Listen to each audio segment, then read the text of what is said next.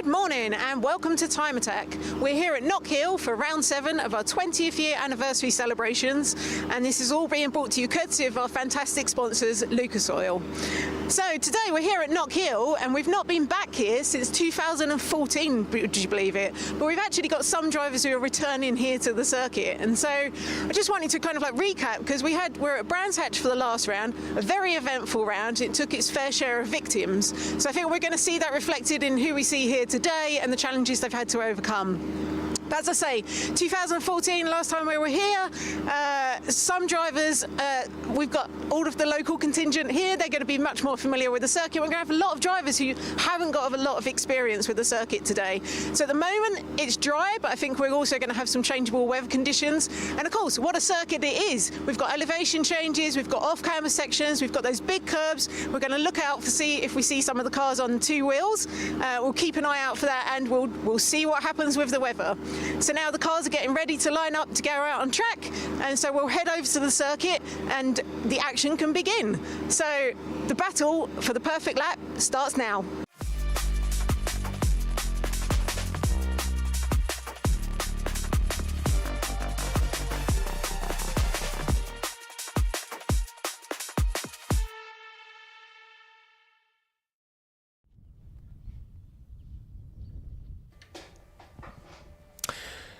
Good morning, Knockhill Circuit here in Dunfermline in Fife. Welcome to round 7 of the Time Attack Championship here in 2025, and it's going to be quite an exciting occasion. As Susie alluded to, it's been 11 years since we came here to this fantastic little roller coaster in the Scottish Hills, and it's certainly going to be quite an exciting occasion with our 3 warm-up sessions coming up this morning to kick off the action here.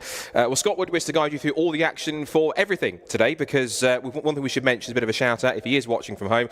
Our regular commentator Alexei, who usually runs things for Time Attack, sadly can't be here this weekend because he's been taken unwell, and so we wish him a speedy recovery and all the best. We miss him here, and of course he would be loving coming to Knockhill and to this circuit, the first time back in 11 years as well. So I will do his Time Attack runners justice. I'll be cards on the table, to be honest. I haven't ever covered Time Attack before personally, but I've been doing as much research as I can, so I might be going a little bit on the fly here, so do bear with me if you're a regular Time Attack viewer. I will try and do this as justice as much as possible. So if you're watching around the circuit, you're getting your first taste of the Time Attack cars here out this morning. We've got our fastest cars out for the first session, which is going to be for... I should probably know that once I get the information in front of me. But in terms of the action for today, the first session coming up here is for our fastest cars to run you through the timetable. We use the session also to run through the timetable, what's happening, because it's not just Time Attack here. We've also got the Racing Hondas Championship here for their rounds of 2025. So you've got the warm-up sessions, first of all, for Club Pro, Pro and Pro Extreme for 20 minutes. Each of these are 20-minute sessions for warm-up, and 20-minute sessions in total for Time Attack this weekend. Then it's the Club 2-wheel drive and Club 4-wheel drive session. That's out for 20 minutes at around about 9 o'clock. And then we have our Classic and Retro, Clubman and Pocket Rocket categories, both forced induction and naturally aspirated out here as well. So the warm-up sessions are pretty much just that. They're a chance for the drivers to get their eye in, to go to bed themselves into this fantastic little roller coaster of a Scottish circuit, 1.3 miles in length, and this circuit really is quite something. I was driven around here with some passenger laps. If you the media team were driven around by some passenger laps from a couple of very kind Racing Hondas drivers, which we'll get onto when the Racing Honda section comes up with their practice session after our warm-up sessions this morning. And I have to say, I've got a newfound appreciation for this circuit. It genuinely is. When I say it's a roller coaster, I absolutely mean that 100%, because this is such a circuit where you have to be on it and have to be on form and on focus for 100% of a lap. You really don't get a moment to let up, particularly this first section when you're charging your way through the right-hander through Duffer's Dip as you plunge down the hill, and then you come up towards the left-hander at Leslie's at the bottom, and then through the right-hander up to the chicane, where you really can see, and will see, I'm certain, plenty of cars hitting two wheels over those curbs. So you come out of Duffer's Dip and Leslie's into the right-hander at McIntyre's, short little straight towards the Butchers as you flick right, then through the Black Circle chicane, over the top and down through the up the Brabhams straight up towards the Jim Clark right-hander. And then onto Hislots, which is the long left-hander that curves its way back towards the tightest corner on the circuit, Taylor's Hairpin. And that's certainly going to be where possibly all the time could be won or lost, because if you can get your braking right there and a good exit where it climbs just on the apex, you get a steep climb up there to make it happen. You can put your foot down and get some good power in, and we'll be able to see exactly how these cars perform. So we'll get the betting in terms of classes and how these cars will stack up. As I say, if I'm very much learning on the fly in terms of time attack, so do bear with me if I'm working through different class structures or how everything works with this championship. Being the regular for racing Hondas means that a lot of focus has been on racing Hondas rather than time attack purposely. But one thing I have got for this championship is a real appreciation for some of the cars that do turn out in this championship, and you've got the fastest examples here this morning with your Club Pro, Pro and Pro Extreme cars. There's only one Pro Extreme car in the field, and that's Simon Norris in his Mitsubishi Evo 9. So you can pretty much guarantee that car is going to be at the top of the timesheets all day, being the sole Pro Extreme car, the Norris Designs entered machine. In terms of the entry list for the Pro category, I'd expect one of the favourites is certainly going to be the incredible number 33, which is the Luke Sedzukovsky Tegaba Racing entered 1997 Honda NSX, or Tsuki as it's known. It is here this weekend. I'm certain it's going to be hunting a couple of lap records or so. Watching on screen here, Andrew Gallagher in the AG Motorsport Mitsubishi Evo. 2006, that 2005, that generation. So that's probably, I think, an Evo 7. He makes his way through Hislops and up towards the top of the circuit, now towards Taylor's. He's being chased by one of the Renault Clios in the field. I'll check and see who that is just behind him. I think it's possibly the number 144, which is Donny McLeod in his Renault Motive 2000 Renault Clio in Club Pro. And now we're looking at the number 79, which is Eric Holmes in his ENS Motorsport Mitsubishi Evo 6 RS. Now, the Evo 6s did come in different forms. There was the GSR, but also the RS, which was more of a stripped-out rally-ready kind of base car to use.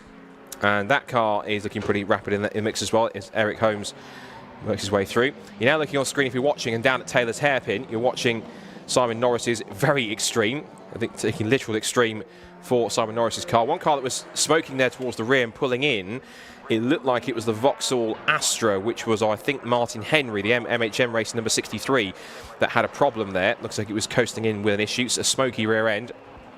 Hopefully not too much of an issue. As we said, the warm-up times don't really give us too much in terms of true time. Some cars will be out there just to kind of just get themselves bedded in a little bit. So Simon Norris currently fastest on a 51.006, and he's actually been beaten by 50.5 for Colin Dorward. So Colin Dorward in the number 151 Track Formula Evo, which is a very unique build of machine on track, 1997.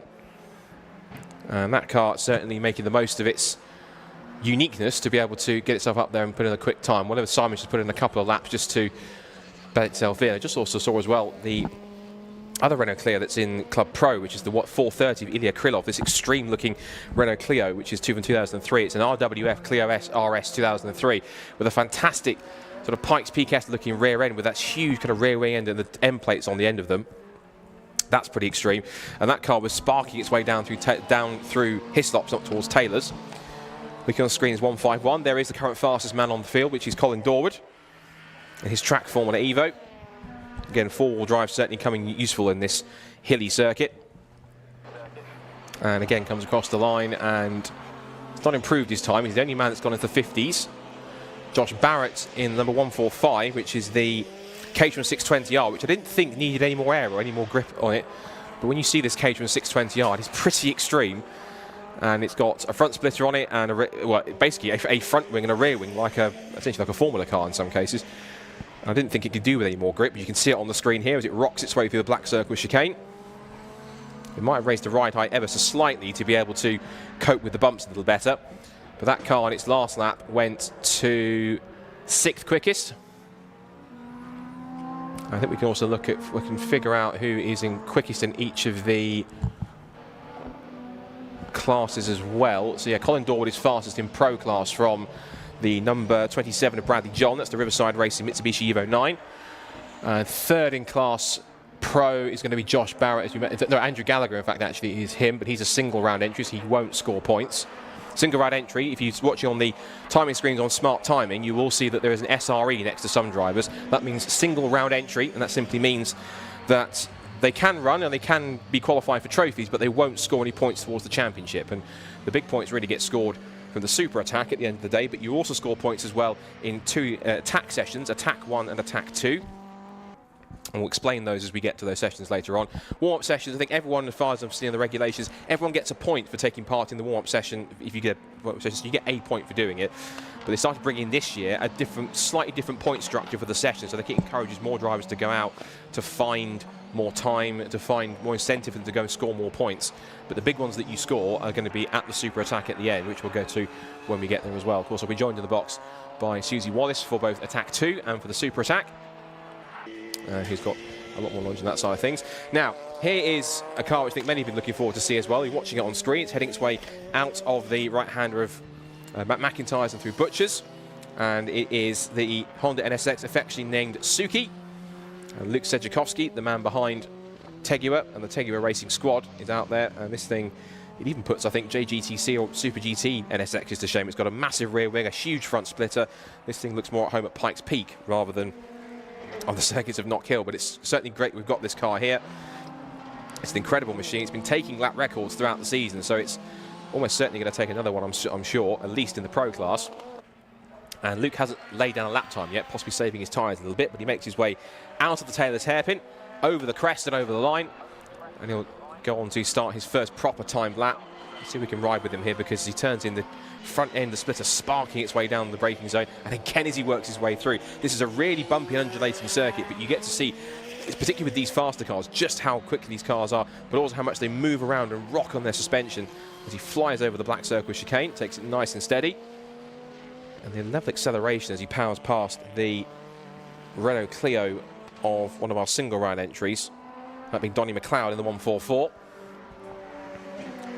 Powers his way down towards Taylor's hairpin. Again, lots of cars need sort of the flat bottoms or the little end plates just sparking away as they just rub against the ground. He's got one of the Evos in front. I think that's the RS of Eric Holmes in the 79. Here comes Luke Sedjakowski, his first proper flying lap of the session, and goes second quickest and also second in pro class, 50.621. He's only 34 thousandths of a second off the top time set by Colin Dorwood. So a good initial baseline for Luke Sedjakowski to lay down a marker, and I'm certain he might look to go even quicker. Now, is a sub 50-second lap time possible? I'm certain if anyone can do it, it's certainly going to be Luke Sedjakowski if he can. Oh, works his way through Jim Clark, the Jim Clark curve, bouncing his way over the curve, but again, full throttle all the way through Hislops and back down to the braking zone. Again, the car chattering in the braking zone as it turns its way through to that big step right on the apex as you climb up through Taylor's hairpin. Now you start to climb back up the hill again. Plenty of horsepower in the NSX. And let's see if we can go any quicker on this one.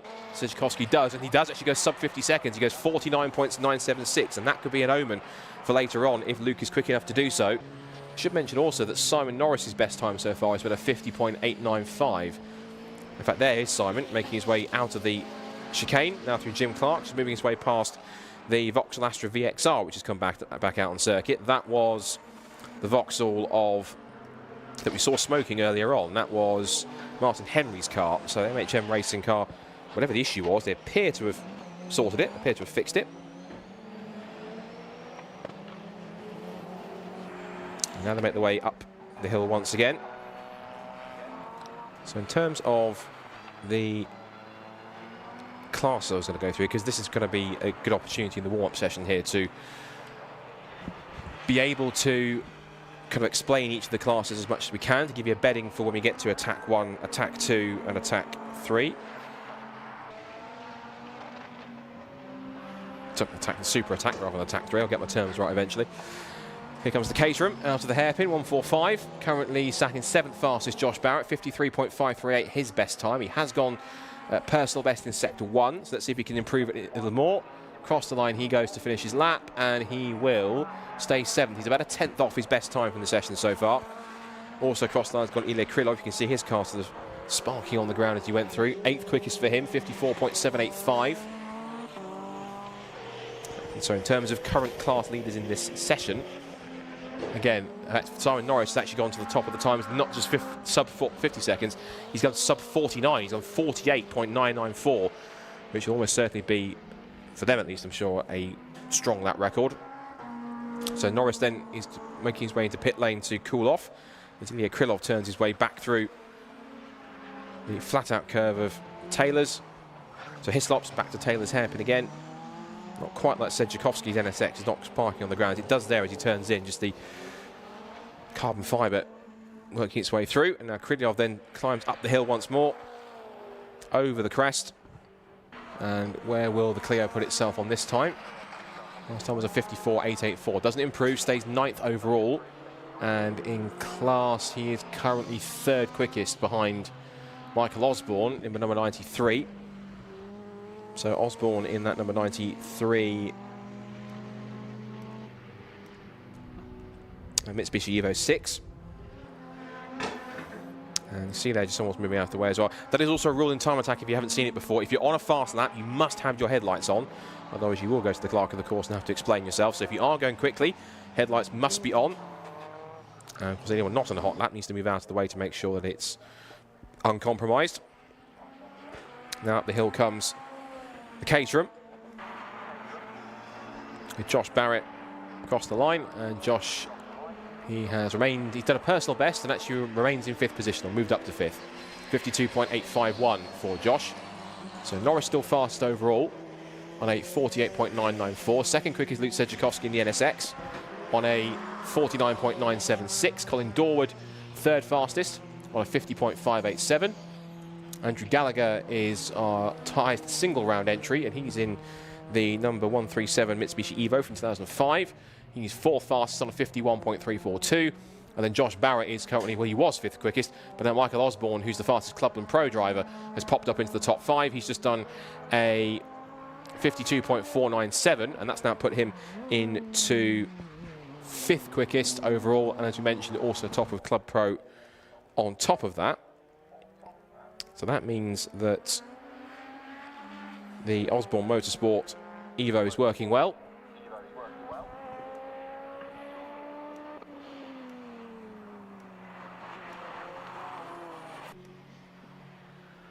So watching the Martin Henry Vauxhall Astra. And Martin hopefully looking to get a good result here after he finished up in Club Pro.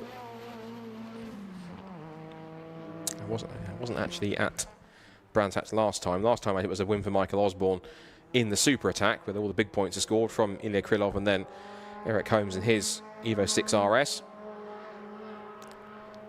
That's down towards Taylor's hairpin comes Martin Henry. He's on a fly now at the moment. Currently 10th overall. Best time of 55.394. He'll climb his way out of Taylor's hairpin and back up the straight. He's got another of the... got the 93 Evo in front of him to contend with, but he's moving out of the way. Headlights ablaze.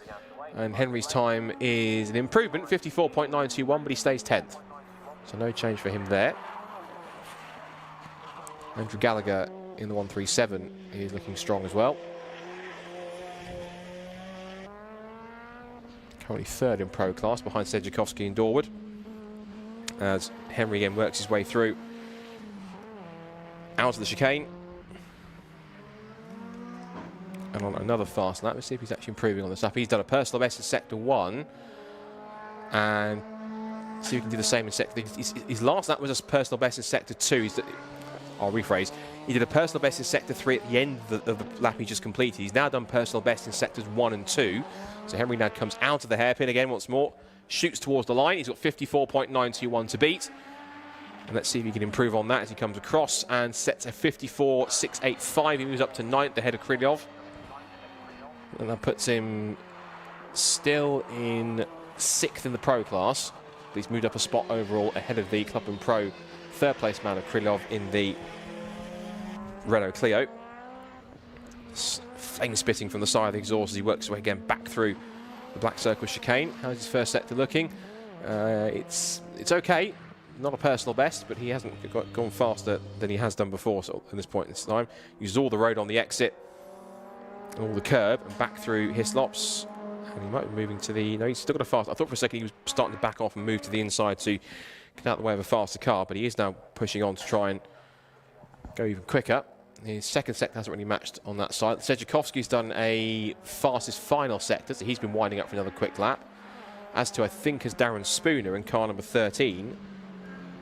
And Spooner is in the 1993 Peugeot 205. So he's currently at the moment in 11th fastest, and in Clubman Pro he currently sits in 4th. He's got to find a few more seconds. He's got to find nearly 3 seconds to try and get even close to Ilya Krylov. As the Caterham again makes its way down towards the hairpin. Josh Barrett trying to improve his time at the moment, 6th quickest.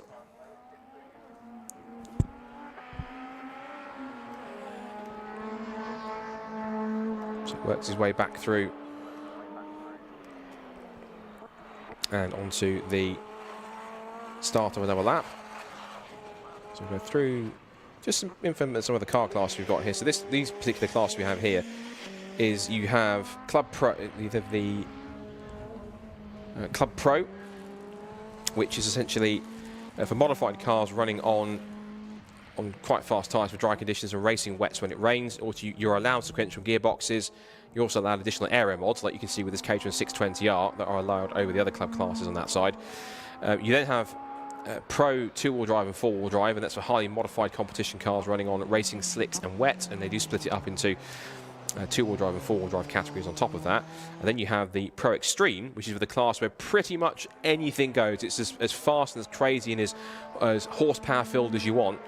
And you get space frames, you can have modified chassis, you can also have, it's got sections for 2- and 4-wheel drive cars as well. Only one car to really worry about in that session, which is Simon Norris. He's obviously 4-wheel drive, being he's in a Mitsubishi Evo 9. But that will be arguably the fastest car on track, which it has been so far. And just coming to the end of the warm-up session now, 20 seconds left on the clock. And this will give us at least an initial indicator of what to expect for the rest of the day by the look of it. So we've got the timer ticking down to 0 very shortly. As Martin Henry backs off, he knows the session's pretty much done. He won't get another lap in if he has compromised himself on the first couple of corners. But the timer ticks down to 0, and the session is over. Checkered flag is out. So that is warm-up complete for our Club Pro and Pro Extreme drivers, and we'll give you a quick rundown of where they finished on that section. So Simon Norris was quickest in the Pro Extreme class, 48.994. The only driver to go sub 49, never mind sub 50 seconds. So good effort from him to go quickest, and as you'd expect, being the most extreme car in the field, it is the fastest car in there too. Top pro time in warm-up goes to Luke Sedjakovsky in Suzuki, the 1997 NSX, number 33 machine for Tegucigalpa Racing, 49.976 for that one. Colin Dorward was 3rd quickest, 2nd in pro class in the Evo. He gets himself a 49.988. And that's then followed by Andrew Gallagher, who's 3rd in pro class, our single round entry on car number 137. That being the Mitsubishi Evo from 2005, and he set a 51.342. 5th for Michael Osborne, number 93. And that is the fastest time in Club and Pro for Michael, so he gets the quickest time on that section. So the Mitsubishi Evo 6 quickest with a 52.497. Then we have Josh Barrett in 6th quickest as well on a 52.851. Josh Barrett in the Caterham. 7th quickest goes to Bradley John, number 27, which is another one of the Evos in the field. He did a 53.138. That puts him 5th in the pro class. 8th goes to Eric Holmes, number 79, and that will be another of the Evos, I think, into Eric Holmes 79. Yes, the Evo 6 RS for ENS Motorsport.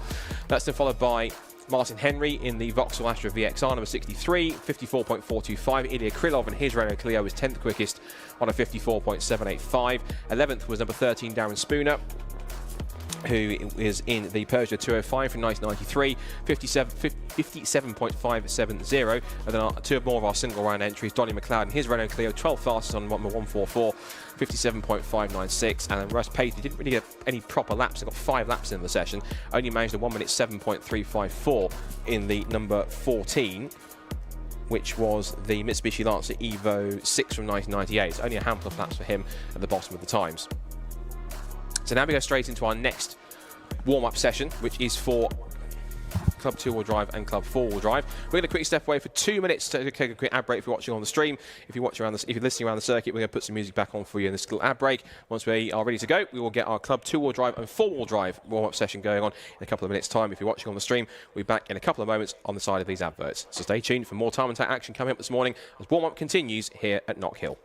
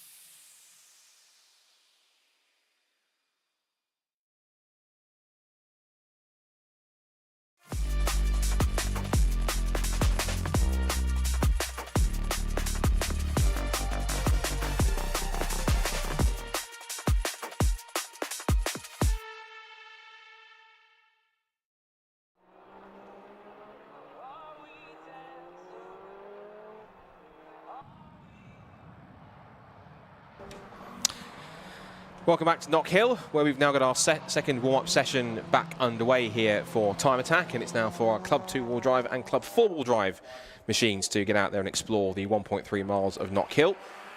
And as you can see, plenty more strong machinery out in force here as we get set for 20 minutes to bed themselves in. In terms of how the classes work for these two championships, it's quite straightforward. It's Time Attack's most popular category because you've got quite a few entries in both here. And it's for production cars tuned and modified up to a controlled level. Of course, they're split into two classes to kind of make it more competitive. Depending if you're two-wheel drive, and that can be both front or rear-wheel drive. And of course, four-wheel drive cars will be in the mix as well.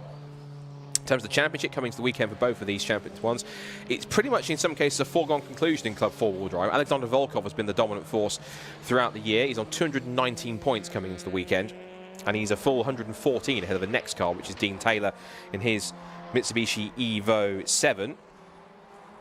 And then it is Andy Grady who is third in the Evo 9, and he's with 95 points. He's 10 points back, so that could potentially change if fortunes work out this weekend.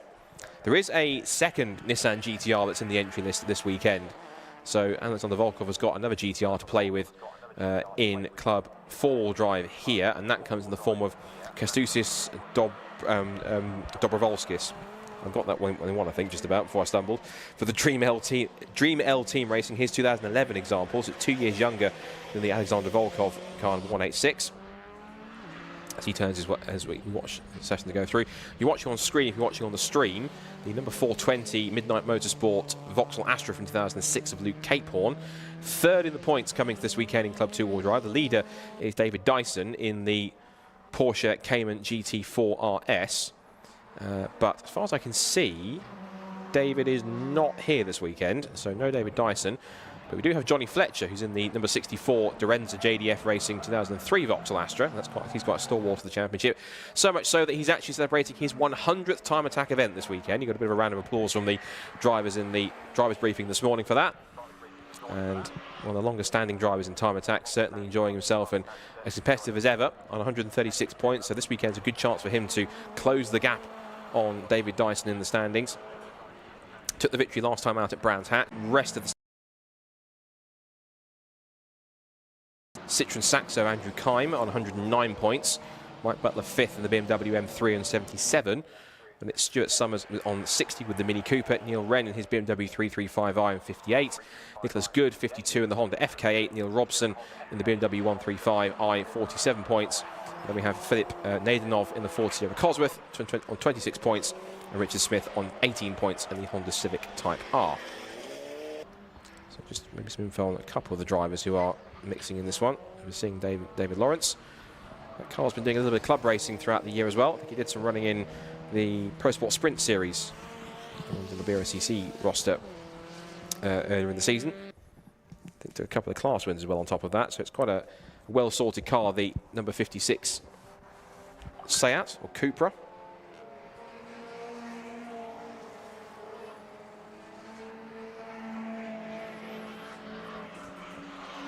Make the way down towards the hairpin. Also see there the rapid little Citroen Saxo, which is certainly one to watch out for, I think, throughout the weekend as we go through the sessions.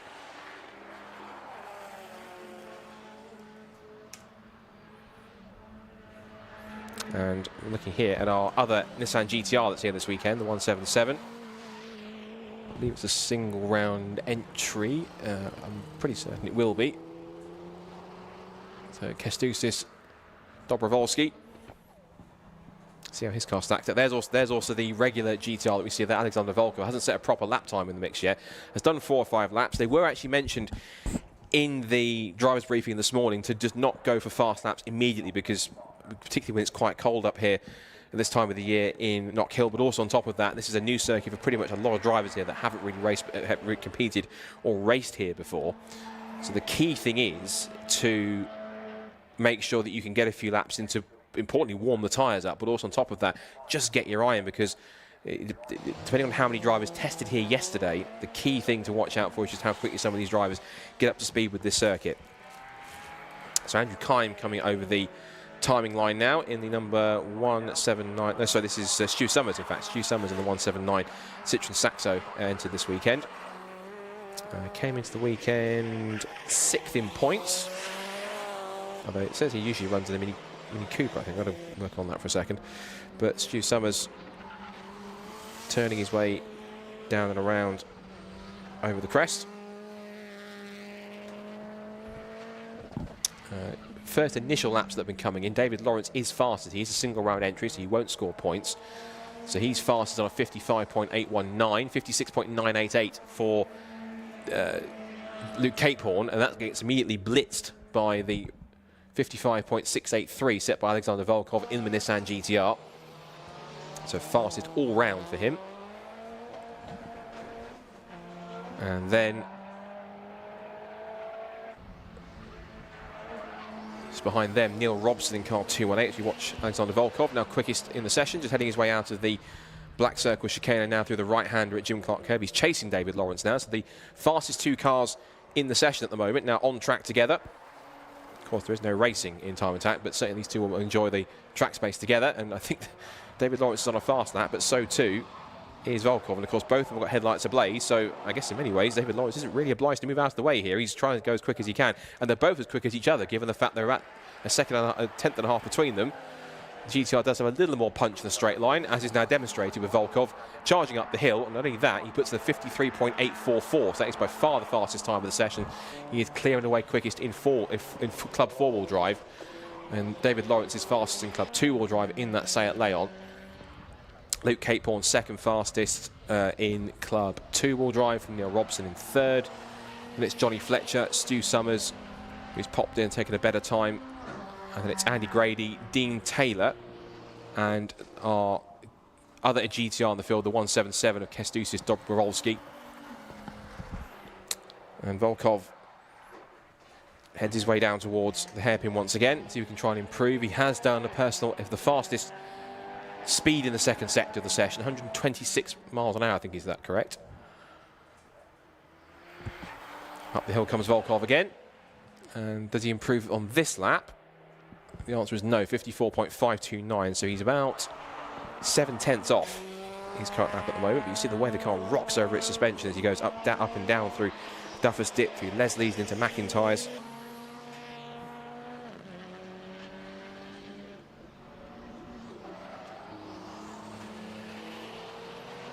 Over the chicane again, back towards Jim Clark.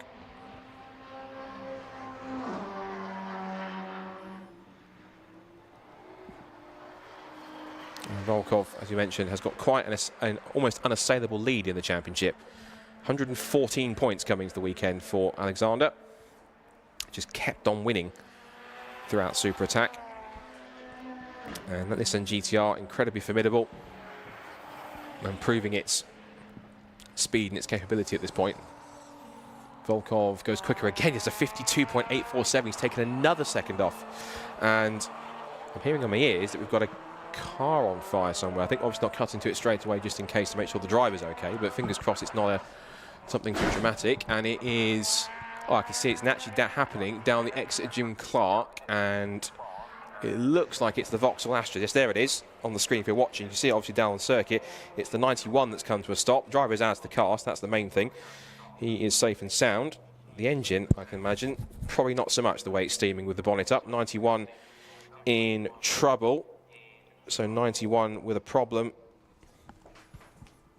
And red flag on the session. That's the Midnight Motorsport Vauxhall Astra. That's the 420, in fact, rather than 91. A number threw me off for a second. The 420 of Luke Capehorn. And that's the car which, looking at the championship hunt, is third in the points. And of course, with David Dyson not here, it's both opportunities for Johnny Fletcher and for Luke Capehorn to be able to try and score big points back if they can. So Luke Capehorn with problems already, and that's a problem that if it continues to manifest itself, will just multiply over the whole day, and that's not the way you want to start your day, with engine problems, of course. But for Luke, it means he's going to have to trip back to the garage of the Midnight Motorsport School. They're going to have to work on that car quite quickly to get it ready for Attack 1. Otherwise, it might well compromise the rest of his day. They've already managed to put the fire out, which is good to see. There's a fire extinguisher down on the ground. marshals, of course, around the circuit as well. Shout out, of course, to all of our fantastic marshals and our volunteers and everyone that works incredibly hard in general in motorsport, particularly in this part of the world here in Knockhill. We know that everyone in Scotland here, this part of the world, is incredibly passionate about their motorsport. It's an incredible facility, Knockhill, and the way they've kept it going ever since it was first put together and then opened in 1974. And since then, it has been a real cornerstone of motorsport. In fact, it has been the cornerstone of motorsport in Scotland. And of course, it regularly hosts British touring cars, British superbikes, and everything else in between, which is good to see.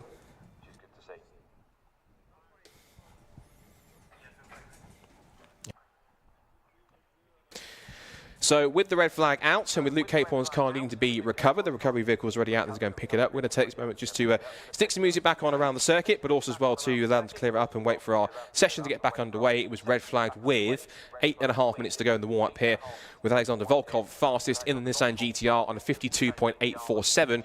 Top of Club 4-wheel drive and top of Club 2-wheel drive is David Lawrence in the Seat. He is fastest in that class, second overall on a 55.819. If you're watching on stream, we're going to step away for just for a few minutes with some adverts whilst we clear this one up and get the session back underway. If you're around the circuit, here's some more music to keep you going here at Knockhill whilst we get the session back underway shortly for Club 2-wheel drive and 4-wheel drive warm-up here for Time Attack at Knockhill. Stay tuned.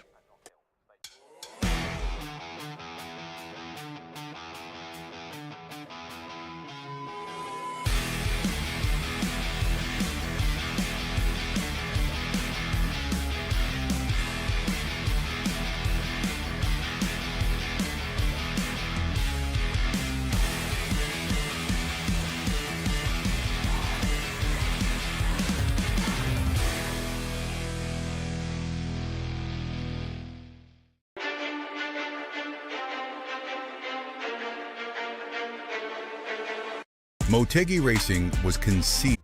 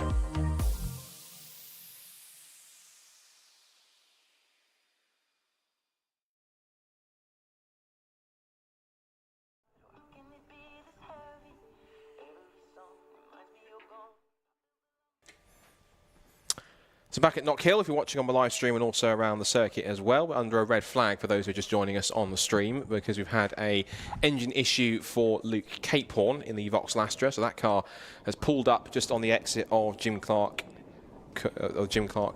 corner.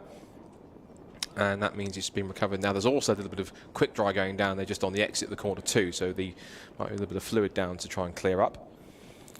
So whilst that's going on, we can at least give you a bit of a insight into one or two of the drivers that are competing in this class in two-wheel drive and four-wheel drive on top of that, for that matter. So we're talking about Andrew Kime, who's in the Citroen Saxo in the Club two-wheel drive class. That car has a K24 Frank engine, and with some BC Stage 2 camshafts. It's got a full TTV clutch in it, flywheel package. Has the gearbox and EP3 as well, so it makes sense to have a Honda EP3 gearbox for the K24 engine to go alongside it on top of that as well. Also runs custom ratios and a gripper diff with an ECU master block and master black with a full custom loom from Racing Circuits as well. And Andrew, that car is the only naturally aspirated car in two-wheel drive. It has full Satch engineering suspension on top of it as well. And he thinks that's one of the most unusual parts of it too. It has two-way dampers, gas shocks, rear dampers on top of it as well. And in terms of his experience, Andrew's been doing it for 10 years now, 5 full seasons. He's been a 2-time Pocket Rocket overall champion. Now moving into Club 2-wheel drive for this one. And prior to doing Time Attack, all he'd done was track days. So he's just getting himself used to it. His goal for this season was simply just to be faster than last year. And so he's trying to better himself there. Currently 4th in the points, as I mentioned, on 109. It came into the weekend 15 behind Luke Capeporn. If Luke has issues which he'll hope at least don't multiply over the day, then this might well be a chance for Andrew to gather some points together and actually put in some good results. And in terms of any extra info that he was providing to our media team, he said hopefully no further incursions into the wall this year would be nice. So he'll be hoping to try and keep that up as well as possible. The fact he's 4th on the points suggests he hasn't done too many, which is good to see. Another car we can talk about as well is the man who is... Actually, Luke Capeporn, in fact, we can talk about his car. This is a genuine BTCC body kit on his Vauxhall Astra VXR. So like the ones you saw when they were running in the BTC spec in the British touring cars back in the mid to late 2000s. He's got plenty on it there. He's got Perspex windows, proper fiberglass doors. He's done a full run-through of everything on this car in terms of a full breakdown of the car. It runs a Garrett G30 Turbo. Has a VXR engine and box in it on top of it. Weighs about 1,200 kilograms. And it also has a proper full FIA cage in it too. And he says that Nitron don't make suspension for his car. They've actually made 3 sets for Triple Eight back in 2006. And he was lucky enough to source a set. And Nitron have worked with him over the last few years to update the suspension. So this is suspension which we've had on the car that was the Triple Eight, the team that actually ran those Vauxhalls back in the day in the British Touring Car Championship. Have actually managed to source a set of these Nitron suspension for his car, and actually worked with the supplier to update it and tweak it to suit the car, which is quite unique on that side. In terms of his involvement, he used to follow Bo Nelson in his VXR back in the day, around about 2010 to 2015. And then Martin Henry, who of course is racing in the higher categories in the Club Pro and Pro Extreme categories sessions. And since seeing what other Astras could do, he wanted to make him have a go, and he took his car to a lap. He took Bo Nelson's lap record at Anglesey last year and replaced his Astra with... He replaced Bo's Astra with his, and he says job done. Again, there's a few drivers here who don't have experience of doing anything other than just track days. And one thing that was fascinating to find is that outside of the Club Pro and Pro Extreme categories, an interesting fact for anyone that might want to getting into some kind of circuit driving competitively or racing, you don't actually, for most of the categories, apart from the pro ones where you do need a racing license, you have to go and complete an arts test. For most of the categories here, you don't actually need a racing license. You can do it on a regular road license, which is quite fascinating to see. So if you look at Time Attack, whether you're watching on the live stream or watching around the circuit here at Knockhill, if you are watching here at around about, what's the time now, 9:15 in the morning, first of all, you're all mad, but at the same time, thank you for being here, because it's incredible to have so many people here who are watching and enjoying Time Attack around the circuit, at least at this early part of the morning. Those who've been hard enough to make it around the circuit at this morning, thank you for being here. And there's a route in to try and get yourself into competitive motorsport, and some people do maybe use Time Attack as a way to then move forwards and think, I actually enjoy driving on circuits, I might want to give it a try, maybe racing. It's only then that you would need to complete an arts test and then to get yourself a racing license and then be able to go on circuits and race. Whereas with Time Attack, for most of their categories, you don't need a racing license, only with the ones where you need to run slicks or the fastest cars in the field, which is the Club Pro and Pro Extreme cars. In terms of some other cars we can talk through as well. Got Neil Wren, who is competing this weekend in his BMW 335i. I believe he is anyway, in Club 2 and 4-wheel drive. No, not on the entry list, so I shan't talk about him. Let's see, who can we talk about with the info that I do have? We mentioned Johnny Fletcher, the fact that he's doing his 100th time attack event of the season in his career, which is great to see. So he'll be hoping for a strong run for number 100.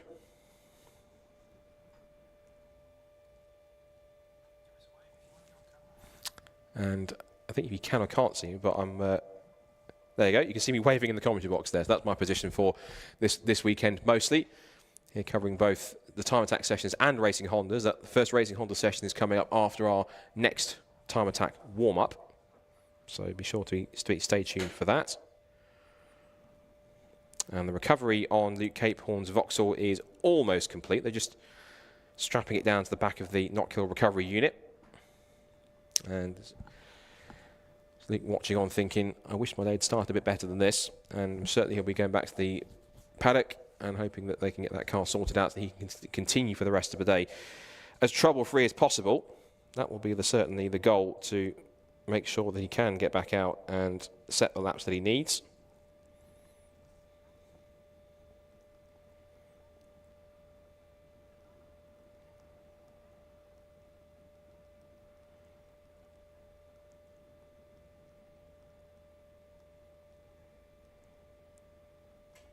So, waiting for the session to complete, the recovery to complete, and then we'll be able to get the last 5 minutes of the session. I think they've reduced the session back now to just 5 minutes, so they can get the session over and done with and ready to go. Whilst we're doing that, quick run through exactly where we are with times for the session. So Alexander Volkov, fastest overall and in club four-wheel drive of a Nissan GTR, 52.847. He's clear by quite a margin, nearly 3 seconds out in front from David Lawrence in the Seat Leon Cupra. And he is the fastest club two-wheel drive car, single round entry, so he won't score any points. He'll get a trophy if he finishes on the podium, but he won't score any points towards the championship. It's third overall and second in club four-wheel drive for Andy Grady. Andy Grady in the GR Performance 998 number Evo from 2007. Luke Capehorn is still fourth quickest in the Vauxhall, because that car now going a lot slower than it would normally do on the back of a low loader, sadly. He had set a 56.988 to go fourth fastest in in circuit competition of some kind. Obviously, you typically see them on the rally stages, on rallycross and off-roading competitions, but when it comes to on-track stuff, not many Evos and Subarus really do too much track stuff, whether it's track attack or time attack or anything to do with some kind of circuit racing. Because we've got plenty of Evos that are finding a home here in time attack. 8th fastest for Dean Taylor, 1 minute 1.409. The only driver that hasn't really set a proper time, I don't think, really, is our other Nissan GTR in the field, 177, which is the Kestusis Dobrovolsky GTR from 2011, which I'm certain must be a single round entry as well, because we haven't seen him out so far this season. And his only time he's set, the best time he's set, is a 1:19.584, so I'm not totally convinced that's his full fastest time that he's got underneath him. Of course, the championship has gone through 6 of its 8 rounds. This is round 7 of the season, and it all started way back in May, incredibly. It seems so far away, but the start of the season was way back in Cabell Park in May. Then we went to Donington and Brands Hatch in June. We then went to Steston at the end of July. We were at Bank Holiday Monday on Alton Park on the full international circuit. Then we came back to Brands Hatch last time out for the Go Japan event. We're here at Knockhill, of course, for the first time in 11 years. It's great to be back here for the first time since 2014. And the final round of the championship takes place on the 19th of October, all the way back down in Steston in Norfolk on the 200 circuit. If they haven't been already, we'll be at least provisionally crowning some champions for 2025 for time attack. So the green flag is up, and the qualifying session, wrong time. That's Racing Hondas later. The warm-up session continues for Club 2-wheel drive and 4-wheel drive.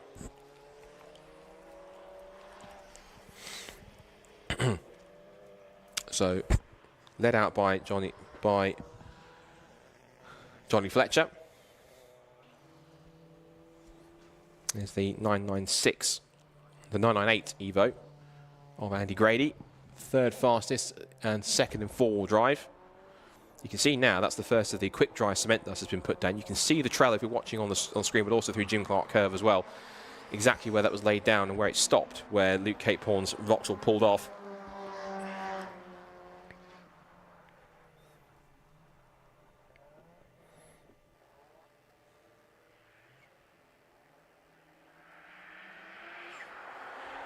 So Johnny Fletcher's winding up for his first proper lap again. Of course, they've been sat in the pit lane for quite a while, almost a good few minutes. So any tyre temperature they would have put into their Yokohama rubber on this particularly colder morning. Now we're getting towards autumn and the later part of the year. Any temperature that would have been in those tyres would have completely vanished. So the first couple of laps, as they stressed in the driver's briefing, in the first couple of laps, don't go banzai and don't go gung-ho and trying to get a quick lap in there. At least one, make sure you understand where the circuit goes and that you're comfortable with the grip and how it works. But also on top of that, you've just got to be careful with the tyre temperatures in particular.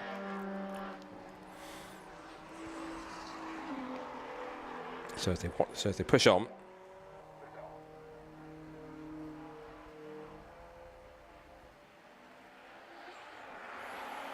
there goes 218, which is the BMW 135i of Neil Robson from BIB Performance. And some lap times coming in now. Just seen a proper lap time come in from Kęstutis Dobrovolski, the 177 Nissan GTR, now up to 8th fast. He's done a 59.425, so a couple of laps to get his eye in.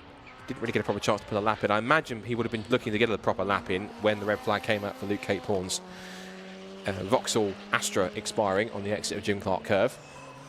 Alexander Volkov has gone continuously quicker up at the top of the times with a 52.847, so he's now still fastest now, but improving on lap time is Andy Grady. He's gone to second overall, still second in club four-wheel drive on top of that as well. And then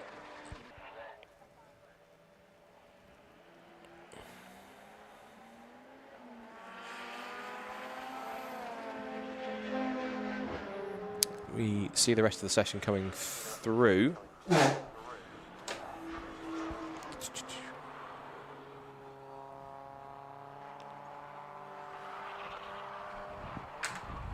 So we've got roughly about 1 minute and 40 left to go in the session. The session's been shortened by 5 minutes, I think, by 4 minutes to about 16 minutes in total.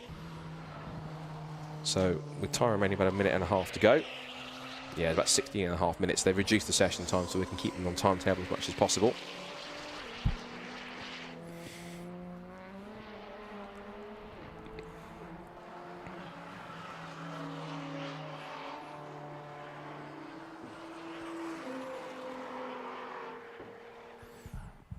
Session continues on with about 1 minute left to see if anyone else is improving.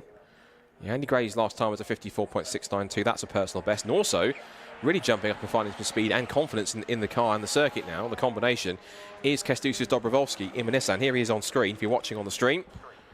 And number 177 Nissan is now lapping a bit more competitive than we saw him at the start of the session. So good to see this car getting up to speed now. The spit of flames he just changed down off the throttle through the right-hander of McIntyre's.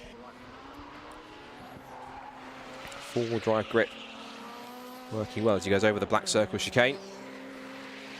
And now down towards the right-hander at Jim Clark Curve. He'll come once more. Again, look at this huge spit of flame from exhaust on the downshift as he turns through Jim Clark Curve. That's one of the great things about these time attack cars that you do find, because they are within reason, within some limitations. Anything really goes in terms of modifications, power and weight, whatever you want to go for. And they're mainly categorized by whether it's front-wheel drive or two-wheel drive or forced induction or naturally aspirated, or in the case of when you'll see the pocket rocket cars as well, when they're kind of B-shaped cars. Really improved. Dobrovolskis has put a better lap time in the Nissan onto a 56.2. So he went to 4th fastest, and he is also 3rd in the club four-wheel drive category, which is good to see. So as the checker flag comes out, we have 1 or 2 cars coming through just to finish off. I think it's 99.988 before it expired, exiting Jim Clark Curve, and that brought a halt to the session originally under red flag. Then it's Johnny Fletcher in his 100th time attack event. Car number 64 puts him 7th fastest, and that is also 4th in two-wheel drive, 57.493. 8th fastest, number 179, which was Stu Summers in his 179 being the Citroen Saxo, and that was a 57.669. And then bottom of the times was in 9th place, number 71, which was Dean Taylor in the Mitsubishi Evo from 2002, and that car did a 1 minute 1.409. So that is the end of the Club 2-wheel drive and 4-wheel drive session. So what we'll do, we'll take another quick break, another quick music break here around the circuit here once we get our next of our warm-up sessions ready to go. They're just trickling towards the bottom of the pit lane. Very, very quickly, we'll step aside for 2 minutes. We'll also get set for our third warm-up session of the morning, which is for Classic and Retro, Clubman and Pocket Rocket here at Knockhill. So stay tuned. More Time Attack action on the way in a couple of moments.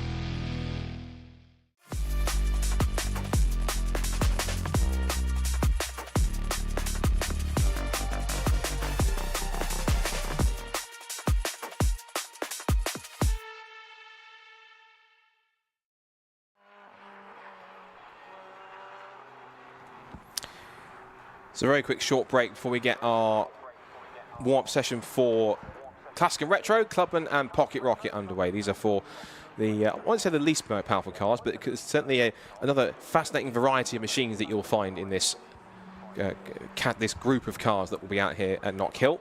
This is the final warm-up session before we get into the serious business of scoring points in Attack 1, Attack 2 and Super Attack. Of course, the next session after this directly is our free practice session for the Racing Hondas Championship. So we'll be going through that once we get to that at the end of this 20 minutes. So, in terms of the categories here, we'll quickly run you through what to expect in these classes. So when it comes to Classic and Retro, this is for cars based on models that are 25 or more years older. It's designed to appeal to drivers looking for more of a non-contact form of motorsport. We can go through some of the entry list very shortly. But in terms of cars that you will find here in this section for Classic and Retro, there are 4 in the mix here. You've got Mark Donnelly, who is the championship leader in the Donnelly Racing 1983 Ford Escort. You've got another 205, which is Andy York's Yorkie Racing 205 car. As off the road has gone one of our single round entries, Michael Imrie. He's no stranger to Knockhill. Might be a stranger to going off at the bottom of Leslie's, but that Mini Cooper has stayed on the straight and narrow, and through it goes. Go through regular in motorsports, and it's a local championship here in Knockhill. But for Michael, it wasn't quite the way he wanted to start. And he, as you mentioned, we said a couple of times in the briefing, even though these guys know this circuit quite well, one or two of the local Scottish drivers, you can't really push too hard, particularly this is the first time in 11 years we've had Time Attack here, so for a lot of drivers this circuit will be quite new to them, so pushing that hard is sometimes not something you can really do all the time. We're looking at Dean Riley, who is in his magnificent bright blue Vauxhall VX220 from 2002. That car, if we look at where that currently sits at the moment in the Classic and Retro section, in his Vauxhall VX220. Second in the points, 27 behind current leader Mark Donnelly.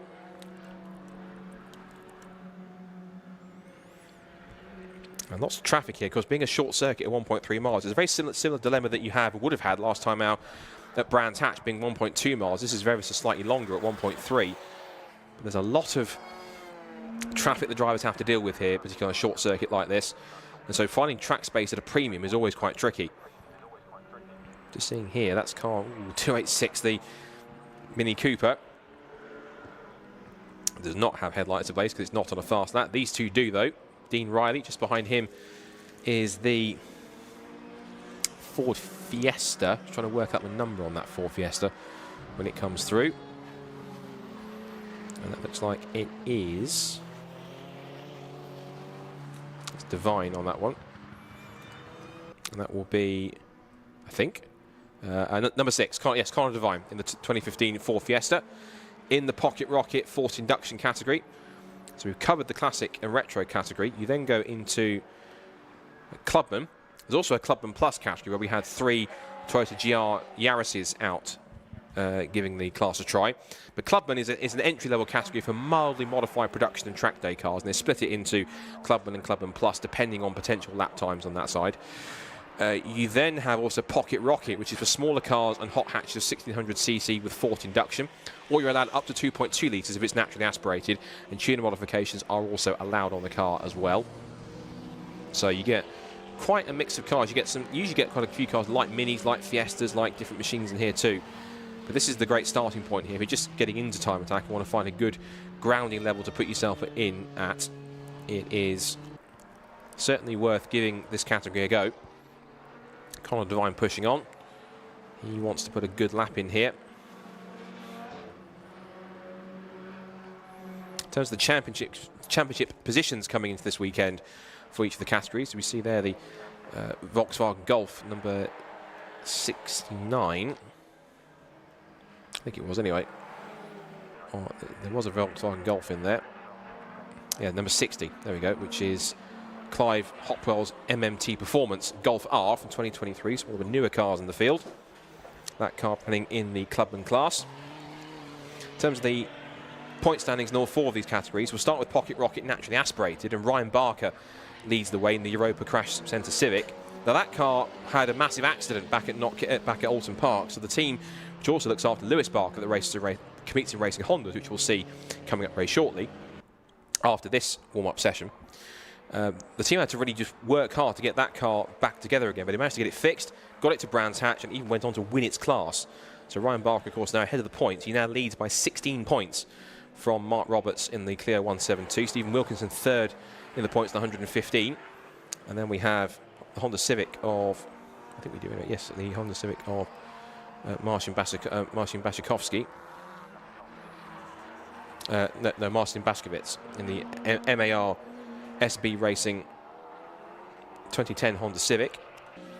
And then fifth in points there you have Mark Blackburn, who's clear 197. As we see number 41 on screen, Dan Buckingham. He's one of our Clubman drivers to watch out for. Second in the points is Dan coming into the weekend, behind the championship leader Annie Thompson in her Midnight Motorsport Lotus 6 Siege 410 from 2020. And Annie has been in some pretty impressive performances all the way through.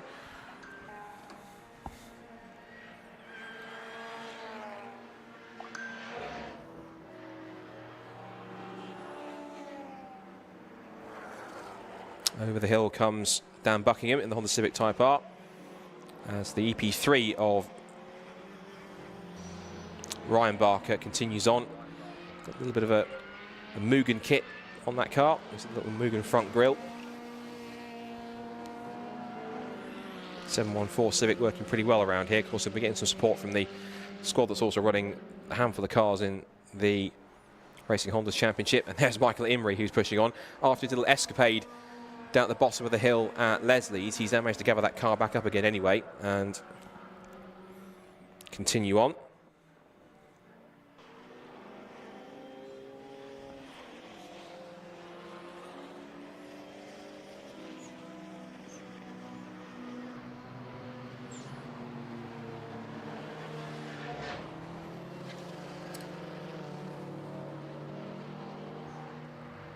So he heads his way up towards right hand. A few blue flags in place there. We just saw the Vauxhall VX220 work its way through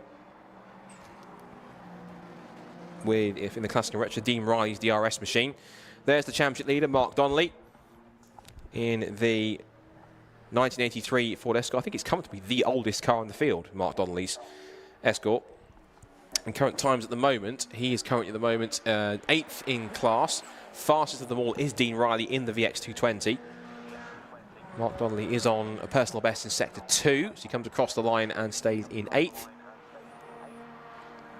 And Michael Imrie, now that he's managed to get himself motoring, has now got himself the 3rd fastest, and he's lapping quicker still on this lap to try and improve.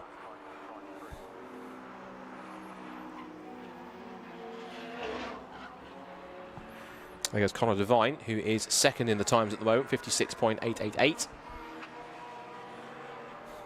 And Connor hoping to Continue with that. He's also the best of the single round entries. There are a handful of them, and most of the single round entries, of course, being more local talents, are all up there in the top 10. You've got Conor Devine second quickest, Michael Imrie third quickest, Andy York is in sixth quickest, and David Reed is in seventh place. We talked about Conor Devine and Michael Imrie.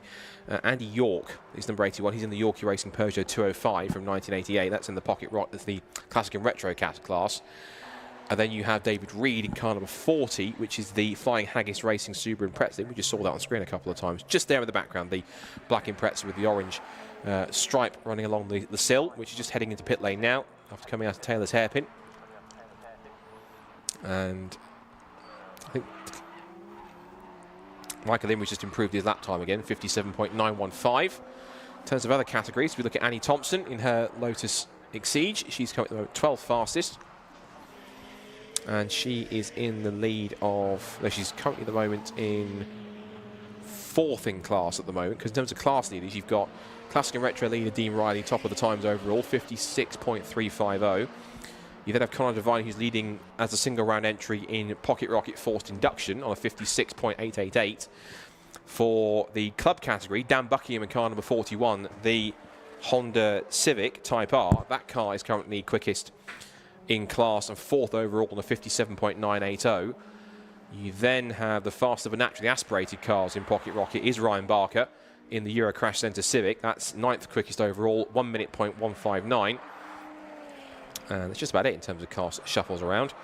Annie Thompson's just gone to a 59.920. That's put herself into 8th overall and 3rd into club. As we said, this is just a warm-up, so there's no points along here. It's just a bit of an initial bedding in session to see who is where.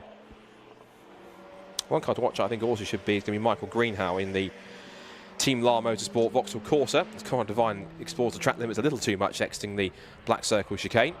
And there's the trail of gravel dust that he's left in his wake. That's the Clive Hopwell Volkswagen getting out of Conor Devine's way as he continues to push on in the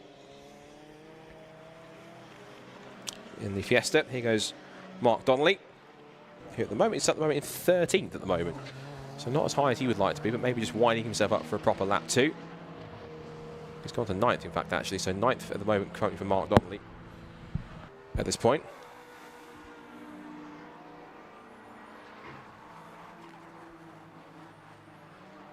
A few more shuffles around. Not quite sure the timing tower fully matches what I've got on my timing screens in front of me here, because my timing screens are showing me Dean Riley fastest from Conor Devine, Michael Imrie, Dan Buckingham and Tommy Langley. If you're watching the live stream, you might have a slightly different timing order there for reasons I know not.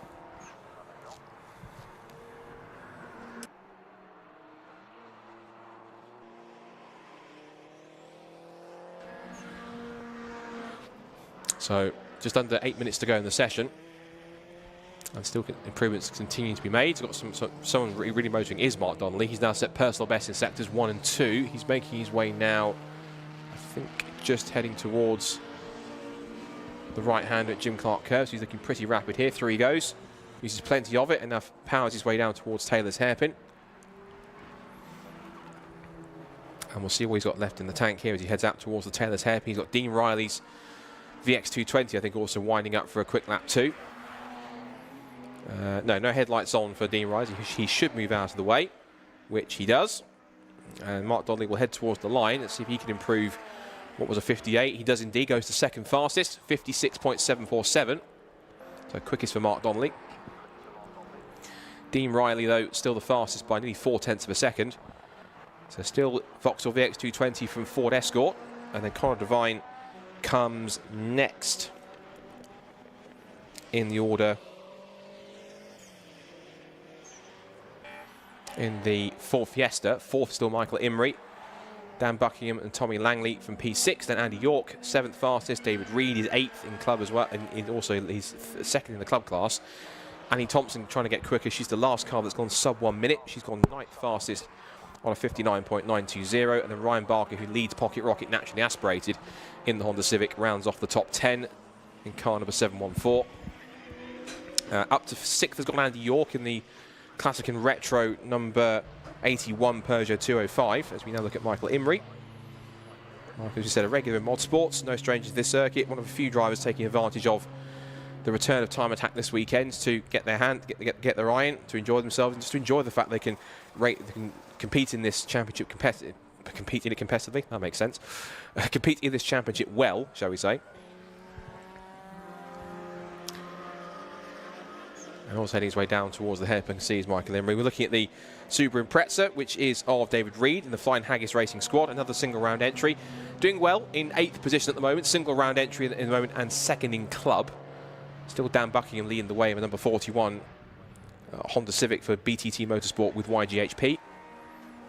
And now the camera cuts back to Ryan Barker, who is currently still our leader in naturally aspirated.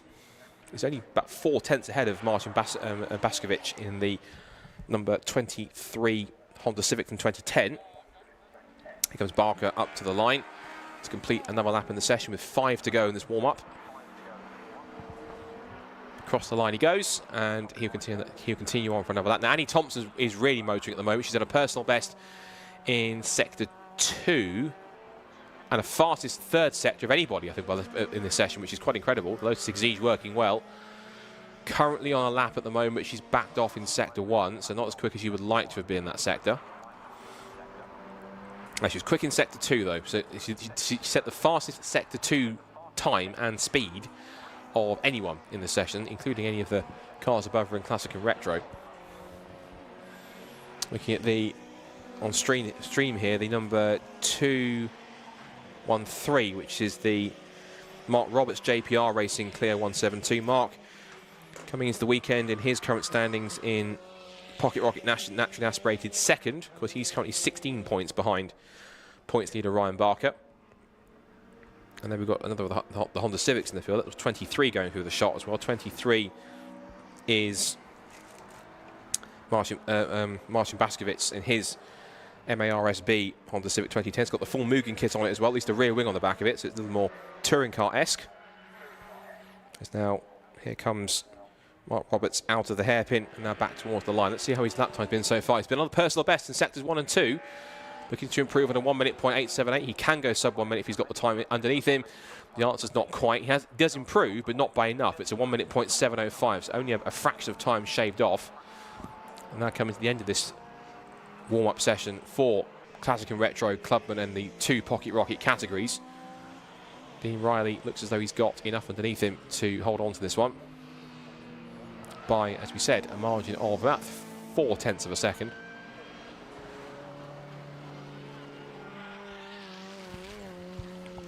Michael Emery explores the track limits a little too more in this one. I know he's quite familiar with the circuit, but doesn't need to get too familiar with the edge of the circuit, kicking up dust everywhere. Maybe that's a bit of a tactic he's trying to put in there. He's trying to drag dust and dirt and gravel onto the circuit, so he means that he can try and compromise some of the other drivers. I'm joking, of course, but Michael Emery currently 4th quickest and pushing on pretty hard. He is 2nd in the Pocket Rocket forced induction category. Of course, no points for him. So in fact, the actual first point scorer in Pocket Rocket forced induction, because the first 2 cars are guest drivers essentially, is going to be Tommy Langley. And Tommy, in the Cummings this weekend, was 3rd in points on 120. But in terms of his competition in Pocket Rocket forced induction, let's have a quick look. I don't think he has. I know Stephen House is here this weekend. He is in the 286, and we don't have the points leader Rafael Satsaris, so his Mini Cooper not making the trip to Scotland. But it is going to be between Stephen House and Tommy Langley for this one. There are 9 points between them coming into the weekend, so both are going to duke it out. Watching on stream, Mark Donnelly being chased by Connor Devine. Mark currently still 2nd fastest. He has done a personal best in Sector 3, so he's working well here to try and improve on that. Connor Devine comes up to a line as well, and no real change in that time either. Clive Hopwell has gone better on his last lap, did a 59.070 and has gone 10th quickest, so has dropped into the top 10.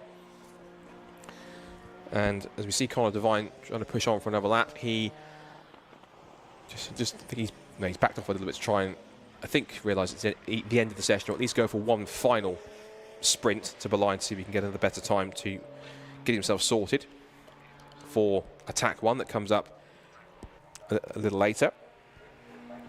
And that will come after the practice session for the Racing Hondas Championship,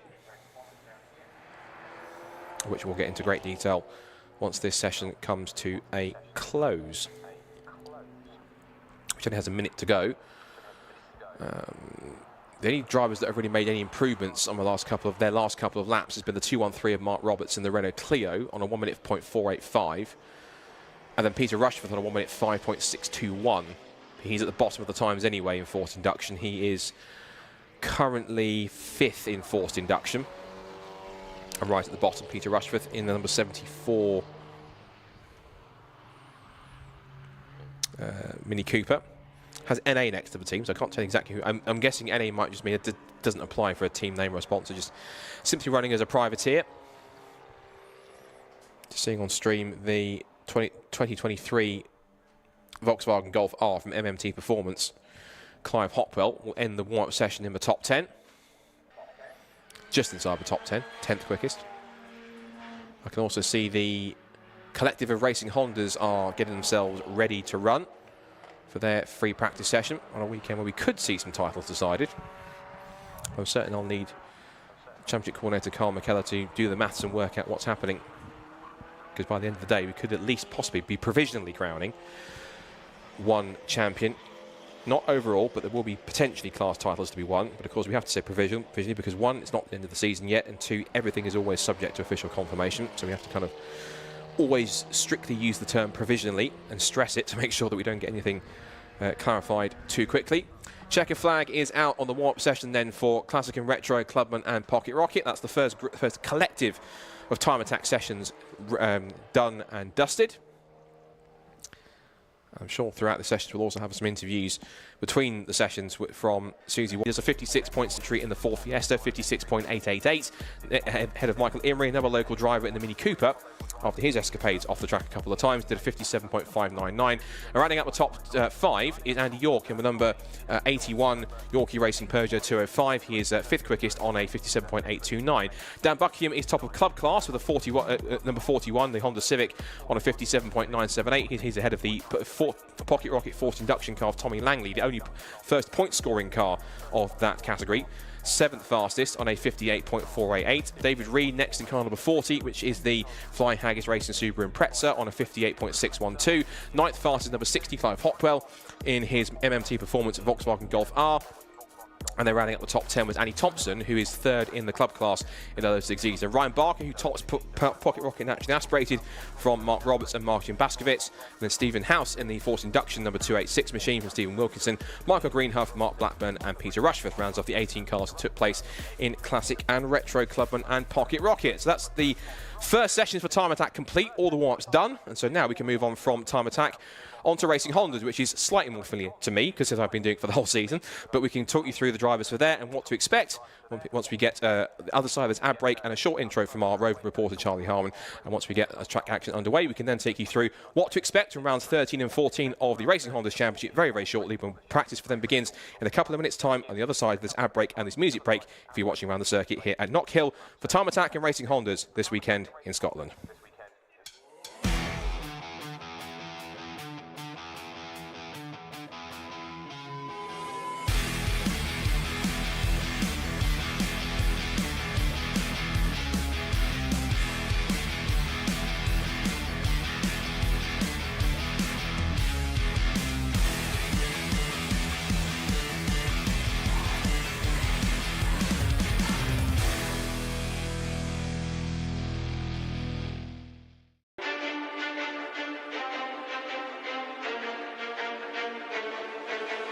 Motegi Racing was conceived with one mission in mind: performance.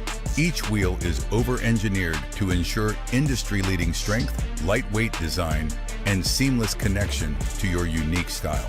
From our storied past in motorsports to our stylistic contributions to the aftermarket culture, one thing remains: Motegi Racing is built for enthusiasts.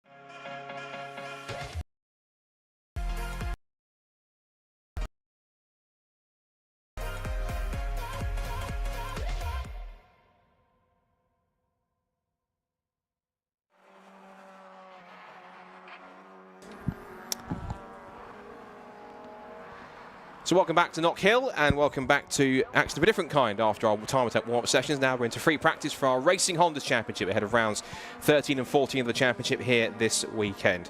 Obviously covering for Lexi and time attack, so I'm learning as I go, but Racing Hondas, this is more my scene in terms of my knowledge base in that side. And for this championship, well, it's getting towards the sharp end, particularly in all three classes, and indeed the overall title battle as well, because we've got potentially class titles to be provisionally decided this weekend as well.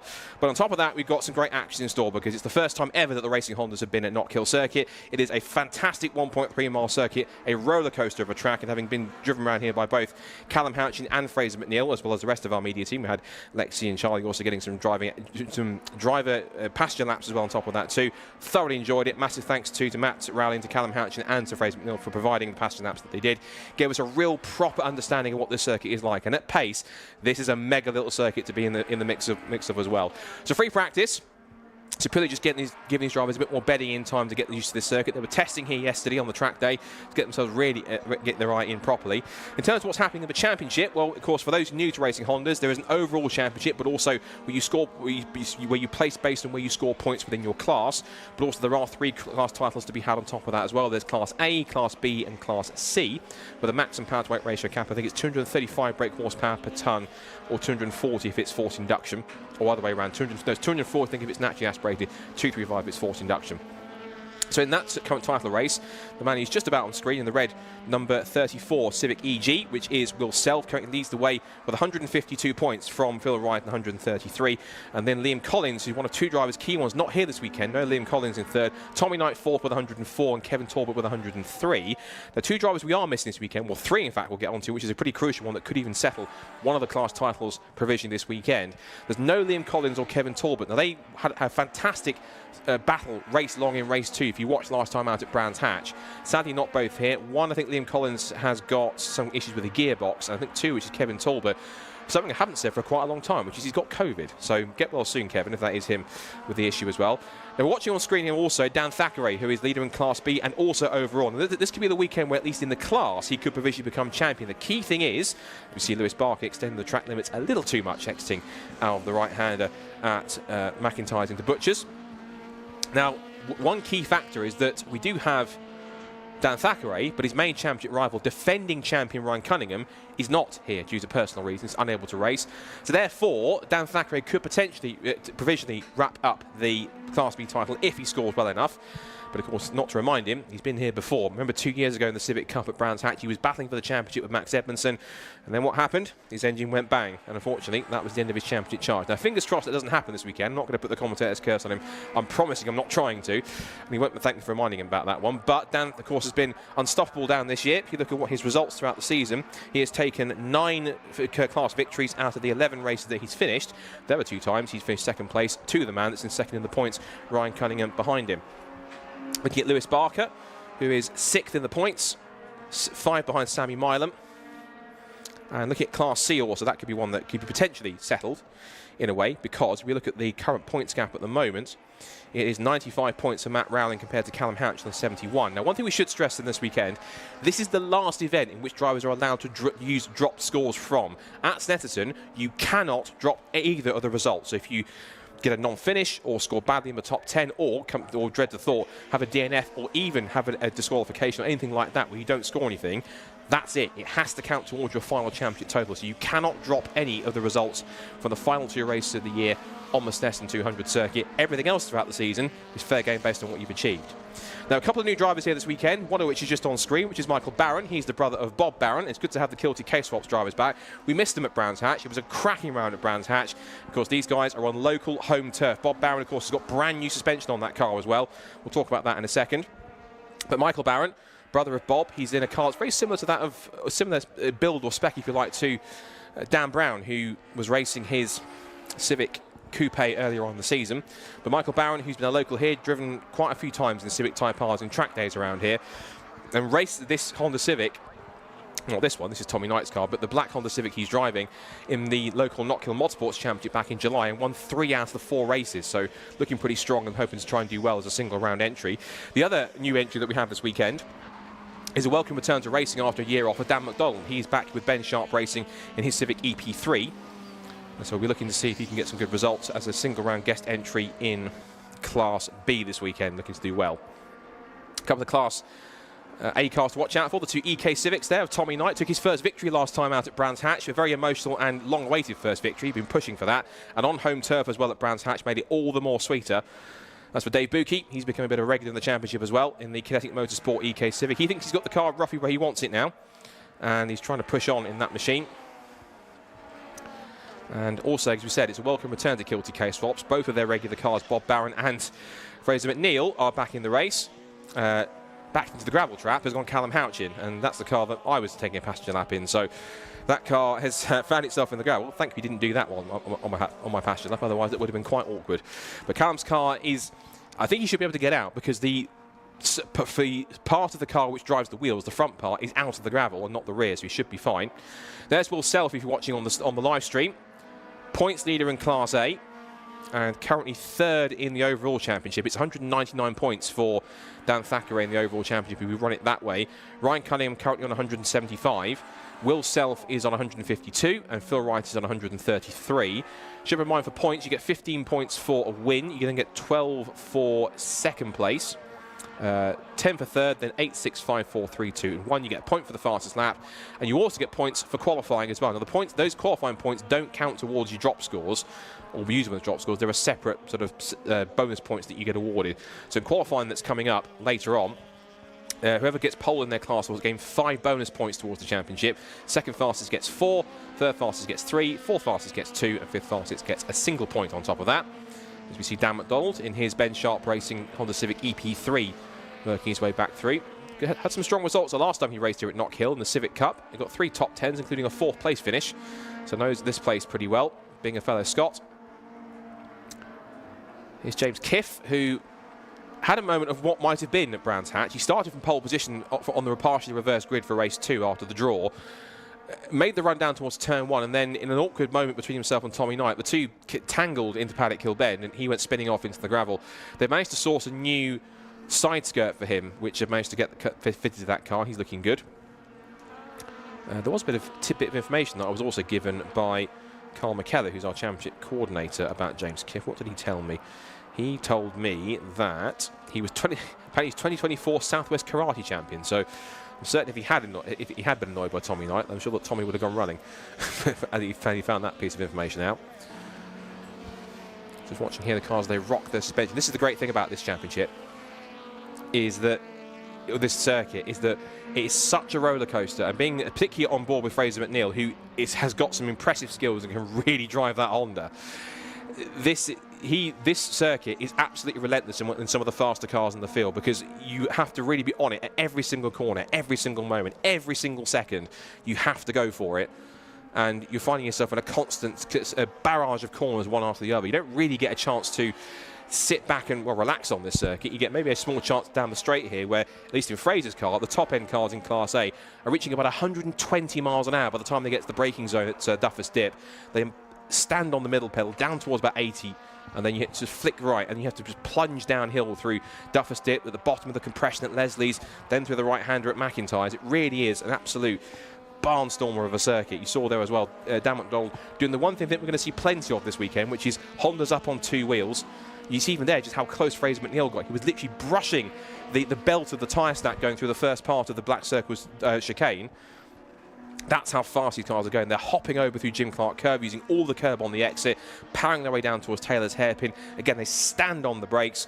And you've got to be careful as you turn in through that hairpin, because there's a massive step right on the apex as you turn in. It's a late apex. As soon as you get on the power, the change in elevation almost helps to pull the car around the corner, which is quite fascinating. We wait to see. Now, I should look at lap times to see for what they're worth with practice, because, of course, it's more qualifying where things will matter. And interestingly enough, look who's top with the times. Bob Barron, one of the local favourites, on a 55.450 on pace alone. And not only that, he's half a second quicker than the championship leader in Class A, Will Self. This is pretty impressive in Bob. This is a suspension package that was meant to be coming at his last event he appeared at, which was Alton Park, but didn't appear in time. It appeared right before the day he was due to leave. So he couldn't make it. They didn't make the trip to Brands Hatch. It's been basically 2 events in the making. This new suspension's come in. He has had a new rear wing, and also some new bonnet vents on the front of that car on top of it as well. But this is really the weekend where many, I guess, are going to be expecting all 3 of the Kilty K-Swaps cars to be up there and doing well. Bob Bob's car appears to be looking pretty strong, as it says, half a second clear. Phil Wright, third fastest, currently on a 56.027. He's second in Class A in the points. Then Tommy Knight's just a little further back by about a tenth. James Kiff has moved up to fifth position. Dave Buki up to sixth, and Michael Barron seventh, and Fraser McNeil. In Class B, we have Dan Thackeray leading the way currently on the warm-up standings, practice standings, on a 57.500.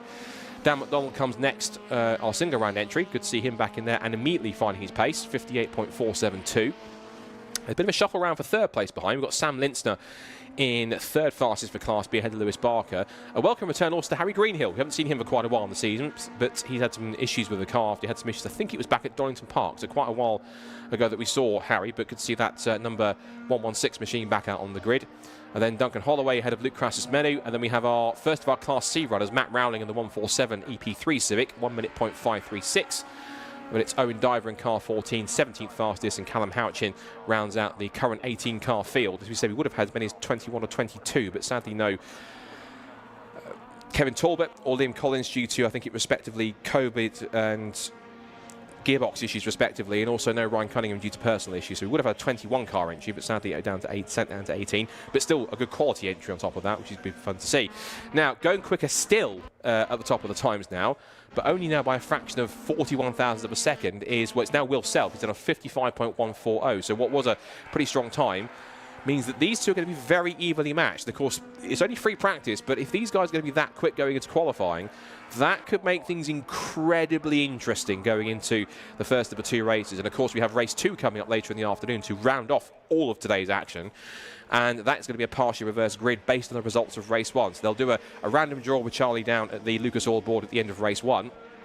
And then we'll see which number they pull out. And whichever number gets pulled out is how many positions we go back to reverse them. So if you pull out the number 7, for example, it's the top 7 in each class from race 1 then gets reversed. And the grid lineup's a little different for race number 2, because where race 1 they'll start exactly where they've qualified based on their on the timing sheet.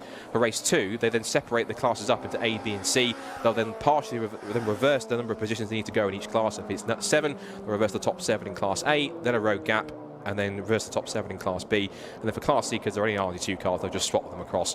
So if Matt Rowling, for example, wins Class C in race 1, he'll then start behind Callum Houchin, and Houchin will be in front of him, and vice versa. So the checker flag is out on the Racing Honda session. 15 minutes of practice complete. And some interesting times here. Few drivers in the mix looking pretty close on top of the rest of the order. A lot of 0 point times in the mix. We'll also look at the timing screens. Off the road has gone Duncan Holloway to end the session, so not quite the way he wants to round off his free practice in the Honda Motorsport Honda Civic EP3. His car is off the road, I think, looking around the circuit. I was about to say Jim Clark, but I don't think that is. I think it's more down towards the final corner. Yes, there it is. I should have been looking at it. It's staring right in front of me. I was looking at the timing screen. So he's down at the final corner. Quite an interesting angle he's gone off as well, because he looks like he's either just trying to avoid somebody or locked up and the car's just flicked off to the left and it's got beached in the gravel. Either way, the 77 Honda Motorsport Civic is going to take a couple of moments to try and recover, so that will mean we'll have a bit of a gap before we get our next set of sessions away for Time Attack, which will be their first of their Attack 1 sessions, where they'll start scoring points, but we'll come to that when we get to in a second. So, free practice wrapped up for the Racing Hondas Championship, and the running order is as follows. It is Will Self who takes the fastest time, championship leader in Class A, 55.410, only half a tenth, only 400th of a second, in fact, ahead of Bob Barron, who could be a real dark horse to get a podium, and even, dare I say, his first win of the championship. Second quickest for him on a 55.450. Phil Wright, third fastest in Class A, a 6.027, some 6/10ths back. James Kiff, fourth fastest, the only Honda Integra here this weekend in car 97, 56.089. Then fifth fastest, Tommy Knight, number 24 in the blue EK Civic, 56.135. Dave Buki next in P6, number 51 in his EK Civic, 56.472. Michael Barron making his guest appearance in the championship, brother of Bob, seventh fastest, number 26. He is in a 56.494. Next is Fraser McNeil in the third of the Kilty K-Swaps cars, number 7 in P8, 56.708. And then the fastest Class B car, Dan Thackeray, overall championship leader and in Class B, number 29, the 57.500. Second fastest, our guest driver Dan McDonald, 58.187, followed by Sam Lintzner, third in Class B, 58.688. And then it's Lewis Barker next in number 15 on a 58.752. Harry Greenhill coming back to the championship in car 116 on a 59.117. Duncan Holloway, who ended his session in the gravel trap, finishes off 14th fastest on a 59.655. Luke Crassus-Menu comes next, 15th quickest in number 19 on 59.806. And then we have the first of our Class C cars, number 147, which is Matt Rowling, 16th fastest overall in 1 minute .536. And Owen Divers, 17th quickest, number 14 on a 1 minute .852. And propping up the bottom of the times, last but by no means least, is Callum Houchin after he had that small excursion backing into the gravel at McIntyre's, and he was 18th fastest in car 37, the FN2 Civic, on a 1 minute 1.457. That sets up qualifying very, very interestingly. We'll see if Will Self and Bob Barron can battle the pole and anyone else has got the pace, but it seems as though right now it's going to be a shootout between those two to see who can take the top spot, and also those key 5 bonus points. If anyone certainly needs them to try and keep himself in the hunt for the overall title, it is definitely Will Self. But of course, on top of that, remember, if Thackeray gets pole, he gets bonus points for his class too, so that's pretty crucial to see if both of them can get to the top of the times. Right, whilst we get Duncan Holloway's car recovered from the final corner, we're going to take another quick ad break on the stream and a music break here around the circuit, so keep tuned as we get set to go back to Time Attack in a few moments' time for Attack 1 sessions coming up here very shortly here at Knockhill. Back in a couple of minutes.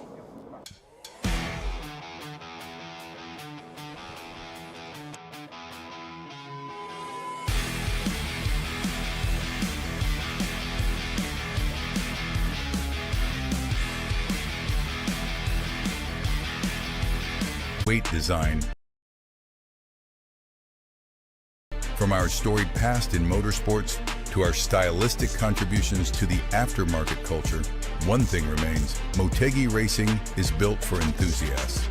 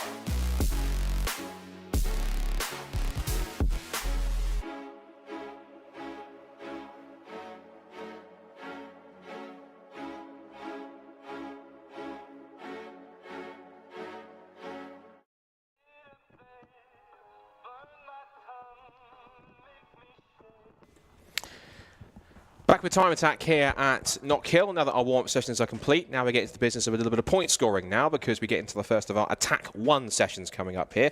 So for Attack 1, this is points that go towards the championship. The big points that you score in Super Attack will come later on. But essentially, in the Attack 1 sessions and in Attack 2, whoever gets fastest time in each of their classes, as follows, gets 6 points for their fastest time, they get 4 points for second, and they get 2 points for 3. And also it says here, 3 points anyway also go to all drivers to set a time, including those in the top 3. So some points to be had here, of course going towards the overall championship. And it means that any points to try and make up in these sessions is going to be all important to do so. Of course, we've got the reference from our warm-up times this morning to see who could be formidable to do so.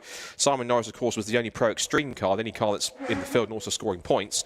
So he'll be the one to try and keep on racking up those times. It's going to be really more Pro and in Club and Pro to see if they can try and figure out who can be topping the times. Luke Sedjakowski was quickest earlier on a 49.976, but only just though, only by a 100th of a second from Colin Dorwood in the track Formula Mitsubishi Evo. So those two cars very evenly matched here this weekend, and it's going to be quite a battle royale to see who comes out on top of those to get those bonus points on top of it. Of course, the big points that you'll score come in the Super Attack later on, where you get 15 points for a win, very similar to the Racing Hondas earlier on.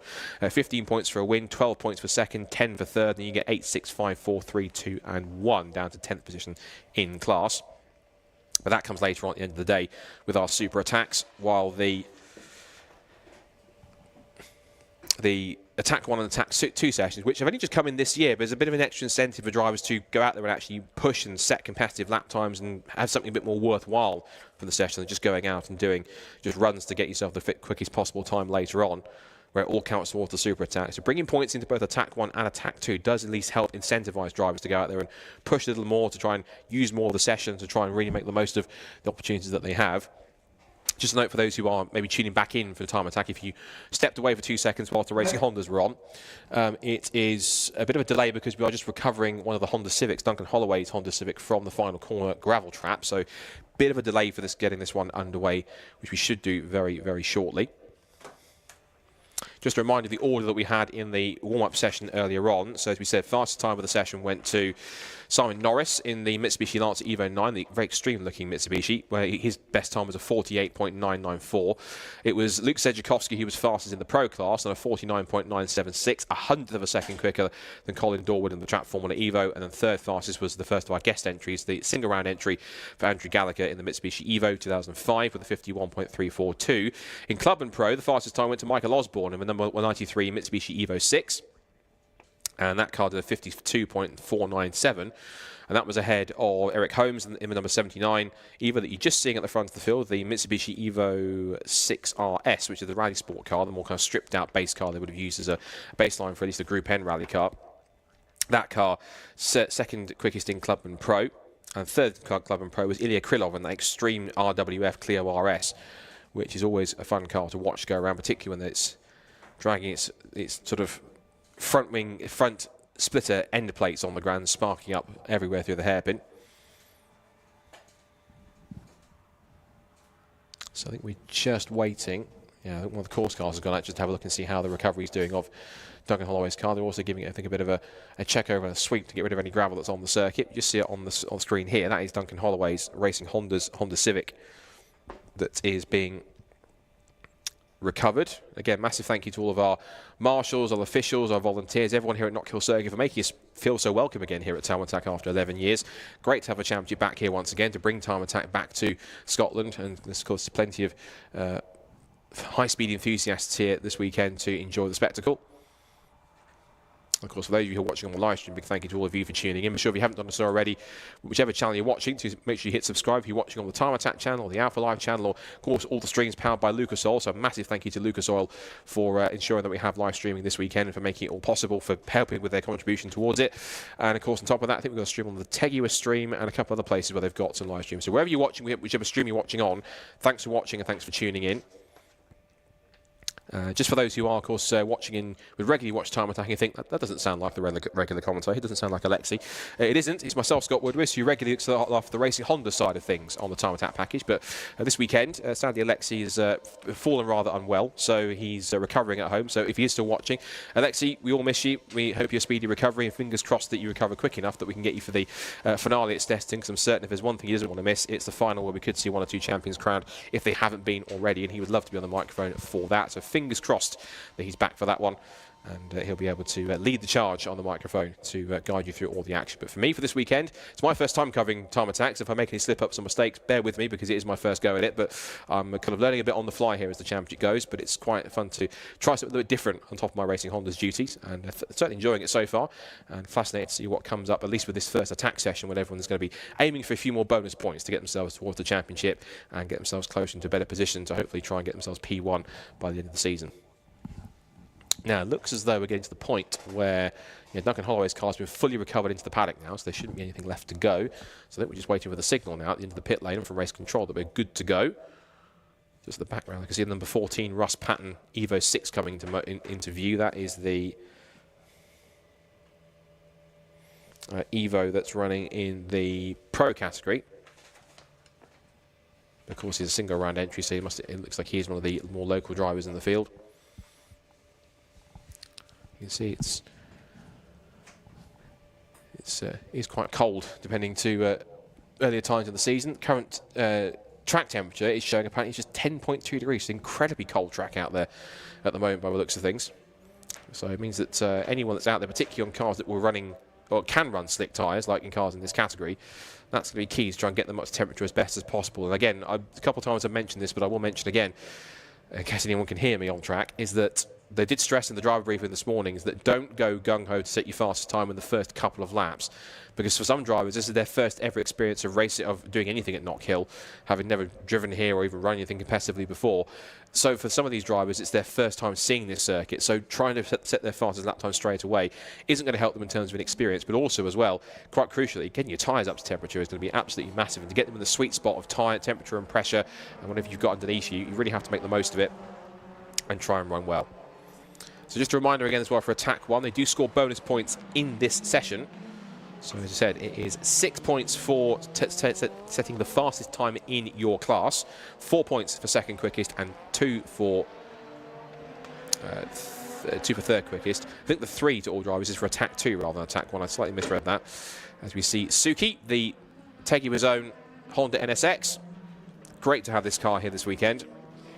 Been setting lap records in this championship all the way through this season, and I'm certain another one is only there for the taking in class for Luke Sedjakowski, and who oversees it all at Tegua. So a reminder of where we were with points for each of the machinery. Luke Sedjakowski, in some of the info that was the driver info spreadsheet we've got here that I've been running through, some info that's come through about Luke Sedjakowski. He says that this car apparently is 12.18 times more uncomfortable than, I'm guessing, A or his 1998 Merc S-Class, which I would believe, given the fact it's pretty stiffly sprung, I'm certain, and a car that's got plenty of downforce and probably rattles any curb or rattles its suspension every time it's going over a bump. But he does say it's been put together on a Multimatic chassis rig, and so it certainly is looked after to the highest standard by the Tegua team. And the Honda NSX has been one of a fan favourite this year, not least because it's a car that, as I said earlier on, is that powerful. It could even certainly put 1 or 2 even Super GT cars to shame if it got the opportunity.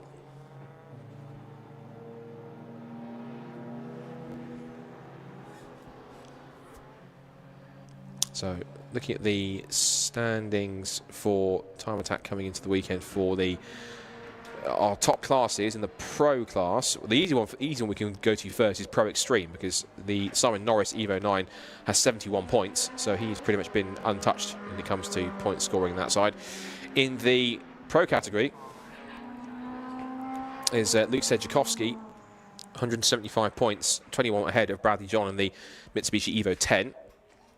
But Bradley John is... in fact, there is the 27 car going through. That is Bradley John. I think that's an Evo 9 rather than Evo 10. I think I got my if info mixed up there for a second. So, see Bradley John second in the points. Josh Barrett is third, and his Caterham 620R. You see Luke Sejkowski's car sparking away like crazy. It's a fantastic spectacle, that car. Not only how it looks, but the way it moves and the shower of sparks in the back of it as well. Now, I believe we've got a possible... We're going to get a flag out there at least. Perhaps we're being told there's a car that's off at the chicane. It's car 14 apparently, which is Russ Patton in the Evo 6. And that's prompting yellow flag yet. We'll have to, it remains to be seen. We'll have to wait and see how that one plays out.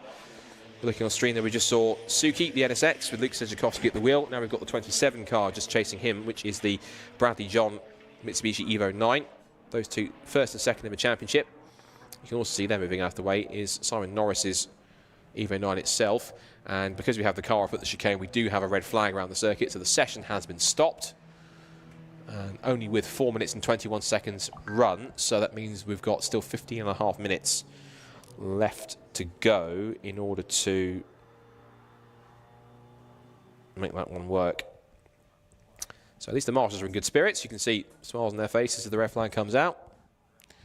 Not because of the red flag, obviously, but the fact they're just enjoying themselves with time attack. And so the cars head back to pit lane. And so the recovery, I'm sure, of the car that's off at the chicane will be taking place quite shortly. As we said, the car involved in it is Russ Patton in the number 14 Evo 6. And of course, the immediate concern, of course, is that he's okay. So obviously, once we get confirmation of the incident we've had, again, I haven't seen the incident on circuit. I was only told the information by the producer in my ear. So if we... But just holding fire whilst we take a look at him. So we're told the front bumper is off the car. That's all we know at the moment. But once we get any more details, we will have a look once our camera crews will have a look and are able to give us any more details. For the time, at least, for the initial times that have come in, for the lap times that have been set, it is Simon Norris who tops the times overall at the moment on a 49.626. So he's quickest, of course, the only Pro Extreme car in the field. So he's now fastest by currently 3/4 of a second overall. Luke Sejkowski is fastest, second fastest overall, and also leading the way in the Pro class, 50.379. So he's currently in the way, and on course, if he can stay there, to give himself 6 bonus points, or 6 points for attack 1. Third is number 93, which is Michael Osborne in the Club and Pro class Evo 6. All three of our class leaders are first, second, and third in the timing at the moment. It's Norris in Pro Extreme, Luke Sejkowski in Pro, and then Club and Pro topped by Michael Osborne in the number 93 Evo 6. Bradley John in the Pro class Mitsubishi Evo 9 is currently next in, or he was, because it's Colin Dorwood. It's the Bradley John is fourth, yes, in the 52.904. Looking at Eric Holmes for a second. Then it's Colin Dorwood in the number 151, the track Formula Evo. That car was very close to Sejkowski's time in warm-up this morning, only 100th of a second off. So if the time is there, it might certainly work out for him. Bear in mind the actual ultimate fastest time that we've had so far today from warm-up was Simon Norris's car on a 48.994. Not quite there yet. He's got about another 3/4 of a second to find to get near that. Sejkowski in second quickest and Dorwood third, Gallagher fourth. So that was the warm-up order. Andrew Gallagher's down in 10th position. So we'll go back to the time. It's been Bradley John fourth quickest at the moment, 52.904. It's then Colin Dorwood fifth fastest on a 53.125. Eric Holmes in car number 79 in a 54.040. And then Josh Barrett in the number 145, the Caterham, 7th fastest on a 57.785. Ilya Krylov, 8th quickest on the number 430, which is the Renault Clio at 57.995. Darren Spooner is 9th quickest, number 13, 59.515. Andrew Gallagher in car number 137 on 1 minute 3.750. And then Martin Henry in car number 63 on a 115.662. And the two cars that haven't set times yet are Russ Payton's car that's had the incident, we believe, down at the chicane, which we're waiting for more information on. And also as well, Donny McLeod as well hasn't set a time yet, but he was out on circuit setting sectors 2 and 3, so he was winding up for a lap at that point before that happened. And his Renault Clio currently has no time on the board at this point in time.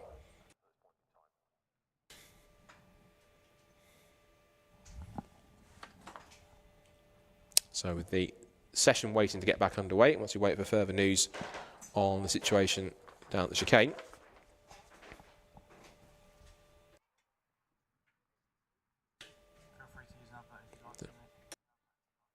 So what we'll do is, whilst we get the incident down the chicane sorted out as fast as possible, and whilst we look for a bit of use the gap at the time, we're going to once again step aside on stream to take a quick ad break, and once again on the circuit take a quick music break, what's going on, to get you warmed up for when this session gets back underway, with 15.5 minutes still to go from Attack 1 of Club Pro, Pro and Pro Extreme here at Knockhill for Time Attack. So stay with us, we'll be back in a couple of minutes.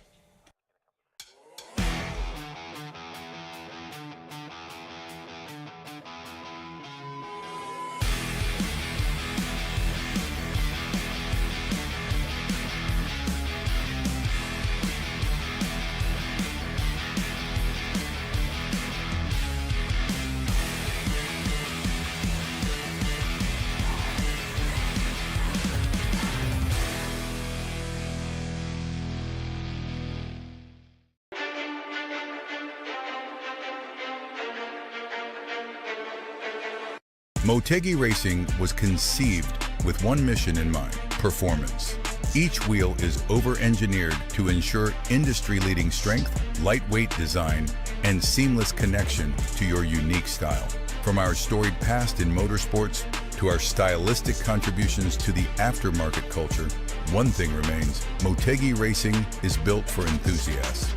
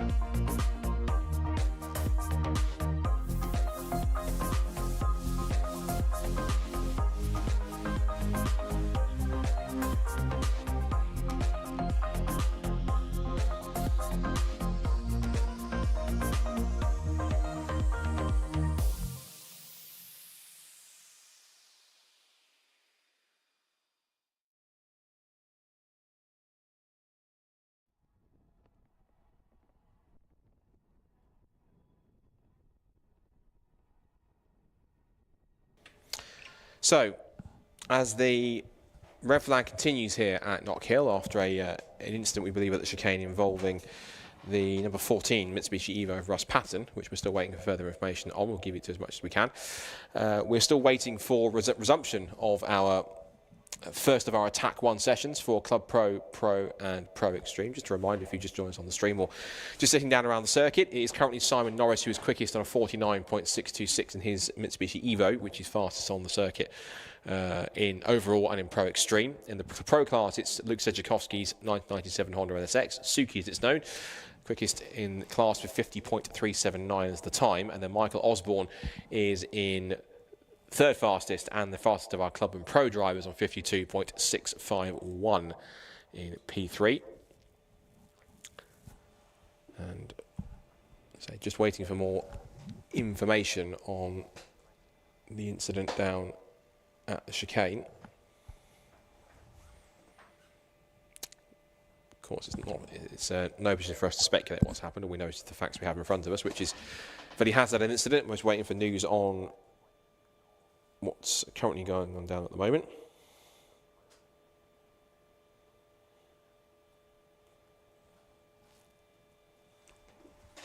So the red flag came out with 15 minutes and 38 seconds to go.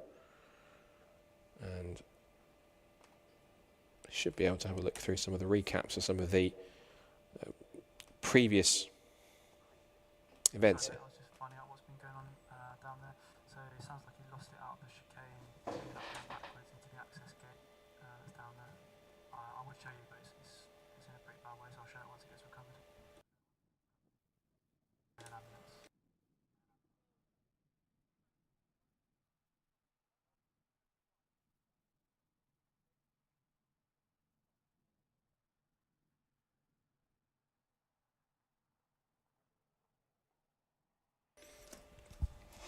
So it's a little bit more news on what's going on down at the scene, and I think the recovery is continuing on Russ Patton's car. And I think once we have for you to show you what's happened to his car, we'll be able to do so. But just waiting for the recovery teams, the medical crews, to complete their job at the moment. And again, massive thank you to all of them for all the hard work that they do, so that in events where they may be needed, that they are always ready and raring to go where possible.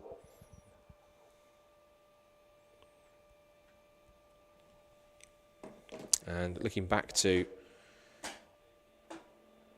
some of the drivers in the field, Bradley John, for example, in car 27, if you look back on right the way further back in the season, when he was right at the start of the season back at Cabell Park, and he was having issues with his fan coming on, had to race without it. So he had some issues with that car before, had a small fire in the last session at Cabell Park, right there back at the start of the season, causing a red flag.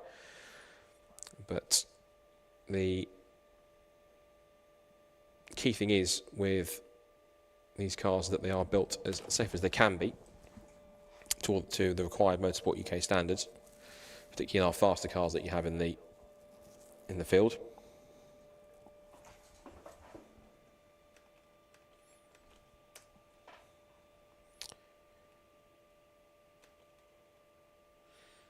And of course, with a circuit like Knockhill, with the cars as fast as this, ultimately precision and just finding the sweet spot when it comes to a quick lap is all crucial, particularly in a circuit like this, which is bumpy, which is undulating, which is a genuine roller coaster over 1.3 miles. And it is a circuit where if the car doesn't feel right, or it hits a bump, or it hits a curb or a part of the circuit in just the wrong place, it can unsettle the car as much as anything. Whereas if you're able to find the sweet spot, particularly with these suspension setups, and particularly here, some of the cars will have had to go for a slightly more softer suspension setup to cope with the bumps, to cope with the undulations, with the constant compressions and the elevation changes of the circuit, which makes it so unique. Absorbing those bumps is all crucial, because it's all well and good having a stiffly sprung car that can handle a smooth track or a flat track or a fast track, like Silverstone, for example, or Donington Park, as well as another of them, which is a little bit undulating in itself, but still not as extreme as this, I don't think. It's an easier time to set the car up in terms of being more stiffly sprung, whereas with these cars you have to be a lot more, a little more forgiving with the suspension setup, a little softer to try and help them absorb the bumps a bit better, and therefore it means the car's more predictable, and a more predictable car means you can drive it harder, you can drive it quicker, and you know exactly what it's going to do next, and that gives you the confidence to drive it hard enough to set the fastest lap time possible.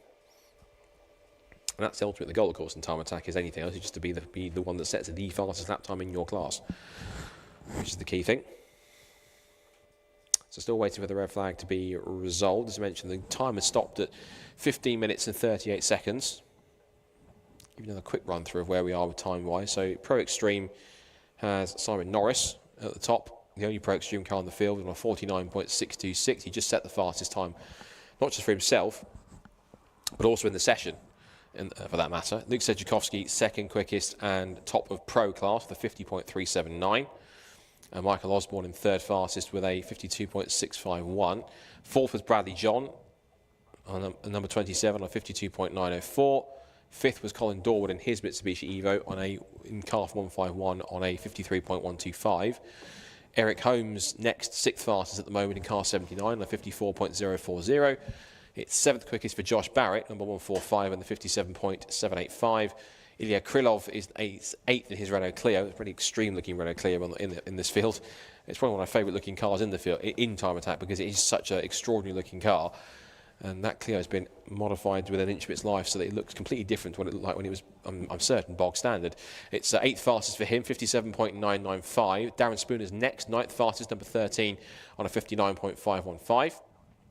Rounding out the top 10 is number 137, Andrew Gallagher, on a 103.750. 11th fastest was 63, Martin Henry, with a 115.662. And then the only two cars didn't set any that times yet are, in fact, Russ Patton, after his hit because of the incident he's had down at the chicane, and Donnie McLeod in number 144, who has not set a time yet, but he was on course, I think, to set a lap time, a proper lap time, had he completed the lap that he was on at that point in time.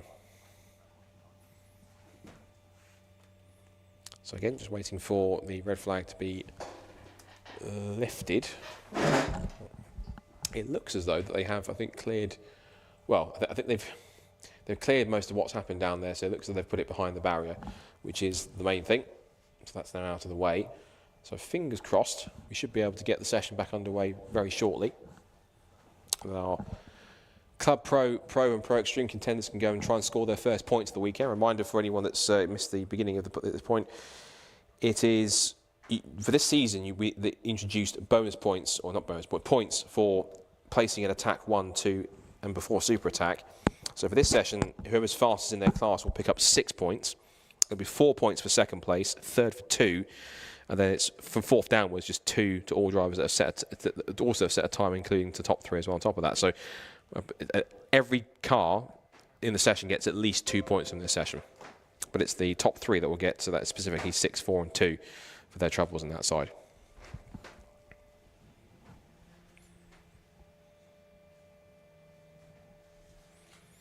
So, of course, there's only one round left of the championship after this weekend to come, and that will be at Snetterton on the 19th of October, which is part of the Modified Live show. That's the last kind of big show of the year, last event of the year for Time Attack for 2025. What's been a pretty rollercoaster year in a lot of good ways, because it started, of course, back at Cadwell Park in May with the Modified Live there. And then we've had great events at Donington Park, 2 at Brands Hatch, we had an Alton Park, we had a Snetterton event as well. Of course, we're here at Knockhill as well. And then we've got, of course, the finale back at Snetterton on that shorter 200 circuit. So a mixture of different circuits, some fast, some sweeping, some tight and technical. It does give all the Time Attack drivers quite a unique set of challenges to try and face all the way through from the beginning of the season to the end. And these cars certainly do make for an impressive spectacle wherever they go, wherever they might land in the paddock. In terms of some of the other cars in the field we can talk about, Darren Spooner's rather extraordinary Club Pro Peugeot 205. It essentially has a 106 GTI engine. The front end on it is been widened by 4.5 inches. The front, the back of the car is also 4 inches wider as well. I think it's 4.5 inch wide at the front to give it more wider track, to give it more grip and turn to the corners, being a front-wheel drive car. So it's extraordinary cars, and some of the levels these cars will go to is pretty extraordinary. For example, on top of that, you've got Ilya Krylov's RWF Clio. I talked about how extreme it was. It's basically a K-swapped Clio. Has 400 brake horsepower. It did have a 700 brake horsepower engine apparently, but according to his notes here, that blew up, which is not ideal. And he's also had a Haltech flagship R5 ECU, a UC10 dash, and also a Samsonite suspension on top of that as well. But you get to see here, just as up close, if you're watching on the stream, of Simon Norris's Pro Extreme Evo 9, just the levels of detail, the levels that some of these cars will go in terms of aero work to get them working again properly and to get them into a position where they are as fast as possible. And there's huge canards, kind of almost deflected style canards on the front arches certainly help to push a lot more the turbulent air that's coming off the front of the car, pushing it back towards the rear onto the massive rear wing to help keep this car to the ground. The four-wheel drive also helps on top of that too. It's certainly working out well on that side. So green flag is back on the session, and we've reduced it slightly. I think it's now gone underway with roughly around about, I think, maybe 11 minutes and 45 seconds to go, I think, by the look of it. So the session back underway. So a chance now for our drivers to again use this lap or two to just really start to get the tyre pressures back up, get the tyre temperatures back up, get the brakes back up to the optimal range to get them ready to go for that fast lap once again. As you see, these will be the fastest cars that you will see all weekend. These cars running several hundred horsepower all the way through. And being such a short circuit, even there are only, what, 30, well, technically 12 cars in the group for this Attack 1 session, it's going to be quite interesting to see how people deal with track space and traffic, because you will have cars quite quick, but different levels of quickness, if that makes sense. Some are obviously going to be faster than others, being in different classes, but it's how you cope with one of these cars like this that then gets you a quicker lap time later on, particularly with some of the faster cars, because you think you've got a quick car with the Club Pro class, for example, and then you see Luke Sedzuchowski's NSX or Simon Norris's Evo coming up behind you, think, it's quick, but it's not that quick. And certainly these are cars that I'm certain are going to be relishing a circuit like this here at Knockhill, and they have been ever since they began testing yesterday. So as I said, we had our first kind of, I guess, in a way, couple of banker laps come in for those first couple of laps before the red flag came out for Russ Patton's accident at the chicane. So again, reference lap time wise for the fastest times in each class from warm up this morning. Simon Norris did a 48.994. He's not there yet. He did a 49.626 in the first part of this Attack 1 session. Fastest time from warm-up in Pro class was Luke Sedzuchowski, who is top, but he's top by about 0.4 of a second or so. And then it was the fastest car in Club and Pro was Michael Osborne, who is currently third. Well, he was third at the moment. He's now dropped down to fourth because Colin Dorwood in the Track Formula Evo has now gone to second quickest. And he's ahead now of Luke Sedzuchowski. And Luke's lap actually was a 50.0 compared to a 49.9 for Colin Dorwood. And there goes Luke on the stream. The front splitter chattering away, showering sparks as it comes down towards the braking zone at Duffers Dip. And again through the bottom of the hill at Leslie's. So that splitter is just dragging on the ground. But it just shows how low these cars run in order to get the maximum amount of downforce. If it's got a flat floor and a huge front splitter, it's almost got like, it's almost itself like a bit of a wing rather like just a front splitter itself. It's very, very Formula inspired end plates on that car. It's certainly one of those NSXs where if you've got longer memories and enjoy Japanese motorsport, it certainly puts something like a JGTC or a Super GT NSX to shame, given the size of the aero on this car, particularly that huge rear wing. Some of these cars really do look like they belong more at Pikes Peak than around a circuit like Knockhill, but it's great that we've got them. And Sedzuchowski comes to the line and does in fact go fastest. He goes 49.225. So he's now put himself clear by 0.4 of a second from Simon Norris. So Simon's going to have to wind this one up a little bit as well.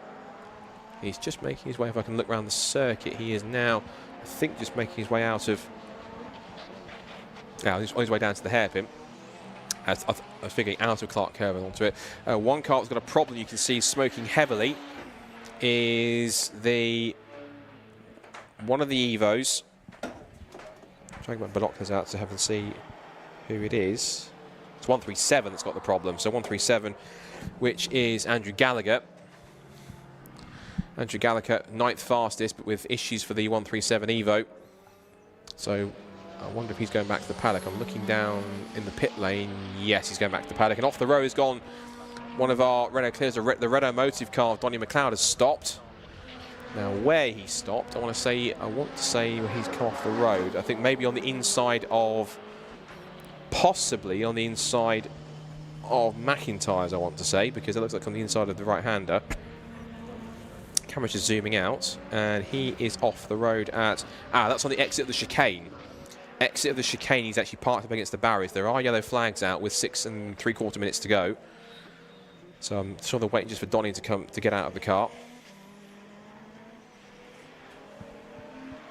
And all should be well once he's there. But yes, he's smartly parked up against the barriers. If that's the key thing you want to do in a situation like that, to kind of put the car in the safest position as possible. And it's right on the inside. He's got going again. So just the camera cuts to Donnie's car getting away. Now, it looks to me possibly like rather than parking the car up, it went off there by itself. Again, only going by what the time the video feed I've got here is showing me. And it showed Donnie's car up against the wall, but Initially, it looked to have felt as though he'd actually parked it there rather than gone off. If he has gone off, he's quickly recovered. And if he did glance off the tyres, he's bounced off it and been able to carry on without too much of a drama. Sedzukovsky then leads the way with a 49.226. Still the fastest Pro Class car, ahead of Simon Norris, who is pushing on here. You can see him exiting Jim Clark curve and now through the left-hander at Hislops, and then down towards the right-hander at Taylor's hairpin.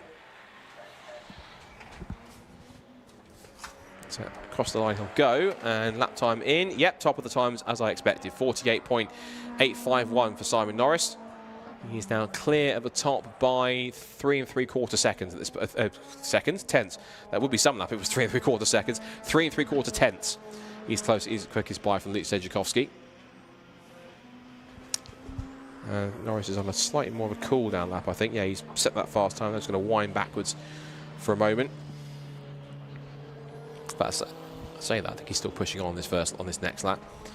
Rest of the classes, Club and Pro, still led by Michael Osborne, 51.868 at this point, and he is currently, how much quicker is he than Ilya Krylov? 2 seconds, in fact. He's about 2 seconds quicker than Ilya Krylov.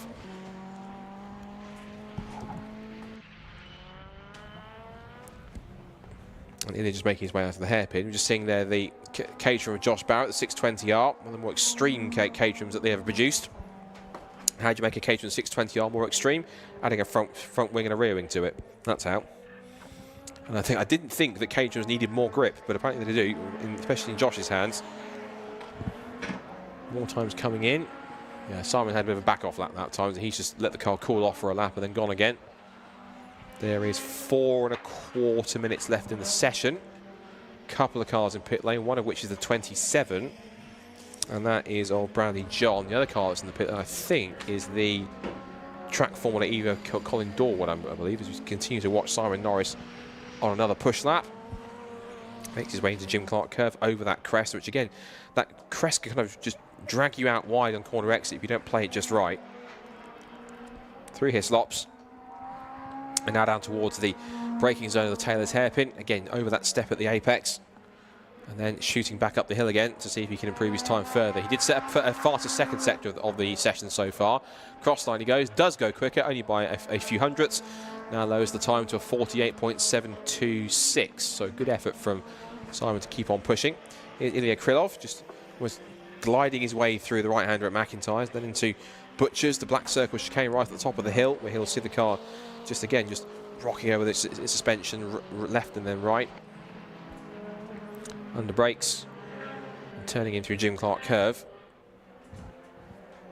Car looking firm and in control as Krylov works his way through Hislops and back towards the hairpin.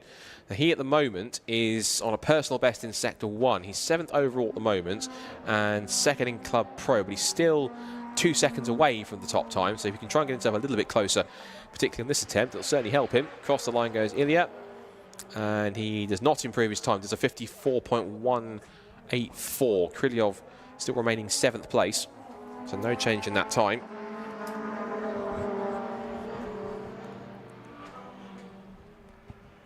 Two and a half minutes to go in the session as Simon Norris pulls into the pit lane. Just seeing there the Vauxhall Astra of Martin Henry just chasing after one of our Evos. It's 93 he was also on track there with. That was Michael Osborne, leader in the Pro class, and does in fact improve his time that last time by 51.720 to go even clearer now from Ilya Krylov by the margin of, let's work it out, that is now basically about 2.1, 2.2 seconds. So he's extended his advantage by another 1/10 or so at this point. There goes Martin Henry in the Vauxhall Astra VX220. VX220? VXR, Astra VXR. You wish there was a Astra VX220. I certainly do. I think that'd be quite fascinating. A VX220 Astra. I wonder if that would ever exist. So, Michael Osborne came into the weekend on 175 points compared to Eric Holmes on 137 and Ilya Krylov on 119. So this will certainly be playing, obviously, into Michael's favour. Across the line comes the 27 of Bradley John. He turns his way through Duffer's Dip. He's got much more time to make up. 51.427. He would ideally love to go sub 50 seconds here if he can, because It's a lot of time to find if you can do that, but if it's possible, we'll certainly give it as much of a go as you can.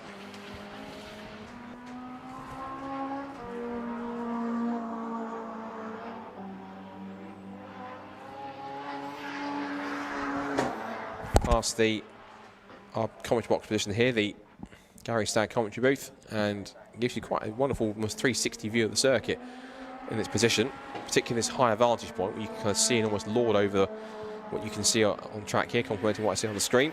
Across the line comes Bradley John, that does a personal best in Sector 2, but doesn't improve his time. He did a 52.191 compared to his best time of 51.4, so no improvement there for him. On a personal best at the moment now, oh, that was Bradley John's Sector 2, I just looked at for a second there. And going on for another push lap now is Bradley John. And he knows he's got more time in that car to give. It's whether or not the car wants to give it up on this lap, that's the question. Time is just about to hit 0. We've got about 5 seconds left on the clock to go before we hit the checker flag. I think the first car that will take that checker flag is going to be the Caterham of Josh Barrett. Up to the line he comes, and indeed it is checker flag time on the first Attack 1 session of the day for Club Pro, Pro and Pro Extreme, and of course there'll be bonus points being handed out. So of course bonus points will go to Simon Norris for Pro Extreme. It'll currently go to, at the moment, because then there's nobody else trying to improve his time, Luke Sedgwickowski in Pro, and in Club Pro it will be Michael Osborne, 5th fastest in car number 93 in the Evo 2, to be able to pick himself up and put him into a strong position. So let's run down where they finished from your Club Pro, Pro and Pro Extreme runners from Attack 1. And it's Simon Norris who takes the outright session fastest time, 48.728, to also be the only Pro Extreme class car, so naturally he tops the class on top of that. In Pro class it is Luke Sedgwickowski who leads the way in the Honda NSX. He set a 49.225, that gives him the bonus points, maximum bonus points from the session. It will be then Colin Dorward in third fastest and second in Pro class on 49.914. Bradley John in car 27, you just saw the last couple of laps. 4th quickest in Pro and 4th quickest overall, 3rd in Pro in a 51.330. Michael Osborne rounds out the top 5 and his top Club and Pro driver, 51.720 in his Evo. 6th in the Caterham was number 445 Josh Barrett. In the Pro class, he's 4th in Pro class on 52.327. Ilya Krylov then comes next in car 430 in the RWF Clio. He's on a 53.899. It's Eric Holmes, 8th fastest, number 79 on a 54.040. Martin Henry in the Vauxhall Astra VXR was 9th fastest in car 63, 54.496. Rounding up the top 10 was the single round entry of Andrew Gallagher in car number 137. In 10th, it's Darren Spoon at 11th in car number 13, which was the Peugeot 205. It's then 12th quickest with Donnie McLeod in the Renault Clio. And of course, the one car we lost on that session was Russ Patton, who caused the red flag after an accident or an incident of some kind that happened on the exit of the chicane at the top of the circuit. So that is Attack 1 done. Of course, that also means we have points being handed out for finishing positions in the top 3. I think everyone gets at least 2 points, but it'll be 6 points that will go to the likes of Simon Norris, of Luke Sedgwickowski, and of Michael Osborne being class winners. Of course, there'll be 2nd place points in that session for a few drivers as well, and the same for 3rd. Of course, every driver in the session is guaranteed to get 2 points for taking just part in the session, full stop anyway. So, with one session wrapped up, I think we're going to move on to our next one very soon. I can see them lined up in assembly, ready and raring to go. So our next session coming up, which will be for Club 2-wheel drive and Club 4-wheel drive here for Time Attack at Knockhill. Again, we're going to take a very, very quick advert break once they get ready to go out on track. And for those around the circuit, another quick music break here. So stay tuned for more music and for more action here. Change of plan. I was going to go to Sting, and I've been told actually we're going to go to our break, going straight into a Sting for the next one. So we're now going to get set at least for our next action here on track for Attack 1. This is for Club 2-wheel drive and Club 4-wheel drive on Time Attack's return after 11 years to Knockhill Circuit here in Scotland. So stay tuned. Club 2-wheel drive and Club 4-wheel drive is up next.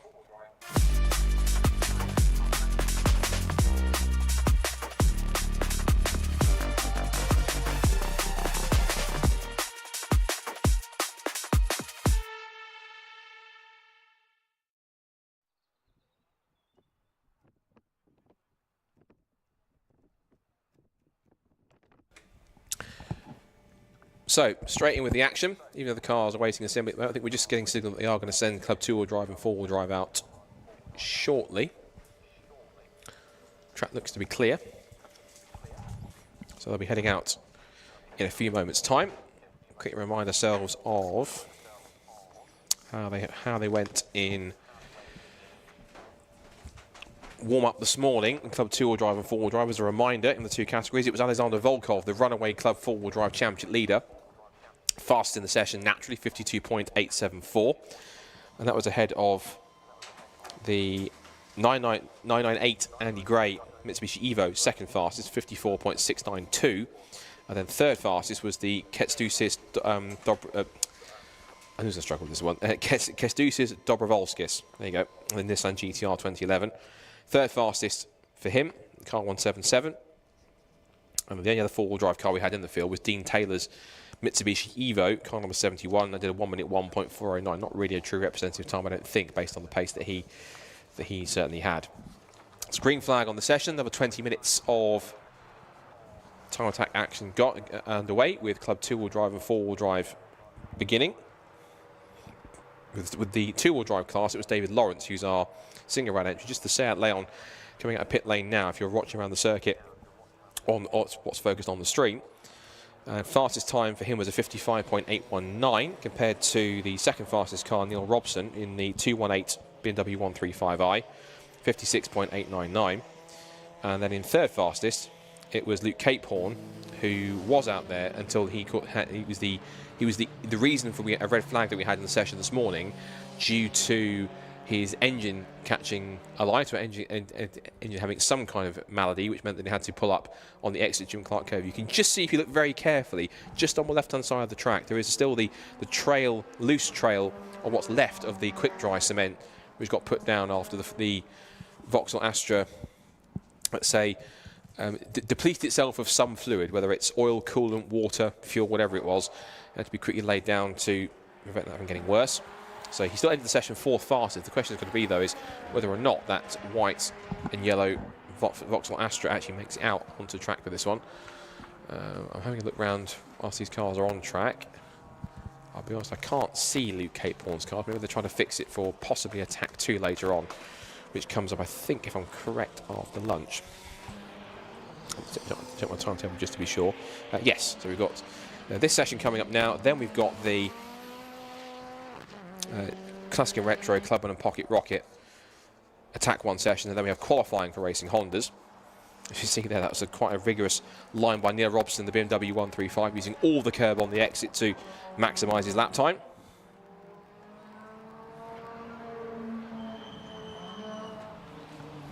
And down the hill into the hairpin comes to our contenders. Chasing up the hill now, we've got Kęstutis Dobrovolskis and the 998 Andy Grady. That was a bit of a drag race up the hill between the pair of them.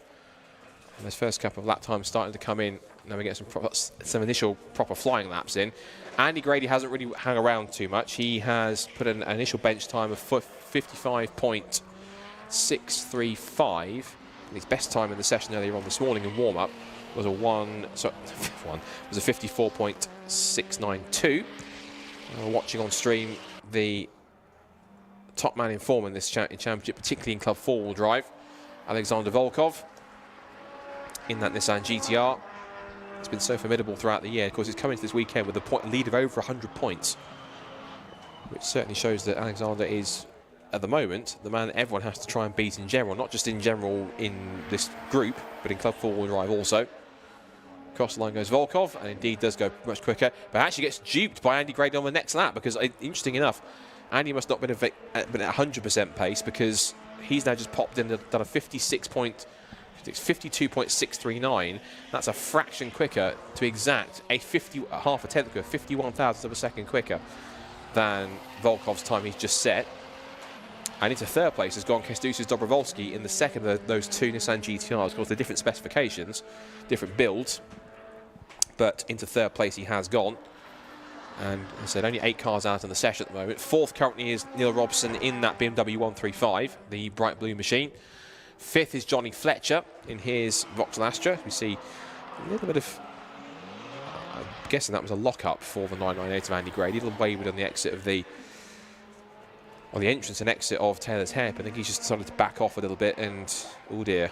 Actually, that might not be him just backing off. That might be a reason he's backing off, because there is smoke trailing from the back of the 998 Mitsubishi Evo, and all is not well with Grady's car, it seems. I think that fast lap he put in, as quick as it was, might have taken a bit too much out of the Evo, and winding up the boost, it seems as though it has given it a bit of a mischief, shall we say.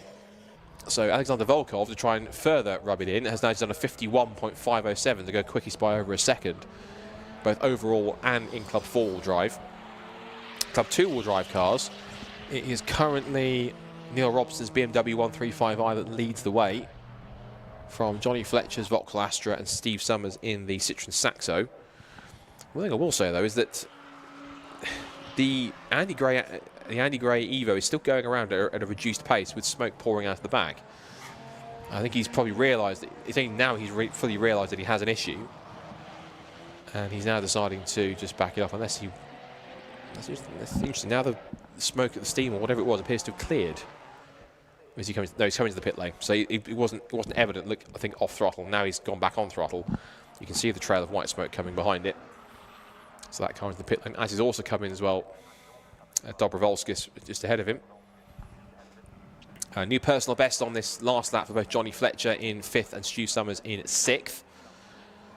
So 56.664 for Fletcher, 57.250 for Summers.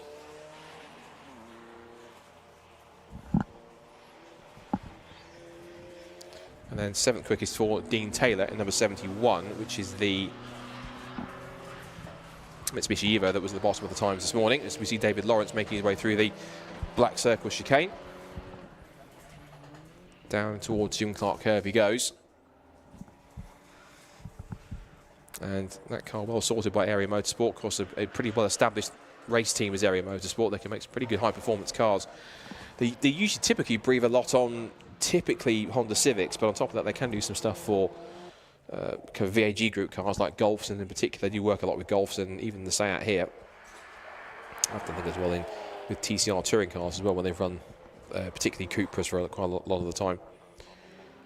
David Lawrence goes to 3rd quickest then, 55.439. Of course, he's a single round entry, so won't score any points.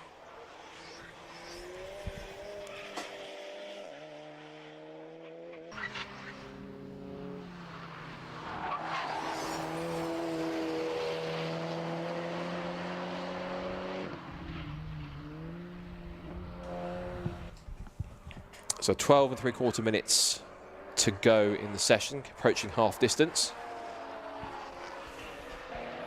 Don't remind where we were with the championship standings coming into the weekend. Of course, this is a session where, of course, they will score the points for 1st, 2nd and 3rd. Everyone who competes in this session will get at least 2 points. So how much more they get, depending on if they can get themselves 1st, 2nd and 3rd, is the main question. See, David Lawrence has gone faster again. He's now gone to 3rd quickest now on a 55.263, and also improving is Neil Robinson in that BMW, 55.937 for him. So pretty evenly matched, and those two are, Lawrence and Robson, are going to be going at it for Club 2-wheel drive honours, so they've actually about 3/10 of a second between them already. No, 6/10 in fact, that's now changed. 55.2 compared to Robson on 55. Yeah, it's about 6/10 of a second between them. And Dean Taylor's decided, right, I've had enough of that. I'm going to split the two of you. Puts the 4-wheel drive Evo. There it is, in bright blue. He puts that car now into 4th quickest overall in the session. Neil Robson P5, and it's Kęstutis Dobrovolski in P6, Johnny Fletcher down in 7th, and Stu Summers rounding out the top 8.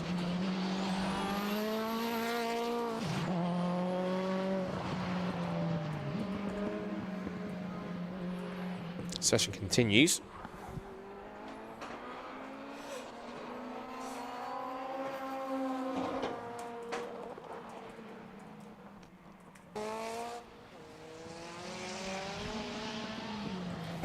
And again, fastest first sector of anybody's set so far by Alexander Volkov on this current lap at the moment, so he looks like he's motoring on well. It's a personal best second sector for Dean Taylor as well. We're watching him on this lap, and he does improve his time, but actually gets to 4th on a 55.472. So no movement into the top 3 yet, but Dean is getting closer. He's only a couple of tenths away from that. Johnny Fletcher is quickest in sector 1, so he's also on a push lap as well in P7. Just looking to go to the front of the shot in a bit of a little blur as we see once again the cameras watching on the stream focused on Dean Taylor in the number 71 car.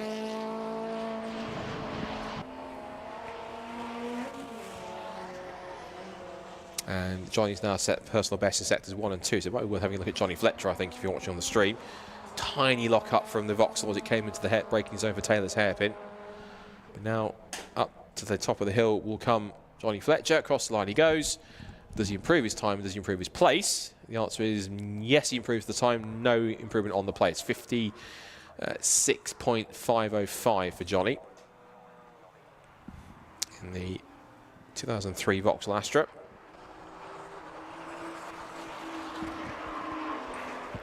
Through Hislop's hairpin as one GTR passes another.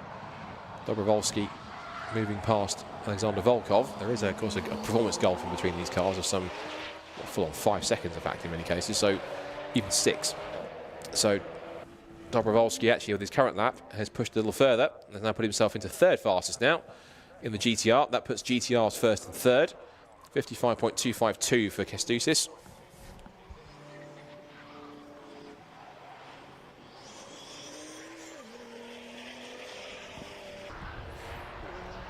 See if we can have a look at some more of the info that we've got on our drivers here. Drives on the Volkov. Look at the information that he's got on his car as we're watching Kestousis. But in terms of Volkov, currently top of the time still. That Nissan GTR running with him, he actually can run what's called a hot weather map. So if it does get particularly warm, which would have been useful in the summer months, particularly with the warmer temperatures out there for the drivers, it would have been fascinating to see how that car would have coped in those conditions, and has coped pretty well by the looks of it in terms of how it's sat in the championship.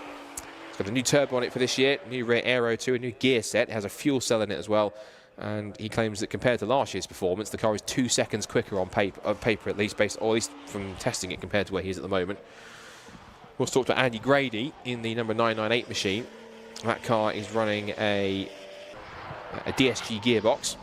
And also, it's running around about 800 horsepower, if I remember correctly. So quite a machine is Andy Grady's car, although that car's still in the pit lane at the moment with an issue, with a problem. I saw that car smoking earlier on, whilst it's on a press lap.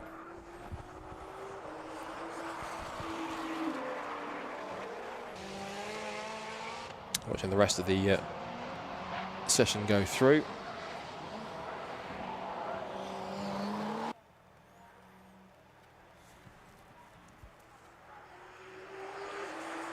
So, still no real change to the order. Volkov still fastest out there on 51.507. Grady second quickest, but in the pit lane with the bonnet up, so an engine issue for that car. 52.639. 5.2 for Kestousis. Dobrovolsky 3rd fastest. David Lawrence in 4th. Dean Taylor rounding out the top 5, and it's Robson, Fletcher, and Summers who are in that top 8.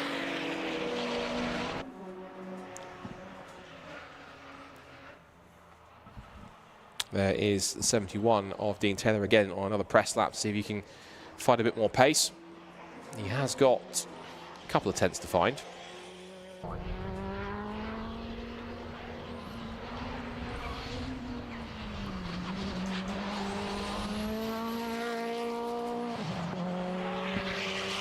see if he's got the pace of it in him. Dobrovolsky's moving quite well. Looking at his sector speeds, he set the personal best sector speed in sector 2, 120 miles an hour at the end of sector 2, which is good to see. Is just in the background I can see again on stream Neil Robson's almost sideways everywhere BMW. Not massive tank snappers, but it's just getting a good twitch on exiting and a Jim Clark curve. Johnny Fletcher trying to push on. He's on a personal best sector 1, as is also Dobrovolsky, so both of them looking pretty strong on this lap. We're watching on stream Neil Robson's BMW as it comes to the line. And does not improve. He's off by about 0.6 of a second at this point. So 0.6 off for Robson. Behind him there was Dean Taylor, and he doesn't improve on his time either. Personal best though it is for Fletcher and for Dobrovolsky, so either of them are going to go quicker at this point in time. Across the line comes Fletcher and does a 55.960. So if we look at how close it is, that's incredibly close. In fact, actually, you can see there's For a 55.0 down to a 55.9, that is about 9/10 of a second covering third down to 7th place. So pretty competitive at this point in time between these cars. And there's David Lawrence. We talked about Dean Taylor, in fact, actually, earlier on. The fact that he's in car 71. That car currently runs with a 2.2 litre engine with a 6988 turbo kit.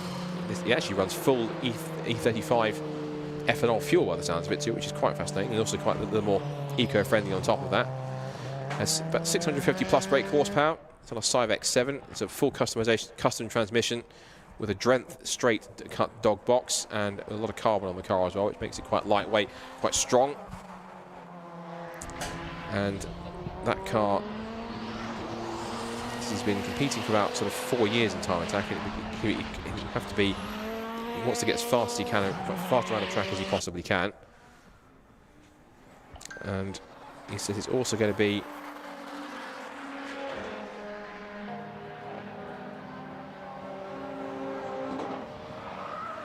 I did say apparently this was going to be his final year within Time Attack. We said as his car has let him down the last few races in this season, he said he couldn't possibly end on a low, so he's going to keep on going, I think, until he finds a reason to end the season on a high. And Dean currently at the moment on a personal best in Sector 2, comes across to the line to see if he can improve his time, and does. He moves up a spot to 4th, so he goes up to P4 in the standings. It is now four-wheel drive, club four-wheel drive cars, 1st, 2nd, 3rd and 4th. In fact, it's an even split, in fact, now. All the four-wheel drive cars are in the top 4, and it's 5th down to 8th who are now in the second half of the table, headed by David Lawrence. So effectively, you can see there's a divide between, on the timing screen, between the two classes. So Volkov then still top on a 51.5. Andy Gray second, whose car now appears to be up to full strength again. There's no smoke coming out the back, and as I said that, I thought there was a tiny patch. It looks like it was a bit of a lens flare from our camera as it came past the pits. But Grady's car appears to be back up to full strength again. So whatever the issue was, it was a problem that could be fixed quite quickly within the session, which is quite impressive by the team to do so. So Grady's car, look at where he is in terms of information.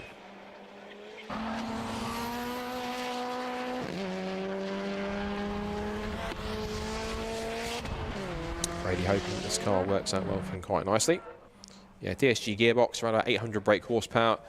It's one of the more powerful cars in the field. And in the pit lane now is coming Neil Robson, the BMW. I think also backing up a little bit is the GTR of Kastusis Dobrovolsky after a push lap. He's also now just cooling down through Duffers Dip and through the right left of Leslie's, and then we go to McIntyre's through the Butcher's Curve and up to the Jim Clark black tyres, black circle chicane, getting right eventually, and then we're going to the Jim Clark curve, back to Hislots, back around to Taylor's hairpin and across the line to start another lap time. Running out of time though, need 2.5 minutes to go in this session, and still Volkov from Grady, from Dobrovolsky, from Taylor. That's the top 4 overall, and in the 4-wheel drives. Then the split we have from the 2-wheel drive cars with David Lawrence ahead of Neil Robson, Donnie Fletcher and then Steve Summers. And in actual fact, Andy Gray's car, whilst looking at the timing screen, has actually pulled off the road, sadly. So whatever the issue was, it was a temporary fix because the car, Andy Gray is stepping out of the car. The 998 car is off to the side and out of the session, ending it 2 minutes prematurely, sadly.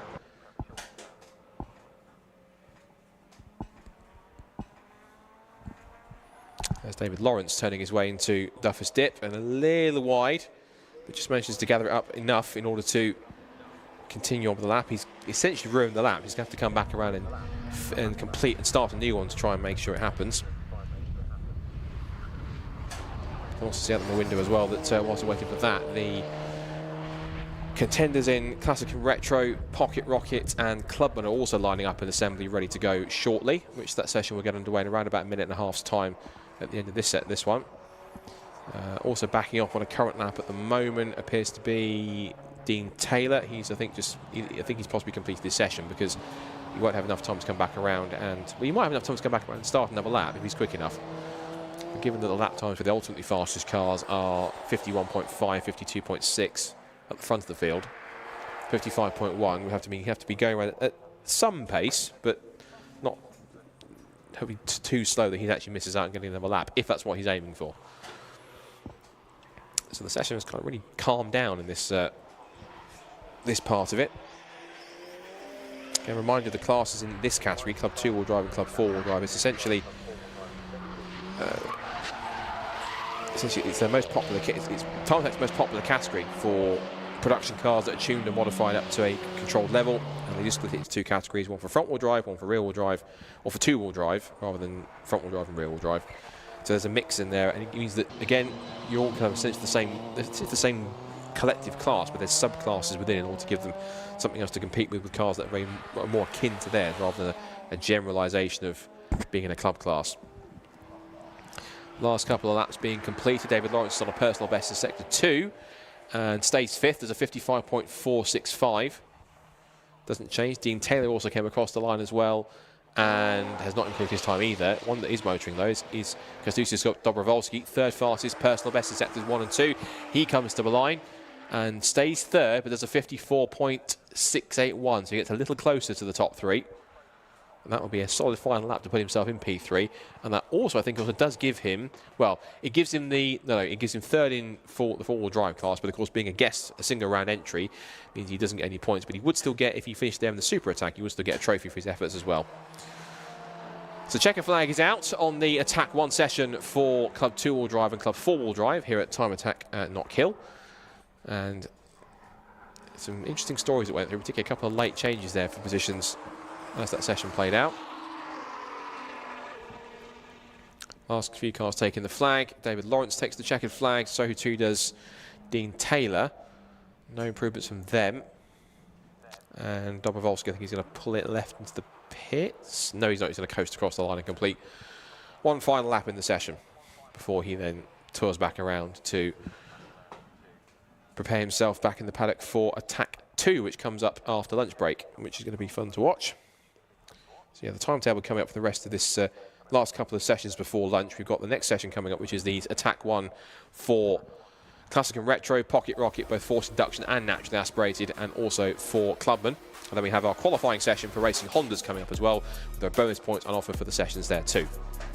So, results from Club 2-wheel drive and Club 4-wheel drive Attack 1 here at Knockhill for Time Attack. It's Alexander Volkov's Nissan GTR that takes the fastest time of the session. Car number 186, the GTR with a 51.507, fastest of the lot. Andy Gray, who had some problems towards the end of the session, well in the middle and towards the end after that car pulled off eventually off the circuit. That did a second fastest time in 998. The Evo did a 52.639. Third quickest and a solid effort to put in quickest time on his last run was Kastusis Dobrovolsky, our single round entry in his Nissan GTR. Third fastest on a 54.681. And then it's the last of the four-wheel drive cars in club class, number 71, with Dean Taylor in 4th position. And it was a 55.110 to finish off that class. Then we go to two-wheel driving club. David Lawrence in number 58 in the Cooper on a 55.263. 6th quickest number 218, which is Neil Robson in his BMW 135i with a 55.831.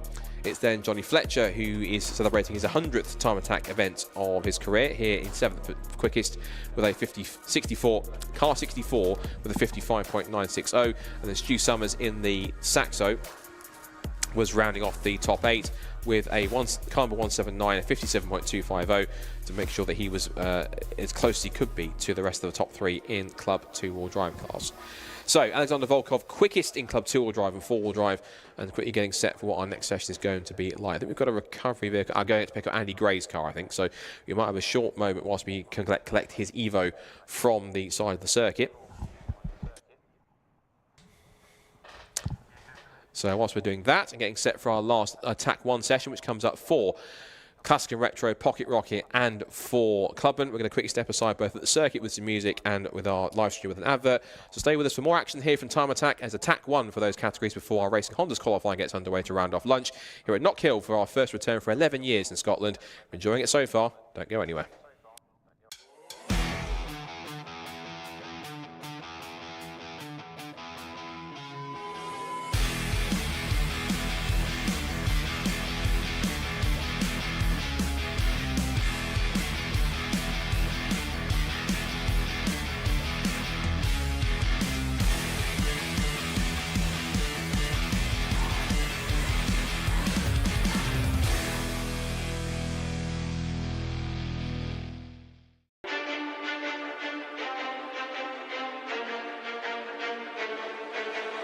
Motegi Racing was conceived with one mission in mind: performance. Each wheel is over-engineered to ensure industry-leading strength, lightweight design, and seamless connection to your unique style. From our storied past in motorsports to our stylistic contributions to the aftermarket culture, one thing remains: Motegi Racing is built for enthusiasts.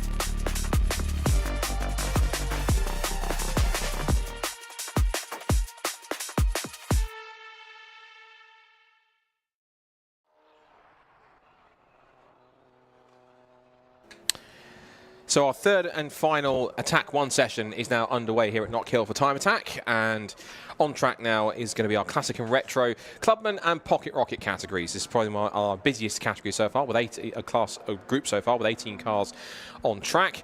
And reminding us earlier on of the fastest times we had in the session was actually 3 of the 5 Classic and Retro cars were up there towards the top of the times. It was Dean Riley's Vauxhall VX220 quickest on a 56.350 earlier on.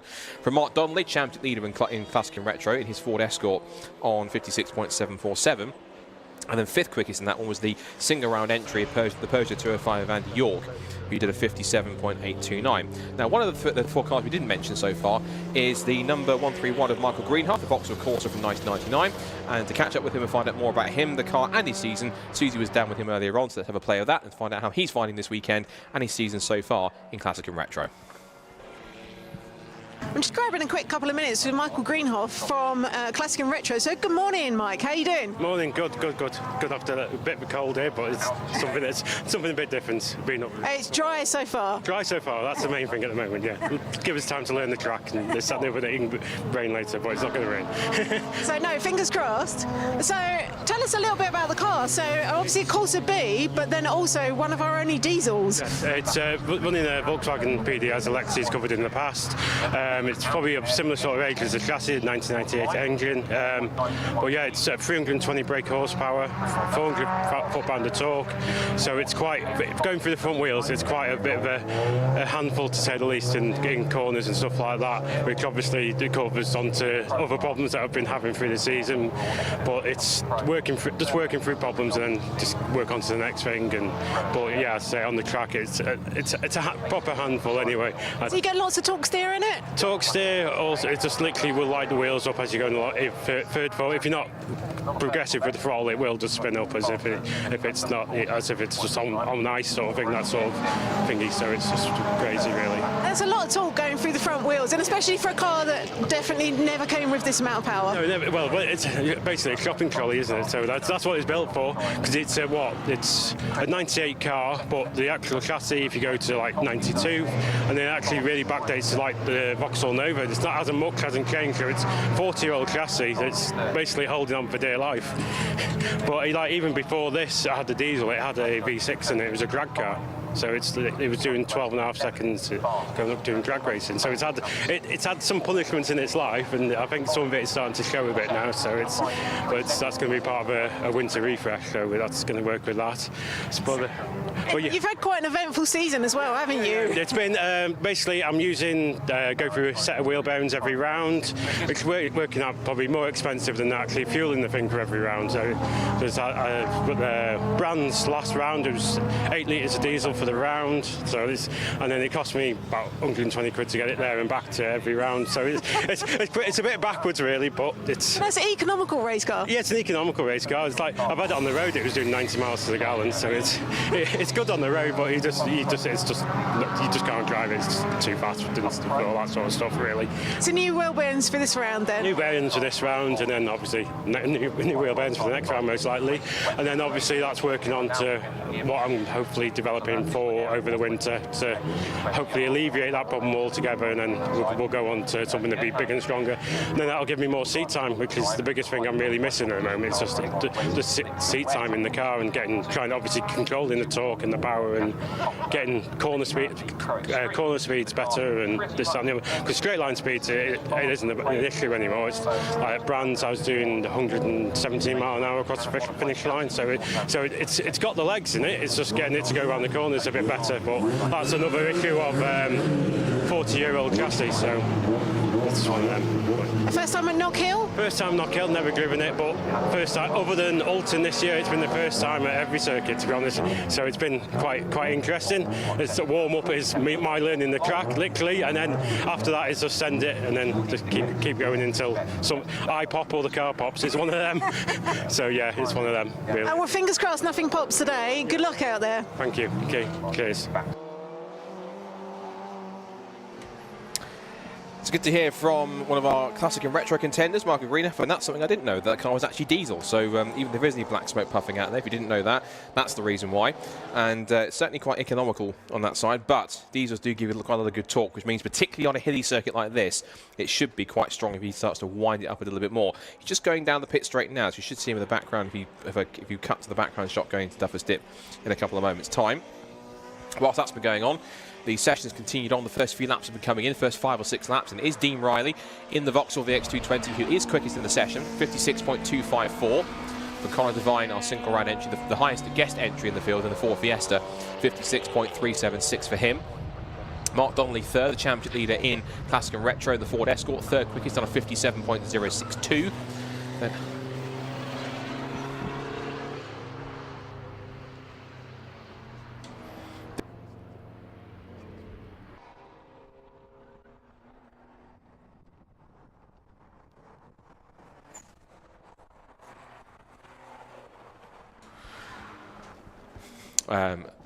back to Andy York in 4th position in car number 81 in the Peugeot 205. And then it's Dan Buckingham in number 41 in the Honda Civic Type R, currently top with the clubbing category. And he leads the way from the second place car in that field, which is David Reed with number 40. Subaru Impreza, that's the black Subaru Impreza with the orange band along the side. Watching, there goes The 81 car around York, or Yorkie as it sees, as you can see on the rear window and across the windscreen.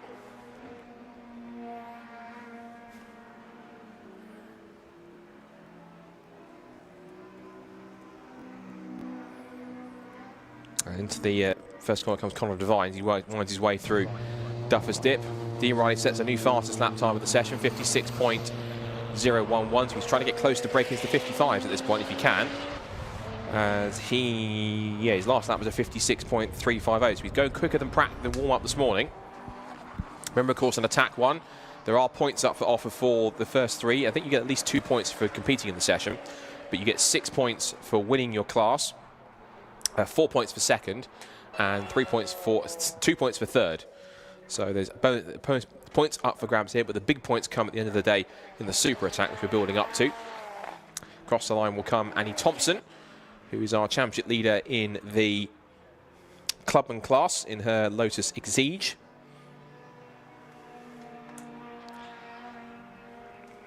She makes her way through Duffer's Dip and continues to set the pace at the moment in that class. It comes into the weekend only 2 points ahead of Dan Buckingham, so there's a chance here that Dan could overhaul her and pick up a good few points as a result of that, because she is currently, well, she's second in points scoring positions, because she's currently third in the club class, because second is David Reed in the number 40 Super Impreza, but he's a single round entry also, which means, again, invisible for points. It means if we do get trophies, he'll get a trophy, for example, if he finishes in first, second or third in class in the super attack, which is where the trophies and the big points are handed out. But it'll be the actual points scored that will go, the equivalent of second place points will actually go to Annie instead, because she's second of the point scoring cars, if that makes sense. So up the hill comes Mark Donnelly, and he has done a 56.659 to go third quickest and second in classic and retro behind Dean Riley. In terms of the two pocket rocket classes, it's Conor Devine, who again, single round entry, doesn't score points, but he's fastest of the forced induction group. Tommy Langley is quickest of the point scoring cars. That's the 313 Ford Fiesta. As we're watching Dan Buckingham. And Dan just gliding his way now through Butchers and again through the chicane. Nearly wide on the exit there from the Black Circle chicane towards Jim Clark curve. But certainly pushing on. He currently at the moment, he said, 6th overall and quickest of those club class cars. Just wants to try and find a little more pace at the wheel of the YGHP Honda Civic.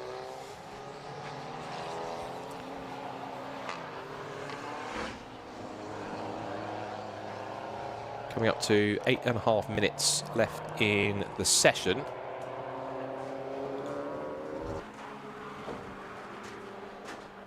And looking at also naturally aspirated for Pocket Rocket, Ryan Barker leads the way with Mark Roberts in second and Martin Baskovitz in third place.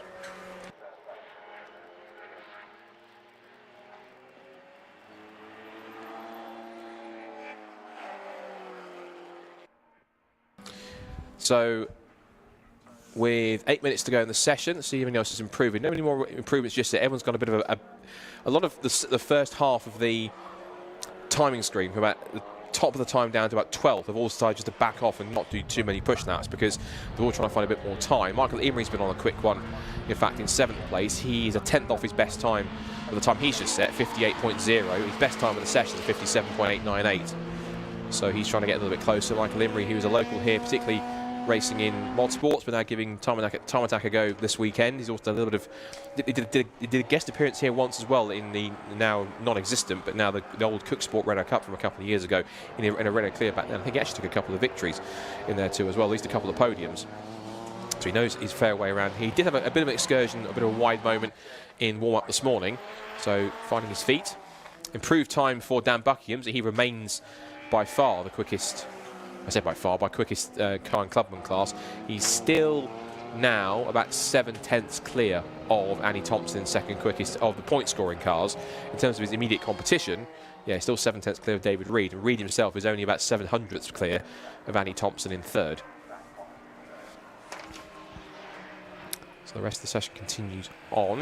In terms of anyone going quicker, Mark Donnelly and Andy York are doing personal best in sector 1. Annie Thompson now on a full personal best in that period. She comes out for the final hairpin. She's currently 9th fastest and third in the clubman class. Can she improve on her time in the Lotus Exige? Across the line she goes. and does improve. Yes, she goes up into 7th place overall and into 2nd overall, in fact, and she now gets to, that is a gap of, what's the gap between this now? Just under 3/10 between herself and Dan Buckingham. So if she can find another 3/10, she will put herself top of the clubman class and gain her an extra couple of points from this Attack 1 session if she can manage it. So still Dean Riley on Classic and Retro. It's still the Forced Induction Pocket Rocket topper is Connor Devine. Clubman class still Dan Buckingham, and naturally aspirated is in Pocket Rocket is still Brian Barker in the Honda Civic from the 213 Renault Clio 172 of Mark Roberts. And then it's Martin Baskovitz in the number 23 Honda Civic that's currently in 3rd quickest in that category, and then Stephen Wilkinson in 334 in the Renault Clio RS. And rounding up the top 5 in that category is Mark Blackburn in car 130, that's the Clio 197. But it's looking pretty close on that side.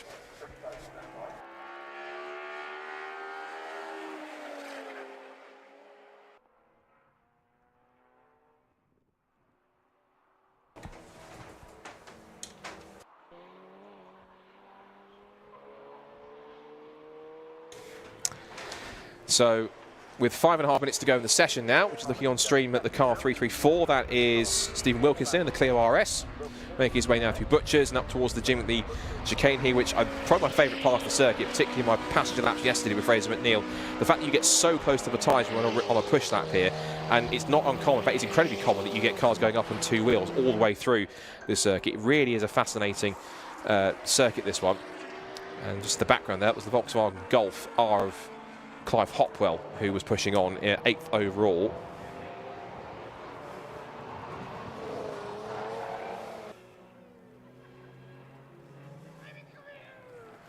Across the line comes Annie Thompson.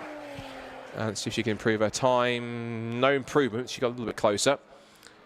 And Dan Buckingham, meanwhile, has just set the fastest first sector in class, I think of the entire session, in fact, 18.147.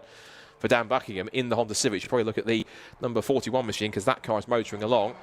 So a purple sector 1 can improve in sector 2. Here he comes. I can see him on stream now. He's coming out of Jim Clark curve up towards Taylor's hairpin on this lap. He's got a little bit of traffic in front. He's got the Peugeot 205 of Andy York just in front of him, and also got Mark Donnelly. So 2 quite quick cars to follow.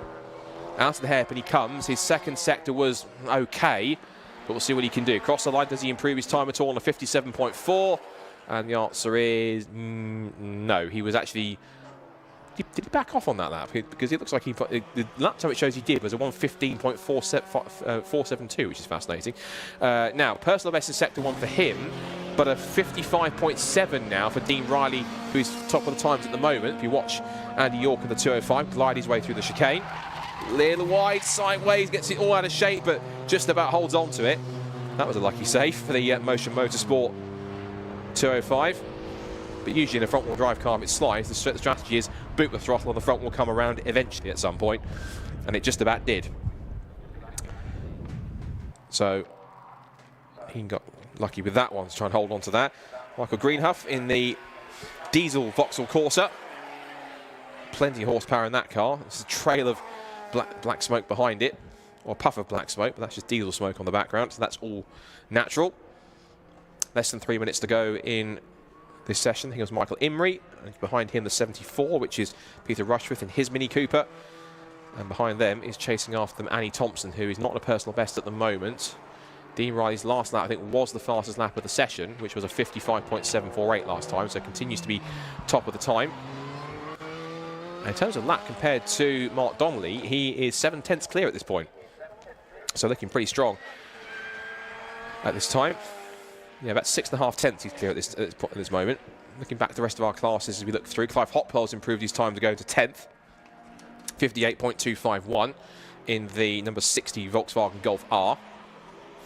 That's I think the youngest car on the field, given that car was built in 2023. And of course, points here are going to be quite important for all 4 of these classes. We'll quickly remind you where they were coming into before this session. Of course, there was a point for each of the drivers who completed warm-up. As across the line comes David Reed, and with a personal best sector 1, was just trying to wind himself up for a better lap. But the Subaru now looking on conform as it sort of just bounced its way a little bit through Duffer's Dip, through Leslie's. Little wide approach, quite missed the apex by quite a margin, in fact, going for the right-hander at McIntyre's and through Butcher's again. How does he ride the curbs at the chicane? Nice and tidy.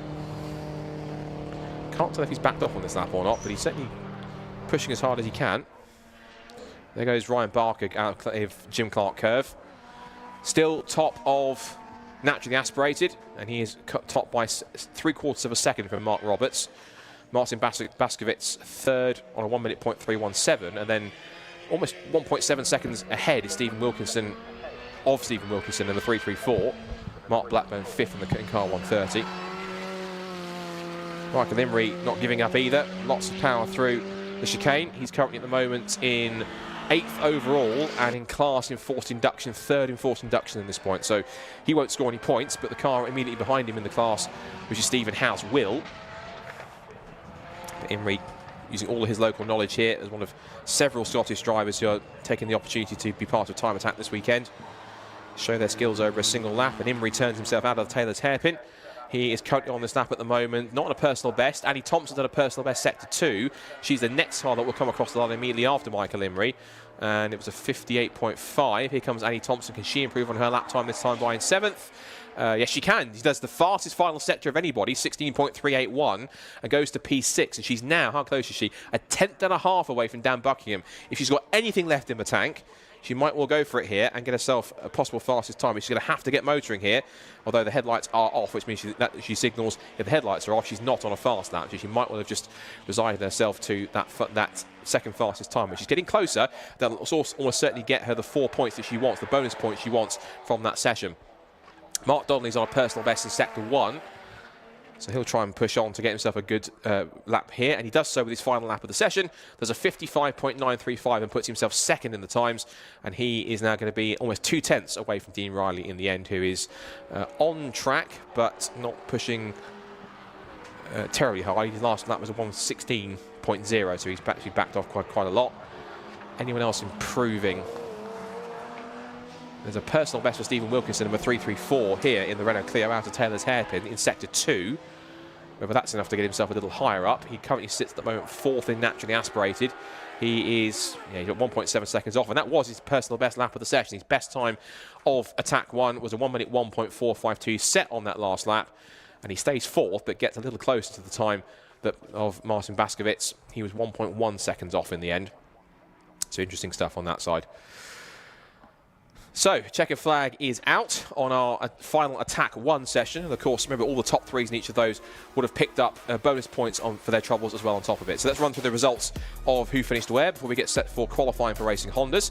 So Dean Riley ends the Attack 1 session for combined for Classic and Retro, Clubman and Pocket Rocket on top with a 55.748. He's also fastest in the Classic and Retro category from his main rival in the championship, Mark Donnelly, on a 55.935 in the Ford Escort. Third, the single round entry for Andy York at the Peugeot 205. He's in 56.351, and that rounds out a Classic and Retro 1-2-3 at the top of the times. Conor Devine tops the Pocket Rocket Force induction category in the single round entry, guesting in number 6 in the Ford Fiesta on a 56.376. Dan Buckingham also heads club class, and he takes the points for that on 57.204 in the Honda Civic. Second is Annie Thompson in the Lotus Exige with a 57.355. Tommy Langley is third fastest in the Pocket Rocket Force induction, but highest of the point scoring cars. He should get the 6 points for being fastest point scorer there with a 57.442. Michael Imrie guesting in the Mini in the single round entry in Pocket Rocket Force induction on a 57.442, and then behind him David Reed, also single round entry in Clubman, 58.103, ends the session 9th. Clive Hopper rounding up the overall top 10 in the number 60 Volkswagen Golf. That was 58.251. But it's Stephen House 11th fastest on 58.327. Ryan Barker tops the Pocket Rocket naturally aspirated class on a 59.114. He's cleared by about 8.5 tenths in fact from Mark Roberts in second place. Then Marcin Baskovits in third, Stephen Wilkinson in fourth. Then Michael Greenhuff in the Diesel Corsa is the last of the Classic and Retro cars in fourth in class. Then Mark Blackburn and Peter Rushforth in the mix as well.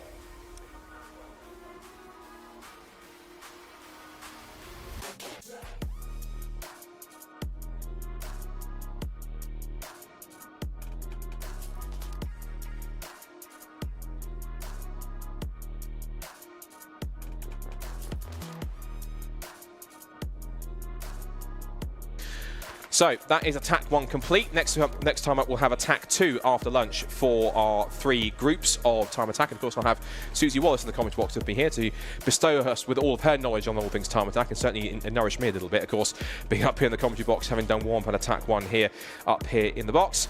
So with the time attack sessions done for the morning and getting towards the afternoon, we're now going to move back to our circuit action for Racing Hondas. With the Racing Hondas Championship, we held practice earlier on. Now the all-important qualifying session with bonus points up for grabs. So stay tuned here at Knockhill on the stream and around the circuit. Time attack takes a break for lunch, but now it's time for Racing Hondas qualifying, coming up next here in Scotland.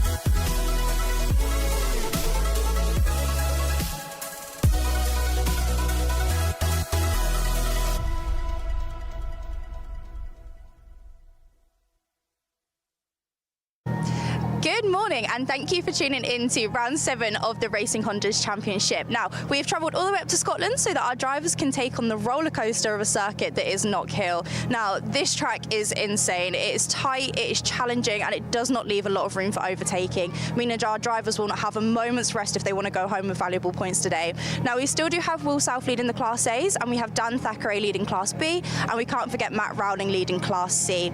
So, make sure you stick around today for a fantastic day of racing.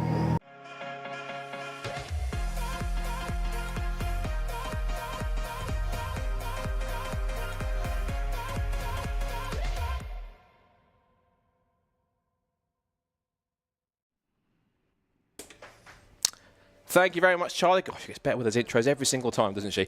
Excellent. Right, Racing Honda's up now for qualifying. 15 minutes of action for our VTEC powered machines, and we're all set to go to see who will set the grid and who will set pole position and get those all-important bonus points in qualifying in the top 5 ahead of our 2 races later on this afternoon. So, green flag is on the session. And first out is going to be, I think, looks like it is Will Self, the championship leader, puts himself at the front of the grid. So, as you mentioned, classes A, B, and C, all settled by power to weight ratio. And the maximum score is going to be the maximum power to weight ratio, and the one is in Class A, where you find cars up to 235 brake horsepower per tonne if they are I think naturally aspirated. I think it's 240 brake horsepower. The 240 brake horsepower if they're naturally aspirated, 235 with their forced induction. Should get that right. I've done it for 7 rounds. But now as we go towards the qualifying session here. Of course, the important thing now is, of course, as we get to the tight end of the championship, it's all about getting those all-important points. You have 240 brake horsepower per tonne for Class A, a maximum of 195 brake horsepower per tonne for Class B, and 176 brake horsepower per tonne for Class C as well. So it's all about the crunch point of a championship now. 2 rounds left to go, 4 races left to run. Of course, the last round at Snetterton, you cannot drop scores. This is the last round they'll be able to use drop scores from. It makes it all important for our class leaders, including the man who leads Class A, Will Self. He's so far taken this season quite an impressive run. He said at the start of the season, I want to win this championship, and given the fact he has won so far 6 races and taken a further 4 podiums, he's certainly going the right way about it. To show what he's been doing and how he's going to get on, how he thinks he's going to get on. How he's going to get on this weekend at Knockhill. He talked to Charlie earlier on the paddock. Let's see what he thought and how he's feeling about his first challenge of Knockhill this weekend.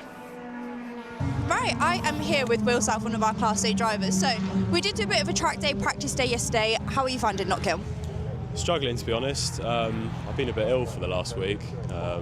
Just getting my excuses in early, but yeah, struggled a bit. Obviously, the Scottish lads know this place like the back of their hand, so I think he was being a bit quiet about what his actual pace was, and he wouldn't let any of us follow him. But I think he's probably half a second quicker, or at least was yesterday. A lot of us were on old tyres because of the sort of tyre situation. It's been a bit shortage, hasn't there? Yeah. I mean, it's all sorted itself out now. But yeah, yesterday a lot of us were trying to use up old tyres, so it's hard to say really what the pace of certain people was. I think we'll be in the top 5 or so, but I don't know whether we'll be fighting at the front today or not. Yeah, no, of course. Obviously, you've got quite a healthy lead at the moment as well. Hoping to hold on to that? Yeah, I mean, ideally. Noises from people sort of saying I could button it up this weekend, but I don't think that'll happen. I've just got to not take any big risks and sort of finish and manage the points gap to some extent to Phil at this point. So yeah, we'll see what happens. I mean, the weather today is going to be interesting. Yeah, definitely. We're looking at it. It's a bit cloudy behind us at the moment. Hopefully the rain holds off, but it's not looking too promising. No, it looks like what's going to happen is it's going to rain for race 1. So the first experience of this track in the wet that 95% of the grid's going to have will be when the lights go out for race 1. So that will be interesting. Yeah, especially because, like I said, turns 1, 2 and 3 are interesting, to say the least. Yeah, they're a bit of an unknown in the dry at the best of times. You sort of just send it in and hope for the best, but in the wet, I'm not sure what that'll be like. So I think try and latch on to the Scottish boys who were here last weekend when it was wet and follow them. Perfect. Well, good luck today. Fingers crossed it all works out. Thank you. Thank Cheers. you. Either Will's House had a sudden turn of pace, or he's a very good liar, because if he said he's struggling, he's not showing it, because his best time in the session so far, 55.979. Where does that put him? Top of the times. So the championship leader clearly trying to put his rubbers off a little bit, and he tucks in right behind the man I think he was second, he was only just ahead of in practice, Bob Barron, who is reveling in this new suspension he has. He's pretty quick around here, and so far in his current quickest times hasn't really set a proper lap time yet. We haven't seen one properly yet from Bob Barron at this point in time, but the early times have come in. Will Self is fastest currently on a 55.979. Up to second has just gone Phil Wright, the 2023 Racing Honda's champion. And as I say that, Will Self is going quicker still. He was on the fastest first set for anybody else. That's been beaten by James Kiff, who was actually at one point yesterday quite quick. Some people were saying he was the quickest man around here. Of course, he's got this new aero package that's coming in the last couple of rounds, which apparently has about 500 kilograms worth of downforce, particularly that huge rear wing on the back he's got on that car. Definitely working overtime to make it work. Will Self now sets a new fastest second sector of the session now to go even faster.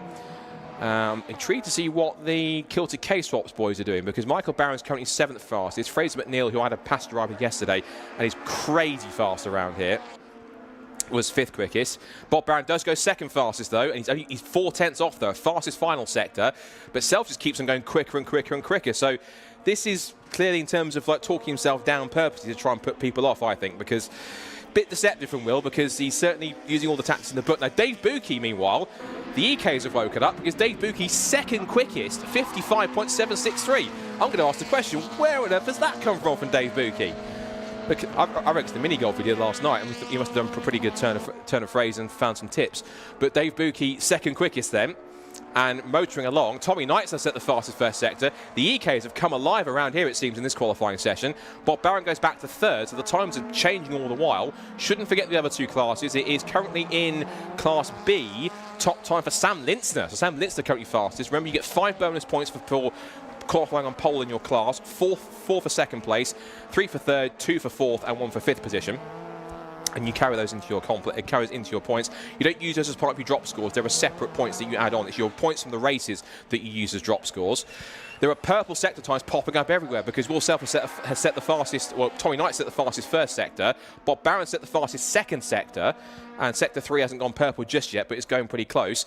The gap between the top two now is exactly 0.2 of a second, 0.200 between Will Self and Bob Barron at the top of the times, and a further 0.2 back to Dave Buki. So it's an all EG Civic front row, an all EK Civic second row, but it's EP3 Civic and DC2 Integra on the 3rd row with Philip Wright and James Kiff.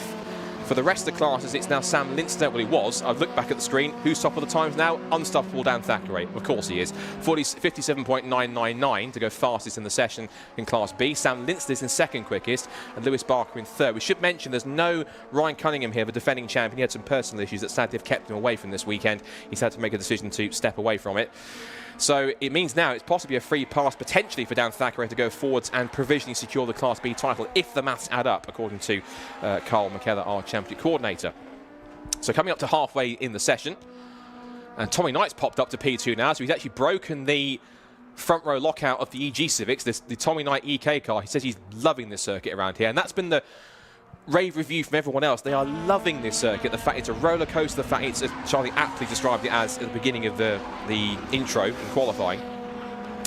It's a roller coaster, it's so fast, but also the drivers are saying you don't get a moment's let up here. Every single corner comes up one after the other. It's such a fast, such a hard attacking, flowing circuit. You really have to be on your toes and be on focus for the 100% of a lap. As soon as you complete one lap, you're on to the next one, and the next, and the next. You don't get a minute's let up, and you end up doing 20, 30, even 40 laps at once because you're just in such a rhythm. Now, top of the times in a rhythm right now is Bob Barron using that local knowledge and his new suspension to full effect. He goes fastest, 55.273. So top of the times now for Bob Barron, the local hit favourite, going to the top. Dare I predict he could be in the hunt for his first victory this weekend? As we've got a car off the road. That's Fraser McNeil off the road. That's the other Kilty K-Swaps car.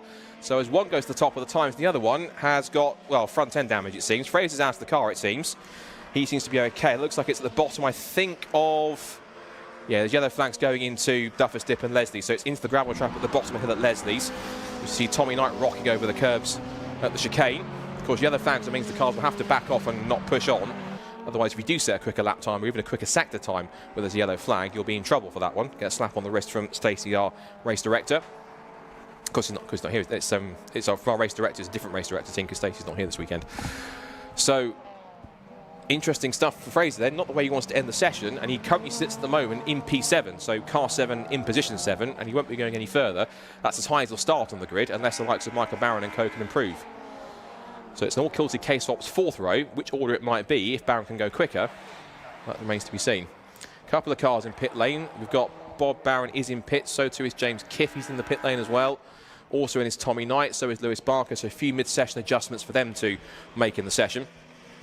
And just after Fraser got off, he just set his personal best time of the session, 58.675. So clearly trying to find more time. And just looks like he lost a little bit going through Duffer's Dip and then got it sideways and off the road he went. And I think going through the gravel might have just damaged the front splitter a little bit and the front bumper.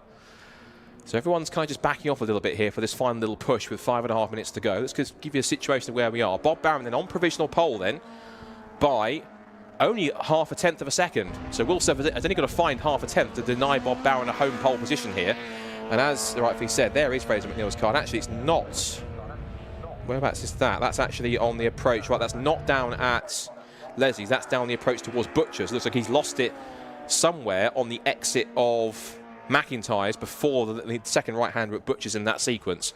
So he's off the road, quite far off the road. It's kind of pretty high-speed part of the course there as you go through, particularly in a Class A car. Will Self on another push lap.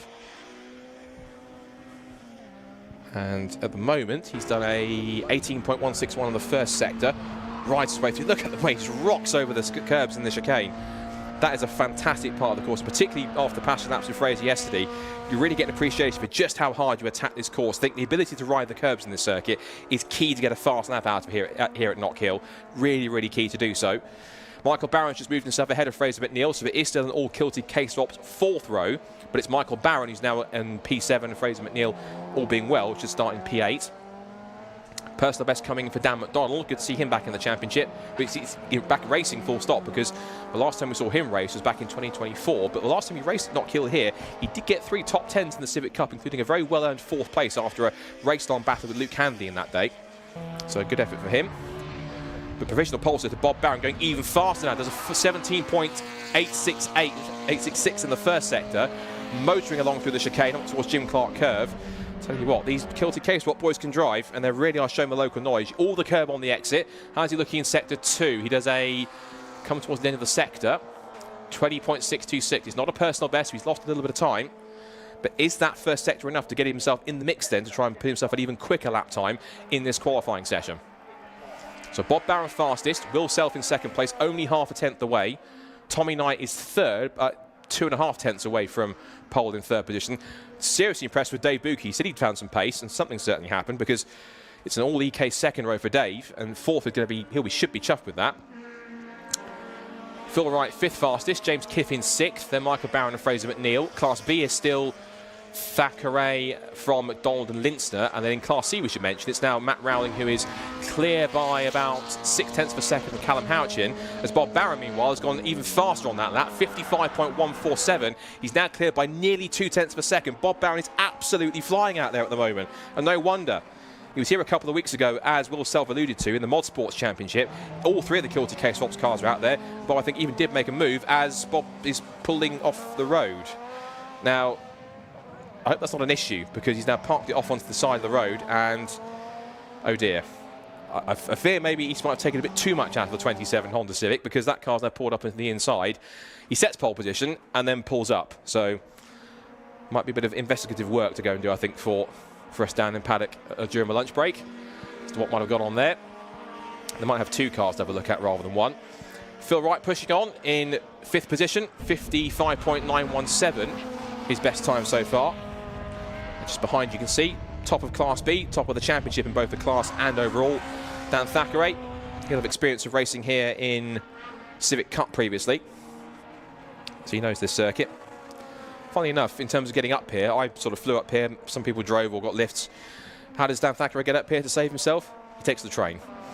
That says it all, doesn't it? Even this for preparation to kind of keep himself as fit and in preparation as possible, doesn't have to drive or even take a flight. Each to their own. Anyway, it's now 1 minute 40 left on the clock. More personal best coming in. Michael Barron has done a 56.080. He's a fraction away from getting himself into P6 and the 3rd row of the grid to nudge James Kiff down a row in the Honda Integra. There's more personal best coming in for Duncan Holloway, who is now at the moment in 6th in class. He's currently on the 8th row of the grid alongside Class C pole sitter Matt Rowling. There goes Holloway. Good to see him back out after he had an incident at Brands Hatch when he was avoiding Luke Krassuspenny going off the road into Paddock Hill Bend, and because of that got sideways and ended up on his side. He was fine, car was fine, went back out for the next race, but a bit of a moment when you see a Honda Civic just gently roll onto its side out of random when you don't really expect it. James Kiff trying to push on. This is his first season of car racing, is James. Hence the rookie cross on the back, the yellow square with the black cross. He's been a former bike racer, enjoying getting into cars, and actually been super impressive in this championship since he joined back in June at Brands Hatch. And he was on pole position from the reverse grid, the draw after race 1, and could have been a factor in race number 2, but a tangle between him and Tommy Knight into turn 1, which was deemed a racing incident, so all well, they've all kissed and made up after it. Meant that we lost the potential to see what he could have done in that race, but James, even so, is going to keep on pushing on if he can. He's done a personal best, I think, in sector 3 on that last lap. Across the line comes the Integra with 12 seconds left on the clock, so he'll get one more chance to go. Up to P4 he goes, 55.675. So he's done better. He's now managed to leapfrog himself ahead of both Phil Wright and Dave Bucke. So that now demotes Dave Bucke back to the 3rd row alongside Phil Wright. And of course, this aero package they brought in for Alton Park has been working overtime. They tested it at Castle Coombe before the Alton round. Saw that it was hitting the sweet spot. Just almost flicks the belt for the tyre stack as he goes through the first part of the Black Circle chicane. And back in through Jim Clark curve they'll go. Nice and tidy, nice and neat, riding the curves beautifully. Let's see what James Kiff can do here. Checker flag is out on the session. And I think Will Surf might have given up on his pursuit of pole position unless he's pushing on this last lap. I can't see him possibly beating Bob's time. I don't know if we'll be able to speak to Bob, whether he's going to get back to the circuit across the track or not to speak to Charlie, but if he can run across and we can tempt him, we'll have to wait and see. Up to the line comes James Kiff, currently 4th fastest. Can he improve on 55.675? The answer is no, 56.0 on his last lap, but he goes 4th. So therefore, he'll start on the 2nd row of the grid alongside Tommy Knight in the end. Checker flag goes out for the rest of our field. Dan Thackeray, Michael Barron, and co across the line to complete their session. And a crucial one. So impressive stuff from the Hondas once again. Track temperature getting a little warmer now, 12.6 degrees now, so it's a little warmer out there, but still not as warm as it definitely could be. So a fascinating qualifying session, and even though he wasn't fully running at the end of it, had to park up, he managed to make the car work when it was working and put himself on pole using the local knowledge. Bob Barron doing himself justice. Now the question's got to be, now he's taken pole position, is he going to be able to convert that into a first victory? And can he hold off Will Self? Because those two cars are very evenly matched at the front. And the EG Civics certainly are very, very suited to this tight and twisty Knockhill circuit. And I wonder if it's going to be quite a fascinating spectacle for all involved to watch. It certainly should be. At least on paper it will. So the Hondas make their way into pit lane. They'll head back round to Parc Fermé. And once they're out there, we'll be able to get, if we can get him across, Bob, but also as well, Dan Thackeray and Matt Rowling to have a chat to Charlie in front of a Lucas Oil board in a few moments' time. And then once we've done that, we'll be going straight into the lunch break. For those who are watching around the circuit, we will have a bit of a street car demonstration, but courtesy of Motorsport UK here, so be sure to watch out for that. I think you'll have Duncan Vincent here to guide you through that as well on the microphone a little bit later on. So results from qualifying for Racing Hondas ahead of round 13 this afternoon here at Knockhill. And on local ground, it's Bob Barron who takes pole position with a 55.147. The car wasn't running at the end, but we'll see if we can get him on to the grid for race 1 later on. But pole position for Barron by what was about a tenth, nearly 2/10 of a second from championship leader in Class A, Will Self. He's on a 55.325. Third fastest for Tommy Knight. Impressive effort for him to go third quickest, 55.503. Then James Kiff, fourth quickest, also looking good in the Integra. He'll start on the second row of the grid on a 55.675. Then it's Dave Buki, another impressive effort from him to go P5 in the EK Civic on a 55.763. He'll be alongside Philip Wright on the third row of the grid with a 55.917. Michael Barron, the guest entry, brother of Bob, will start 7th. He'll be on a 56.080. He's alongside Fraser McNeil in 8th, who was off the road after he dropped it into the gravel at Butcher's Corner on the outside. And then in 9th on the grid, it'll be the Class B pole for Unstoppable Dan Thackeray with a 57.805, followed by Daniel McDonald. Good effort to see him back in his first car race out in a year and puts it on the front row in Class B. Next, Sam Linster is 11th from Lewis Barker in 12th. Harry Greenhill makes his comeback to start 13th alongside Luke Rasmussen and Owen Diver. And then Duncan Holloway, who had a trip in the gravel and will practice earlier on. Then Matt Rowling, who tops Class C with a 1 minute .793, ahead of Callum Houchin. And right at the back, we didn't really see him in the session, Spencer Fortag with problems. I think he will start at the back of the grid with a 1 minute 6.687 in his FN2 Civic. And there's a bit of a spread of 11 seconds covering the entire 19 car field in the end.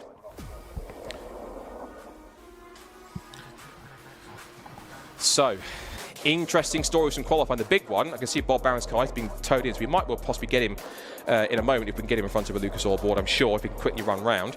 But Bob Barron then takes the 5 bonus points and the pole position at home. This could be pretty fascinating. If that Kilty K-Swaps car is able to be easily fixed, I'm certain he'll be in the shout for this one. He has been in leading attention before. I remember him back at Cadwell Park at his first event. He was leading for half the race on the partial reverse grid, then lost the rear and dropped it. But he has now got a better suspension setup and a rear wing. So as far as I'm concerned, he ain't got any excuse to lose the rear end this time, I don't think. So Bob Barron could possibly get a home victory, and it'll be his first victory in Racing Hondas if he can manage it. Let's hope I'm not hyping it up and it's a commentator's curse. Will Self, meanwhile, front row of the grid start for him.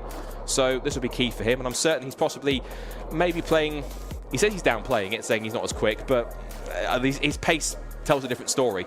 He did this at Alton Park, where even he was on meeting old tyres, even at Brands Hatch, where he didn't really like it at Brands Hatch, and his tyres were meeting old, still took a victory in race 1 and was in contention for race 2, had he managed to get past Phil Wright in the end as well. Tommy Knight, who's on a high after his first victory at Brands Hatch, third quickest for him. So that's a good effort for Tommy, and he'll be impressed with that with the EK Civic. James Kiff looking well. The aero package is looking like it's pretty well suited to Knockhill. 4th fastest with his best effort. Dave Buki was up there third quickest at one point. He should be mega chuffed with that, because getting himself onto the third row ahead of Phil Wright will be a big achievement. Of course, you've got Michael Barron and Fraser McNeil, who, all being well, will make up the 4th row to the Kilty K-Swaps pair, with Bob topping Class A. Dan Thackeray, of course, gets the extra 5 bonus points for pole position in Class B and continues to be literally unstoppable. Dan McDonald, though, very impressive for him. Guest entry, so no point scoring for him, but his first race out of the year back with Ben Sharp Racing. He's been a former esports racer in the Porsche Championship, and then he's been doing Civic Cup for about 3 years. He started with Dave Buki's Kinetic team, then moved to Ben Sharp Racing in 2023, did about a season and a half with them. Now he's back with Ben Sharp Racing for his first outing. Then Sam Linster up there. He was fastest at one point early in the session, but has to get himself into 3rd. So I think he might actually get the points for 2nd and fastest in qualifying, I'm guessing. So you might get 4 bonus points for that. A good effort for Lewis Barker as well. 4th in qualifying for Class B. Harry Greenhill on his return, a P5 also as well. So good effort for them to make it happen. And in terms of Class C, it's still Matt Rowling and Callum Houchin. So those two going back and forth. The gap between them in qualifying was about just about 6/10 of a second, so Matt still has the advantage in there, and of course he's getting one step closer to potentially getting himself into the mix for holding the Class C title. And remember, this is the last round that drivers can use to drop scores, because at Snetterton, the last 2 races, whatever happens in those races, win, DNF, any points that go with it, you can't drop it. No drop scores from the final round, which means this is the last chance you can really slip up, if you like, if you get to that point, particularly in a championship fight where you can gain points back if you need it. So very, very important to do so. Just being told, I think we're going to start roughly a little bit ahead of schedule this afternoon, from what I've been told. So keep an eye out for that when we get action back underway. The timing is set to be our Attack 2 coming up as our first sessions after lunch. Quickly run you through what the afternoon schedule looks like. We're going into a lunch break now. We're holding roughly around about, we're hearing about roughly 20 minutes, I'm guessing, ahead of schedule is what I'm hearing. So should be around about roughly, I think, possibly about 10 past 1. So be sure for that one if we are going forward. If that does change, we'll try and let you know. But the schedule for the afternoon is the Attack 2 sessions for Club Pro, Pro and Pro Extreme, then Club 2-wheel drive and Club 4-wheel drive, then Classic and Retro, Club and Pocket Rocket, then our first Racing Hondas race, and then we do it all over again. Super Attack for Club Pro, Pro and Pro Extreme, Club 2 and 2-wheel drive and 4-wheel drive, Classic Retro, Club and a Pocket Rocket, and we finish the day's action at scheduled around about 5 o'clock for race 2. We have the partially reversed grid, and there is apparently a threat of rain in the air. That could be very, very interesting indeed, particularly with the partially reversed grid. And the partially reversed grid for race 2 is always entertaining and fascinating. I cannot wait for that. Particularly, there's a bit of precipitation in the air. That could really spice things up this late in the championship. Could be an absolute cracker. So lunch break is pretty much in process. We are getting a bit of a Motorsport UK street car demonstration for those around the circuit if you're watching. So be sure to get around near the, I think it's around near Taylor's Hairpin, that little loop around there if you want to come and watch it. But apart from that, it should be good to see that one. So let's head down to the Lucas Oil board with Charlie Harmon to have a chat with our top pole position setters for classes A, B and C for qualifying at round 13 for Racing Hondas here at Knockhill. Right, we are here fresh off of qualifying. Now, Bob Burren did actually take pole position in Class A. However, he is still somewhere on the track, so hopefully we'll be able to catch up with him after race 1. However, I'm going to bring Dan over now, who did get pole position in Class B. How was that for you? Yeah, it was good. I mean, I wasn't sure I had it because I lost my fastest lap. A little bit of track limits was a bit unfortunate. First time I've hit them all weekend. I happened to do it when it matters. But my second fastest lap was good enough, luckily. And yeah, we lost a bit at the start of the session with the yellow flags and stuff, so we didn't really get into a good rhythm till halfway through, but had enough. Yeah, no, definitely. Obviously, you're very tight for points with this. This round could be the definitive one for the championship. How are you feeling heading into race 1? Obviously, fingers crossed you always get them points. Yeah, that's what everyone keeps saying, but that's not something I really worry about. Yeah. There's still 4 races to go, and as it always does, a lot can change, so I'm just going to race it like normal and try and win, basically. No, absolutely. And obviously we haven't got Ryan here with us today. Obviously it works hopefully in your favour. Good job, not good job. Yeah, it's a shame you couldn't make it this weekend. You know where he would have been right with me, yep. That's for sure. So it makes things a little bit easier, but you know the guys behind are fast as well, so I mean the grid here is pretty close. I haven't actually seen the times, but I know they won't be far off, so it's going to be a tight race. It is, and it's a very tight track as well. It's very intense. It's very intense, yeah. It's very bumpy, lots of ups and downs, and if you make a mistake here, it does actually harm you quite a lot because it sets you out of rhythm for a good 2 or 3 corners. So no mistakes, hopefully, no track limits, and hopefully a good start, as always. Oh, amazing. Well, good luck for race 1. Thank you so much. Right, we're going to grab Matt over now, who is our Class C pole position. Matt, how was that for you? Yeah, really enjoyed it. Yeah, really mega circuit. Could be a new favourite for me, so yeah, really enjoyed it. Yeah, lucky enough to get a lap in before cars started entering gravel traps, and yeah, unfortunately, hope everybody's all right. Yeah. But yeah, no, really good. Really enjoyed it.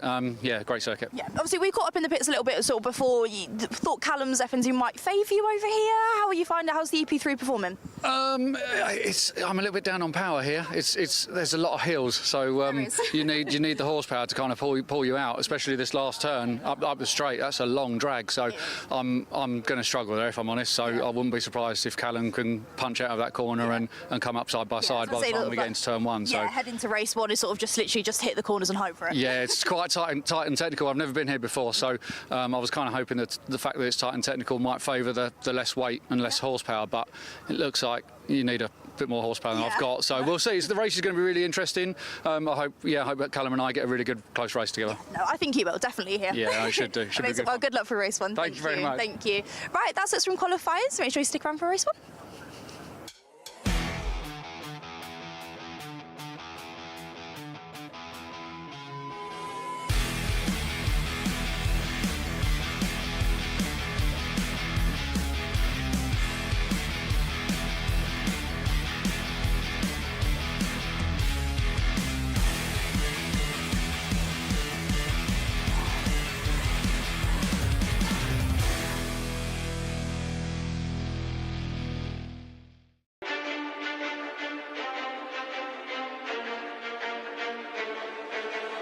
Motegi Racing was conceived with one mission in mind: performance. Each wheel is over-engineered to ensure industry-leading strength, lightweight design, and seamless connection to your unique style. From our storied past in motorsports to our stylistic contributions to the aftermarket culture, One thing remains: Motegi Racing is built for enthusiasts.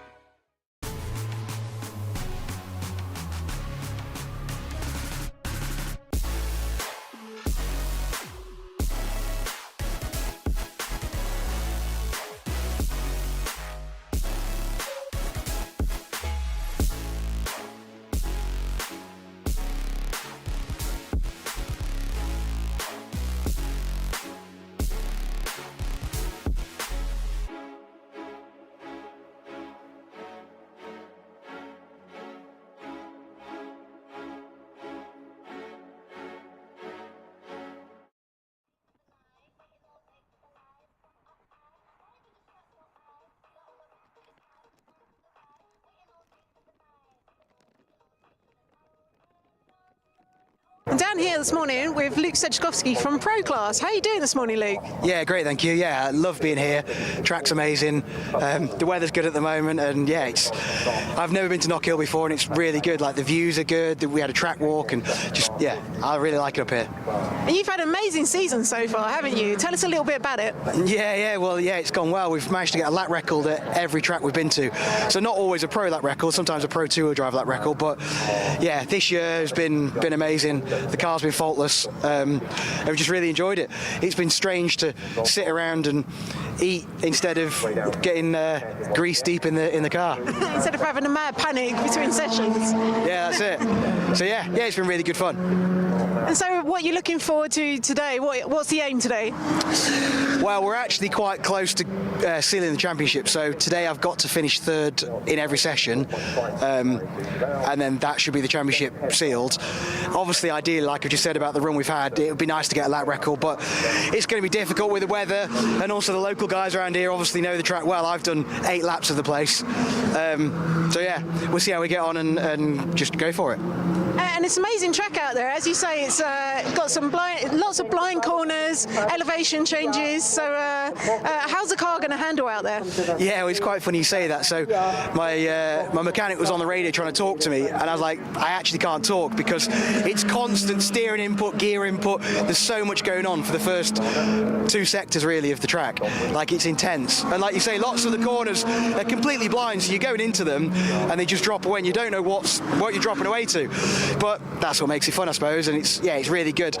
Obviously, you then get a bit of a breather when you get onto the back straight because it's got a slight kink in it, but it's a straight really. So yeah, it's a good fun track. Obviously, traffic's going to be a big issue here, so just hopefully everyone's aware of that, and it's the same situation for everyone, so we can all give and take a little bit, hopefully.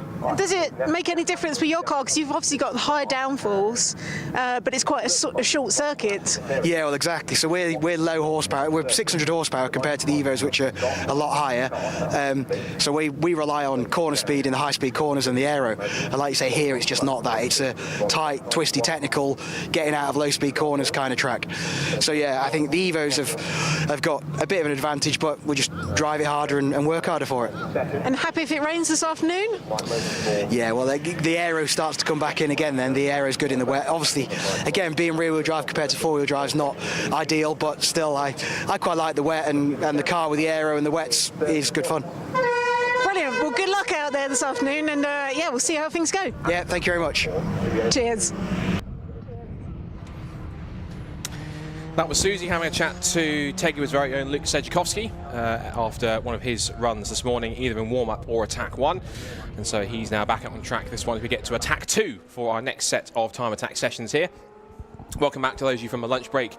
20 minutes early, we're running a little bit ahead of schedule, so we are 20 minutes ahead. So we are now getting to this first session after lunch now for Club Pro, Pro and for Pro Extreme. This is for our fastest cars that you'll see out on time attack and indeed at all this weekend out on circuit. And so the first couple of laps being laid down here at Knockhill. Once again, Scott Woodward's here to guide you through all of the action. Once again, if you're watching the time attack coverage and wondering where your regular commentator is, Alexi, just another shout out to him. He sadly is unwell this weekend, wasn't able to make the trip to Knockhill. So, of course, wishing him a speedy recovery and fingers crossed he is back with us for our season finale at Snetterton, where if some haven't been crowned already this weekend, we get him to see some more champions crowned in time attack. And possibly, this could be one of them. Luke Sedjakowski said he could be potentially on course wrapping up the championship. But you could see just how much he's pushing as he turns out through Duffer's Dip, to the bottom of Leslie's, named after the late, great David Leslie. Now through McIntyre's, back into the Black Tie Circle chicane. I have to say, I'm super glad that this car is here this weekend at Knockhill. I'm pretty certain that Luke couldn't really miss it anyway, given the fact that he's in contention for the Pro Class title.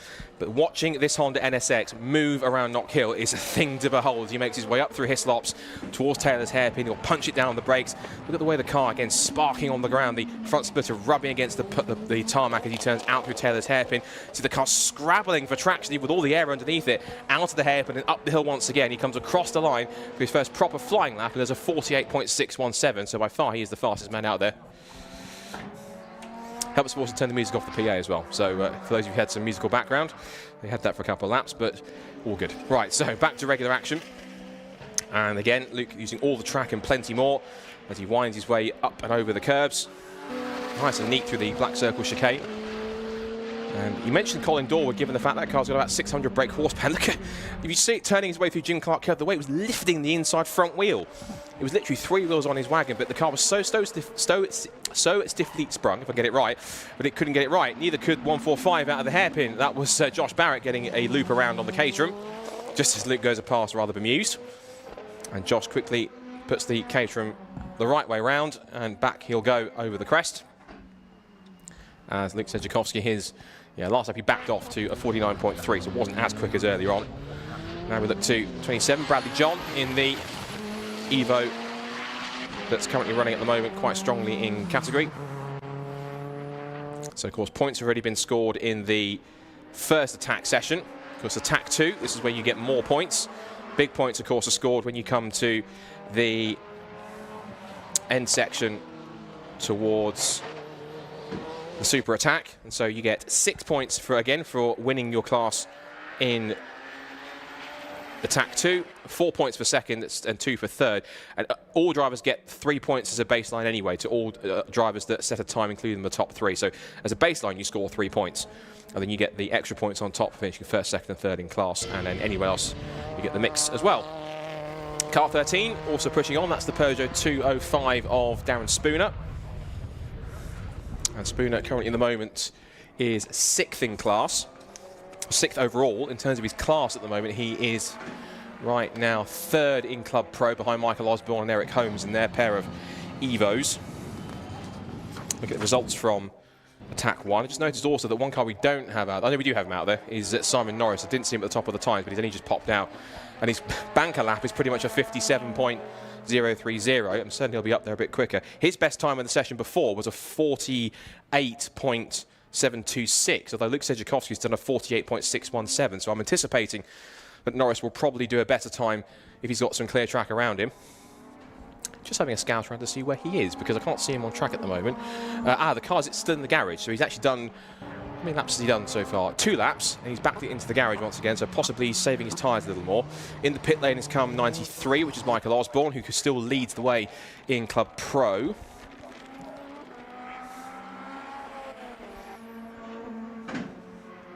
Across the line they go. Goes Josh Barrett, keeping his caterham facing the right way this time, rather than looping around at the hairpin. Josh Barrett 6th overall right now, and currently sat at the moment in 4th in Pro Class, behind Sejikowski, Dorwood and John.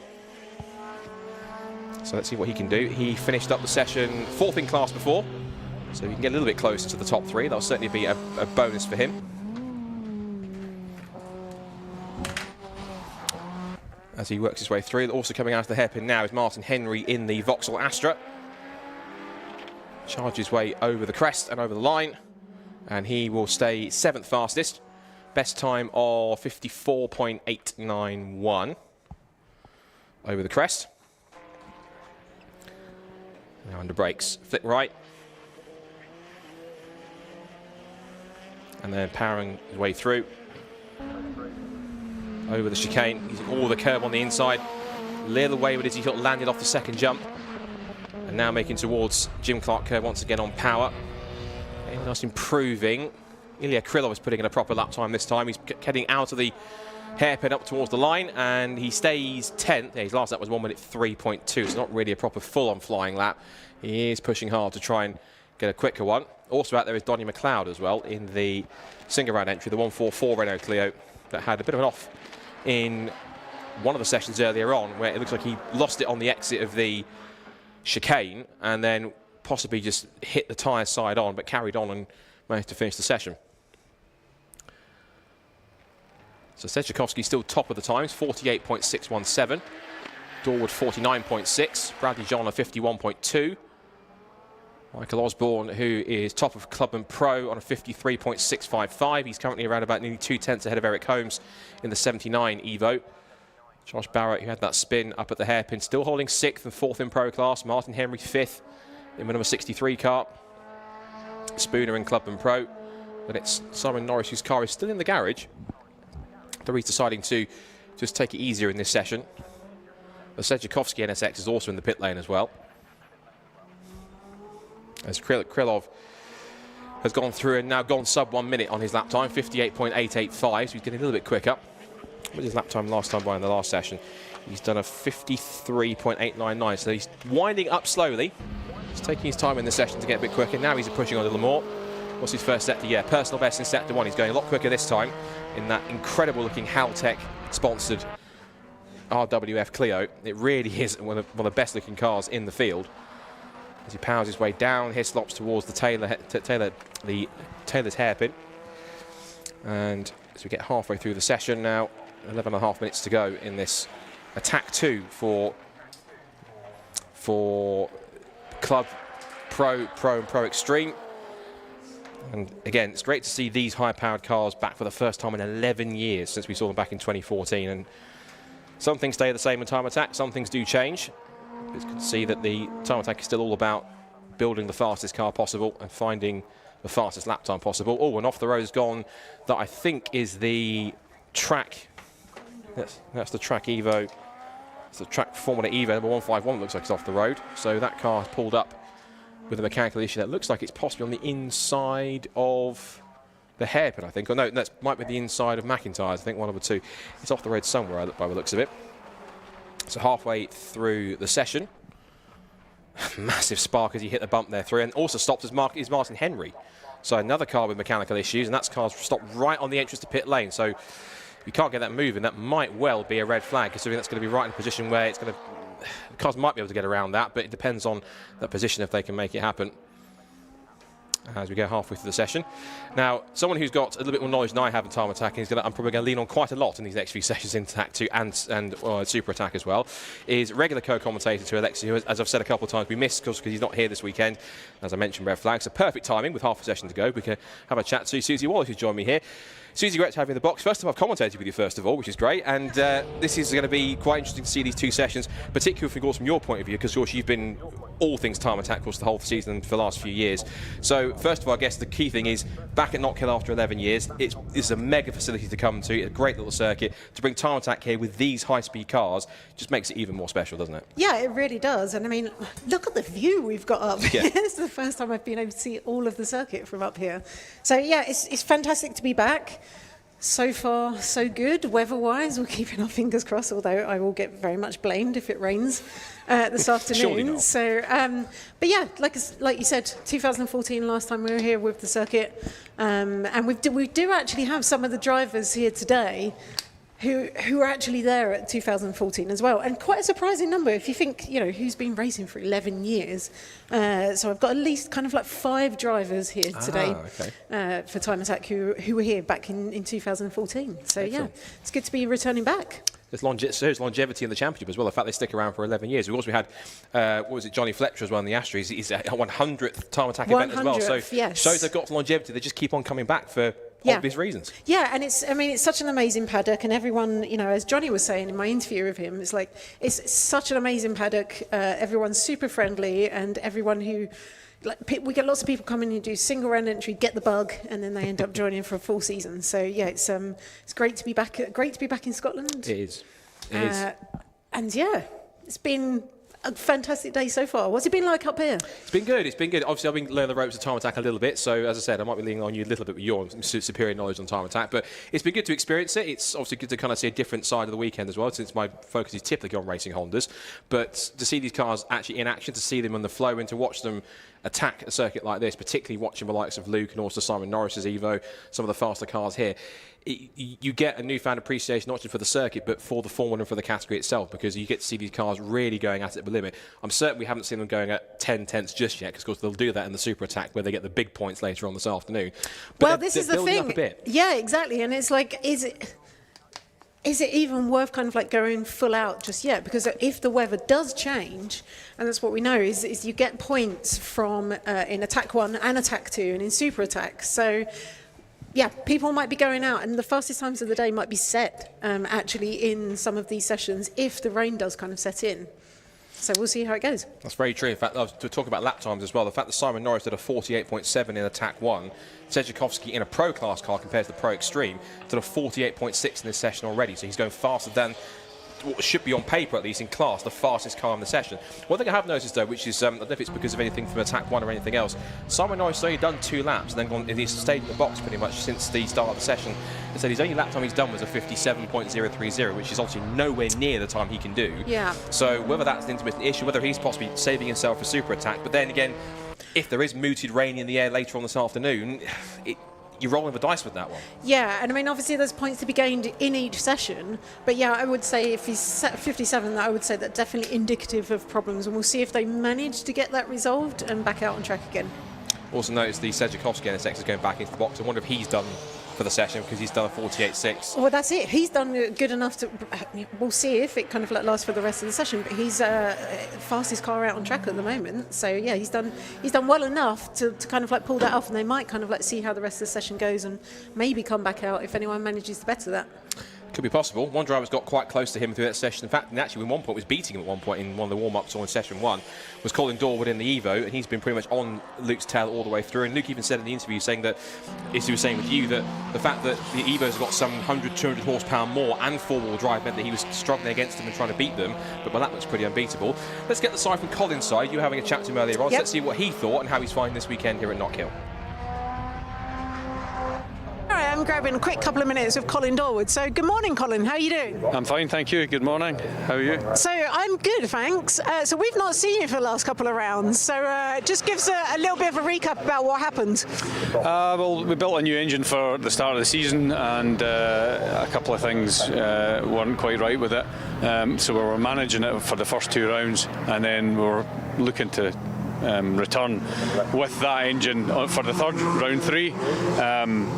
But then we looked a bit further into the engine and some oil sampling and stuff, and we decided that it wasn't worth risking everything else. So scurried around and ended up borrowing my old engine that I'd sold to a friend, and we run that at one of the events, which was quite successful. And then when we went to the next again round, I'm sure it was, I had some throttle body issues, and the shifts weren't great, and me being me, I was told not to continue, but I ended up continuing because, you know, the car gives you so much, it's such a good feeling, even when there's little things wrong, you just want to eke it out, almost like revving out the problem. I mean, a lot of people will understand what I mean by that. If it's misfiring, you try and rev it out. So, and anyways, I ended up snapping a camshaft and breaking rockers and all sorts of stuff because the shift cuts were wrong and the throttle body was doing something it shouldn't have been doing, and the engine was basically dead stopping, and then the inertia, basically we thought we'd snapped a crank. And anyways, long story short, I'd had enough, and I thought I'm not going to continue with the season. And then I missed 2 rounds at that particular point, and we were working to come back for the third because I could afford to drop the 2 rounds. And a really good friend of mine, Clive Walpole, he does my transmissions. He had an engine built, and he kindly lent us it to get back to my home circuit. So that, not quite to make the other, the last round. We were pushing for it, but we just didn't want to rush anything again.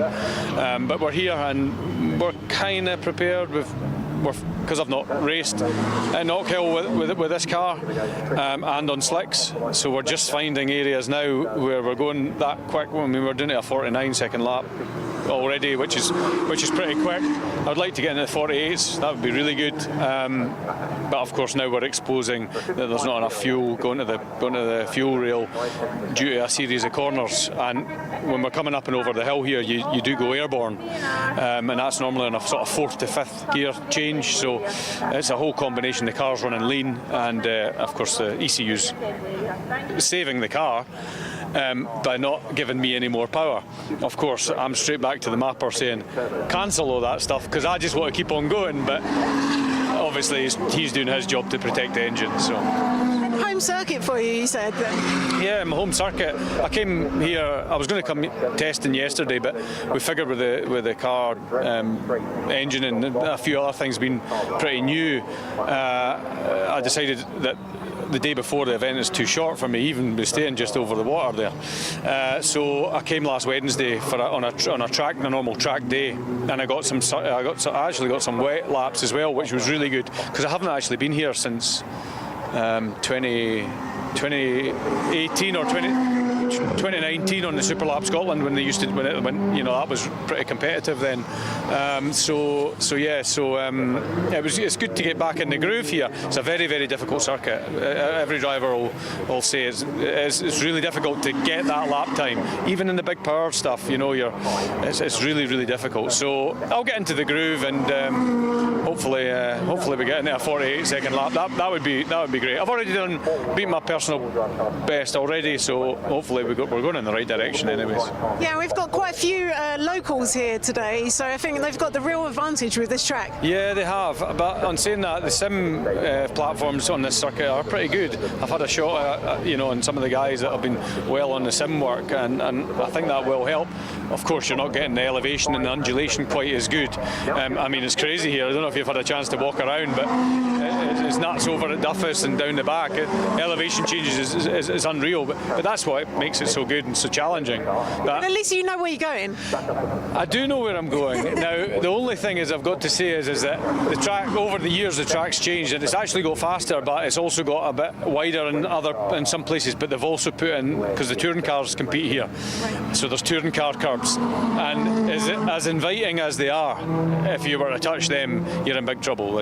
So one, for the track limits, but 2, you're going to damage something because it will pop you up on the 2 wheels big time. So, but yeah. Well, fingers crossed then. Hopefully this afternoon goes smoothly for you. Yeah, I mean, I've got my family here, and loads of guys have come that, you know, always say they'll come to an event, so they're here today as well. I wished it was a bigger event, but I understand the logistics as well with Time Attack coming here, and, you know, a bit of a trial or whatever to get back into Knockhill. But if the show was here, I think it would really, you know, make the place shine with the drifting and all that sort of stuff that folk like to see. But maybe a double header next year here, because we do reverse direction here as well, which is awesome, really awesome. Actually quicker in reverse, but that's only because I've been coming here when I was 17 and I've got bad habits going clockwise.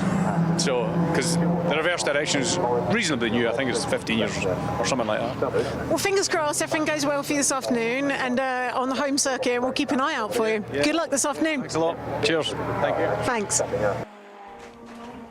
So Colin Dorwood there, plenty to say in your interview there with him, which was excellent to say on that one. So he's in, at the moment, currently sat at the time second fastest, and he's trying to get edge closer to Luke Sedgwickowski, but it looks so, particularly in this session, that Luke has just, as they say, just turned the wick up a little bit more, and now he's currently a second ahead. So while Colin was pretty close, maybe that was just Luke teasing him a bit and saying, right, now I can just wind up everything on the NSX, here's the pace, now you deal with it. Yeah, and Luke's been fortunate enough to be able to spend the rest of the session in the pits. And pretty much. He's bagged that lap in, so, and that's what it's all about, just getting that one perfect lap. It doesn't matter if it's the beginning of the session, if that's good enough, then that's all you have to do really, is just turn that, and then you can save the car for the later sessions. Absolutely. Of course, he's going to be saving it for Super Attack later on, of course, which means he'll be going for the big points in Pro Class, and I'm certain almost, when it comes to it, probably another lap record as well, because he has been doing quite a lot of that this season, just basically just bagging lap records left, right and centre.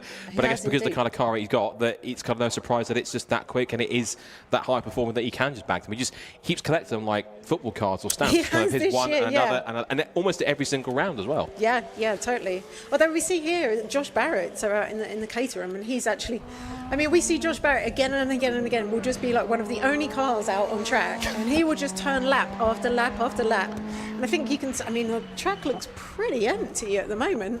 But Josh, just in that Caterham, will just kind of like I say, just go out for the full 20-minute session and just be able to run hot lap after hot lap. Whereas, you know, when we're in this pro class, you've got such highly tuned cars, and actually you cannot run them for 20 minutes at a time, kind of full chat. Oh, a big slide there from Josh. He's listening. Really pushing on. But I mean, Josh very much will be trying to get his good laps in while the weather's still on his side, because he's going to get very damp if the rain does set in. He has already made one mistake, because just before you got here back to the commentary box, he did have a bit of a spin up at the tail of his hairpin, which kind of looped it around, and in front of a rather bemused Luke Sedgwickowski, came past seconds later, must have looked past and gone, it's not that way, mate. It's not the reverse grid. It's not the reverse layout. But even so, it's one thing I noticed about that car. I have seen it a couple of times this season, but I said this yesterday when I was observing it. Yesterday I was here. I'd be twitching at Jim Clark curve. Yeah. I didn't think occasional 620R needed more grip or more kind of performance, and yet he's managed to find some more with literal or Formula-style front and rear wing package, and it's quite extraordinary. I think I've only seen that in literally, like, I don't know, Forza or a video game where you stick a front switch and a rear wing on it, or you think going really far back now, Shift 2 Unleashed, where you can make the car a works car, and that's exactly what he did with a Caterham. He literally stuck a front and a rear wing on it and made it. So I can't believe you said Shift 2. I worked there you on go. that game. Yes, of course. Yeah, when you had the works packages, and I'm pretty certain with the Caterham one, it was you put the full works one. We went 100% works. I'm going geeky anarchy, and I don't apologise for it. it stuck a rear wing and a front split and a proper front wing on this Caterham. And just thought, that's just extreme to another level in terms of a Caterham. It's light enough anyway. Josh can't do any more lapping now because we've had to put checker flag on the session, and it is now over. So the session is done, and it is Luke Sedgwickowski in Suzuki in the Honda NSX, who takes the fastest time, 48.617, a second clear of Colin Dorwood in the Evo, second quickest in car 151. Third quickest another Evo, Bradley John on 50.618, and Josh Barrett did get his laps in, putting a 52.261 to go fourth in Pro Class. So Pro Class cars first to fourth. Michael Osborne is the top of Club and Pros. He gets the 6 points for that class, ahead of Eric Holmes and his Evo, and Ilya Krylov couldn't quite get the same sort of time he got in TAC 1 earlier on, but third place in Club and Pros, he gets the 2 points for that. Martin Henry in Pro Class and his Vauxhall stopped on the approach into the pit lane entry, so he was only able to get 8th. Darren Spooner in car 13, 9th quickest in Club and Pro. Then Simon Norris, we didn't really see anything in the session, didn't really set a proper time of 57.030. We anticipate he's probably saving it for Super Attack unless there is a problem with the number 9 Evo. And the only car we didn't really get a proper time from, well, I suppose we did, in a way, was Donny McLeod in the Renault Clio 144, the single round entry, 57.789. So 11 cars took to the track. Fastest time of the session, 48.617. So that's one Attack 2 session done. 2 more still to go. We've got Club 2-wheel drive and 4-wheel drive to come. Now we've completed that one. Moving to this next session, which tends to be kind of one of the most popular ones, given it's the most popular class, Club and 2 4-wheel drive. What do we anticipate here in terms of better lap times compared to what we've seen, you think, this morning? I am the wrong person to ask about lap times. I've not seen any of the action yet this morning, but I know we've already dropped a few people. So we've dropped Luke Hayporn, I think, in that first session in the Astra. Yeah. I do believe he had a fire. Actually, yes. So yes, I believe it was just down here at the exit of. You can still see the quick dry cement dust line where they put it down where he pulled up. He pulled up, he had a smoky engine fire or something that happened, exiting Jim Clark curve, and we haven't seen his car since. Yeah, so I believe it was pushing some oil out, and some of that got onto the manifold, and then that caused the fire. So, and obviously that was really early on. That was in the first session of the day, which is obviously not how you want to start the day. And Luke's had rotten luck this year. He's really kind of like we actually saw at Brands Hatch, really eventful round for a lot of people. But actually at Brands Hatch, one of his lower suspension arms snapped. We actually saw him come off the track in that. So he seemed in remarkably good spirits when I saw him earlier on. But unfortunately, that will be it for him for the day. He won't be back out on track. So going to have a few less cars out in Club 4-wheel drive, in Club class. Yeah, interesting stuff. So we'll have to see what he can do. Because he's third in the championship, is Luke Capon coming to the weekend. He was 12 points behind Johnny Fletcher, who, as you mentioned, is celebrating his 100th appearance in Time Attack this weekend. I got a bit of a round of applause in the driver's briefing this morning when I was sat in there, because Andy managed to point it out and gave him his flowers for that. And you caught up with him earlier on to see how he's finding his 100th appearance and everything else in the championship. Second in points in Club 2-wheel drive. So let's throw to that and see what he thought. So I'm just here catching a couple of quick minutes with Johnny Fletcher, the one and only Johnny Fletcher. How are you doing this morning? I'm doing all right so far, learning a new track even though I've been here twice. Been fun. That's not that new then. It's not new, but it were 11 years ago and I can't really remember it. So, so you were here in 2014 then? 2012 and 2014.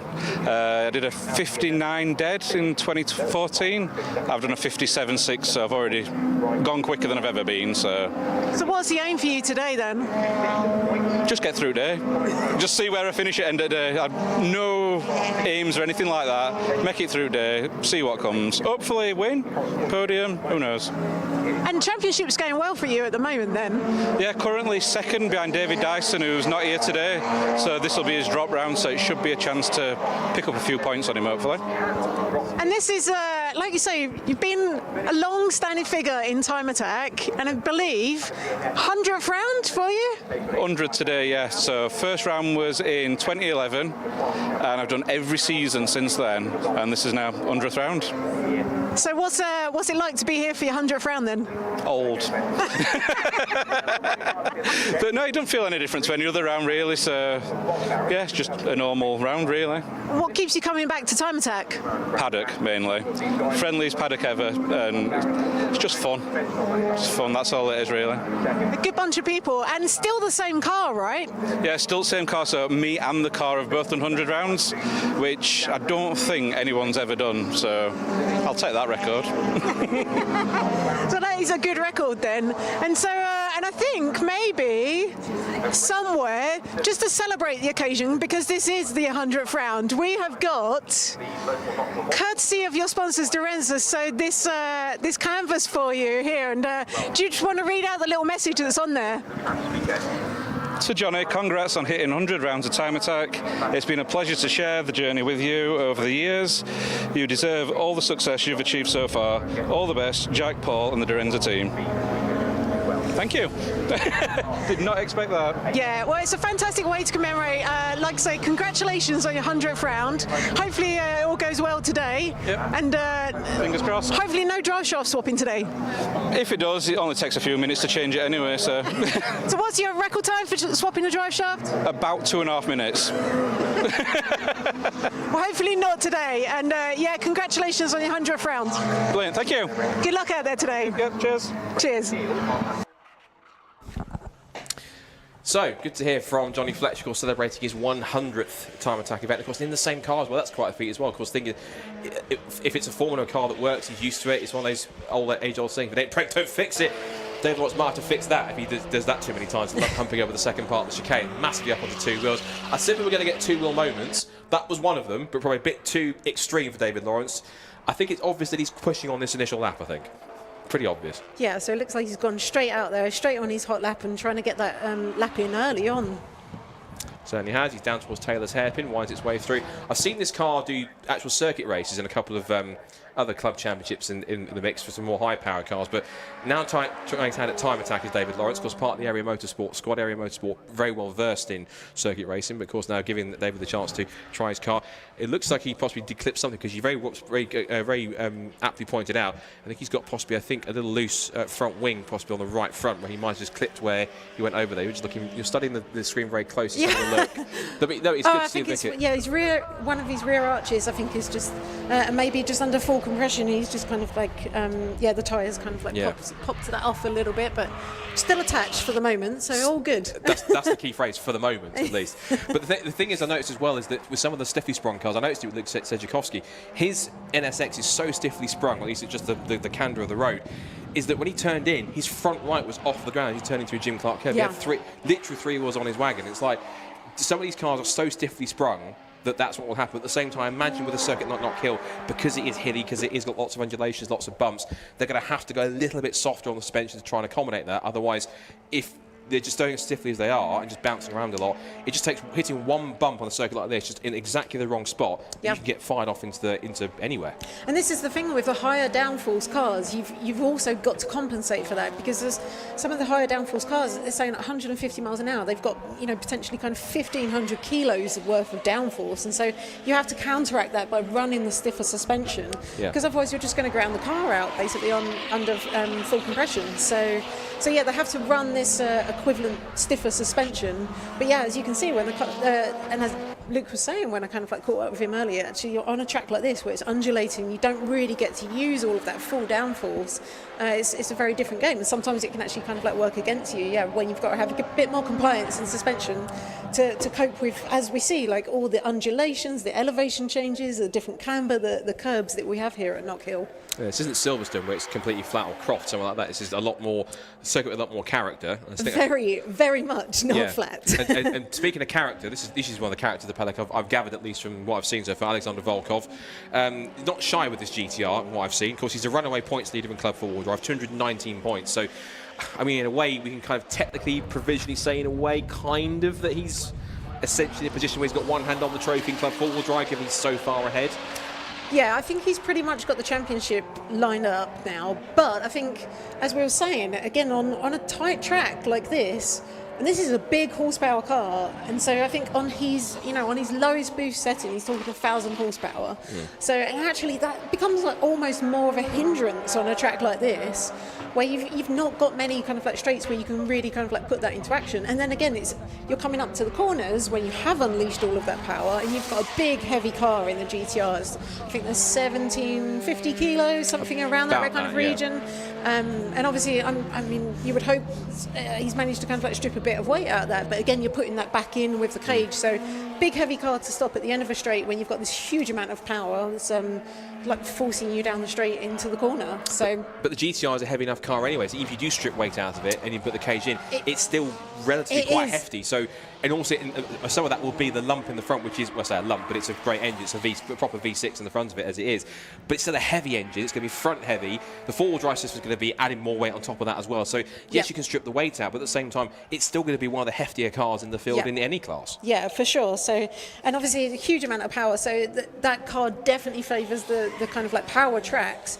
And I would say Knockhill is, it's much tighter. It's a shorter lap. It's technical. So I would say, Alex Volkov is still kind of like the fastest car out there at the moment. And obviously that car, they are heavy, but they do kind of like belie the amount of weight that they have in the way that they handle. But yeah, I would say almost 1,000 horsepower might be a bit of a hindrance here. Possibly. Well, it's no good having all that power if you can't put it down and use it properly somewhere. Exactly. And it's the phrase in terms of, it's not how much power you have, it's how you can use it. And that's why cars like this, for example, the Citroen Saxo, which is a Stu Summers, of course, 179, it's all about, it might not be the absolute fastest out there, but some of these sort of more nimbler, kind of smaller cars that can use their power much better, they can outrun the bigger, clumsier cars which are out there, which might not be able to do such a thing. They might have to back out of the corner, whereas they can go flat out and take just about the same speed, if not more. So it works out in their favour in that sense, and that's why some cars, like the smaller cars, do tend to do a little better than you'd expect, because they do, on the tighter, twisty circuits, it favours them because they're small, they're light, they're nimbler, and they can use what they've got to much more effect. They're having to come up constantly off the throttle all the time and feathering it in a car that's got, as you say, 7, 8, 900 plus horsepower, because you can't get all of it down the tarmac if the tyres and suspension's not there. And that was almost not there as well for Neil Robson there. Yeah, he's got something else that's. He didn't put the propeller for some reason in front of the car. I know that the BMW badge is mimicked off a propeller. He was someone just doing an homage to that. He's got some kind of, is that paper or something that's stuck to the grill or whatever it is, but it's certainly going to, it's impromptu kind of covering up for Duck for a bit less cooling, I think, to try and put some more power into the engine, or something he's doing anyway. But that's the thing when you're trying to push on in a session like this, a particular circuit like this, like we just said, and he just takes one wrong move or one small slip where you just put a little too much over the curb, a little too much over a bump, hit a bump just at the wrong angle, and it can just make the car go pretty unpredictable. And that's the key thing with this one. You want the car to be fast, but as the GTR there goes fully up on two wheels again, you want the car to be fast, but also to feel predictable at the same time. You can get both at the same time. That's the sweet spot when it comes to car setup and the build in general. Yeah, absolutely so. So I wonder what happened with Neil Robson, because it looked like he was almost round the corner and then kind of like run wide a bit. So I wonder if that might be indicative of some technical issues he might be having. It could be maybe that, or also, of course, the fact that the curbs are also quite, when they're dry at least, they're still quite loose and quite slippery anyway. So considering it's a rear-wheel drive BMW, maybe he ran a little wide. Look, he ran a little wide. He went through. Oh, talking about running wide, Alexander Volkov picking up some gravel there. So what was it I said? He's quite a character, isn't he, in terms of how he drives it and in general, isn't Alexander? And he's definitely driving it, what's the phrase, like he stole it. So definitely making the most of it. He is currently fastest at the times, slightly unsurprising. In fact, the sector 1 on this lap time was the fastest first sector of the entire session. It was 16.9. That's indicative of how quick he really is pushing. He's just behind Johnny Fletcher in the Vauxhall Astra, but he's now decided to back out because headlights are off. Rule is, remember, for those who are new to time attack, if you're on a fast lap, you must have your headlights on to warn other cars. Otherwise, if not, you're going to get more than a slap on the wrist. Yeah, and this is the whole thing with time attack. We do have all of these cars out on track at the same time, so part of the game is figuring out when do you go for your hot lap. Can you make enough clear space in front of you that you can get, so you're going to hit the corners at a point when there's nobody kind of like going around those. And I mean, of course, our drivers will be very much looking out for people who are on the hot lap and making way for them. But again, sometimes, we have some events where there's like 25 cars on track, and you can have quite a lot of traffic out there. So yeah, finding that opportune moment is really kind of like part of that. I'm just looking down the circuit actually, and I believe on the side of the track, yes, and now we see that on the camera. That is Dean Taylor, who has had to pull over to the side. He has got that moving again, so I'm not quite sure what would have happened there. Maybe a spin, possibly at the bottom. He might have just hit my guess is if he's had a spin, he's kept on going, and the pace looks okay, but it looks though maybe that first section you get a massive kind of dip as you come off of Duffer's dip and then get to Liz's at the bottom. There's a huge compression at the bottom, so maybe he's tried to hit the angle. Maybe, I'm guessing here, it might have had a bit of a spin and kept going, because the fact he's just got himself going again and seems to be on a relatively unfazed pace appears to be okay at this point in time. I'll do a quick rundown of where we are in the session with halfway through. Alexander Volkov leads the way with a 52.403. He is 0.6 of a second ahead of Andy Grady in second place with a 998. That car had some problems earlier on, actually, the Andy Grady Evo. That car was smoking a little bit midway through the session, came into the pits, went back out again like the issue was fixed again, and then it stopped, and I think possibly just on the little service road at the bottom of the hill of Leslie. So he had two issues in that race, in that first run. But Andy Grady is out there. He's done 6 laps. He's done a 53.0, so that car looking pretty rapid. Dean Taylor has gone third fastest, so he's now third in the club four-wheel drive. And then Kastusis I did this right earlier on. Kastusis Dobrovolsky, that's it. Right, there you go. I'm usually not too bad with complicated names. Kastusis Dobrovolsky in the second of the GTRs that we have this weekend, but of course he's a single round entry, so no point scoring for him. fourth fastest. Although in the earlier on session at Attack 1, he was third fastest ahead of Dean Taylor. Did a 54.681 compared to Dean's 55.1. So where's Dean at the moment? He's improved by a second. So Dean's done a 54.0 compared to where he was earlier on this morning. So that's good pace improvement. It just shows that he's winding up slowly before Super Attack later on this afternoon. Found another second. He might have had that in reserve, but just taking it steady before he's ready to really push on and get the maximum points later on. Yeah, and I know you were talking about Andy Grady with being brought in on the last session. So I do believe that I think they had an oil pressure cut out, and of course we know, so Andy's back with a new engine. Again, they were just on the dyno on Thursday, so that is a brand new engine again for this round. And so obviously the safety's cut out, and he just brought that in just to get everything checked over and make sure that it was okay. And obviously we see him back out on track, so presumably everything is pretty good. And like I say, he's running 53.046, so yeah, it's a little battle going on in Club 4-wheel drive between obviously all the 4-wheel drive cars, but the two Evos and the GTR. Looking at the results from Attack 1, if you look at it, the 4-wheel drives and 2-wheel drives, basically there was an even split throughout the session. So all the 4-wheel drive cars were first to fourth, all the 2-wheel drives 5th to 8th. They kind of bookended both sides. There's Andy Grady, whose car appears to be back up to full strength, unless he's just coasting off and backing off for a lap, I think, before he gets going again. He was a bit slow there, but he's kind of now just found himself in front of Johnny Fletcher, who's currently on a fast lap, headlights ablaze. He'll move out of the way and let the Astra through. In fact, he was on a hot lap and thought it's not worth it. He's got maybe a bit more power than me, so I'm just going to back off and maybe go again for another lap. He's got 7.5 minutes to go to try and improve on that. Johnny is currently, because I didn't get to the 2-wheel drive cars, David Lawrence leads it, 54.788 compared to 55.7 for Johnny Fletcher, so he's a second back. Neil Robson, the BMW, despite his little moment exiting the Taylor's hairpin earlier on, 56.501. And then Stu Summers, 57.6, is the one in 8th position, but he's only done, I say, only 9 laps in the Citroen Saxo. So again, almost, in fact, it is now. It's the 4-wheel drive cars 1st to 4th, mimicking Attack 1, and 2-wheel drive cars 5th to 8th again. Yeah, and it'd be interesting to see if it continues that way this afternoon, when if the rain does come out and change things up. I don't want to jinx it though.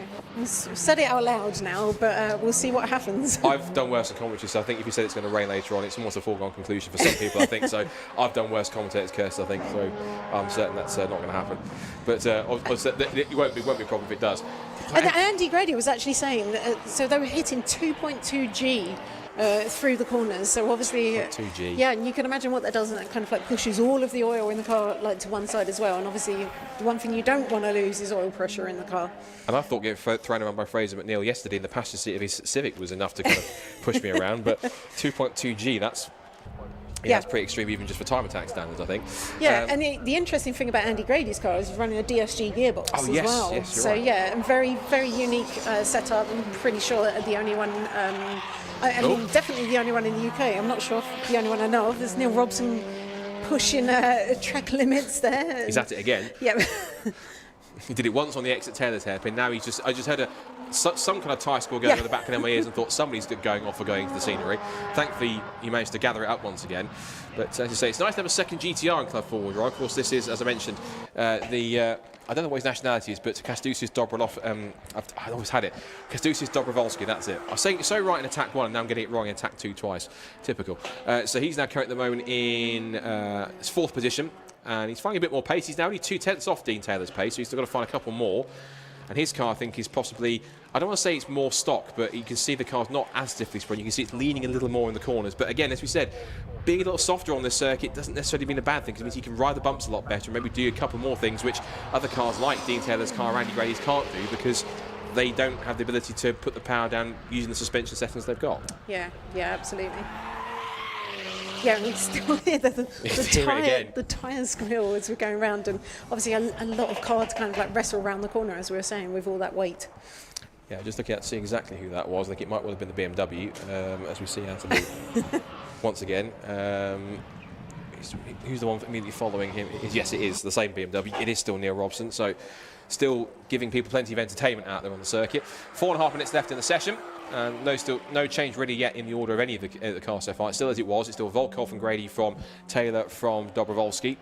And then that's the 4-wheel drive contingent. The 2-wheel drive contingent, Lawrence from Fletcher, from Robson, from Summers. So that's the current top 4 for them.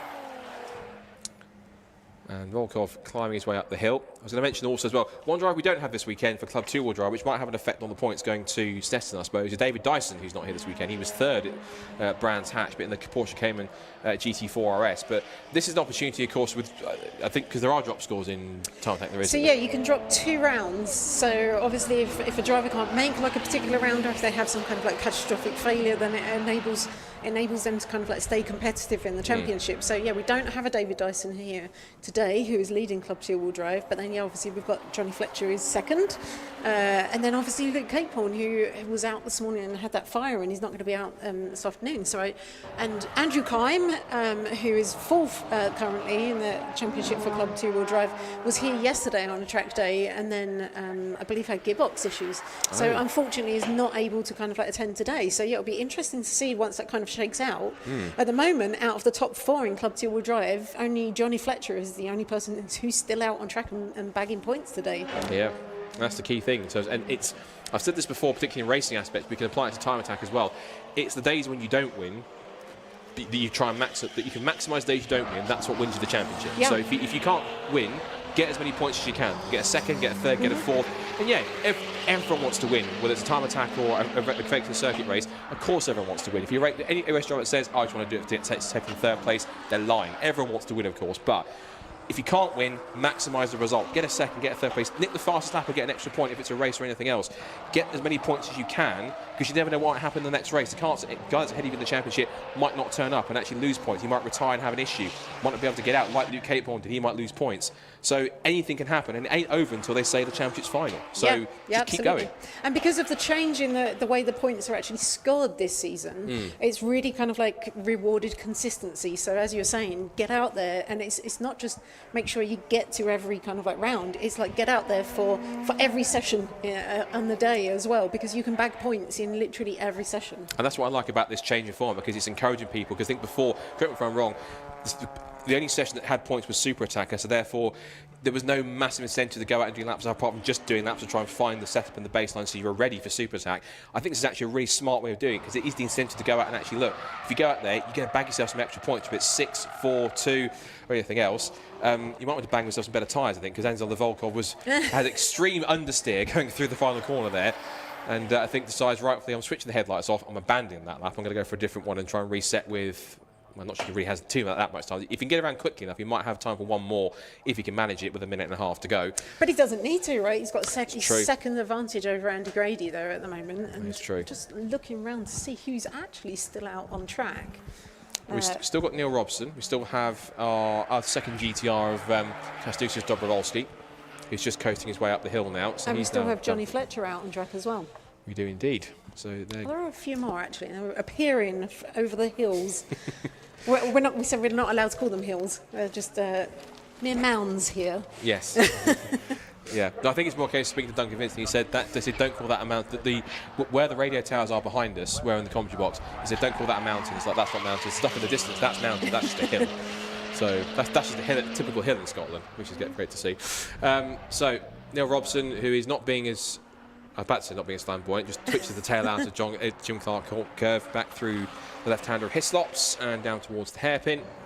And he'll, again, have third place. And again, this will be another day for him he can move up, because there's no Nicholas Good, there's no Neil Wren, there's no Mike Butler, there's no Andrew Kime who can score points. So he'll be banking some big ones if he can to try and get some a couple of places, because if you look at where he is in the points, he's currently sat in 8th in the points at the moment. No, 9th in the points at the moment, with 47 coming into the weekend. He'll have scored points in Attack 1 earlier on, scoring points again in Attack 2, so he'll get a couple more points. They don't want to try and get a good result, try and get himself, if he can, a podium in Club 2-wheel drive later on. So yes, drop scores come into play, but he's got a real possibility to, at least in total scores, leapfrog almost practically 3 drivers here if he can do, because he's ahead of Stu Summers as well, so outscoring him too. So more points he's taking through. So he could jump 3 potentially 4 places here just by kicking himself on the road and doing what you said, but just getting mixed as well as. But if he keeps doing that, maybe not if he's taking corners like that. He might last the rest of the session. But I think what he can be thankful of, the checkered flag is now out. The session is over for Club 2-wheel drive and Club 4-wheel drive.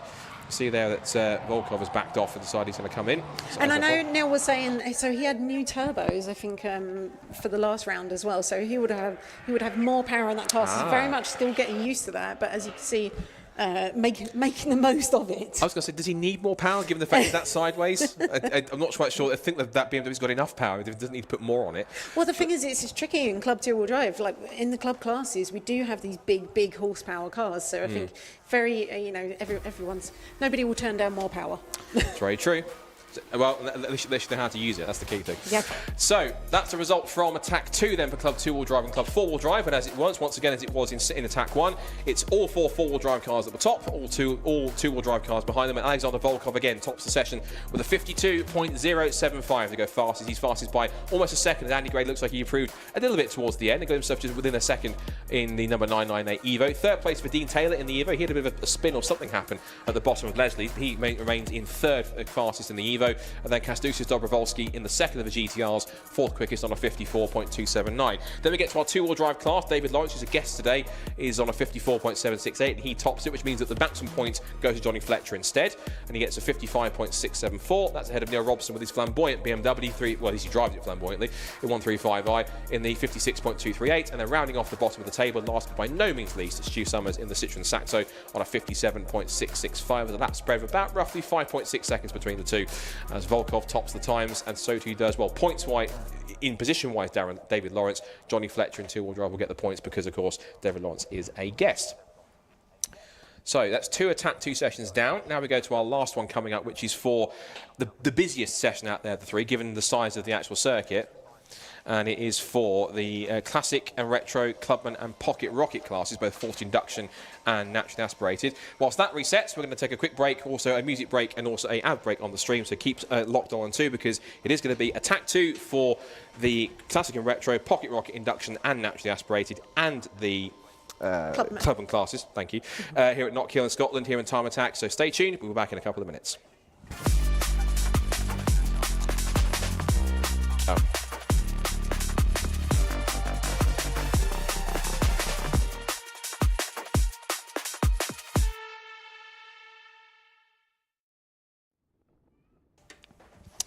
So as we say, we're coming into our Attack 2 session now for Classic and Retro, Clubman and the two Pocket Rocket classes, already making their way onto the circuit.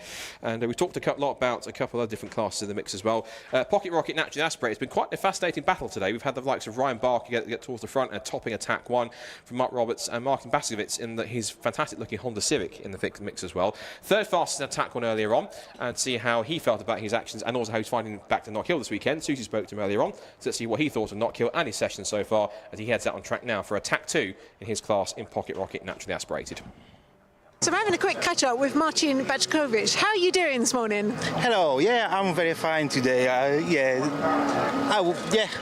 really good today. Thank you. Good. And you're here in Pocket Rocket NA class, and so in one of the Hondas, but you've got like a mix of, you've got Hondas and Clios in this class, right?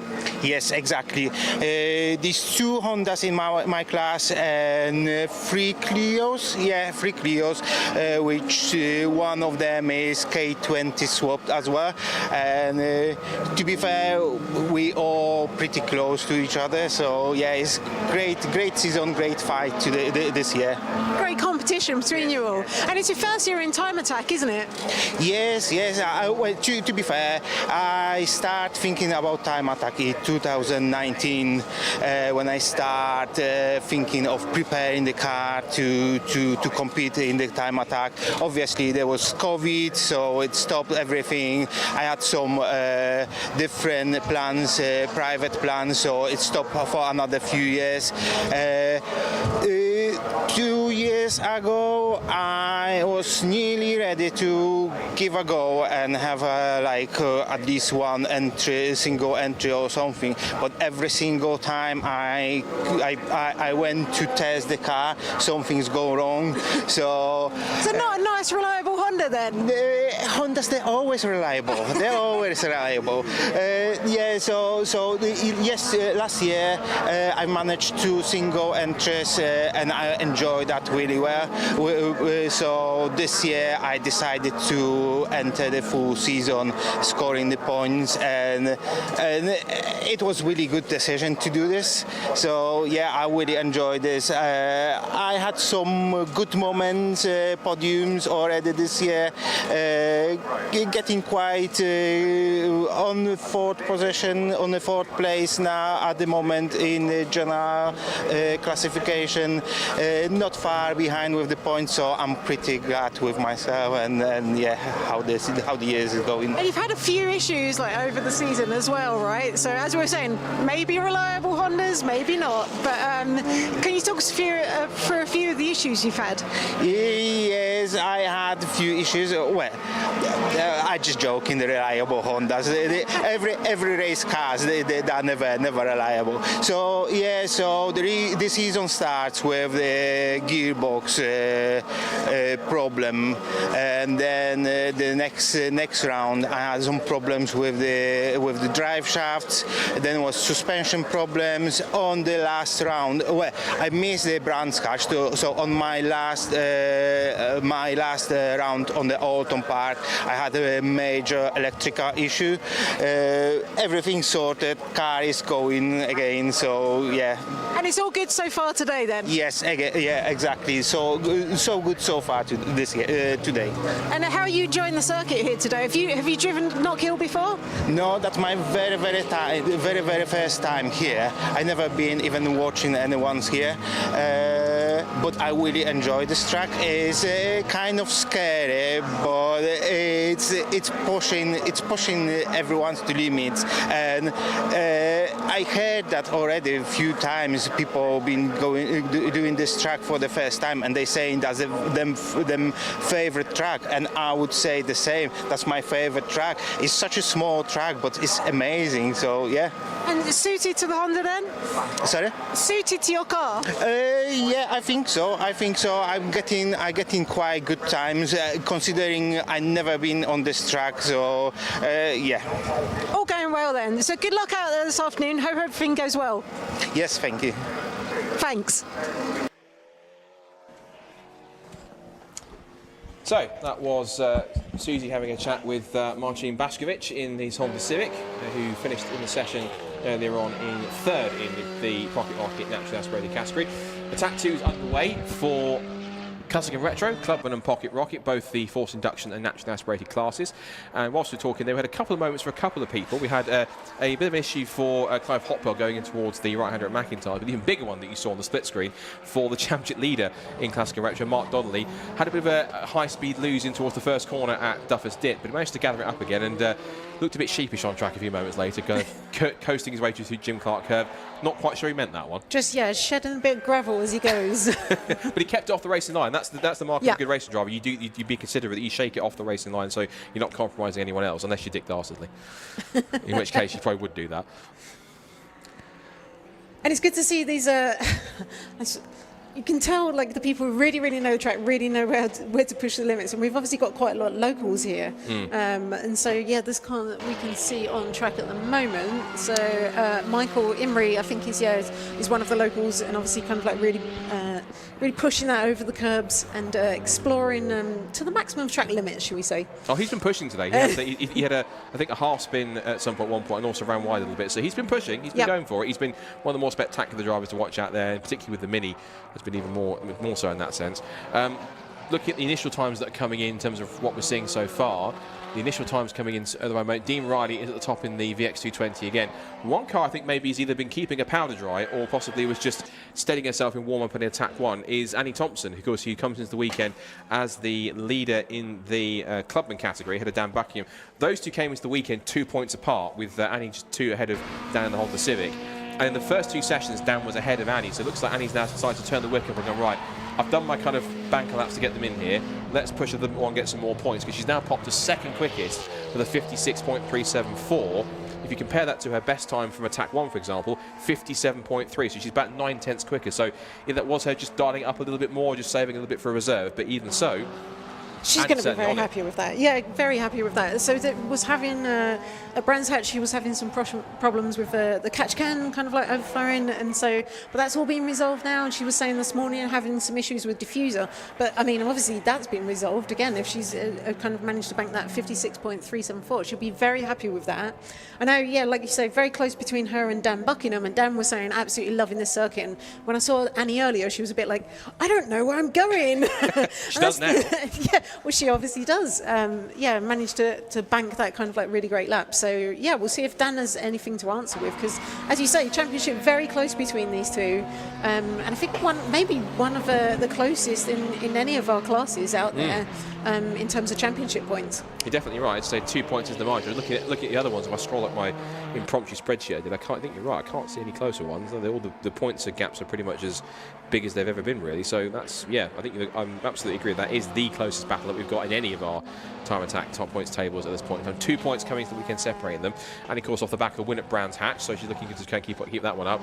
In terms of that pace difference now between Annie and Dan, I mean, Dan's best lap time so far is a 57.4, but you compare that now to the 56.3 which Annie's put in. That's over a second quicker, considering that Dan was quick in the first 2 sessions.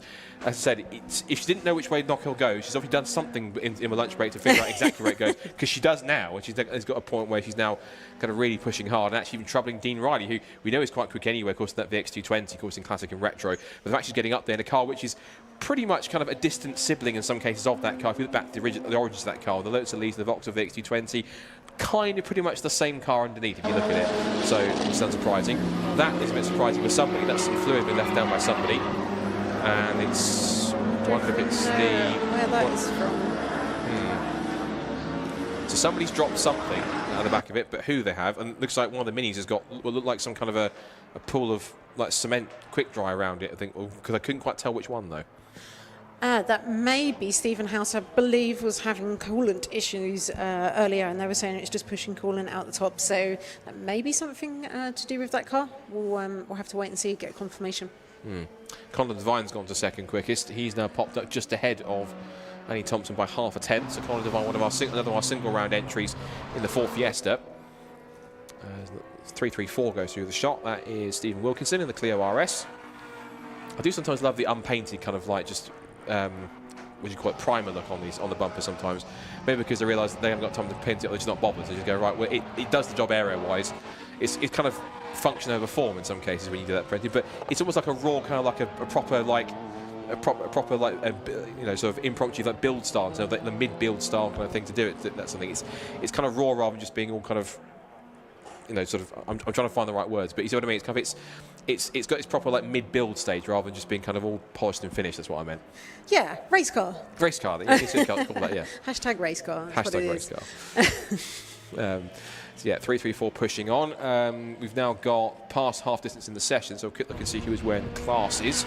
Dean Riley leads Classic and Retro, 56.019 the fastest time. Mark Donnelly, despite his impromptu excursion up at Duffer's Dip into the gravel and got back out again, second fastest in the Escort. Andy York in the Peugeot 205 is third. He's a single round entry. And then in Classic and Retro, fourth is Michael Greenhuff in his diesel. After your interview, actually, didn't realise it was a diesel Vauxhall Astra, but that's probably why he's got so much talk out there to make the most of it. Yeah, so I think one of our only diesel cars out there. But yeah, obviously, like you say, that huge amount of torque. But as you were saying, just and all going through the front wheels as well. So actually, he's going through wheel bearings every round. Yeah. How much horsepower did he say you have on that car? I think, God. I'm going to get quoted on this now. It's about 300 and something, which is a lot of horsepower as well, but even more torque going through the front wheels. Yeah. So yeah, huge amounts of torque steering that car. But for a Corsa, like 300 plus horsepower, that's yeah, ridiculous. Of course. Yeah, absolutely. It's definitely not what it rolled out of the factory with. I'm not quite. I'm pretty sure had not even a third of that, I'm pretty sure, in that kind of horsepower. That's pretty phenomenal. And a diesel one as well, which is pretty extraordinary. There's Annie Thompson. Of course, remember, is our club and class leader in the Lotus 6 Siege 410. And she's still currently leading the way. We've just seen Mark Donnelly turn in a 56.1, so yeah, improving his time and moving up to second fastest car on track. And Annie was getting very sideways there for very much Neil Robson-esque, shall we say, kind of flamboyance out of the Jim Clark curve, but she's now going to head down to the hairpin.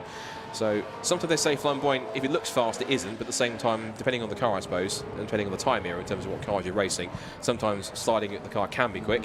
Over the line goes Annie, and her last lap was what was it then, across the line, 58.9, just lost a couple of seconds on that one. So where did we get to? We got to the Classic and Retros. In the club classes, Annie Thompson from Dan Buckingham, Clive Hopwell, and then David Reed in fourth position. In Pocket Rocket forced induction, Conor Devine in the Fiesta leads the way in a 58.328. And that's then from Tommy Langley, as Dan Buckingham's now moved up to second quickest now, and he's only half a second away now from Annie Thompson's time. So Langley is the first point-scoring car in Pocket Rocket forced induction in the 313 Ford Fiesta.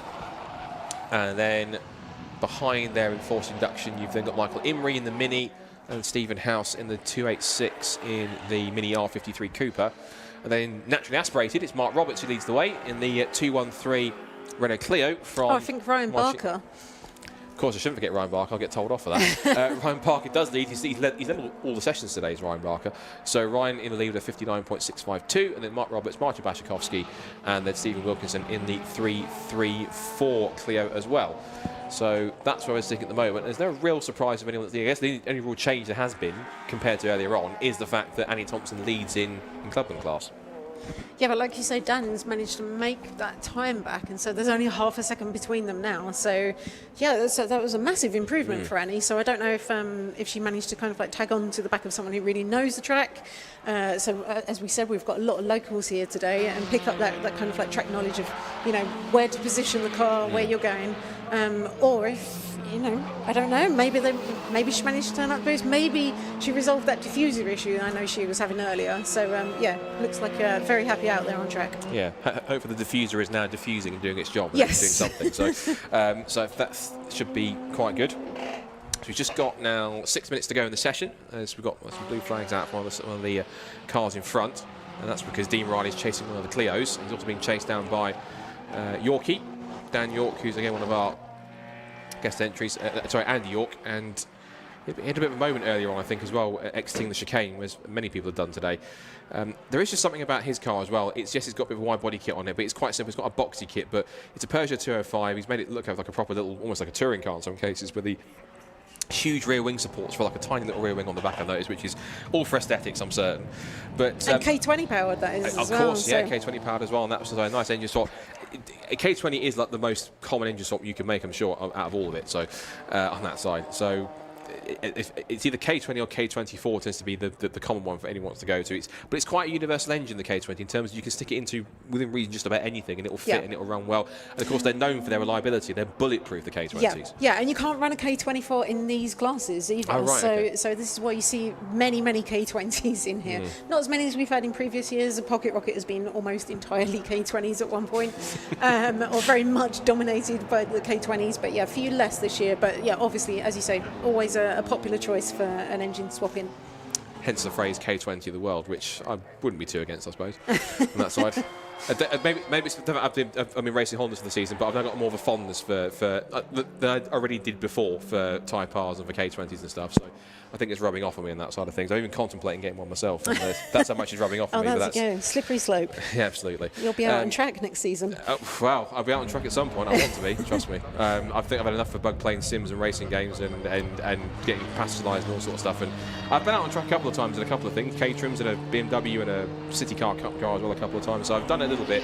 Now it's just kind of getting everything together to try and do something. I don't know, maybe Time Attack's a good entry point because I don't need a licence. So if someone's willing to lend me a car or stupid enough to do so, then we'll wait and see. But that's for the future. We'll see who's listening in. Rather talk about my racing aspirations, let's focus on what's going on once again with 4 minutes to go with the end of this session. Much more interesting than that. Dean Riley comes out of the hairpin in the VX220 and powers his way to the line. Comfortably fast, well, I say comfortably, by about a tenth of a second.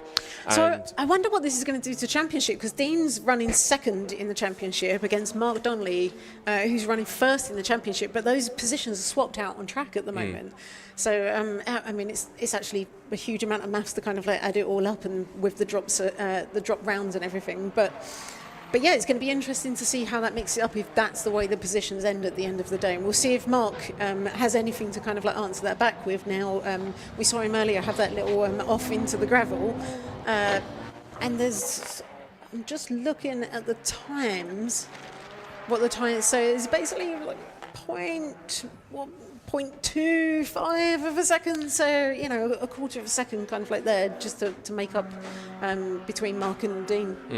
Well, on that last lap we were watching with Dean, that was the lap he actually went to a 55.8. He was a 56.0, but he managed to find a couple more tenths and actually go fastest and go purple.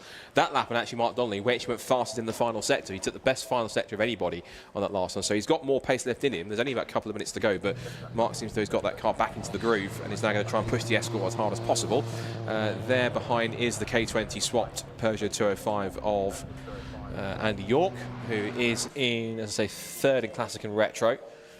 Again, still Connor Devine leading Pocket Rocket Force Induction, still Annie Thompson leading by half a second for Dan Buckingham in Clubman class, and still Ryan Barker, who I haven't forgotten this time, in Pocket Rocket Naturally Aspirated. There's actually got a car between himself and Mark Roberts on the timing screen, because Stephen House is in between him in the Force Induction number 288 machine, which is the 286, which is the Mini R53 Cooper. Yeah, and as we can see in Pocket Rocket NA, in both the Pocket Rocket classes, we have a lot of minis in there as well. I did notice that, yeah, that's very true. Yeah, so the Pocket Rocket Force Induction class, actually, and we're seeing Peter Rushforth's car here. Lots and lots of minis in that class, and I think I'm just looking through, I think Tommy Langley might be the only car in that class from the season who's actually not running a mini. Yeah, the only other mini on top of that, other non-mini on top of that, is our guest driver Connor Devine in his own Ford Fiesta. A lot of minis, not Clios as well. He's obviously quite a popular choice in this championship. Yeah, for sure. It's the perfect small cars, and of course we've got this the engine restrictions. So I think it's 1.6 is the maximum you can go. Force induction, and then 2-litre NA. Well, that's perfect for something like an Fiesta ST180, because that's got 1.6-litre engine in it, 1.6 EcoBoost, so no wonder someone like Connor Devine or others who've got, you can stick an EcoBoost engine in. It works perfectly fine in terms of being a 1.6. So less than a minute to go in the session. I think Dan Buckingham's trying to push on and get a quick lap here. He'll get the chance to do one more if he's able to get himself past the Clio in a second. And as you can see, this is the thing about, especially in this session, we have so many cars out on track, so actually finding that clear air in which you can actually set that amongst everyone else also trying to set their fast laps, that is really kind of like key to setting a good lap in time attack, and you have to pick the right moment. And we can see, I think Dan has kind of like backed off there. Because he realises he's not going to get the clear air, and so he would have backed off, and you'll see him kind of like probably waiting until he has a little bit of a run up. Yeah, lights are off there. Although we were in the last 10 seconds of the session, so he's not going to get another lap there. Obviously he's gone through the past the flag already, so he will be able to finish the lap he's on. But yeah, it's all about, if you don't find that clear air, then that is part of the game. And so drivers very much have to manage that while they're out on track. A particular short circuit, and it's the same with places like Brands Hatch and Indy Circuit. It's such a short circuit, particularly with so many cars. Yeah. Yes, 18 can seem quite. 18 cars might not seem that very many if you go to somewhere like Silverstone or Donington Park. No. You come to a short circuit like this or Brands Hatch, it feels like a lot because you come across a latter car much more often, so therefore you feel like there's more traffic and more cars. And in reality, you can have the same number of cars on a bigger circuit and it'll feel not as congested and therefore easy to try to get around and get a good lap in, which is all the key things. So, and also a good lap around here, the key ability is to ride the curves properly. If you can ride it properly and have a car that can do it without getting too out of shape or too loose, it certainly can be quite key. Check a flag out in the session then. That's the final Attack 2 session. So now the stage is set for our Super Attack later on this afternoon for all three of our groups, collectives, shall we say, that will go out for their attack to get the big points for this afternoon. So checker flag falls on the session, and again that is more points. Of course, as remember, you score points in Attack 2 and Attack 1, and that's key, of course, for the championship. If I'm right in saying they don't count, that counts towards the total round score. So it's what your total score for the round is how many points you score mostly in the round across the whole event. Am I correct?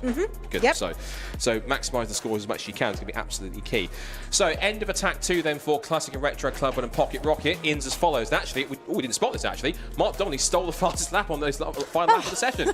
So the championship This is what happens when you look away. Exactly. We're so focused on conversing other topics. Mark Donnelly sneaks up on us in the last minute of his last lap, and actually he's picked up the fastest time. So I was about to crown Dean Riley winner of Attack 2. I'm wrong. It's Mark Donnelly fastest time in the session with the very last lap, 55.592. And he does it by a quarter of a second from Dean Riley. So it is the top two in the championship in Classic and Retro. Once again going at it with Andy York in the single round entry Peugeot 205, third quickest on a 56.173. Connor Devine once again tops Pocket Rocket Force Induction, but again single round entry, no points points for him. It's then 5th place for Annie Thompson. She wins the Clubman class and gets the 6 bonus points for that one. Who Dan Buckingham, who was in the end still half a second off, so that sets the stage for a fascinating super attack later on between those two. Tommy Langley is best of the Pocket Rocket forced induction point scoring cars. He will take the maximum 6, 7th fastest overall. Clive Hopwell was 8th in the club class ahead of Michael Imrie, the single round entry in Pocket Rocket forced induction.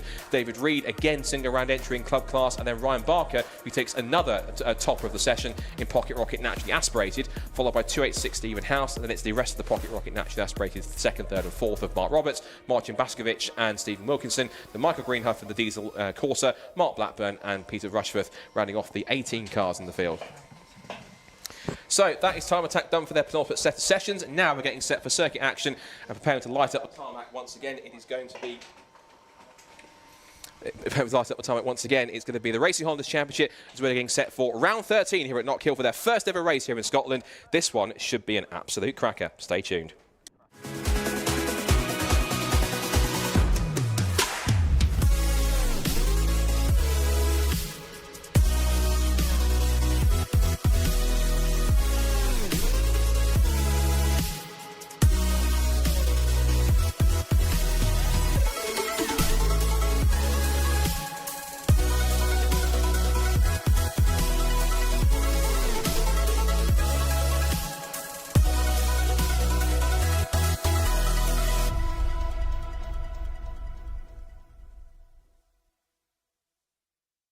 Right, I'm down in the pits with Bob Barron. So, Bob did actually get pole position in qualifying, but unfortunately had a bit of technical issues, so we call it. How was qualifying for you? Qualifying was good, the car felt good. I was just sort of working my way up the pace, and then all of a sudden coming around the back straight, I went for 4th gear and it just wasn't there. Just went up. Well, it was there for a start, but it went out with a big bang and a crunch, and yeah, it sounded like grinding pace. So I just pulled off into the oval, tri-oval bit, and just waited till the end of the session. Wasn't expecting it. I didn't think I was that fast. I didn't. My Garmin was playing up, so I didn't really know my times. And then I got back here to got told you got pole, and I thought great magic. And then I got pulled off the track and down to the pits with the car, and then I was told that I might be getting disqualified because of it. Because I didn't get onto the scale straight away. So we had the car half in bits, so we had to put it back together, push it up onto the scales, and then back down, get the gearbox out. But we're nearly there now. So yeah, I was going to say the car is behind us in honestly less pieces, but you know, we're getting out for race 1. Yeah, definitely, yes? Okay, definitely. And we've already done this once on my brother's car. He went out for practice and blew a gearbox, so this is gearbox 2 of the day. So no, you should be able to do this with your eyes closed. We're getting good. Well, that's about an hour. Yeah, definitely. Obviously, Will, I think there was about 0.2 of a second between you guys. Will, he had it in the beginning, then all of a sudden you just popped right up there. We were like, yes, on home circuit. Yeah, well, I was hoping there would be a 54 in me this morning, but I think if I had a few more laps, I probably would have done it. But hey, it was enough for pole, so I'm happy. Yeah, obviously, this is home circuit, so pole position, you're just going to be out in front on home circuit. Feeling confident? Yeah, fingers crossed. Yeah. Good, I reckon you got it. Yeah, me too. As long as I can hold it together. Yeah. You know what, like, Kev's not here, so that's good. There's going to be that green car in the background. That bloody green Kev. Oh, brilliant stuff. Well, thank you so much. Good luck for race 1. Cheers, thank you. Cheers.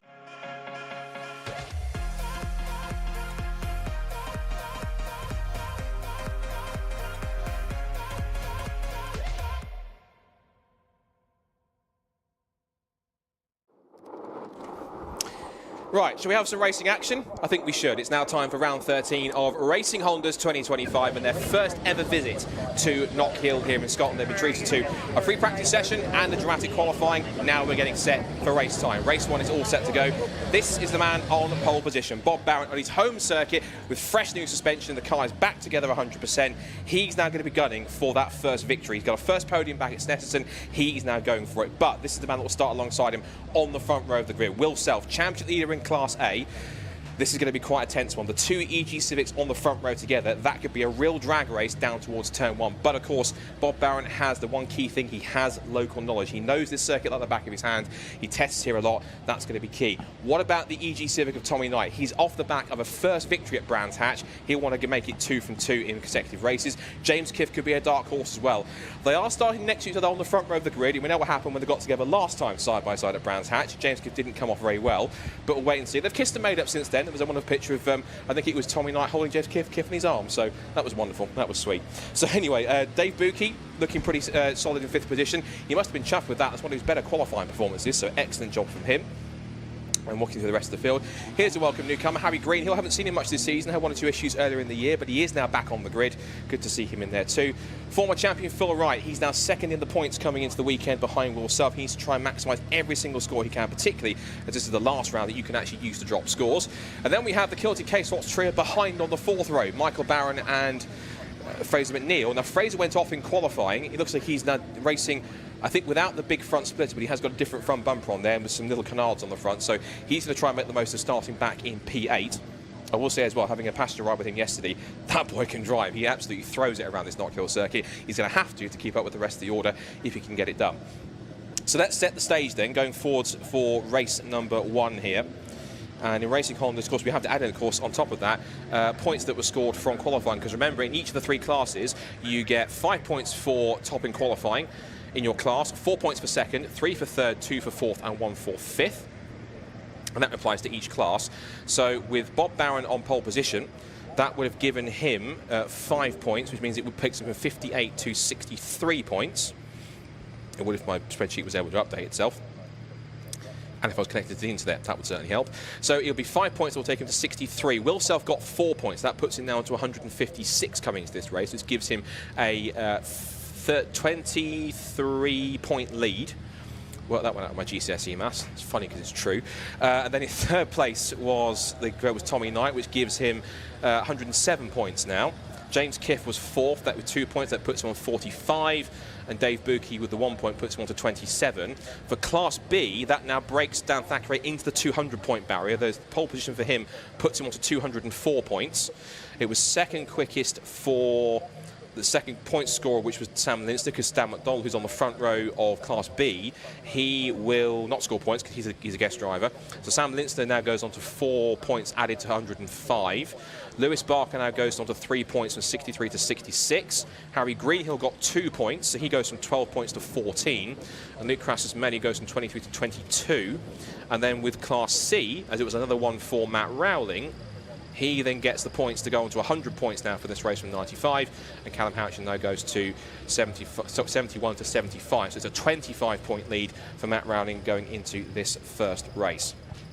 There are so many storylines here that could really work out. Still so many drivers that haven't won a race or even scored a proper podium yet, which could be all the more fascinating. I think we are just... I'm not quite sure what we're waiting for, to be exact. I'm looking around the circuit, but I can't see why we have a delay. Yeah, producers agreeing in my ears as well. We're not quite sure why the delay, unless we're just using some of the extra time to give the drivers a bit of a breather, but we are getting set for this race. So in terms of how this race could potentially play out, that drag race down towards turn 1 is going to be all the more crucial.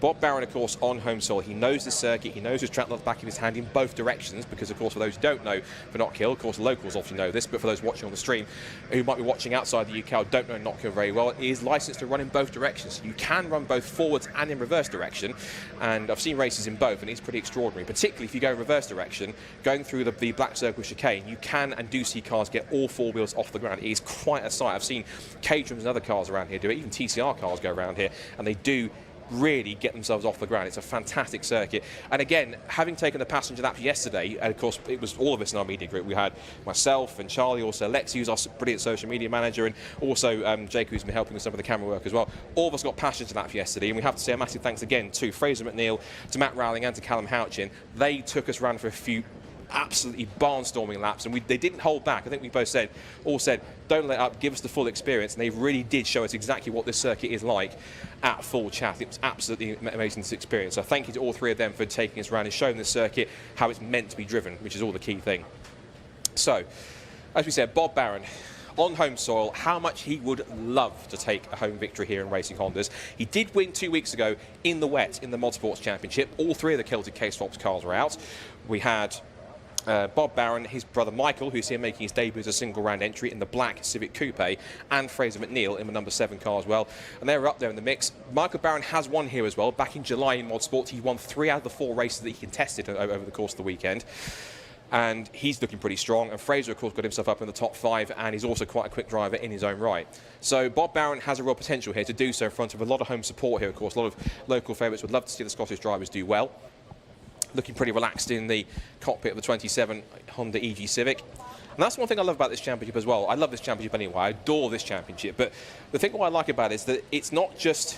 While there are other championships that exist, like I can name them, Civic Cup or Type R Trophy, which do have a single spec of Honda Civic, and they're brilliant in their own right, they're excellent. What I love about this championship is the variety, because you don't just get one specific spec of car, which is great, but it opens up for different generations of Civics. You've got not just the EP3s, you've got EGs, EKs, FN2s, you've got FK Civics, all the mix, and they're all can be as competitive with each other because you have this class structure of classes A, B, and C that's all based on power to weight ratio. 240 brake horsepower per tonne maximum for Class A, 235 if you're running a forced induction, like I think a supercharger. Not sure about turbos, but superchargers at least. You get the variety, and on screen here, a perfect example. While we only have one of them, you do get Integras in this championship. Not here this weekend, sadly, are both Liam Collins and Kevin Talbot. Now, if you watched last time at Brands Hatch, race 2 was a cracking back and forth between Liam Collins and Kevin Talbot. I'm actually really sad they're not here, but due to it's going to be quite interesting as well to see what this happens, and particularly watching this this race around here is going to be quite fantastic, particularly when the best way to describe this circuit is pretty much small but mighty. Speaking of small but mighty, Charlie was down in the paddock earlier on having a chat to Callum Houchin from Class C, catching up on how he got on. Now, he got on the podium at Alton Park, but we had to cut that short. So to give him his dues and his flowers, Charlie spoke to him earlier on this morning to see how he found that race, and also how he's getting on ahead of Knockhill and experiencing this circuit here in Scotland. Right, I am here with Callum. Now, Callum, one of our Class C drivers, and also we did some passenger laps with Callum yesterday around Knockhill, which was incredible, so thank you very much for that. How did you find practice yesterday? It was really good, actually. I wouldn't have wanted to come here without practice, but we were setting some good lap times from what we're going off Class A boys, what the Class B boys are doing. So, yeah, lap times are thereabouts, we think. We'll just see what happens on the day. Yeah, absolutely. Obviously, you and Matt have been really going for it this season. It's still all is to play for. Obviously, a round can change everything. How are you feeling going into the round today? I'm quite looking forward to today. Yeah.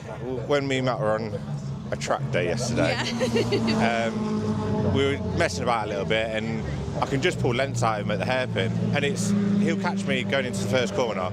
But if I could just maintain that bit at the hairpin, I think we'll just defend. Yeah, no, definitely. So. Obviously, I spoke to him in the pits briefly yesterday. He does think that the FN2 is going to favour over the EP3 here today. Yeah, we were talking last night, and he's just sort of like, you've got nothing to worry about tomorrow kind of thing. But he says this, and then he just comes out of nowhere. Yeah, pulls out the back. Yeah, like, we can beat him off the start line. I think every round this year we've beat him off the start line, whether it's reverse grid or not. So it's just getting in front and staying in front. Yeah. That's just manage that gap. Yeah, no, absolutely. And obviously, I can speak from personal experience from having a go in the car with you. Them first few corners are interesting, to say the least. I think it's all going to be all to play for. Yeah, definitely. I want to get the first lap out of the way, just because that's, I think, going to be a bit carnage. It is, yeah. But yeah, I think just keep my line. Just keep going as fast as I can. Yeah. And hold on for dear life. And hold on. It's a roller coaster. It definitely is. But it's good. It's good. It's up there now. One of the best tracks I've driven. So yeah, looking forward to it. Definitely. Oh well, thank you so much for that. Good luck. Thank you. Cheers. So Callum hopefully feeling confident he can try and get one over Matt, and of course Matt seems to pull one out of the bag and make him say try again next time. So he'll get a chance to do so right now for round 13 as the cars are finally making their way out onto the circuit. They're run by what else but a Honda Civic Type R safety car. And so the pack makes its way through around this 1.3 mile circuit. Now, usually at this point, I will give some kind of a history lesson, and today's no exception.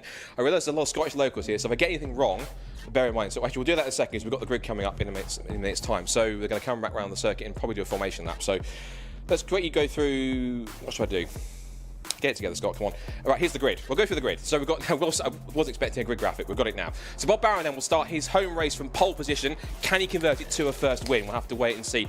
He was 2/10 quicker than Will Self, the champion leader in Class A on the front row alongside him. He could potentially make this one another strong victory. His 7th win of the season could be awaiting him if he can make it happen.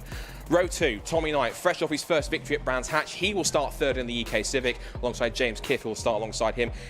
Another podium could be in the offing if he can make a good start, and with lots of downforce here and quick in testing yesterday, he could be a dark horse to get a good result. 3rd row, an excellent effort from Dave Buki puts him 5th on the grid in the EK Civic with Philip Wright alongside him, the 2023 champion. And then our final 2 Class A cars, Michael Barron, our single round entry, brother of Bob, in the Civic Coupe. Fraser McNeil recovered after his off in qualifying. He will start at the back of the Class A group in 8th. Then back to row 5, we find our Class B contenders, where unstoppable Dan Thackeray's once again on pole position. He's alongside Dan McDonald, his first race for a year in his career, but has raced here before and scored a 4th place a couple of years ago in Civic Cup. He'll start from the front row. Then Sam Linstner and Lewis Barker come next on the 2nd row for Class B, alongside Harry Greenhill, welcome back to the championship after being absent for a few rounds. And Luke Crassus-Bennu on the 3rd row, followed by Owen Diver and Duncan Holloway, recovered after his little sideways roll at Brands Hatch last time out. Then we have our 2 Class C contenders, Matt Rowling on pole alongside Callum Houchin, and right at the back of the grid, having not set a proper time, is going to be Spencer Fortag, although I don't see the number 4 FN2 Civic at the back of the grid, sadly. So it looks like whatever issue Spencer's had, it will not get him out into the field. So we'll have an 18-strong field here across all 3 classes, set to go very shortly for round 13 of Racing Honda's 2025. So I think they are going to get a formation lap in a second. There's a rule, of course, that's come in place that team members, cars can have 1 team member per car to set a bit of a marker on the grid so they're not overstepping their marks and getting false start penalties. That came off the back of Alton Park, where there was a couple of cars that were getting 10-second penalties for being out of position. So they've listened to the drivers and said, look, you can have a representative on the grid, you can make a marker on the pit wall to let you know where to stop on the grid so that you're not overstretching it, and that certainly works out much better. So, his grid has been cleared by the last couple of the drivers. They'll then set them off on their formation lap for 1.3 miles of the Knockhill Circuit as the 1 minute and 30 second boards go up. It's usually the fastest 1 minute and 30 seconds in the world when they do that. Unless they're going to wait actually 30 seconds this time. I'm watching with bated breath. I'm not timing it in my head, honest. And maybe they are waiting 30 seconds. Well, I never. Anyway, as we get set for racing action, tension continuing to build as the drivers now left alone with their thoughts to gather themselves together. That short run down towards turn 1 and the huge drop of Duffer's Dip is pretty incredible. And it's where cars are going to be side by side, particularly Will Suffolk gets a good start from the outside of the front row of the grid. They're in 1-by-1 staggered formations, they usually are, which means that if Barron can get a good start and pull across and cover off Will's self-start, it could be all the more interesting. Just waiting for the next board to come up. And once it does, 1 minute board goes up this time. I think we had a 2 minute board first of all, so waiting to get things going. And I think the phrase we use here is it's all calm and quiet until the VTEC kicks in. It's always quite calm and quiet. 32nd board goes up. A lot of tension on the grid here.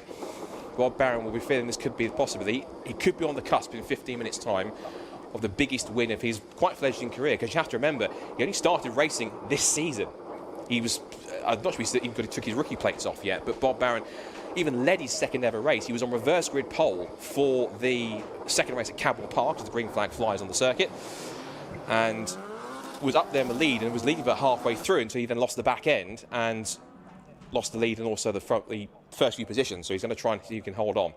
So, history lesson with Scott, shall we? If I get this wrong, the locals will shoot me, so I'll go through this based on what the internet's told me. So, Knockhill then, built in 1972 by farmer and racing fan Tom Kinnaird, using farmland roads and a disused railway. The 1.3 mile circuit opened first of all in 1974 with lots of dramatic elevation changes, and it was briefly leased, proposing major expansion changes, and then early upgrades got some fencing and some resurfacing. It was then taken over by racer turned businessman Derek Butcher. He invested about £100,000 to modernise it. Lots of more ongoing improvements. They resurfaced it quite regularly. They widened the corners, upgraded the runoff areas, and the big moment for Knockhill was when the British Touring Car Championship came here in the wet for its first ever visit in 1992. Hasn't left Knockhill since, and of course we've had the likes of British GT, British Formula 3, and also even British Superbikes that come here as a regular outing as well. That's also a popular event. They have proper rally days here. They've got a fantastic racing school. All sorts goes on here at Knockhill, and it is Scotland's premier motorsport event as well. And of course we have been here before with Time Attack 11 years ago for Racing Honda's very first visit, and I will say one thing: they love this circuit. They're raving about it so much. They're saying this is a fantastic circuit, it's relentless, it's a proper roller coaster, as Charlie said rightfully at the beginning of the VTs before qualifying. It's a circuit where you cannot let up. But having had the passenger lap yesterday, it is literally the first part of the course. It's one corner after the other. You have no chance to think about it.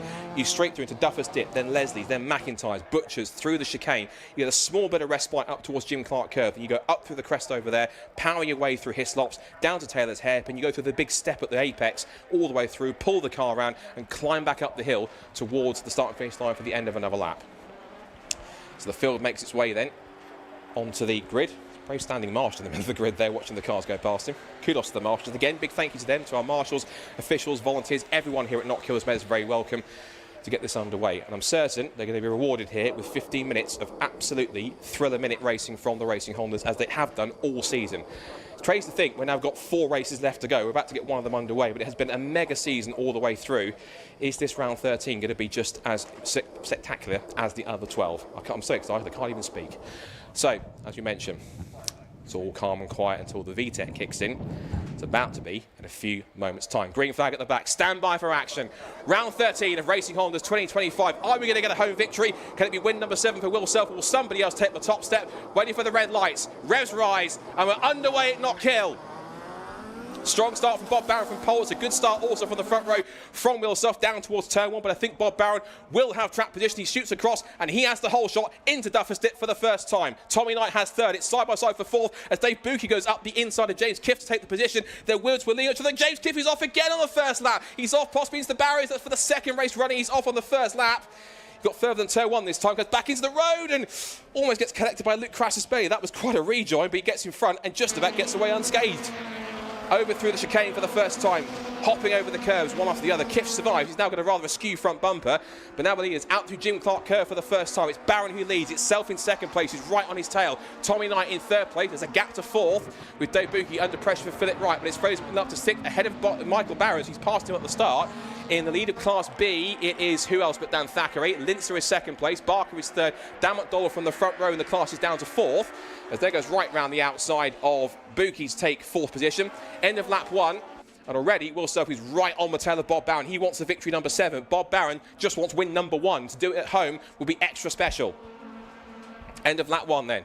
Barron who leads the way by only 0.3 of a second. It's then Self in second, Knight in third, Wright in 4th, Buki in 5th, then McNeil and Barron. That's Class A, apart from Kiff is further back in 14th overall. And Will Self again, massive sideways moment over the chicane. That's the risk with this circuit. You push it too hard and the cars will get sideways. He has been drifting around this circuit quite a lot in a front-wheel drive car. You think it was rear-wheel drive with how much he's been getting sideways. They rock over the curbs at Jim Clark S's. That's the key with this circuit, the ability to ride the curbs, and having a car that can do that is absolutely crucial if you want to get the maximum out of a lap time. Now, what's interesting here on this end of the second lap, Tommy Knight is closing into the top 2. He's not that far away. He might lack a tiny bit on the straights, but in the corners and under brakes, that EK Civic is looking pretty strong as they come over the crest. 2 laps in the books. Tommy Knight sets the fastest lap of the race. He's done a 55.786, faster than the 55.8s for Barron and Self. Is it win number 2 potentially? Do I jinx that with 30 minutes to go? It's way too early, Scott. Don't start jinxing it now. 3 for the lead then, out of McIntyre's, through Butchers, riding over the curbs. If anyone knows how to ride the curbs and not kill, it's Bob Barron. Tommy Knight chasing after him. Phil Wright's got a gap to 4th place. Then it's Buki, then Barron and Fraser McNeil hopping over the curves. Thackeray leads Class B, then Linster in 2nd place. Barker, McDonald, and then it's James Kiff on his toes, Harry Greenhill on himself. And then it's Luke Crassus-Menu. Wide over the curb was Michael Barron. But they charge back down towards the hairpin once again. This is at the end of lap 3. And it is 3 for the lead. Tommy said with new rear suspension, he's got this car properly sorted now where he wants it. And he's giving the 2 EK Civics a run for his money here. There goes Phil Wright trying to chase after them. Then it's Buki, Barron, and Fraser McNeil. Up the inside of Dan McDonald goes James Kiff on his recovery. He's lost... No, he hasn't lost the end plate. I thought he had it. It was just a white end plate. I thought he'd lost one of his end plates after he made contact with the barrier. But he has managed to keep it. And he's now up to 11th place over the line. 8th in class still. So Buki's having quite a run so far in P5. Leaders rock over those curbs. A massive sideways moment again. The way they just sit down on their suspension is so fascinating to watch. And through the right-hander at Jim Clark curve they go again. Use all that curb on the exit. Start to spread out a little bit here. Top 3 getting to be a little bit more spread eagle. Last time by was a fastest lap of the race taken back by Bob Barron, 55.4. He was 4/10 quicker than Self and 3/10 quicker than Tommy. So he's got quite a bit of pace advantage here. That new suspension he's been putting on there, which he missed at Alton, wasn't at Brands of course, but now fitted it and sorted it out for Knockhill since, is absolutely working wonders. And of course he won near a couple of weeks ago in the wet in the mod sports. So if we can mimic that, that would be quite an occasion. And I know for certain, because we know the Kilty K-Swaps team, they will go berserk if it happens. If it happens. There's 11 minutes to go. Don't jinx it yet. There's the other 2 contingent in the Kilty K-Swap squad. Michael Barron currently 7th. 6th, in fact. Won't score points, so Fraser McNeil will get the points for 6th in a minute. There goes Tommy Knight in third place, keeping pushing on. Out to Jim Clark curve, massive thump of the curve for Will Self. He's pushing as hard as he dares. I said earlier on when he was talking to Charlie, the fact he's saying he's not quite confident, he's not quite sure, and then as it was happening, he popped up at the top of the times, and I thought, you're chatting rubbish. But he's pushing on anyway. Oh, massive 2-1 moments. Look at that, in unison. That was Dan Thackeray, then Sam Lindsay, and then James Kiff for good measure. All of them up on 2-1s through Jim Clark curve. Brilliant stuff to watch. And I said we were going to get plenty of that this weekend. This is that kind of circuit where if you get up on the curbs, it will happen. Up the inside to get a place for position on track at least is James Kiff. It's not for class position, but he has now got himself into 9th, has James. He'll have the pace advantage. Next target is to try and depose Dan Thackeray. And he might get him on the straight down towards Duffers Dip. He's closing in. Thought about going up the inside, but I think he realised, I know what happened on lap number 1. I'm not going to risk it this time. Rise to the curb at Duffers Dip, through the compression at Leslie's. And back in through McIntyre's again. Dan Thackeray. He might be wise just to let James Kiff go here, because the harder he tries to fight him, the more difficult it might be, and also the more advantage that James Sam Linster might take. James Kiff is taking risks, though. He managed to thump the tyre stack there for a second, just flicked the belt that holds the tyres together. Up through Jim Clark curve. And still James will push him. Certainly he'll make a dive up the inside here to make that move into the hairpin. In fact, there he goes on the straight. Doesn't even have to get to the hairpin. Through Hislops, up the inside. Dan's trying to go with him though under brakes. Not quite sure why, and he's just having some fun, but that's not the car he's fighting. The car he's fighting is right behind him on his tail. Sam Linster for second place. Of course, this is the key moment for Sam, of course, because it means he can get himself a really strong second place, which he can add to his total. Which, given where results he's had so far, to watch our top 3 ride over the curbs, and Self doesn't look as confident as Bob Barron does, which unsurprisingly is because of all the local knowledge, I'm certain. Looking at where Sam has done, he has taken a second place before. That was back at race 2 at Snetterton, so he can get his second runner-up spot if he stays where he is. Could even get a first win if he starts to chase after him. There's still 8 3/4 minutes to go. Still nothing certain just yet. I've noticed, and also watching other battles, that we've got Dave Buki and Michael Barron quite close. Now here's our Class C battle. It's Callum Houchin ahead of Matt Rowling. So on pure pace at the moment, looking pretty close, but I think we're about to get a one-on-one here between these two. So the 2 Class C runners, nose to tail. It's now a 25-point swing in Matt Rowling's favour, but Houchin is given as good as he gets. This is the true test as well. FN2 versus EP3. Which one around Knockhill has got the pace? Is it the older chassis, or is it the newer one with a slightly more user-friendly experience in the FN2? We'll wait and see. I don't know how user-friendly it was when he was taking me round, but Callum was certainly pushing it. Down the back straight through Hislops. And just setting him up here, and Houchin, see, look, goes to the inside line. He's not comfortable going on the racing line because he knows that if it's an opportunity, Matt will come. He's down the outside in towards Taylor's hairpin. Just puts himself on his wheel, and he might try and drag race him up the line, but I'm not sure he's close enough. He gets back into the slipstream. Charging up the hill once again. Closing in. He's going to make a dive. He's thinking about it. Darts to the inside line. Puts himself in his mirrors. Just distracts Callum. I'm still here. Haven't disappeared. What opportunity is Matt going to try and present himself here? Has a little peek again up towards McIntyre's. Again, Houchin very defensive. He's looking for that up and under. The undercut through the right-hander into Butcher's. Back through the black tyre chicane. Black circle chicane, I should mention.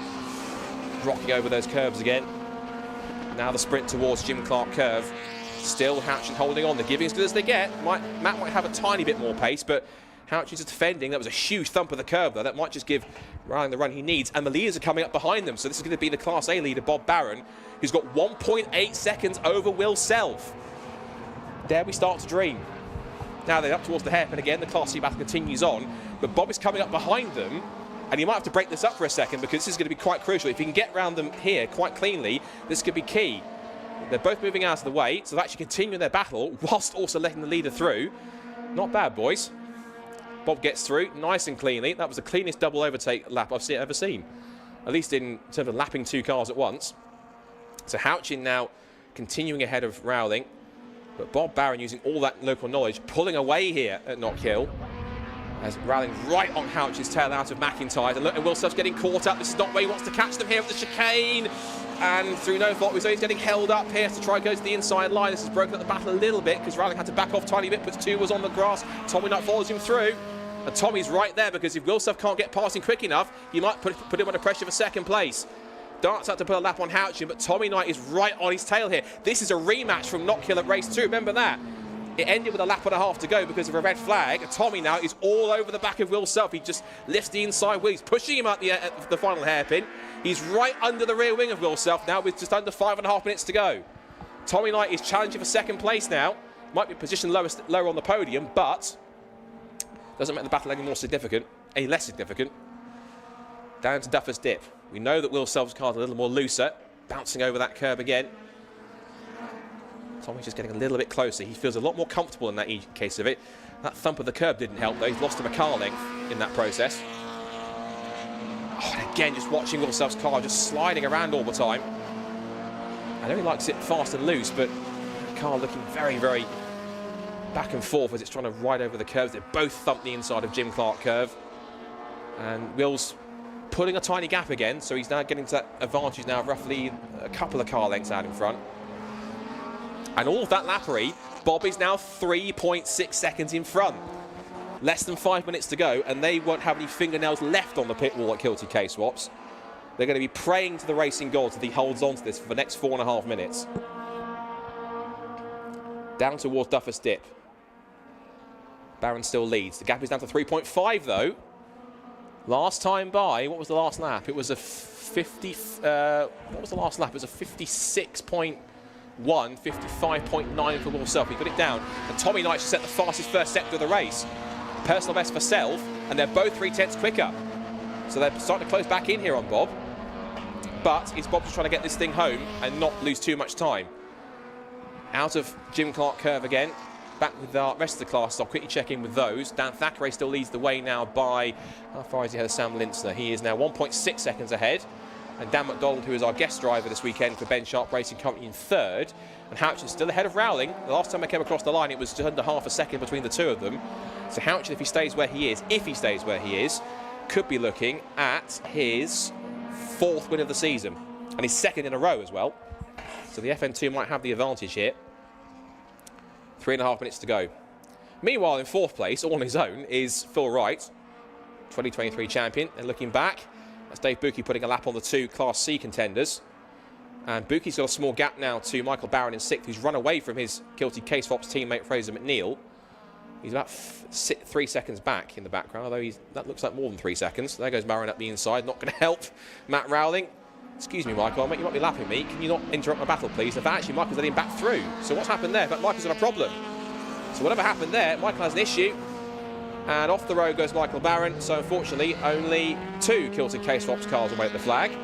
James Kiff went through. That's a free pass for him. Kiff is now up to 6th position. So not a bad recovery. But whatever happened to Michael Barron, not quite sure. Now, Bob Barron's got more lappery to do here. He goes down the outside of Crassus Benny and Duncan Holloway. That's an incredible double lappery down the outside of Duffer's Dip. That is astonishing. Bob Barron, don't do things like that when you're leading with 2.5 minutes to go. Don't give us heart palpitations. So Will Self, and he's run wide again.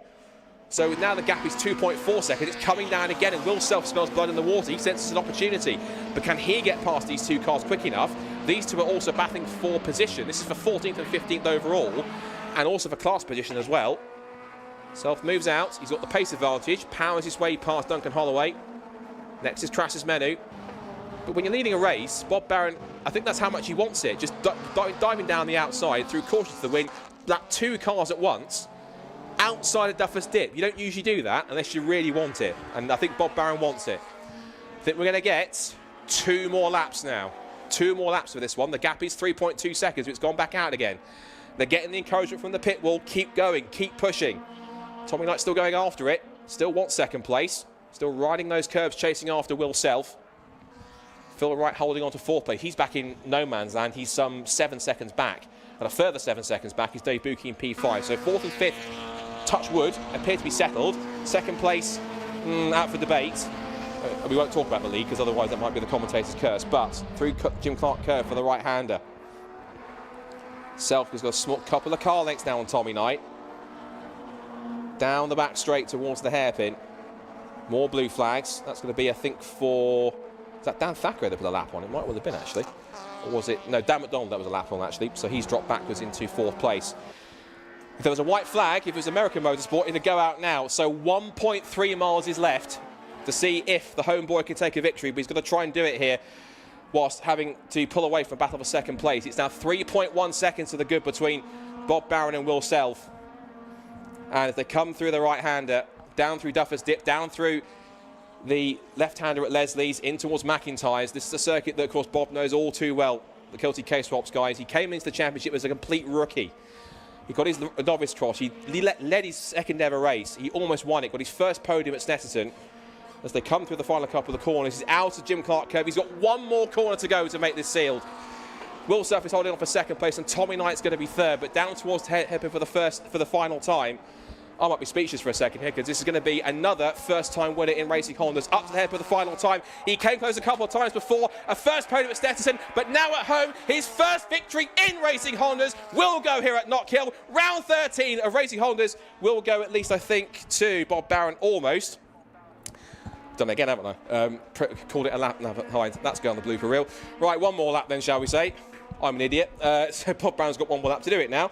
So I'll hype myself up again in a minute. I'm not going to live that one down, am I? Back through the chicane now for the last time on the back of, that was Greenhill, Harry Greenhill. In towards the right-hander, the gap is 2.9 seconds, and this time I think he should be about home and dry out of it. Self is still pushing in the background. He's going to try and hold on to it, but they're going to be on the pit wall to celebrate. And I think if you're a Scottish motorsport fan, get ready to celebrate, because one of your locals is about to do the job. Up towards the hairpin for the final time.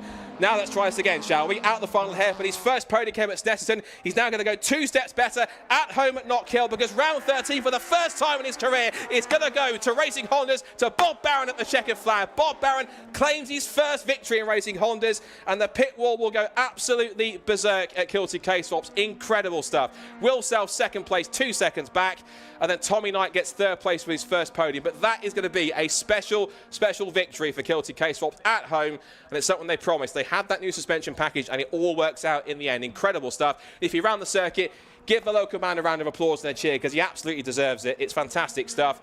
Phil Wright gets 4th position. Dave Buki is P5. James Kiffey's P6.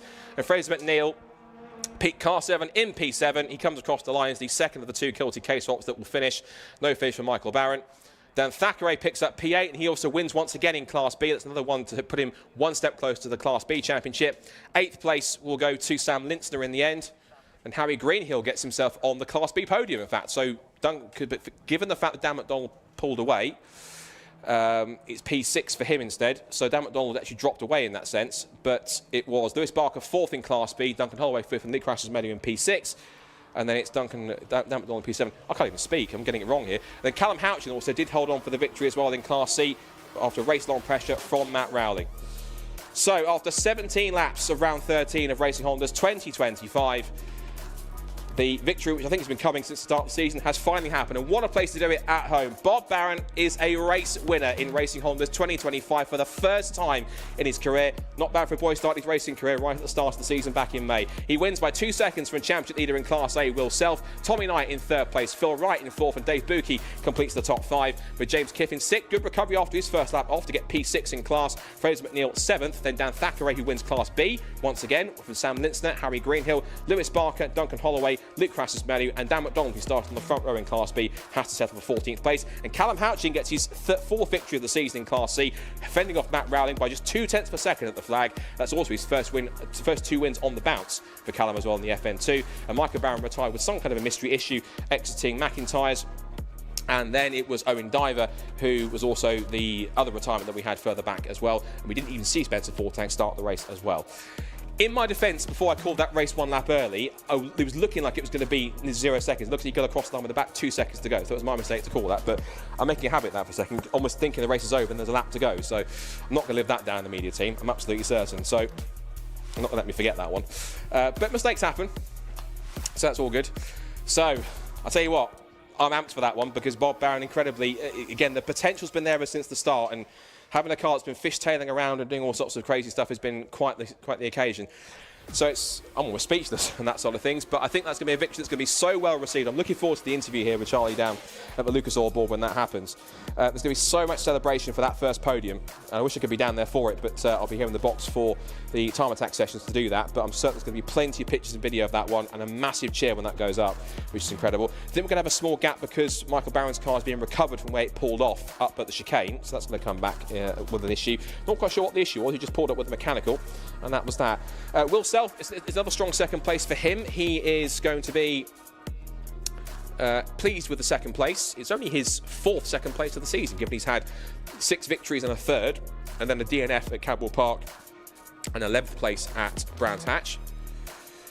And then it was 3rd place for Tommy Knight. That's another podium for him. In terms of total podiums this season, he has had... How many has he had so far this season? 1, 2, 3, 4, 5, 6, 7 now. That's another 3rd place. It's his 5th 3rd place of the season. 7th podium in total, if you also include his win from race 2 in Brands Hatch. 4th place for Phil Wright, who's a bit of a distant 4th place for Phil, not quite on the same pace, and it still keeps up a 100% record. Every race that he started has finished in the top 5, so good stuff from him. 5th place is Dave Buki.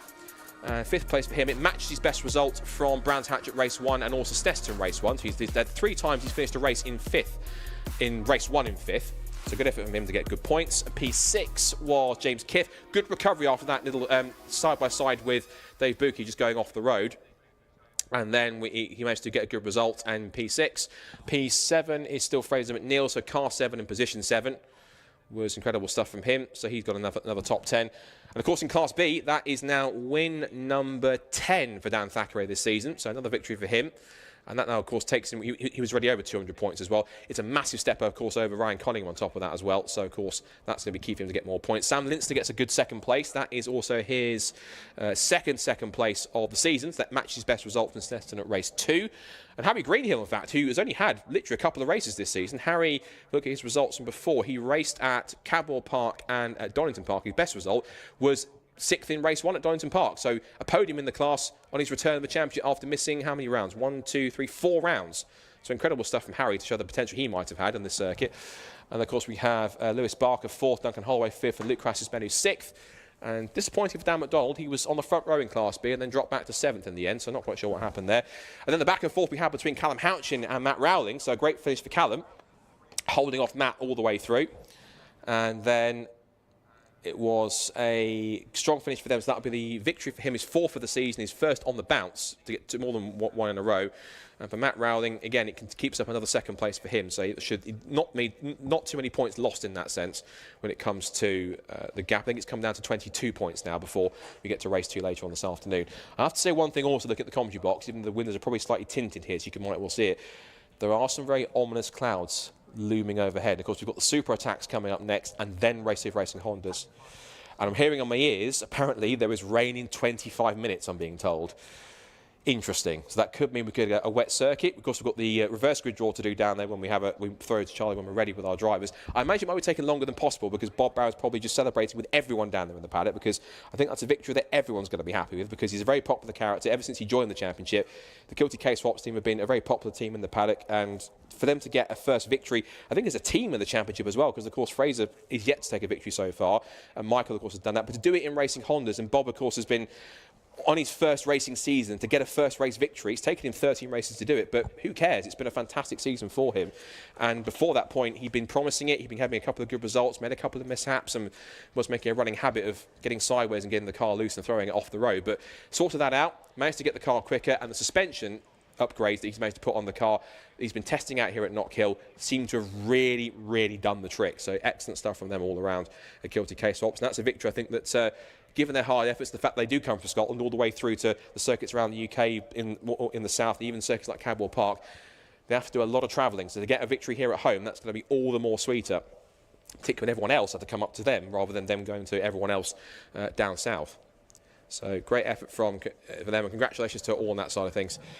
Of course, we've still got coming up 4 more sessions left to go, which is our super attacks for, first of all, Club Pro, Pro and Pro Extreme, then Club 2-wheel drive and Club 4-wheel drive, and then we've got Classic and Retro, Clubman and Pocket Rocket, forced induction and naturally aspirated. And of course, that will be where the big points are being scored.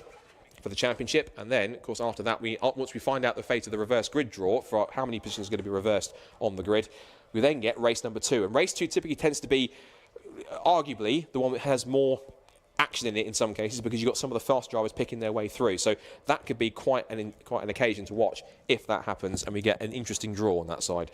So we're just waiting for the drivers to be ready. I'm just having a quick glance over at the Lucas Oil board. I think we've got at least a couple of them down there, so something almost ready to go shortly. So I'll get the signal on my ears in a moment. The Super Attack is getting underway in the background, so we'll switch to that once we've had our interviews for Racing Hondas. And we'll see who can take the big points in each of the categories in the Super Attack here at Knockhill. Knockhill so far for Time Attack and Racing Hondas has delivered, because we've still got 4 more sessions that could deliver even more coming up in a few moments' time. And so the Super Attack getting underway. We'll come to that as soon as we finished our Racing Hondas interviews. We need to give our class winners their due after an excellent run in that first Racing Hondas race. That was a race more of tension rather than massive overtakes and lots of battles, but sometimes races like that can produce a lot of entertainment. And it did so, and of course it also brings an excellent result, and I'm sure is going to see a very happy Scottish racing driver beaming from ear to ear and absolutely buzzing with the result. And no wonder, because that was quite a race, and did it from pole, led every single lap, fended off the early challenge from Will Self, pulled off some great overtakes on lapped cars, including that down the outside pass on 2 cars into Duffer's Dip. You don't do that unless you really want the victory, and so Bob absolutely wanted it, commanded the race from the front, knew the circuit like the back of his hand. The car was in the sweet spot, and he absolutely got it done on every single lap, and made sure he came home safe and sound and got the victory that he richly deserves after pushing all season in his first year of car racing. That was an exceptional drive. He's going to have to try and do that again in race number 2 if he can, from wherever he has to start on the grid, but we'll wait and see how that one plays out.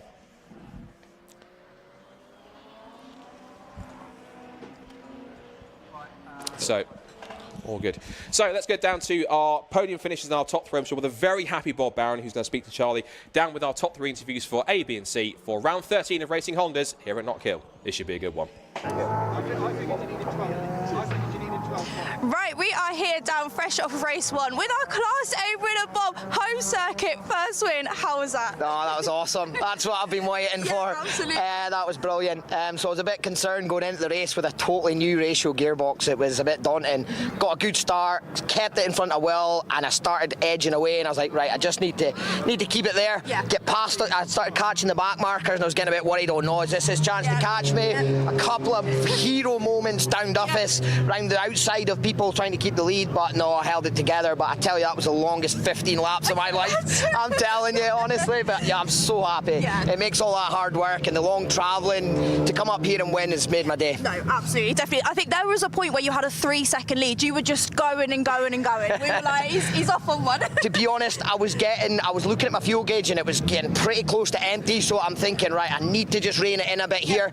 If I run out of fuel now, I'll never live it down. So yeah, no, just kind of eased off a bit. I had plenty of space and took it home. Yeah, and there's all them track days coming here paid off in the end. Oh, absolutely, absolutely. So we do have the reverse grid on the next round as well. How are you feeling on going through the defence? Yeah, well, I think as far as I'm aware, it's going to be wet for that one. So yeah, go and change the car up, get its wet set up on and go again. Amazing. Yeah, I'm buzzing for it. I feel like I could be good in the wet as well. So fingers crossed. Amazing. Oh, congratulations again. Thank you so much. Thank you. Right, we're going to bring over Dan. So Dan is our Class B winner. Dan, how was that? Yeah, it was a good race. Yeah, nice start. Actually, uphill was a bit interesting. Yes. But we actually got a good start, and Sam was right with me to start, and I was putting in decent lap times. I was looking at my dash, and he was right on my bumper. I made a couple of mistakes, and I was like, okay, this is going to take. He was sort of reminding you, he's like, I'm here. Yeah, exactly. I made one mistake, and he was right on my bumper. So we're having to put some consistent laps in, trying not to touch any track limits, and just very edge a little gap, and bring it home. No, perfect. Obviously, you got reverse grid for next round. Confident? It's quite a tight track here. Well, the last few reverse grids have been a bit of an awkward one for me. Not been too kind, and that's what it always is. You need a bit of luck. So I'll see what number they draw out. The local boys are saying it's going to be raining, and I've got to trust. I love the rain. I mean, Donny was the only time we've been in the wet, and I had a good little race there, but I haven't been in these tyres in fully wet, so it'd be interesting. Everyone be in the same boat, no pun intended, and we'll go from there. Perfect stuff. Brilliant. Well, good luck for race 2. Thank you. Right, we're going to bring over Callum. So Callum is our Class C winner. Callum, come over. How was that for you? That was quite good.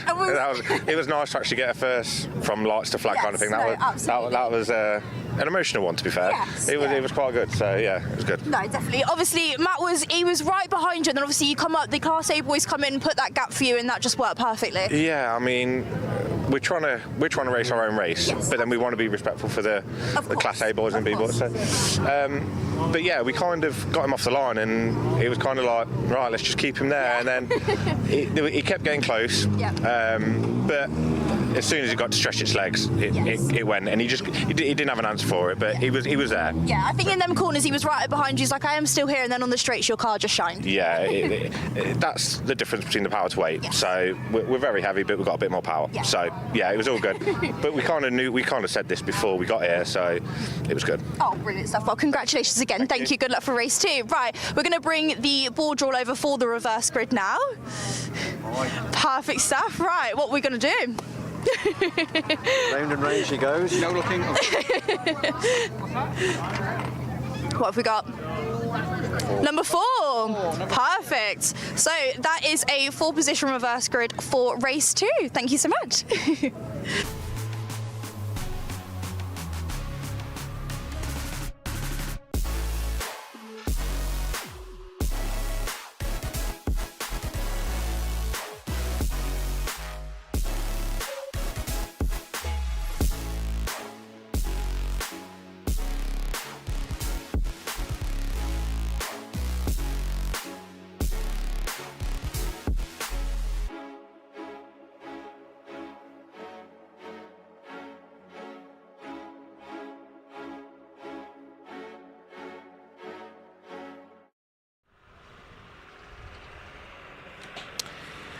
So, I'd like to say we're underway with the super attack, and we were, but unfortunately we've had an off here up towards Jim Clark Curve for one of our Evos in the mix. It's car number 79, which is Eric Holmes in the Club and Pro class. Evo that runs was second quickest in attack 2 earlier on. Looks like he had an issue or an off somewhere that's torn off the front bumper, so they're going to be scooping that back up and recovering him. We were underway with the first part of Super Attack for Club Pro, Pro and Pro Extreme. We only had one lap, haven't had any lap times on the board for where to get anything else, but we're going to see how this one plays out as we get into recovering this car and get our session back underway. So we barely had, 2 minutes in the session, so plenty of time for the drivers to get out there and get some proper times.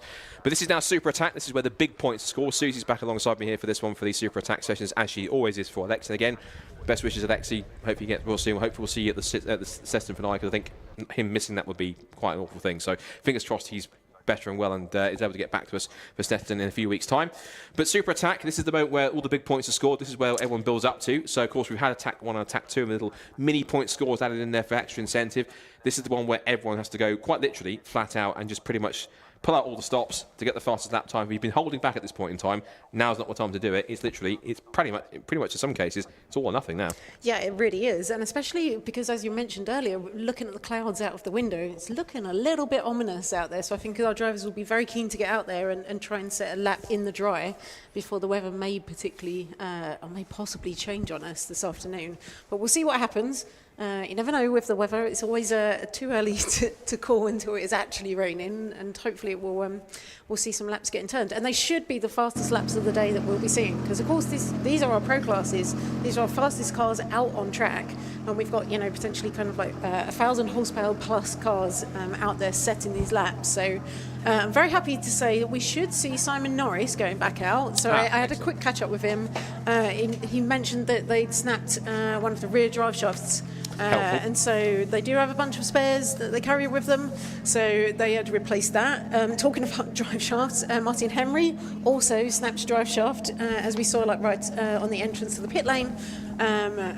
Very used to changing drive shafts in the front wheel drive cars. I think they go through quite a lot of them, so do carry spares. That has also been swapped, so we'll see Martin Henry back out on track. Sadly not going to see Colin Dorwood out, I think, this afternoon, because I believe he has gearbox issues. And talking of gearbox issues, as I was just doing a quick whip round, pretty much everyone having gearbox issues. That's so yeah, really, and obviously, and I wonder if that is something to do with the track. Obviously, it is very kind of like hard on cars. All of that shock as you're going over the curbs actually gets kind of like transferred through all of the transmission as well. It may be responsible, it may not. But yeah, so I think we've seen, so Colin Dorwood, I think we won't see him back out because I think he's got gearbox issues. Mike Osborne has lost fifth gear. I know Eric Holmes, who we've just seen being recovered, was having a fifth gear issue already. I believe then if we go down, if we're looking in club, Dean Taylor has, I believe, lost fourth gear, and also Andy Grady as well has got gearbox issues. So again, gearbox issues seem to be that's what's happening this afternoon. So just being able to get out there and turn a clear lap, that's going to be the aim for the drivers. And like I say, before the weather changes. So hopefully we'll be able to resume the action pretty soon. We see the cars all lined up in the pit lane, all ready to go. Very eager, like I say, to get out there and try and set that time before the weather sets in. Yeah, nobody's going to be hanging around to try and get a lap time here, particularly with the conditions that could be imminently changing quite close, and particularly this part of the world as well. I'm certain if it's going to rain, it's not going to be a short measure. It's going to be a proper rain shower to saturate the Knockhill circuit, and I'm certain it won't stay dry for long when it starts to rain here.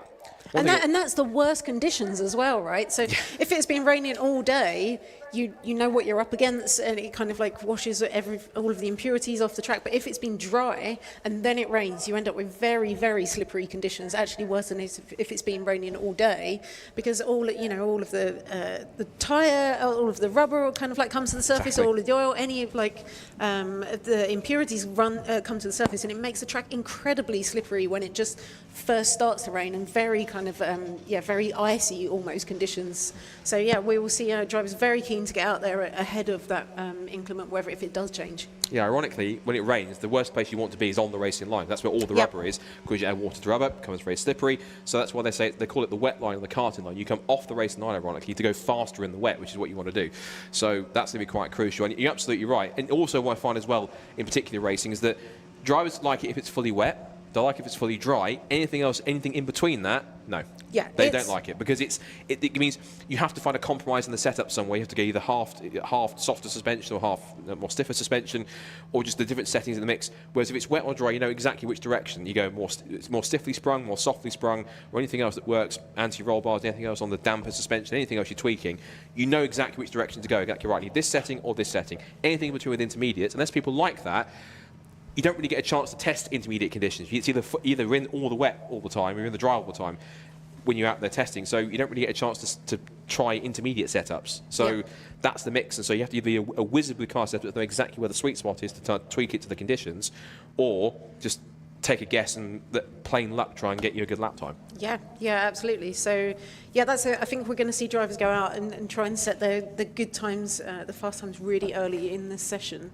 So when we resume, you see everyone lined up in the pit, so they're all ready to go and just ready and waiting. I can hear a whistle being blown. I saw a thumbs up, yes, and yeah, track is green again. And yeah, everyone, like I say, everyone's going to be going straight out there. They obviously have their out lap, so they warm everything up on the out lap.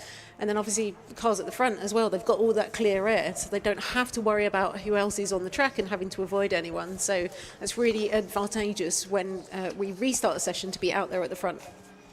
Certainly was, and Luke Sejakowski in Suki was right at the front of the queue to bring her out to make his super attack. So, as you mentioned, this is the fastest cars that you'll see all weekend, and have seen all weekend. Club Pro, Pro and Pro Extreme. This is the only class, fun fact, where you actually required to pass an ARS test and have a racing licence. There is the rest of the classes that are out there, which is Club 2-wheel drive and 4-wheel drive, and the Classic and Retro, Pocket Rockets, and the Clubman category.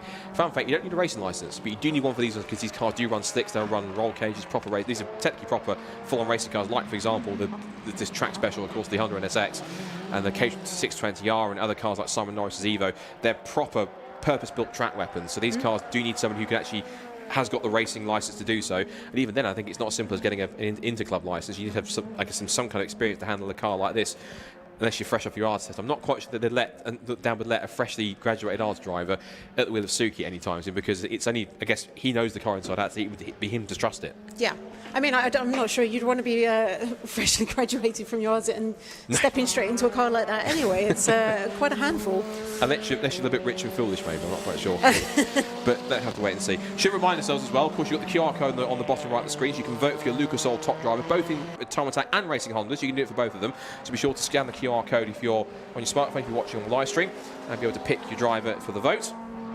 And again, massive thank you again, we should always say, to Lucas Oil for powering the live stream. It is live stream powered by Lucas Oil, so thank you much to them. If you're watching on the Lucas Oil live stream, hi to everybody who might be watching around the world, possibly from America, of course, wherever they are. Of course, you guys are the ones that are making this live stream possible by powering it and supporting it. So thank you to Lucas Oil for everything they do for the championship, for Time Attack and for Racing Hondas. As Luke Szyjakowski sparks his way down towards the right-hander at Duffer's Dip, flies down the hill, once again, just dragging that splitter across the ground.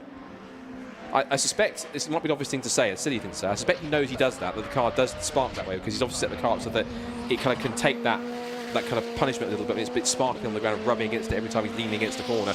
And because every single corner when he turns in, that splitter is dragging along something. He comes out of Jim Clark curve, now sprints through Hislops and towards the Taylor's hairpin. Yeah, and this is it. With the huge amount of downforce, you don't want to kind of like lose that downforce at any time. And then they have like titanium sliders, skid almost. Plates, yeah. So each corner. So yeah, you see these kind of like big sparks being kind of like flowing up. Because as we know, with the huge downforce cars, if they lose that downforce, it actually causes real problems for them. As we were talking to Simon Norris earlier in the season, he was having issues, I think, right at the beginning of the year, or maybe it was last year, so with porpoising, where actually some of the air gets underneath the car, and then all of a sudden you lose all of the downforce. And then you just end up in a bit of a yo-yo where the car's going fast enough, it pushes it down, but then if you get a bit of air underneath, it kind of brings it back up, and then yeah, that really varying level of grip is a real kind of like issue for these cars. But very great to see. We see Simon Norris here back out on track after that issue earlier, which turned out to be drive shaft. Interestingly, I was catching up with Simon. Oh, what was that? There was a lockup from Simon Norris. They're trying to get past the Clio, and didn't realize the Clio didn't quite either see him or move out of the way quick enough. Well, he came across the Clio too quickly and had to back out of it, I think. And you can see he's back straight off because he knows that's not going to be his fastest lap, so he's had to kind of like come off the power, so he'll be kind of like saving the car again just to go out there and set that one lap. But we can see already he's set a 47.152, so and that makes him fastest car out on track at the moment. But yeah, I was catching up with Simon Norris, and what I didn't realise is that Simon Norris has actually made a bunch of changes to his car, and pretty quietly, actually, it turns out, last year, and not kind of like shouted about them too much. Okay. So the car is actually now rear-wheel drive. Rear-wheel drive? So, yeah, so rear-wheel drive, and not twin-charged as it was before. So it was always twin-charged, but now it's just onto the turbocharger. We've just had a word in our ear, I think, that it is beginning to spit out on track at the moment. So it is. Here comes the rain. Now, of course, it's spitting now, but we know what the weather's like in this country. When it starts to rain, it doesn't just do it by half measures, it will pour down if it does that. And yeah, the black clouds, even if the windows are a bit tinted in this commentary box, they are pretty ominous and grey over here. There's some darker ones looming over the sort of the first few corners of the circuit, out through McIntyre's and through Butchers and over that chicane. That might be where, if we do get some heavy, slightly more intense rain, it might be the first place where it hits. The kind of more unpredictable, more bumpy, kind of off-camber part of the circuit, which is also going to become possibly the wettest part first, which is always going to be a fantastic combination in that sense. So, and I imagine as the drivers start to see that rain falling on the windscreen, they're all going to be very desperate to get that banker lap in before it makes the track conditions too slippery. Yeah. And the funny thing is also you get that kind of, what you could, almost, it's like, there's a phrase which is like psychological rain as well, which is you think it's going to rain harder than it actually is, and so therefore you think there's less grip out there, so you either be a bit tentative or you just back off a little bit, when in actual fact others don't see it, they just feel the grip based on what's underneath them. But some might look at it and think, well, is it going to start raining a bit more now? But in the end, it all depends on what falls out of the sky and how it lands. So we'll see if this rain gets any more intense. As I said, we've heard on our ear, as Susie rightfully said, that there is some spits of rain in the air. It's coming down. Can't see any umbrellas going up yet, so that's a good sign. But as you say, as you rightfully said, everyone now still with 11 and about 12 minutes to go, they're still going to be pushing on to try and get that lap, of course, including Simon Norris. And the thing is, you know, yes, he's the only car in the class in Pro Extreme, but at the same time, he'll just want to make sure he gets a good lap and just enjoy himself and get the points, because he knows that he can keep on pushing. And as I said, he might be just the only Pro Extreme car, but he just wants the glory of being the fastest guy out there. And so he's now just pushing as hard as he dares. He's just set the fastest second sector out there on track as well. So not the fastest in sector 1.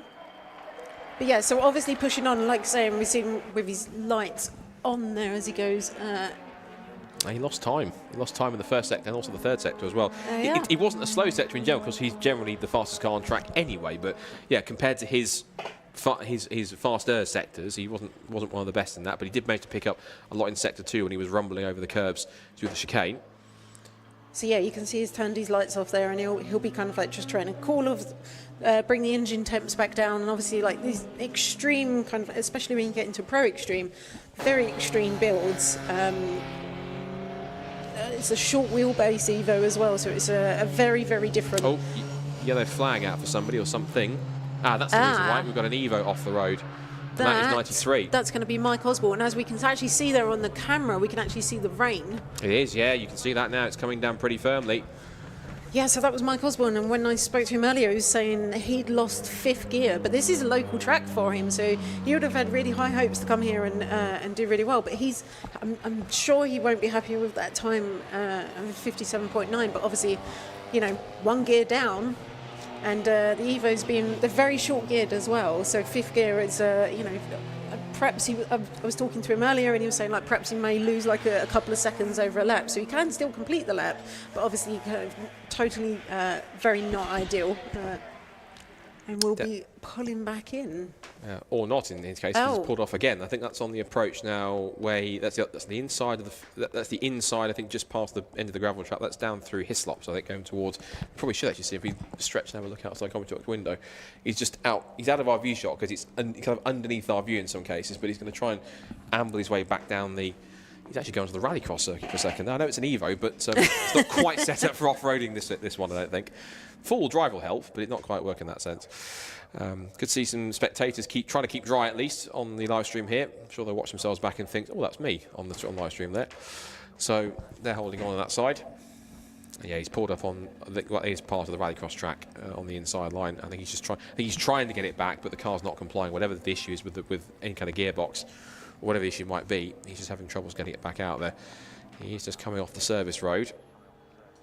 9 minutes to go, and with the windscreen wipers going plenty, Bradley John in the Evo 9 is back out again. Of course, he'll have 4-wheel drive, so he'll have an advantage over everyone else in the wet conditions, but even so, I think you're rightly said, everyone that wants to set a fast lap time will have done it already by now, because the lap times are probably not going to get any quicker. This is it for the later classes. They're all going to be in the same boat where they come out, and they've all got these conditions to deal with. But because you know we're looking at the dry lap times that have been set, that it's probably quite unlikely that anyone's going to get anywhere near that. And judging by, it's quite hard to tell how much it's raining from up here. But judging by how much windscreen wipers are on, and it does look like we're probably not going to see any times bettered in the rest of the session then. Probably not. And it might just be that it's just Bradley John going out to explore the conditions, see what they're like, and probably get some, at the very least, maybe just gather some data, I suppose, in that sense, because he's got 8 minutes to do so. And I think he's pretty much the only car that's out there at the moment, because everyone else has pulled in because they feel as though that the conditions are not going to get any better, the track's not going to get any quicker, and therefore all Bradley can do is just lap out there and I think he's just gather data, although he's sort of shaking the car around a little bit through Duffus Dip and through Leslie. It's kind of almost like weaving it a bit through the first couple of corners, so I'm not quite sure why he's kind of going, unless it is the conditions, but he's kind of, yeah, he's weaving it from side to side for some reason. I wonder what that is. The only thing which you do that I would have thought is because it's fuel, but it can't be fuel, surely. Yeah, so I mean we've actually been pretty fortunate with the season, and I think it was only at Donington that we actually saw a bit of rain on the track. So maybe this is just again gathering that kind of valuable data to experience when it is wet conditions, because we just haven't run that many rounds where it has been raining. Yeah, we have been quite fortuitous with the weather in general this season, I think, particularly as most of the season has been run across the summer. Of course, we had the early round at Cabell Park, and that was nice and sunny. You're right, we had the kind of damper conditions briefly at some points during Donington Park, and then really the rest of the season on top of that. Brands Hatch, the first visit we had back in June, was very sunny. Same with Seston, was a bit overcast, but it stayed dry. We had Alton Park, was in beautiful late summer sunshine, the same of course we had when we went to the previous round at Brands Hatch, the top of that as well. That was good conditions. And again, apart from right now, it stayed dry, a bit cold. Of course, the track temperature's not been that warm. It's been, most I've seen at any point in time, about 13 degrees, which is cold for a track. That's really cold in terms of, as far as I know anyway. But I mean, that would have been fantastic for all of the turbo cars, because it's you know, it's not so cold that you're going to have too much of a problem kind of like heating your tyres up, but also keeps the engine temps nice and low. But yeah, as we said, well, definitely umbrellas up there with some soggy spectators who I commend the durability in staying here to watch the rest of the afternoon's racing. But yeah, it does look rather damp out there then. It does. I was about to say windscreen wipers. Well, the windscreen wipers are on and umbrellas are up. I was about to say windscreen wipers are up, but that's quickly changing them. So windscreen wipers are on, and that is the 93 that's recovering still, Michael Osborne's car, who is just out there. I think he managed to get it, I think, somewhat going again. So he did come back into the pits, and then he left the pits again. So obviously they've managed to resolve that issue. So again, I don't know if he's just going out there and yeah, I mean, he's going around again. So if he's just going around and trying to get that that data from the wet laps, and obviously this is local track for Mike Osborne, so he'll be very happy out here in the rain. And it's very interesting, even speaking to everybody in the pits and the paddock, that all of the locals are very happy for it to rain because they know exactly where they're going. They're very used to these weather conditions, and so that really gives everyone locally an advantage. And exactly where the sweet spots are in terms of the grip in the wet conditions, so they'll be able to use it to full advantage. Which is, it's not to say a sneaky, I was about to say it's a sneaky tactic. It's not really. It's just good local knowledge is all it really is in terms of an experienced driver on the track. And it's interesting because, and especially coming through the chicane, there is really only one line coming through there. So it's like, where do you go when it's when you've got these wet conditions? Because normally you want to stay well clear of the curbs because that get incredibly slippery. So 6 minutes to go in the session, although I was about to say the time is frozen. It's on the screen, it's frozen. No, it's not actually. It's 4.5 minutes. The time's frozen on the screen if you're watching on the live stream. There's actually 4.5 minutes to go rather than 6. So the clock is, for some reason, time is frozen on there for some reason. So where it sits then, as I'm pretty sure we're not going to get any more, any faster times, given the track conditions have changed. Essentially, Simon Norris is, well, he's the only Pro Extreme car in the field. He's at a 47.152, so he will top the session, I'm pretty much almost certain, because we're not going to get any faster times yet. Luke Sedjakovsky is going to top Pro class. He's done a 49.452, and he is ahead of the second place car of Bradley John in third place.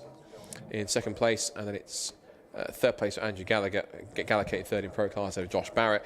Then Ilya Krylov will win Club and Pro ahead of Darren Spooner and Michael Osborne. Martin Henry will also finish 7th overall. Then you've got Dunny McLeod and Eric Holmes. So with the timing pretty much not going to change times, we've got some 3 3/4 minutes to go, and everyone else is in the garage waiting for the session to basically run down to 0. Let's go ahead and have another chat with one of our drivers that Susie had earlier on, and I think we'll see who it was, what they had in store, and how they're finding this weekend here at Knockhill. So I'm down here with Andy Grady from Club 4 Wheel Drive. How are you doing, Andy? Really good, really good. Better than other rounds. Yeah, because we haven't seen you in the last round then, so just a bit of a recap. What happened? Well, we had an issue at Snetterton where we snapped the crank and we managed to rebuild the engine for Oulton Park, but unfortunately a bit of bad luck and a valve dropped and actually took out the new engine. So we missed Brands Hatch trying to get this one ready. Managed to get this one ready for here. Everything seems pretty good, but we've just had an oil cut, which we end up getting towed back in. So yeah, but it's nothing too serious, and we'll be back out this afternoon. So just the safety's cutting in and then doing their job, and then you had to get recovered back in, is that right? Yeah, we got towed back in. I mean, we've been gentle with it this morning because it's literally a brand new engine. It came off the dyno on Thursday afternoon, so off the dyno straight here, gentle with it this morning, and so this is your test session? Basically, yes. yeah. Test the morning, race this afternoon. So. But you've been here before as well, right? So you're familiar with the track? Very, yeah. We've done quite a lot here. We did Time Attack 11 years ago when you were here. We used to do a lot of other track days and some other things here when we were part of RA Motorsport, like back then. So we did a lot with the Subaru here, but it's 10 years since I've drove here, 10, 11 years. So you need a bit of a refresh this morning? Yeah, a couple of laps. We're back on it. We know where we need to be. remembered where you're going yet? Yeah, found the way through the Duffers Dip all right, and the chicane, so no, we're doing all right. And are you going to be happy if it rains this afternoon? Very. I quite like the rain, especially up here, and I think we would have a little advantage, because I do know Alexander can't, I don't think he can turn his down less than 1,000 horsepower, which probably wouldn't help much in the rain here, but we'll see, you know, it could all change. So you think that big power is going to be more of a hindrance here today than if it rains? If it rains, yeah, if it rains, massively. And how does the track change if it rains then? It just becomes horribly slippy, and it's not the widest track in the world. To stay away from your dry lines, it can be challenging because you're always crossing over them, but yeah. Of course, you've got to avoid the curbs as well here. Yeah, there's a couple of big curves that you really don't want to be touching when you're here, but yeah, we're trying to stay off them. So the guys are fixing the car, or kind of like checking what the issues are, and then hopefully just all fix this afternoon? Yeah, we'll be back out this afternoon. It was literally an oil cut, and I didn't want to restart the car just in case it was something more than that, but we did manage like 2.2 Gs through the chicane at the top, so we think that might have something to do with it. Wow, that's some serious Gs then. Yeah, it's pretty good. So you're just holding on for dear life? Basically, yeah. But we're only at baby boost at the minute because Gaz wants to get some logs off the car. This afternoon we're looking to turn it up a bit, so see what happens. So what sort of power are we talking when you turn it up? I genuinely don't know. I think when the cams and stuff are dialed in with the new head we've put on, it should see 4 figures. We're not at 4 figures today, but it should see 4 figures. So you've got a new fancy head, I believe? I do. An SME head, which Colin Dorwood kindly supplied us with, and it seems to be a very special bit of kit, we'll call it. So we'll see what happens with that. Gaz hasn't dialed the cams in on it yet, so there's a hell of a lot to come from the engine, but today was more taking it steady and getting it to work properly. So. You're going to be thankful for the 4-wheel drive if the rain does come down this afternoon? Massively. I've only ever drove here in 4-wheel drive, so yeah, we'll take that as it comes. But it'll be nice to stay dry, but if it rains, it doesn't bother us really. So. Well, fingers crossed. We'll see what happens. But it's Scottish weather. Who knows? This is it. It's Knockhill. You never know. You never know. Fantastic. Well, good luck out there this afternoon, Andy. Thank you. Good to speak to you. Thank you. Cheers.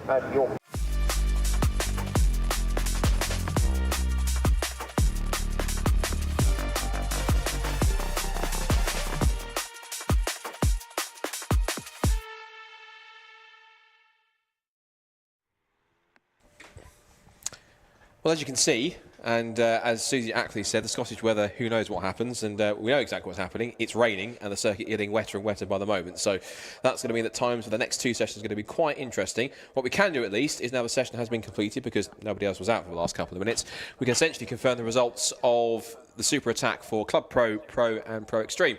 So Simon Norris, as we expected, was fastest in the times in the dry on a 47.152 to take the overall group victory and also in Pro Extreme. The Pro victory, once again, goes to Tegui's own Luke Sejikovsky and the Suki NSX. So that was a 49.452 to go quickest in that class, and Bradley John in second place on a 50.545 in the Evo. And then the single round entry of Andrew Gallagher gets third place in his number 137, 51.684. The next was Josh Barrett in the Caterham, 145 with a 53.037. The Club Pro victory goes to Ilya Krylov in the Renault Clio, so he gets a well-deserved victory, 54.714. Set an identical time with Martin Henry in the Pro class in the Astra, 54.714. If that had been the same class, that would have been quite interesting, but sadly it's not. Second in Club and Pro goes to Darren Spooner in car number 13, so that's the number 13 that gets the Peugeot 205 a second place in Club Pro. And I will give you the rest, but it's been wiped off the screen because we're now to our next session already, which is for Club 2-wheel drive and Club 4-wheel drive. And I think I've got given an inkling here, Susie, that I think the 4-wheel drive cars might quite enjoy this session better than the 2-wheel drive cars. Well, we say that, but I think the front-wheel drive cars especially are always really, really happy in the rain. That's true. I think it's obviously rear-wheel drive, then it's going to be a big handful out there. But I think, you know, everyone's going to be a little bit disappointed that they didn't get the last session in the dry. But again, everyone is in the same boat on here. So as we saw the drivers coming in early in the Pro, because they're obviously not going to turn as fast a time as they would in the dry conditions. But here, for this whole session, everybody has the same conditions. It's going to be wet for the whole session. And so, yeah, you see everybody out on track, and yeah, we'll see what happens. Certainly will. So Club 2-wheel drive and Club 4-wheel drive are underway for their Super Attack. 20 minutes on track to see who can do what, and also what the weather will do as well. There is still dark clouds overhead, but how much it continues to rain, and that remains to be seen. Yeah, you can see everybody's windscreen wipers on out there, so it does look like I'm not seeing any.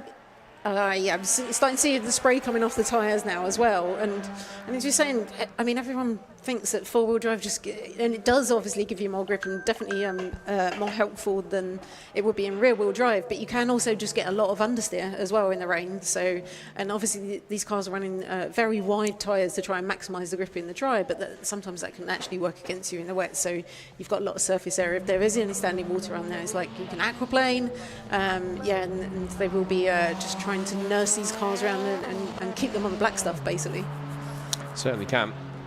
Just keeping it on the black stuff is the most important thing at this point, because trying to do so in these conditions is quite tricky. The four-wheel drive cars, as we said, in theory and on paper will have the better advantage to be able to keep it on track, but of course four-wheel drive doesn't guarantee anything. So what are we seeing there? We're seeing Andy Grady more issues pulling off the line, and it looked like having to restart the car. Yeah, looks like more issues for Andy Grady. That's not the first time he's had that kind of a problem. Yeah, so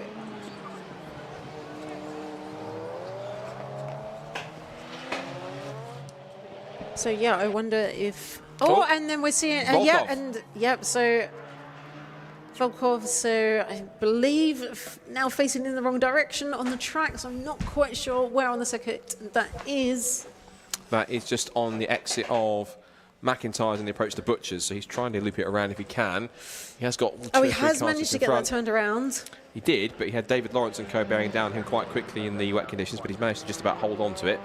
And so, of course, track position is quite key, particularly in these conditions. Yeah, a big car to get turned around on quite a narrow track as well. It is quite narrow, yeah. Of course, short and narrow, 1.3 miles.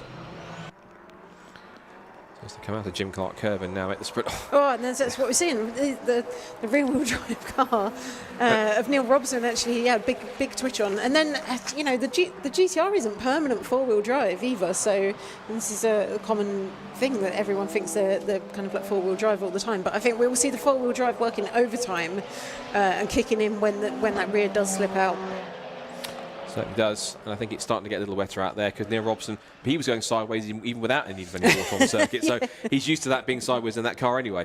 There's Alexander Volkov, who looks like he's taking about 3 or 4 bites of the apex there. Turned once and again for a third time, and eventually managed to make the corner. So this is a really good example, I think, of how much grip the front-wheel drive cars can actually have in the rain. Yes. And even though you think four-wheel drive would have the advantage, the front-wheel drive cars are really, really successful in the rain. I mean, we know Alexander Volkov, obviously huge amount of power, but that's a lot to wrestle around this track when the track condition is so slippery. So it looks like he was following Dave Lawrence round there to see what lines he's kind of like taking, and we'll see again. Fingers crossed, manages to keep that. Is he a bit twitchy going into the corner? He's taking more than one bite at the turn-in with that GTR, and of course it goes back to the weight thing as well. Of course, yes, it's four-wheel drive, but it's quite, even with some of the weight stripped out of it, it's still quite front heavy. It's still got a big heavy engine, big V6 in the front of it. The four-wheel drive system is heavy. Of course, it's a generally heavy car. Obviously, when you get it, even though it's got lots of power in it.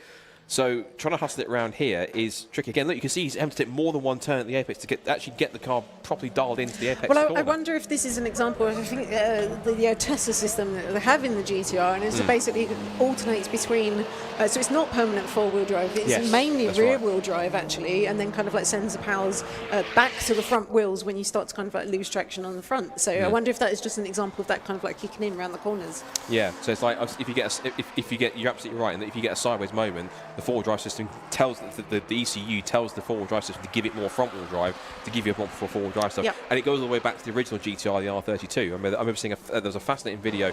I'm going to start the anorak here whilst we look at this session, so I don't apologise for it again.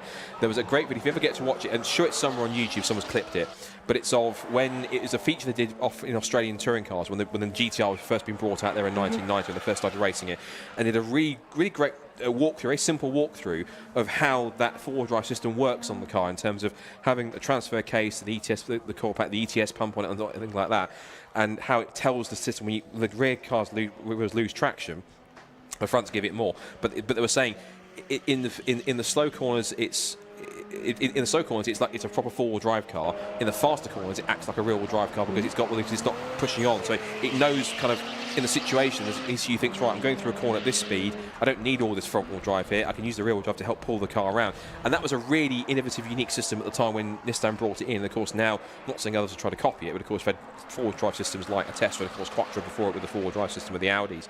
So these advances of four-wheel drive technology have really come on leaps and bounds, but that was one of the early pioneers that Nissan put it in the mix and actually produced a system that I don't think many other four-wheel drive systems or high-performance cars have really beaten all that much since.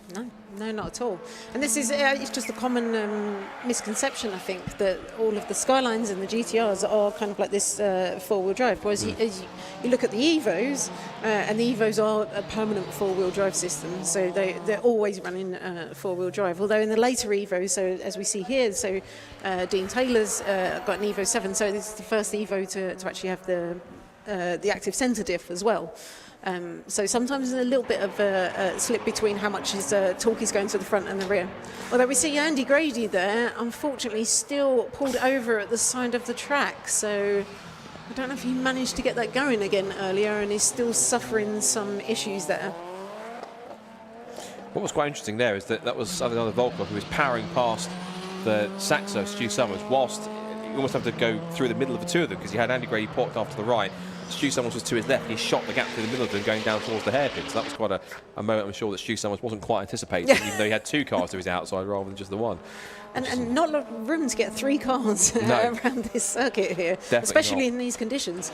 Yeah, especially in these conditions, particularly when it's so easy to snatch a brake and even lock up, and then whatever happens next is down to simple physics and what the car wants to do. Basically, the car's taking you somewhere. It ain't going to tell you where it's going, but it'll take you somewhere, particularly down that braking zone. And you can see it's starting to really get wet out here. The spray's starting to come up a little more, and the wipers are going tenth of a dozen. You can see now that's Johnny Fletcher, who is currently sat at the moment in third in two-wheel drive, because David Lawrence is up there in second place on a 59.973. Of course, ahead of the fact he's got ahead of the likes of Kastutis, Dobrovolsky, and Andy Grady, and of course Neil Robson. So he's ahead of three of the four-wheel drive cars. And it goes back to what you mentioned, that front-wheel drive cars in the right hands, in the right setup, can handle perfectly much better than four-wheel drive cars, particularly cars that have got that permanent four-wheel drive system where they've got no choice but to spin all four wheels at once. Whereas you've got the smarter systems that can kind of switch it off and on and dial back how much drive each part of the car gets depending on what the conditions are like. So I know I was speaking with Johnny Fletcher earlier, and I was asking him if he was actually happy with rain, and despite doing a rain dance beforehand, he did say no. So he wasn't very happy with that. But so he's just gone across and set. So 102.452. So I think that is his fastest time so far out on track. But I've just looked. Just seeing Alex Volkov just really pushing that GTR. Then he's also set the fastest. He'd set the fastest sector 1 time. It's just set a fastest sector 3 time. So we're going to keep an eye on him as he comes around and finishes up the lap to see if he improves his overall lap time at the moment. He's currently running a 56.986. Yeah, Andy Grady stopped again, and he's paused on a second. I was trying to figure out, I think that's on the approach to Taylor's hairpin. I think he stopped again, there's practically the same spot once more, so that car hasn't really done too much more to try and get it going again. So whatever the issue is, it's maybe an intermittent one, because you get it going for a moment, and all of a sudden it cuts out again for whatever reason. There's our other GTR of Kastutis Dobrovolsky, who's a single-round entry this weekend, and he charges his way up the hill to try and find a better time. He goes third fastest, 1 minute .224, displaces Neil Robson, moves him down to fourth. Yes, we saw Alex Volkov did go through and improve his time with 56.986. And that is a hell of a car to be wrestling around in this weather as well. And obviously, quite a lot of gadgetry on that. But again, when you're talking about these modified cars, how much of that original kind of equipment still exists on these cars? Actually, I'm not entirely sure. So, but yeah, like you say, the kind of even the torque split between the front and rear wheels would definitely be helping in these conditions. And you can obviously get systems where you can get, particularly on the Evos, you can get something like an active yaw control, and you can also get variable central differential, so you can actually change on the fly if you want to, if you can tweak that stuff. on cars that don't have a sophisticated four-wheel drive system, but you want to be able to kind of tweak it yourself, you can change how much power goes to the rear and the front wheels on the fly if you use a dial in the cockpit. I think some can be as much as that you can turn it all the way towards one or the other if you want to, if you really want to go crazy and put 700 horsepower through the front wheels only. Why you want to do that? It'd be bizarre, but also, I guess, a tiny bit curious and maybe fun, but I'll have to wait and see. Maybe not so fun is Andy Grady's fortune so far, because he's managed to get the car back going again. I guess the big question is going to be is not kind of what's his time going to be, is how long is it going to last before it conks out again, shall we say. Yeah, so I wonder if he's going to peel. He's going to peel over and pull into the pit lane there. Obviously suffering from some cutout issues. There's David Lawrence, who is dropped to third, but he's now behind Dobrovolsky in the second of the GTR. So it's GTR 1-2 at the top of the times, with 8 minutes still to go in the session. David Lawrence third. And then it's Neil Robson in fourth and Evo, and that's David Lawrence sideways. Managed to catch that back though. That is good going. And that's the strategy in front-wheel drive cars. If you lose it, it's quite simple. Boot the throttle and the front end will come round eventually at some point. I've seen that before when you get even front-wheel drive cars get full-on 90 degree sideways. I saw it in touring cars years ago, once before, and just because all the drive goes through the front wheels, you just simply boot the throttle, and eventually at one point the front wing will go, okay, I'll go back to where I was before. But it'll do it. I'll do it eventually, because it might be a long lurid start, it might be a quick one depending on how much grip the car's got, or it might snap backwards one way or the other. But David Lawrence got lucky with that one, particularly on a circuit that is tricky enough at the best of times when it's dry. Now, of course, you add in added saturation with the weather conditions here. It's even more, I don't want to say it's not a dangerous circuit, but it's even more challenging out there to try and get a clean lap and a good one without getting sideways at some point. And it obviously hasn't deterred him, because he's still out there with his lights on. So see Neil Robson going for a little bit of a drifting session there. I mean, maybe he's missing the fact we don't have the drift pros here doing demonstrations. Of course, he's now trying to put a demonstration of his own. Here's my one series, I'm going sideways, have a free show. I mean, he must be having an absolute blast in this car. Maybe not particularly quick out there on track, but yeah. And again, rear-wheel drive in these conditions, when it's been dry, the rain comes down, it makes it ultra slippery, and then you've got rear-wheel drive to contend with on a tight and twisty circuit as well. A lot to get to grips with, as we see him a little bit of opposite lock coming out of there as well. Yeah, I think as the phrase goes, I think he's simply just doing it for the vibes. I think he's not doing it for anything else than but just enjoying himself. He's running great. He's running great times at the moment. Exactly, He's fourth fastest out on track, and like I say, I think that car's going to be the biggest handful of any car out on track at the moment. Of course, if you're liking what you're seeing from Neil Robson, you can vote for him as your Lucas Oil top driver of the day, by scanning the QR code in the bottom right corner. You can do it for both Time Attack and Racing Honda, so it's not just the champion or the other. And if you keep show both like that, you might win it at a canter at this point. So he's definitely a contender purely on just, not necessarily pace alone, purely on just entertainment factor alone for Neil Robson if he wins that one. That's probably going to get the popularity vote in that side. There's Johnny Fletcher in his long-standing, I like to use his evergreen Vauxhall Astra that's been with him for quite a while.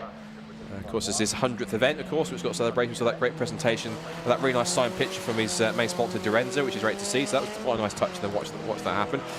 And of course, a stalwart in the paddock. He loves the paddock and the atmosphere, the people around it. And of course, the competition comes with it too. If you can at least get a little bit of silverware, that's always a handy piece of thing to take around. This again, the background here, Robson. That BMW was fishtailing around on the exit of John Clark S's more than ever, I think, on that side. Yeah, and what an amazing achievement, Johnny Fletcher, with 100 rounds of Time Attack. Like, that's absolutely incredible.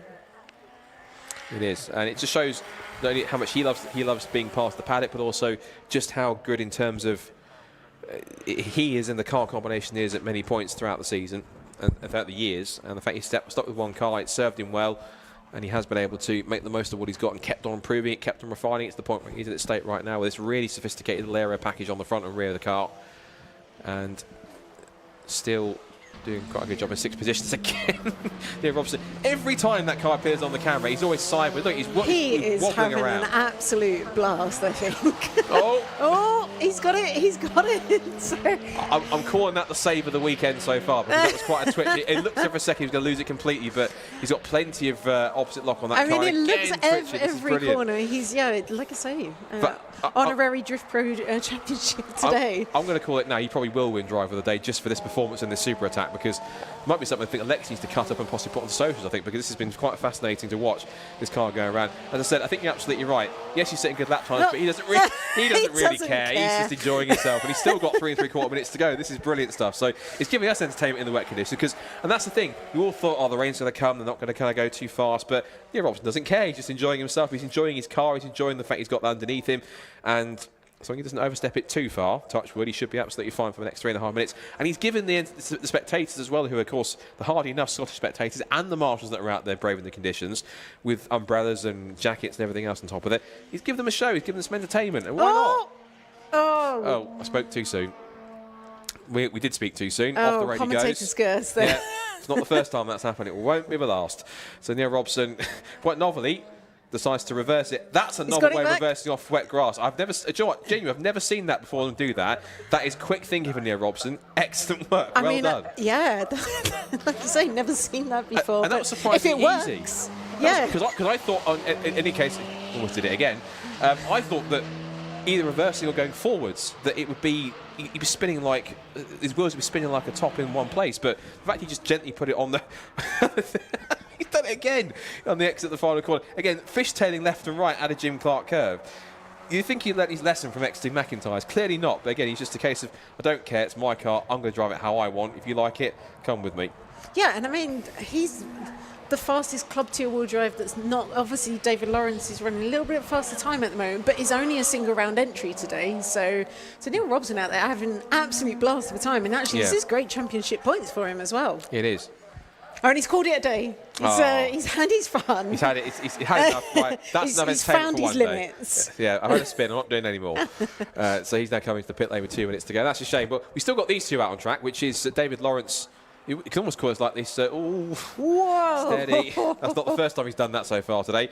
Oops, and off has got Johnny Fletcher as well. So what we're saying about Johnny, the fact he was having such a clean and tidy run. And Volkov's now gone through. Of course, he's got 4-wheel drive, so he can boot it as well and try and hold on. This is more, I think we have turned into an impromptu round of MS UK Drift Pro rather than a super attack, because they're all going sideways out there at this point, front or rear wheel drive. Who needs plastic kind of cutouts, plastic trays for skids for a front wheel drive car? Just chuck out David Lawrence and say it in the wet conditions. That'll do. That'll be absolutely fine. But some fantastic car control being demonstrated out there by our drivers out there. Definitely as well. Yeah, that's the key thing as well. And of course, it's the mark of a good driver as well. Of course, obviously Neil had that spin, of course, and obviously we were talking about that, reminded about that much. But he's just enjoying himself and getting himself out there. As Johnny Fletcher tentatively goes back to the pit lane after his little rotation earlier on. And I was wondering whether it was drying out a bit, but by the rooster tail that's coming off of Alex Volkov's car, then it doesn't look like it is at all. No. And what's really interesting, quite a lot of spray being kicked up there. And what's interesting, we are actually running, I think, slightly ahead of time. Don't jinx it, but come up towards just before 4 o'clock. And thinking about the next couple of sessions, we've got the last super attack coming up next, which is for Classic and Retro, the 2 Pocket Rocket classes, and Clubman. And after that, we have the second Racing Hondas race, and that was scheduled to be at 5 o'clock. And apparently there was rain scheduled at 5 o'clock as well on top of that. So whether or not we kind of get in before that, I mean, it's a 20-minute session, so I imagine if they move quickly, we might well actually get this in time, possibly done before 5 o'clock, which is pretty interesting. So everyone can kind of head off and keep themselves as dry as possible. I think for a rotation, we've just seen the other GTR go around, which is Kastusis Dobrovolsky, second fastest. So it looks like it's going to be a GTR 1-2 at the top of the times. As Alexander Volkov will make his way up the hill for the final time. He's waiting for the checkered flag. That's what he's waiting for. He backed off so he could take the flag and end the session. He didn't have to do another lap. That's what he's done. Checkered flag has gone out. So that is the end of our super attack for Club 2-wheel drive and Club 4-wheel drive. And right at the end, actually, Dean Taylor, from nowhere, has popped up into second place in the wet conditions. Oh, amazing. Where's that come from? Extraordinary work from Dean Taylor to go to second quick. He's on a 59.195. He's only 2 tenths off the time that Volkov set. And I know this is Dean's first time here at Knockhill as well. So, yeah, an amazing time popping that in right, like you say, literally on the last lap. I should correct, it wasn't 2 tenths, it was 2.2 seconds rather than 2 tenths. I misread the numbers. 6 and 9, at least from the screen, looked a little bit similar.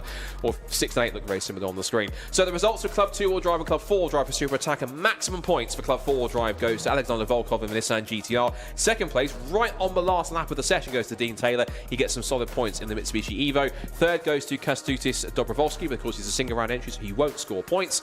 And then it will be David Lawrence in fourth place. He wins the Club 2-wheel drive category. He is in third position. In fourth position overall, but again, he's also single round entry, won't score points. So the points, in fact, will go to the one and only Neil Robson. He gets the maximum points on top of that, and he gave us a show. Fantastic. So he gets the points. That will be 2:18 in the BMW, 1 minute point 464. Johnny Fletcher, second in 2-wheel drive with, third in 2-wheel drive, second point scorer with a 1 minute point 958. Andy Gray, despite his issues, does still get third point scorer in Club 4-wheel drive. That's good points for him on a 1 minute 1.371. And the last of the scorers is going to be Stu Summers in the Citroen Saxo, 1 minute 3.505. So one more Super Attack still to go. That is, of course, for our Classic and Retro, our Pocket Rocket classes, and for Clubman to finish off our Time Attack activity for today. What's been a really delightful day for Time Attack all around, for their first visit back in 11 years. Some great action, great cars out in the mix, some great lap times. And of course, already 1 or 2, I think, champions provisionally also being sorted out. Well, I did see on social media, I'm saying this, of course, provisionally, it's the main thing provisionally, that Teggy would believe that they've done more than enough for Mr. Sedziakowski to take the Pro Class title, they believe. So, but of course, everything is provisional, subject to official confirmation. Still one more round to go, so I have to wait and see. But if that is the case, then again, we can tentatively say, provisionally, well done. So good effort from them. And of course, I think they've also, as well, given the fact that I think there was one, but probably 11 years ago, they also think they've also taken the lap record as well with that car in Pro Class 2. Which I think we can believe, given the fact he's been collecting like stamps this year as Suki. So Luke Sedziakowski, he can pedal that, man. He's also had some other activities out in the new S2000 Cup class car at Alton Park in the Racing Hondas race, and managed to give that a top 5 too. So kind of anything he touches, anything he drives, Luke is pretty handy peddler, whatever you throw at him. So the Club 2-wheel drive and 4-wheel drive cars rather tentatively just sort of gingerly move back into the pit lane in the wet conditions. So one more Super Attack left to go. 2 more sessions of the day left to go here at Knockhill. If you've been here all day today, thank you for being here. Of course, the weather has been a bit chilly, and of course now it's got some weather conditions to have to deal with as well. But if you have been here, thank you for coming. It's been excellent to have Time Attack back here for the first time in 11 years, and to bring Racing Hondas for the first time here as well. Cracking first race with the first time winner in Bob Barron. And of course, we've got the partially reversed grid, which will put Phil Wright on pole position for Class A, if I'm correct. So we'll be watching out for that one. And of course, now with wet conditions, that can make it all the more interesting. So I'll have to wait and see. And if you listen very, very carefully, you can hear the rain just tapping on the camera lens. So that is coming down. So 2 Super Attack sessions down, 1 more still to go. Let's head in now as we get set for our final Super Attack of the day in Time Attack for Clubman, for Pocket Rocket, Forced Induction, Naturally Aspirated, and for Classic and Retro.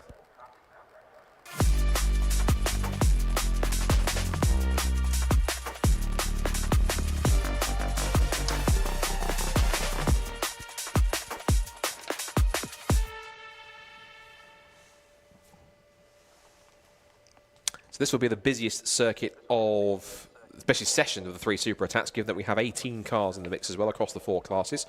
And after a late effort, which we actually missed right at the end because it came right at the death, we almost missed Dean Taylor's effort, of course, as well in the previous session for Club 2-wheel drive and 4-wheel drive.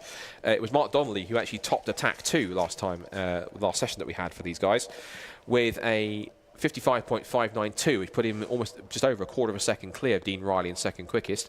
And then it was Andy York third in the single round entry Peugeot 205 in third position. So it's going to be interesting for Dean then, because like you say, Mark snatched that from him right at the end. And I think Dean's going to be very keen to get out there and see what we can do. But again, conditions maybe not favourable, because you've got a rear-wheel drive car for Dean Riley in the VX220, and then Mark Donnelly, of course, got front-wheel drive in the Escort. So again, we're going to see how that comes into play. A little bit less power to kind of like contend with in our Classic and Retro class. And of course, we're missing Eden Young, unfortunately today, and after Well, he had quite a dramatic incident at Brands Hatch where he ended up on the side of his car. I couldn't help but spot that on the socials. So, yeah, that was interesting to say the least. But then how did he respond? Got on top of his car, basically stood like Gladiator. Are you not entertained? Yes. I'll give you some entertainment here, even though it's at my detriment. But there you go. So that was probably the pictures of the year, seeing him stood on the car like that, kind of on its side. You can see some of the standing water that our camera views have picked up here to see exactly how much it is raining, because it's still steadily. I think some water drops falling down, but it is raining still out there, so he getting a little bit wetter, which means that this final super attack and that second Racing Honda's Championship race is going to be very interesting indeed, I wonder. The classic and retro cars haven't yet been released from the assembly area. They're still down there patiently waiting. Yeah, I'm just trying to work out if we do have any rear-wheel drive cars. Of course, Annie Thompson in the Lotus rear-wheel drive. And Dean Riley, of and course. Dean Riley. So, yeah, so the the two kind of like rear-wheel drive cars. And I think, yeah, they're going to be... It'll be interesting to keep an eye on them and see how they can manage the slippery conditions. Got a four-wheel drive also. We've got David Reed's Super Impreza. If you can see us in the commentary box, give us a wave. There we go. That's me on the right, and I think... Susie on me on the left, Susie on the right in the commentary box in that perspective. And we've also got as well Chris Hosey from Knockhill Circuit as well, also up here to join us as well to observe things up in the commentary tower. And I have to say, we've talked about it a little bit, but you see the view here as well. Obviously, it's a bit misty and a bit more mysterious, a bit kind of darker here. But I think in terms of a circuit, this has now become quickly, having been here twice before, but seeing it from this point of view, it has now become one of my favourite circuits in terms of a location. Because if you look at the surrounding areas, I don't know if we can get some more scenic shots whilst we're waiting for our last super attack to begin. But the surrounding area here in these Scottish hills is absolutely beautiful. We turned up here yesterday. I got here about 11:15 yesterday, and the sun was out. You could see the hillside really, really nice and clearly. Sky was blue. It was absolutely gorgeous out here, and it really is a beautiful part of the world, a beautiful place to do motor racing. I think for me, it's up there now with two other circuits that are beautiful. Anglesey, which is one of them, which of course we've been to before, and on top of that, for me as well, for an international circuit, Red Bull Ring. Red Bull Ring is very similar with the Styrian Mountains. I think it's telling. I did something with Porsche earlier on in May and in the season, and it's telling that I took more pictures of the scenery than of the Porsches themselves, because it was just absolutely beautiful. Every time I walked out of the race control building, it was the same view, just different weather conditions or a different time of day. Snap. Just absolutely gorgeous surroundings. It's one of the most beautiful locations for a racetrack in the rolling hills of the Styrian Mountains. So if you do get a chance to visit Red Bull Ring, do be sure to do so. This is not Red Bull Ring, this is Knockhill, equally as pretty, and we're waiting now very beautiful patiently. Views in every direction as well. It is. Yeah, you're absolutely right. So, and again, as the weather changes, you start to see different parts of the circuit, and you know, so you can see almost down as far as Edinburgh from here as well. So it's you see the clouds kind of like roll in. I mean, I'm just looking out of the windows, still looking very damp out there, and I don't think we're seeing any kind of like clear breaks in the clouds. So do you expect there to be wet conditions for the rest of the day? Possibly. I've spotted also as well that the karting circuit's doing good business. I'm watching a few karters go around in the wet conditions. Do you know what's fascinating as well? I was talking slightly off topic. I've always wanted to go kart in the wet. And every single time I've gone, I think once before when I went, and this is a very small side story, ages ago, and as we were on the way there, it was raining on the way there, and over the circuit for the entire time, there was literally the thickest and darkest black clouds you could imagine. Did it rain once? Did it heck? And so I'd do it in the dry conditions. So I've never ever driven a go-kart in the wet, but I'd love to because I want to try it out with the karting line. And I have once in the wet. Once. How was it? You just have no grip. No grip. You have to use the throttle basically to rotate the car, because you turn and the car does not turn. But it's delayed, isn't it? So if I understand, so when you turn in, it's delayed. It'll go. You turn the wheel, and it goes nothing, nothing, nothing. Then it turns, but it's delayed. It's about 5 or 6 seconds before it decides, oh, no, I want to turn now and find some grip. I had no steering at all, apart from using the throttle to rotate the back end. Basically, it was an experience. So it's like an old school race car. You have to use the throttle to kind of rotate it rather than use any aero or sophisticated mechanical grip that you've got. You just have to go very, very slow, like I say, and use the throttle to kind of like turn it. So, very different driving experience. And I think it'll be interesting to see if our rear-wheel drive cars are going to have the same issue out there today. That's very, very true. Of course, as I said, there are a couple of cars that will have some advantage. Of course, most are going to be front-wheel drive, but of course we have got the four-wheel drive Impreza, which is going to be key as well. And again, it's going to be interesting because Annie, I think, ran the fastest time in Attack 2 and picked Dan Buckingham out. But Dan Buckingham, of course, in the front-wheel drive car. So I think conditions are going to favour Dan out there. And again, they're very close in the championship. So they've got this real battle kind of like heating up. We're going to have to keep an eye on them and see what that means for the championship. That's a very good point, of course. Yeah, you said front-wheel drive does have a bit more of an advantage over here than rear-wheel drive because it's slightly more stable, whereas, of course, rear-wheel drive, the rear's going to be swinging around a bit, even for a car that's as well sorted in rear-wheel drive as something like a Lotus Exige, which is known as one of the best handling cars, I think, ever, if not in the world right now. So in wet conditions, yeah, it can take you. It can take you quite far, but it can only take you so far before something else happens. So whereas the front-wheel drive, you've got a lot more trust to be able to bring the car back around if it does have a problem. So that's the key thing. I was about to just check if not. Oh no, that's just it's just a little patch of grass. For some reason I was thinking there was a bit of a damp patch or some standing water that was forming on the inside of Leslie's, but it's not. It's simply just how the grass and the concrete is kind of formed on the inside line. Right, here come our Classic and Retro Clubman and Pocket Rocket contenders for their Super Attack. 20 minutes, the final 20-minute session of Time Attack here today at Knockhill. There goes Annie Thompson. There goes our diesel Corsa, which has Michael Greenhuff at the wheel. Also keen to get out there, of course, I saw there was Connor Devine moving around in the Fiesta. There goes the Dan Buckingham Honda Civic tyre part. He's going out after Annie Thompson is, and the rest of the four-drive contingent. In terms of contenders here, then, given how, let's say, go back to Attack 2, Mark Donnelly did get that top time in Classic and Retro. It was forced induction fastest time for Connor Devine on a single round entry. It was the club fastest time for Annie in the dry, who she was half a second quicker than Dan Buckingham. But of course, Dan had beaten her in warm-up and Attack 1, so he was 2/10 faster, but then Annie found all that pace in Attack 2. And in Pocket Rocket naturally aspirated, Ryan Barker's topped every session. In fact, there he is, just behind the 313 Fiesta of Tommy Langley. So what do you think we're expecting here in terms of more status quo for these drivers? Of course, the last car out also is Mark Donnelly trying to suss the conditions and see what's going on and being at the back of the queue. What do you think? Do you think it could be the usual suspects again towards the front, or do you think somebody might surprise us in the wet conditions? Maybe one of the local drivers here might know this circuit a bit better in these conditions, having driven here previously. I think we're definitely going to see the locals. This is really, really going to favour the locals. Everyone I spoke to, they're going to be very happy in the rain, very used to it raining up here, and they know the circuit. They know the kind of like wet laps, the wet racing line to take around here. So I think it's very much going to favour them.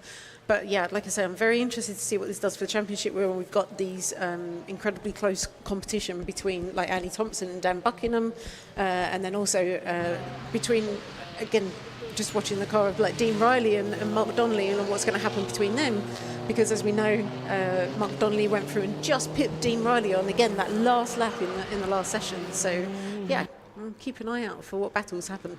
I'd say it's starting to come down even more now, I think. So the rain starts to come down quite a lot at this point in time now. We've just got the session underway, and the first flying laps aren't in yet. And of course, these cars don't run dedicated wet tyres, No. so they're all running the Yokohama A052s, which are great tyres in the wet. But yeah, don't have dedicated wets. So I thought there was a yellow flag down the exit of the final corner, but it looks like it's on back to green. I thought it was yellow for a second. So first kind of, these are essentially flying, the first proper flying laps out of the gates here for the first few cars, and the early pace setter, the early car that's laid down the marker is Connor Devine in the Ford Fiesta, 1 minute 2.915. Dean Riley's first lap, first time on the board, is only a 1 minute 7.441, so he's got some work cut out to try and continue on as best he can. So you can see him out there following Clive Hopper around and also using I guess that bit of the track where Clive has been able to displace some of the water and really kind of like driving right in his track, his tyre marks. So the rain continues to fall. There is the four-wheel drive Subaru Impreza, single round entry of David Reed. Finished the session in Attack 2 in 10th, and he was also 4th of the club class drivers, number 40 in the Impreza. Makes his way down towards the hairpin. Also been chased down there as Annie Thompson somewhere, I think, towards the hairpin. Yeah, she's just the last car going for the hairpin right now. Yes. And so once a couple more lap times start to come in, we'll see a bit more of an idea of exactly who is where. I have to say, conditions-wise, looking a little bit murky out there now as the rain continues to fall. So the rain, I think, has well and truly arrived. It's probably not going anywhere. It's going to stay this kind of a bit grim, I think, for the rest of the day by the looks of it, which is going to be very interesting, at least not just for this session, but of course we've then got 15 minutes of racing Hondas coming up next in the wet. And this is their first, I think, actual full wet race of the season, because they had some very tentatively damp conditions last time at early in the season at Donington. But we'll talk about that later, because this is Time Attack, not racing Hondas, so I'm getting ahead of myself. But a challenge for these guys, as you can see, is actually finding that clear track as well. So there's a lot of traffic out there, and they're having to contend with a tricky track and tricky track conditions as well, and the traffic. And I imagine the fact that everyone's kind of following each other because they're thinking, right, where's the grip, where's the wet line, where's the route to go? So everyone's following each other, thinking, look at the car ahead, thinking, well, I'm not sure what to do, so I'll follow who's doing ahead. But then the other car in front way thinking, I don't know what to do, so I'm going to follow him. So it's just going to be almost a very long after you chain of cars all trying to find the right grip line. And someone will find something, and everyone goes to that grip as quickly as possible. Mark Donnelly's only done a 1 minute 10.266. He's only 9th fastest at the moment. He's right down the order behind the likes of Annie Thompson and also trying to be Dean Riley as well. Into the top of the time has gone Conor Devine, but into second quickest by quite a margin compared to his main rival is Dan Buckingham. He's done a 1 minute 5.345. You compare that to Annie Thompson on a 109.3. So that's nearly, 4 seconds quicker at this point in time for Dan. And that could be massive points for the championship. Yeah, and actually just looking down the list, and we're seeing a lot of the front-wheel drive cars. I'm just looking down the entry list. For what have we got? So we've got Conor Devine now in that Ford Fiesta, fastest car out on track. From Michael Imrie in the Mini Cooper. He's a local favourite, so that will be favouring him, of course, because he was driven here in the wet. I think I'm not sure if he raced it 2 weeks ago, but there was the motorsports around here at Knockhill a couple of weeks ago, and that was running the wet conditions, pretty similar, I think, to these in some cases. So if he was there a couple of weeks ago, then he certainly will be all too familiar with how this circuit feels at this time of year in these conditions with the car underneath him. Yeah, and like I said, I think this is really starting to favour the front-wheel drive cars here, and obviously the locals as well, but they know exactly where they're going. Although we see Dean Riley's just pipped Clive Hopwell there, so with a 106.101. Dan Buckingham also improving on his time there. So yeah, again, I think these conditions are really going to favour Dan over Annie in that clubman class. And again, we've got Clive Hopwell out there, so again, another front-wheel drive car. And again, like I say, I think it's just the conditions going to be favouring those front-wheel drive cars. And of course, we've got our four-wheel drive car, David Reed, in the Subaru Impreza up there in 4th as well. So he's obviously, again, revelling in the conditions. So front-wheel drive cars 1st, 2nd, 3rd, four-wheel drive 4th. The two rear-wheel drive cars is now actually Dean Riley. He's popped up to 6th in these conditions, 1 minute 6.101, so he's getting up there a little bit. The other rear-wheel drive car in the top 10 still on a 107.009, but not really getting much faster than maybe she would like, Annie Thompson. And so she is quite far away now. Look at the actual gap. The actual gap now is quite high. Like Imrie's been doing that all day today, and once again exploring the track limits. He's doing a Neil Robson, but in front-wheel drive form. He's thinking, right, I want some entertainment here, so I'm going to just go and do my line. I think he's explored them and then gone exploring past the track limits as well there. He's also got he made it quite clear to everyone else behind that he is coming, because he's got bright white neons all around his grille as well, so he's got quite to see. Yeah, there's no mistaking him coming up behind you there. Yeah. Looks like it's got pure white teeth, if you look at it carefully. So someone's off to get some veneers, clearly, at that point, with the lights around the grille. Oh, and as I was talking about, not favouring the rear-wheel drive, Dean Riley's going across and set a 105.284. So actually being able to find that enough of a good wet line to utilise to get a really great time, and putting him up into. That is first for, sorry, because we've not got the classes on the screen. So yeah, into first for Classic and Retro. But trumping them all at the moment with his last lap has been Conor Devine. He's pumped in a 1 minute 1.073 in these conditions. He is now, at least in the rest of the field, obviously what it's worth in terms of lap time, he's a full 3.5 seconds clear of everyone else. So, of course, it's single round entry, so he obviously won't score points, as we know. But, of course, he is in Pocket Rocket forced induction. But the current Pocket Rocket forced induction is going to be, but the first two are currently single round entries. There's no point scores in that one. So Tommy Langley, being in 3rd place right now, is going to get the points for 3rd place for the win, even though he's in 3rd place behind two quite faster cars. There's been a couple of changes in the times whilst I've been speaking there too. Dan Buckingham has gone to 2nd quickest now to 1 minute 3.242. David Reed, the Impreza, also moving up there to 4th position. 1 minute 4.369. So the front-wheel drive and four-wheel drive cars certainly motoring along. One driver who's not enjoying the conditions is Mark Donnelly in the Escort. He's down in 13th place, and compared to the pace of Dean Riley, he is he's practically 5 seconds off. So that is pretty extraordinary. Yeah, and that's going to make a big difference in the championship as well. Certainly will.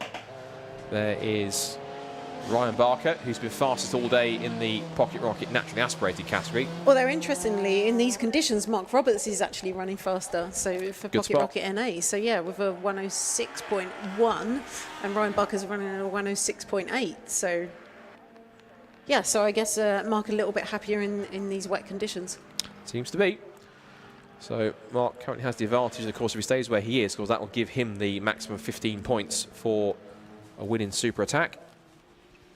As Ryan Barker continues on, so whilst he was quick in the dry, he's still quick in the wet, but just not quick enough to be able to hold off the pace of Mark Roberts in that 2:13 Renault Clio 172. There goes Michael Imrie rocking his way over the chicane, being chased down by the Subaru of David Reed. Through the hairpin goes Dean Riley. Fourth quickest, 1 minute 4.291, his best time. He's motoring along. What's his times? Go quicker still. 103.8 now on the board. He's actually only 3/10 off Michael Imrie's time. And as you say, he's also still the quickest car in Classic and Retro. The Classic and Retro quartet that are in this field, he's miles ahead. In fact, he's Dean Riley on a 1 minute 3.860. The next best is Mark Donnelly on a 1 minute 10.266. Yeah. That is 6 or 7 seconds to the good, in fact, or even practically almost 10 seconds, in fact. And then you've got Michael Greenhuff in the diesel Corsa, 1 minute 14.032. And Andy York, who has been out, but not really set a competitive time at all, really, which is 1 minute 21.600. Obviously problems for that Peugeot 205 with not getting anything like a clear lap in at this point in time.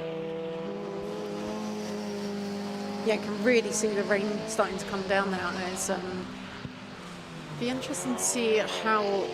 Like so, I don't think we've got any standing water at the moment, but it is really, really chucking it down. There's some big rooster tails coming off of all of our cars now. You see the spray being kicked up from the tyres of Marcin Bakshevic's there. Yeah. I thought I saw a little bit of a tiny patch of water on the exit of... Ooh, I thought that was beginning to set by the fact I thought he'd locked up, but no, that's just him taking the wider wet line to get through. Because it's quite a deep piece of tarmac at the hairpin, so you can use a lot of it on the outside to try and leverage the car around a bit more. But the interesting thing is that I was going to make a point there in terms of I was looking for anyone else, but yeah, this is quite fascinating how this is playing out at this point. That's a Classic and Retro, because it's now a huge gap of 10 seconds. And then you have the rest of Classic Retro, but we've got Michael Greenhuff's car and Andy York is down there too. So missing out in terms of some pace with 8 minutes to go. At that point, the standing water, I thought there was a tiny patch that was forming possibly on the exit of Jim Clark curve. I thought over the curve, but it's over the curve rather than being fully on the racing line, which is quite interesting. And whilst we've been talking about that as well, Clive Hopwell's also gone through, and so he's hot on the heels of Dan Buckingham actually, with in clubman class. Yeah. So with a 103.8, chasing down Dan Buckingham, who's currently on 103.2. Annie Thompson's found some pace in the wet now, because her best lap now has gone to a 104.994 at the moment. So yeah, we see our drivers, I guess, obviously getting a bit more familiar with these conditions, where the grip may or may not be on the track, and starting to improve with their lap times. Yeah, so certainly getting used to them a lot more. And the conditions looking quite interesting out there. I think interesting to say the least, as we see now Annie Thompson making her way out through Jim Clark curve, down Hislop's, his long curving left-hander, and then under brakes into the hairpin.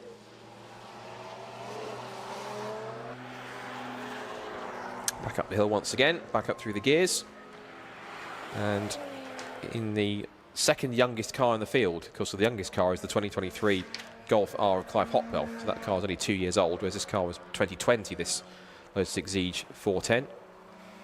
And Annie's last lap was a better one. She did a 1 minute 4.181, set the fastest speed in the speed trap for fastest speed in sector 2, 110 miles an hour.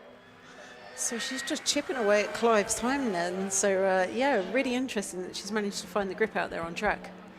She's got to find about another second to try and get closer to him if she can, about 9/10 at least, if not a second. Although Clive has just gone through and actually improved his time over 103.3, so just pulling a little bit away in that gap between them. Mm. And as I was saying earlier, I think these conditions really playing up to, are really playing favourably to our locals. And I think we're seeing that reflected in the times here as well. Certainly would. There goes Clive Hopwell, up to 4th now. His best time has improved on that last lap, 1 minute 3.350. Winds his way through. About 5.5 minutes to go. There's Conor Devine, who I think he's just taking it steady out there now, because incredibly, look at his lap time now. He's at a 1 minute 0.1. So he's one couple of tenths away from going sub 1 minute in these conditions, which is absolutely astonishing for a local driver like him. As just trying to haul that car out of the hairpin comes Clive Hopwell. He'll charge it back to the line. And the personal best in Sector 1, he might have lost time in Sector 2. Across the line he goes faster again, 1 minute 2.995, a great final sector. Oh, so he's displaced Dan Buckingham now, so in Clubman, so... Yes, he has. You're absolutely right. No, you're absolutely right. So he has now taken the top. So we're talking about Annie Thompson versus Dan Buckingham, and then just enter player 3 comes Clive Hopwell, and he might steal the 15 points all for himself with the lap time he's got. And he's still pushing on. He's done a decent first sector, through Sector 2 again, under power once more. Oops, Michael Imrie, careful! Ooh. He got off onto the grass on the exit there. He caught just as he was going off the road. Thankfully, he's gone around, hasn't damaged our Lucas Oil or Yokohama boards. That's considerate of Michael, thank you. We need those for Snetterton, so thanks for not damaging property. And he gets back on the road. Clive Hopwell goes past him. What's Clive's second sector like? It's been quite quick, but Annie Thompson's on a move. She's got the last time she did the fastest second sector, so this personal best second sector, fastest final sector of anybody in the session so far as well. So look at this battle in Clubman. So Dan Buckingham's gone back through and stolen that with a 102.94, but Clive Hopwell was a 102.99. So really, really close between them all. It's half a tenth in it in these conditions, which is pretty astonishing. This is the kind of battle we were hoping for. Who knew that some, not torrential, but some heavy rain would really throw things up into the mix and give us a real good show at the end of the day for the last super attack of the event. So it is now a bit of battle royale between Clive Hopwell and Dan Buckingham. Who dares push hardest in these conditions is that famous last words. Now, and Annie Thompson is only a 0.4 of a second off them as well in these conditions. You took the words right out of my mouth, because I genuinely was about to say as well, Annie Thompson, you're absolutely right. 1 minute 3.3, she's getting faster as well. This is now Honda Civic Type, and Dean Riley just pops up from nowhere and goes, I'll have third place overall if you don't mind. It's third overall, of course. He's still top of his class in Classic and Retro, as he's now on 1 minute 2.841. More changes through the order. Ryan Barker's popped up. I think, is that now? No, he's not. I thought he thought he was top of the naturally aspirated pocket rocket class. He's not. Closing that gap to Mark Roberts, though. With again, point. What's that? Point 0.67. Yeah, 0.07 between them. Less than a tenth in it as Dean Riley continues to push on.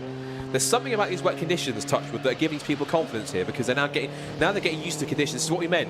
They either want it fully wet or they want it fully dry. They're in fully wet conditions, so they know exactly what to expect now. Now it's at the point we think, right, it's not really going to get I guess, any wetter. This is what the conditions are. Now I can suss them out. Now I can really go for it. What's intriguing also is Imrie, Hopwell and Don Riley all in the last lap set personal best. So the track is, ironically, I think, getting for some people faster, ironically, I think. Well, for them at least personally. As Dan Buckingham moves out of the way, he's not on the quick lap, he's not pushing, he might have one more chance to do it. Moves out of the way of all people, Clive Hopwell, who himself has got Michael Imrie chasing him down on track. They're not in the same category, but they're still pushing on. So Clubman Golf R versus Pocket Rocket Mini Cooper. And I love the Michael Imrie Mini, because if you listen very carefully, you hear the wonderful whine of the supercharger on it too as well, which is excellent to hear. Now then, personal best sector 2 has gone, fastest sector 2 has gone to Conor Devine. Is he about to go sub? Yes, he is. He's at a 59.898. He's on sub 1 minute in these wet conditions. That is astonishing lap time. That is incredible. For Conor Devine. And of course, that again, local knowledge counts for a lot. So, yeah, particularly in these conditions. So the Ford Fiesta has gone sub 1 minute. There he is. Conor Devine, there's your fastest man on track. He's a single round entry. He doesn't score any points, so that's not too bad. He's going faster still. Look at that. He's on the fastest first sector of anybody as well. 19.234. He is absolutely bouncing over the chicane. He is absolutely flying in these conditions with a minute and a half to go. Just doesn't seem phased at all by the weather. Wet weather? What wet weather? To me, it's completely bone dry as far as he's concerned. Pushing at it. He's chasing after the Fiesta in front. That's the 313 Fiesta of Tommy Langley. And that car's not slow either. So yeah, normally you try and avoid the curbs in this kind of weather. It's incredibly slippery, but it's just going straight over them. Yeah, straight over them. He knows And by that's default what the grip working for is. him. Absolutely, it's absolutely working for him. Clive Hopwell on his last lap again went faster, as did Dean Riley.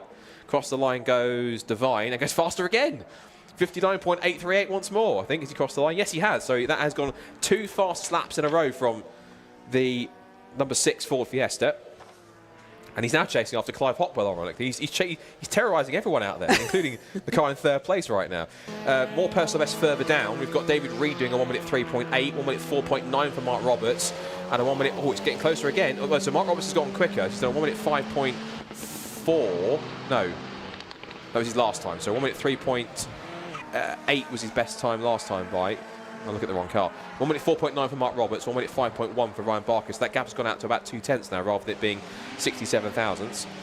And still, Connor is pushing like he doesn't have the fastest lap, but he does. Oh, and as we've looked away again, Annie Thompson goes through with a 102.399. And crucially ahead now, Dan Buckingham. That's the key thing. Yeah. So crucially, she's now done it. And again, it's one of those lap times that comes in right at the last minute at the end of the session. And that is it. We've got the checker flag out as well. So I don't know if anyone is able to improve their lap times literally on their last laps. And I don't want to call it too early, because we've just seen on the last couple of sessions. Dan's doing a personal best in Sector 1, so is David Reed, and also Ryan Barker. Ryan Barker's got ahead of Mark Roberts. He's done him by 2,000ths of a second, I think. Is that right? Oh my God. It is. It is. Ryan Barker gets the 2,000s. forced inductions. He hasn't taken the flag yet. No, he hasn't taken the flag, so they could still change. Either of them going quicker. They're both doing personal best in Sector 1. Well, Barker's going quicker again. This could be quite a nail-biting finish, because Roberts has passed the flag. He can't do any more. Barker is in front, so it looks as though effectively, well, Barker, unless he loses the lap for some reason, he is going to top every single session, and he will take the points. There he is on the road right now on screen. He hasn't gone faster in Sector 2. Yes, he has. In fact, he's gone faster in Sector 1 and 2. So a personal best for Barker. Up the hill he climbs to the final time. His car's going to the pit lane in front of him, including Annie Thompson and Dean Riley. Across the line he goes, and does a 1 minute 4.338 to put it firmly out of reach by a second in the wet conditions. Now that is going to make Lewis Barker and Co in the Europa Crash Centre squad very happy indeed for that one. Very happy effort from Ryan Barker. That is the perfect score. All 4 sessions, top of the times, and he punches it in by a second right at the death. Excellent stuff. This is the thing, you can never call it too early in time attack. Quite often we see these fastest lap times literally on the last lap, and that's exactly what these drivers have done for us today. Ironically, the circuit becomes much quicker at the end as well. So, a dramatic but exciting final super attack for Classic and Retro, Clubman and Pocket Rocket for the super attack, and here's how it finished up. It's 2 single ride entries, so 2 guest drivers that will top the Pocket Rocket forced induction category and overall, because it's an excellent lap for Connor Devine to go sub 1 minute in these conditions, 59.838. That is genuine, I think, regardless of class, one of the laps of the weekend. Fantastic stuff for Connor Devine, and that's a well-deserved victory in Pocket Rocket forced induction. Second to Michael Imrie, local knowledge again, counting for a lot, as he did for Connor Devine, and that side too. 1 minute 1.855. He is second fastest, and again, as we said, a single ride entry, but he is Pocket Rocket forced induction. Speak properly, Scott. Come on. 3rd place for Clive Hopwell. So, I've completely missed that one. So, Clive Hopwell does still take the victory in Clubman. So, you got a 1 minute 2.307. So, he actually wins the Clubman category in the Volkswagen Golf R. Then Annie Thompson again. That's the crucial one. She's beaten Dan Buckingham in points. So, she gets the 12 points right to Dan Buckingham's 10. That closes the gap up even more. So, Annie Thompson 4th in the 102.399 in the Lotus. 5th was Dean Riley, who wins Classic and Retro. Again, crucially ahead of Mark Donnelly, who was way down the order. We'll get to him in a second. 5th for Dean Riley in 220, the VX 220. App number. 6th for number 41, Dan Buckingham and the Honda Civic. 7th for the 4-wheel drive David Reed, number 40 Super Impreza in the club class. Then it is there's Ryan Barker, who stole the victory in Pocket Rocket naturally aspirated, ahead of Mark Roberts, and did it, of course, by a second in the end to really hammer the point home. Tommy Langley, ironically, he gets the points for the win in Pocket Rocket forced induction, despite coming home 10th overall and 3rd in the category. So he gets the points for that one. It was then Martin Baskovich in the number 23 Honda, 1 minute 8.6.4. Mark Blackburn next, then Mark Donnelly. That will be a bit disappointing for him down in 13th place, but he is still second in Classic and Retro. So he still gets the points for second place in 12, so that's not too easy. He lost 3 points to Dean Riley by the looks of it, so not all his loss going towards Snetterton. Then it's Mark Donnelly, Stephen House, Stephen Wilkinson, then Peter Rushforth, Michael Greenhow in the Diesel Corsa, and Andy York only got 3 laps, but barely made the session as well. So that's victories in classes, at least for points, for club class for Clive Hopwell, classic and retro for Dean Riley, pocket rocket naturally aspirated for Ryan Barker, and for Tommy Langley, who was third of the forced induction cars, but gets the points because he is not a single round entry in 3-1-3. And that concludes Time Attack for our first visit in 11 years to Knockhill. And it's going to be pretty incredible. So I have to say, for a first visit back in 11 years, Susie, I think, and also first time for me commentating Time Attack, I've thoroughly enjoyed that. That was excellent stuff, and I think Knockhill hopefully enjoyed the same as well. Yeah, it was an amazing, and as we amazing last lap. Yes. But amazing day overall. And as we say, you can never call it until we see the final results coming in. And I already had it, but I now have an even newfound further appreciation for Time Attack. So again, thank you, Susie. And again, once again, best wishes, Alexi. Hopefully, fingers crossed, all is well. We'll get him back to testing, because I think if he's not here, it's not there for the finale, it probably wouldn't be the same, would it? So no. Fingers crossed, speedy recovery. We're all thinking of you, mate, and it's a shame you're not here. But hopefully, if you've been watching from home, you put on a good show for you. And hopefully, fingers crossed, I've done Time Attack just as much as I can with it that I'm in place. So hopefully you're back, and it will be back in his rightful place in the commentary box. So fingers crossed. Yeah. Again, thank you, Susie. Excellent stuff. Thanks to our Time Scott. Attack drivers. No, thank you very much. Appreciate it. And thanks to our Time Attack drivers and teams. Great performance all weekend. Congratulations to all of our class winners in Super Attack as well. And if we think about it as well, potentially maybe we'll have one or two provisional champions. If that is the case, if that's the big word, a premature congratulations to them. Of course, it'll all be confirmed and sealed, at least initially, at Snetterton next time out in a few weeks. And next, the show will go on to its final round. Incredibly, how is it the final round already? It's crazy when it started, in May, at the beginning of May at Cabell Park, and now we're one round to go. It seems like it's gone so fast. And it's a shame, because it's my first time on the paddock this season. I've thoroughly enjoyed it from start to finish, and I can't get enough of it, so it's brilliant. So, excellent stuff. But we're not done yet, though, because we've had the Time Attack action. Now we've got race 2 for Racing Hondas, and it's wet, and it's a partially reverse grid. That usually means we're going to get an electric combination.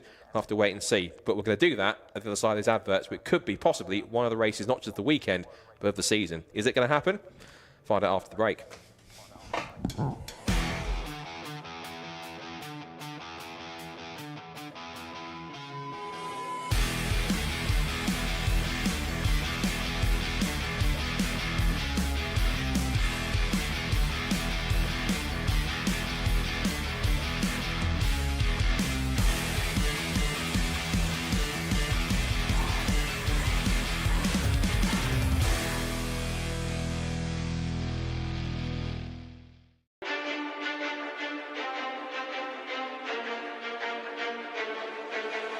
Motegi Racing was conceived with one mission in mind: performance.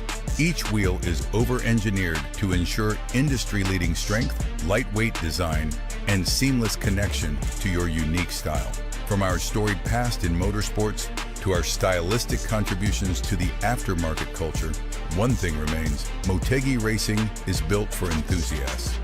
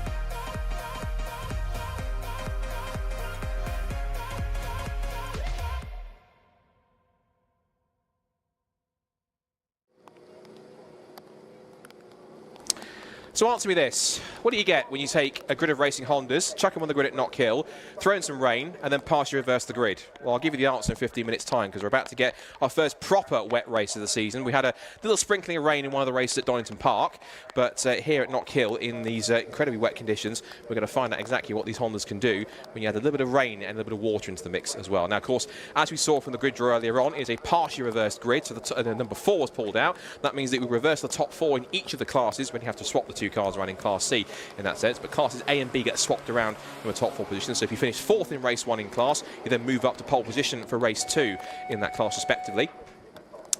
And as what we also do as well is we separate the classes out. So we have the Class A cars towards the front of the field. There's a rows gap, then Class B cars, and then you have a rows gap to the Class C machines in the mix as well. Now, a couple of things we should mention. There's one thing I'm also mentioning too as well is that we do have Spencer Fortag on the grid. He is there. He missed race 1. Not quite sure the reason why, but his number 4 FN2 car is out at the back of the grid as well. And also we've got in there, there's a car a little further back, which I think is around in, it might be Owen Diver's car. That's Owen Diver's car's right at the back of the grid. So off with the green flag, they'll get 2 green flag. That's because, of course, there is change in the conditions. But now we get set for round 14 of Racing Hondas. Round 14 of Racing Hondas 2025 is set to be as follows. No grids on the screen, but I'll rattle through them as they're on the timing screen. So, after the partially reverse grid, this is how it lines up. It's 2023 champion Phil Wright who starts on pole position. He has Tommy Knight in the EK Civic alongside him on the front row of the grid. Then it's Will Self in 3rd, the championship leader in Class A. And first time winner from race 1, Bob Barron starts this race for 4th. But what can he do in the wet conditions? He won here 2 weeks ago in motorsport in conditions like these. Can he make it the same again this weekend? Dave Buki starts 5th in his EK Civic alongside James Kiff. He hopefully better fortunes on the first lap this time after he went off, had to recover to P6 in the end of the Integra. Then Fraser McNeil will start P7 in car number 7 to try and make it work. Then there's a Rose Gap. Then we have Lewis Barker starting on pole position in Class B. He will start alongside Harry Greenhill in the 116 car. Then Sam Linster and Dan Thackeray, the championship leader, looking to try and get another victory and possibly one step closer to potentially wrapping up the Class B title here this weekend, if not next weekend. Then Luke Crassus-Medu and Spencer Fortag at the back of the Class B outing. Then we have Matt Rowling, who's now ahead of Callum Hatching. Could that be advantageous to Matt this time by the wet conditions? And then it's Owen Diver who starts right at the back of the grid. So Phil, that's to be quite intriguing to see if that's the case.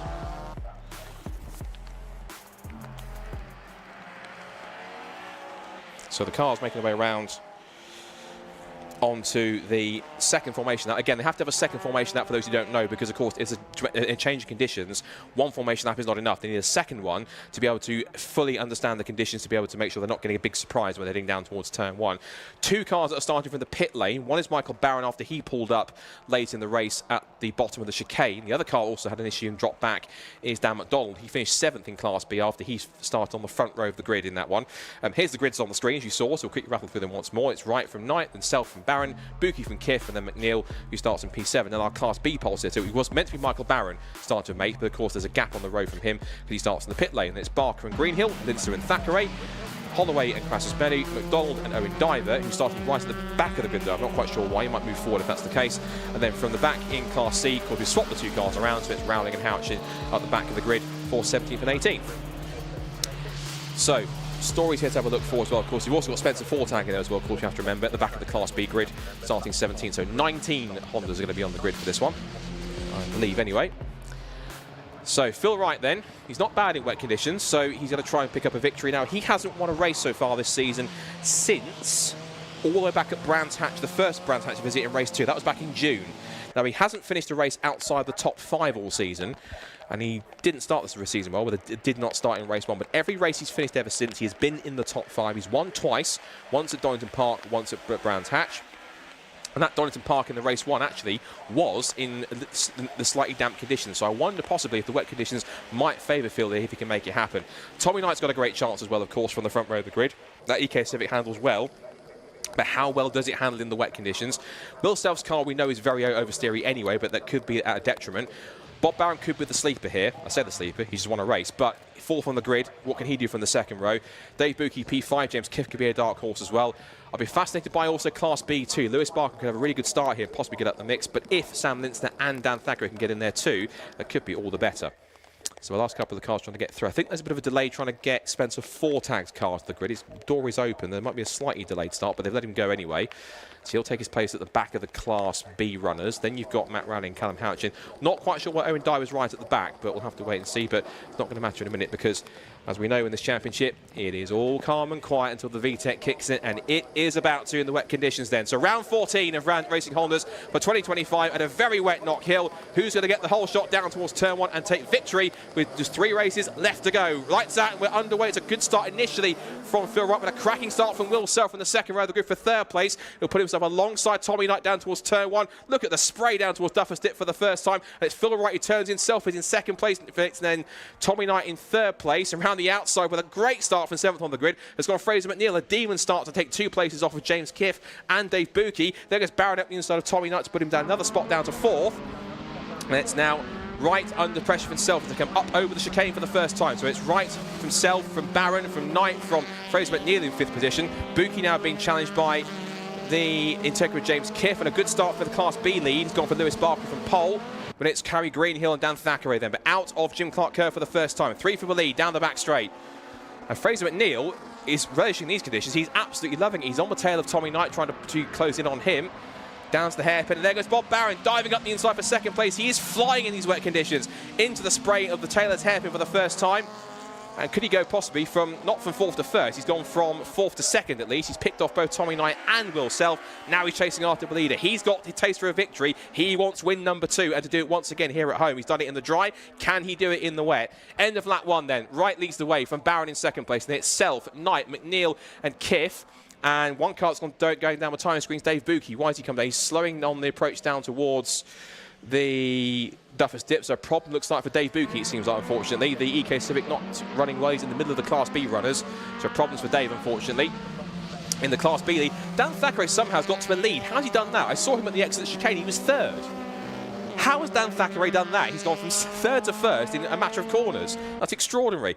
As now for the lead, here comes Bob Barron challenging Phil Wright with better track. He's got better suspension. Round the outside, gets the better gear. Round the outside, he goes to the lead. Bob Barron, was he ever going to be denied? Back to the front he goes there. So Bob Barron in wet conditions, not too dissimilar to motorsports. You can hear them cheering in the background. The local Scotsman back to the lead, and it only took him barely 2 laps. So Bob Barron charged his way back up the hill and pulling away clearly, showing him a clean pair of heels. He's absolutely off in the distance. So up the hill he goes, and at the line, he's what's the gap at the end of it? 1.3 seconds after that pass into the hairpin. So he gained 1.3 seconds on the run out of Jim Clark Kerr, but into the hairpin. So 3rd for Self, 4th for Knight, and into 5th position, or challenging for 5th, is James Kiff in the Integra on Fraser McNeil. But Fraser holding on. So no change there. Going back to our Class B runners, but also noticed as well, how has Matt Randall got to 12th, and off the road goes Tommy Knight from 4th position off into the gravel, and I'm afraid, Tommy, that's not getting out there anytime soon.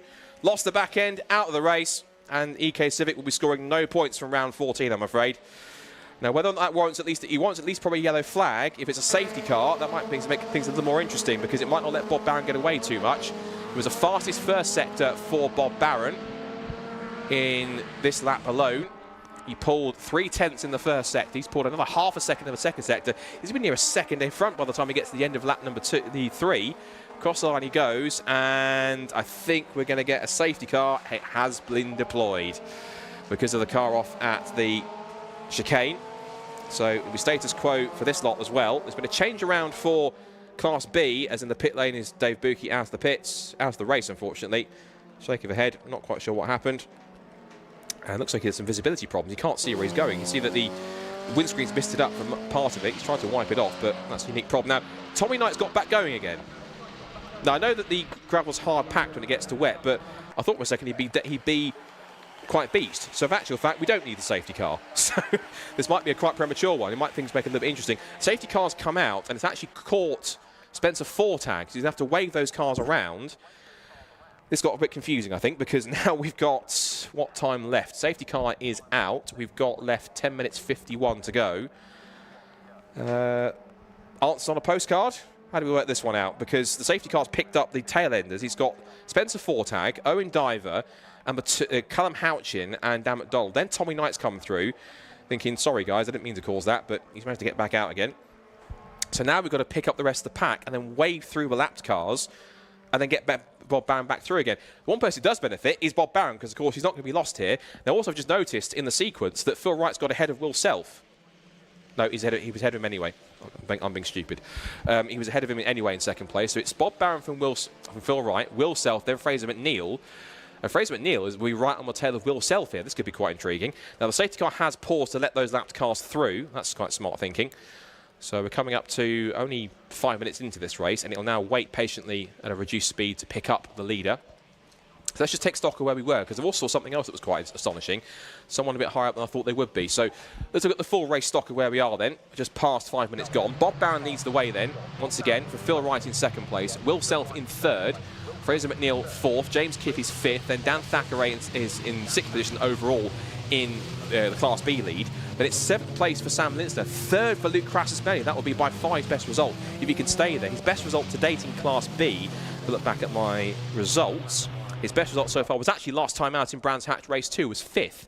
So in the wet conditions here, in the partially reverse grid, Luke Crassus-Melly definitely could be getting a first piece of silverware if he can stay where he is. Then it's Lewis Barker in fourth, Harry Greenhill in fifth, and then somehow Matt Rowling in Class C has gone to the dizzying heights of 11th overall. He leads Class C, he's ahead of both Spencer Fortag, Owen Diver, and then his fellow classmate Callum Houchin. But how he's got to 11th has astonished me for a second. That's quite impressive. 15th place for Dan McDonald, then Tommy Knight, who's got back going again, and then the two cars we don't have are Dave Bucke, who's in the pit lane, and we didn't get Michael Barron. Only did a lap and then pulled in, so sadly nothing for him. Now the safety car has got nothing really else to do really, apart from just leave the cars back around. We're going to wait for the lights to be extinguished. I think Bob Barron's anticipating a safety car restart coming in a minute, but the safety car lights haven't gone out, so I think we're going to go around for at least another lap. I think Bob's going to have to speed up again because he's realising we're not going racing this time by. But they're all taking the wide line going through, so they're just using a bit more of the circuit. I think he was anticipating a restart this time by, but it's not actually going to happen. So the safety cars had to slow up and think, no, we're not going live yet. Bob, come back behind me, come on. Otherwise it's going to make this restart even longer. So the safety car is pulling the field up the straight.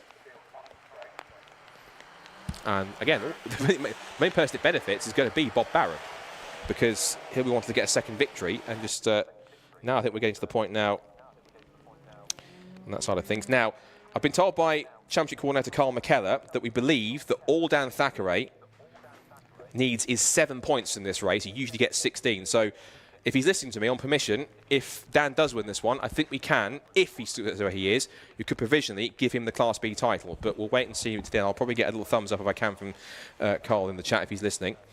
And then we'll see if that's the case. And incredibly, that means we can call our first champion of the season, if that happens. And the wet conditions and the safety car might certainly be aiding his cause. So halfway through the race now, and I think we probably will be going safety car this time by, because the pace has quickened a bit more. So we'll tell what happens if the safety car lights come off, which they haven't done yet. They're just moving through the chicane right now.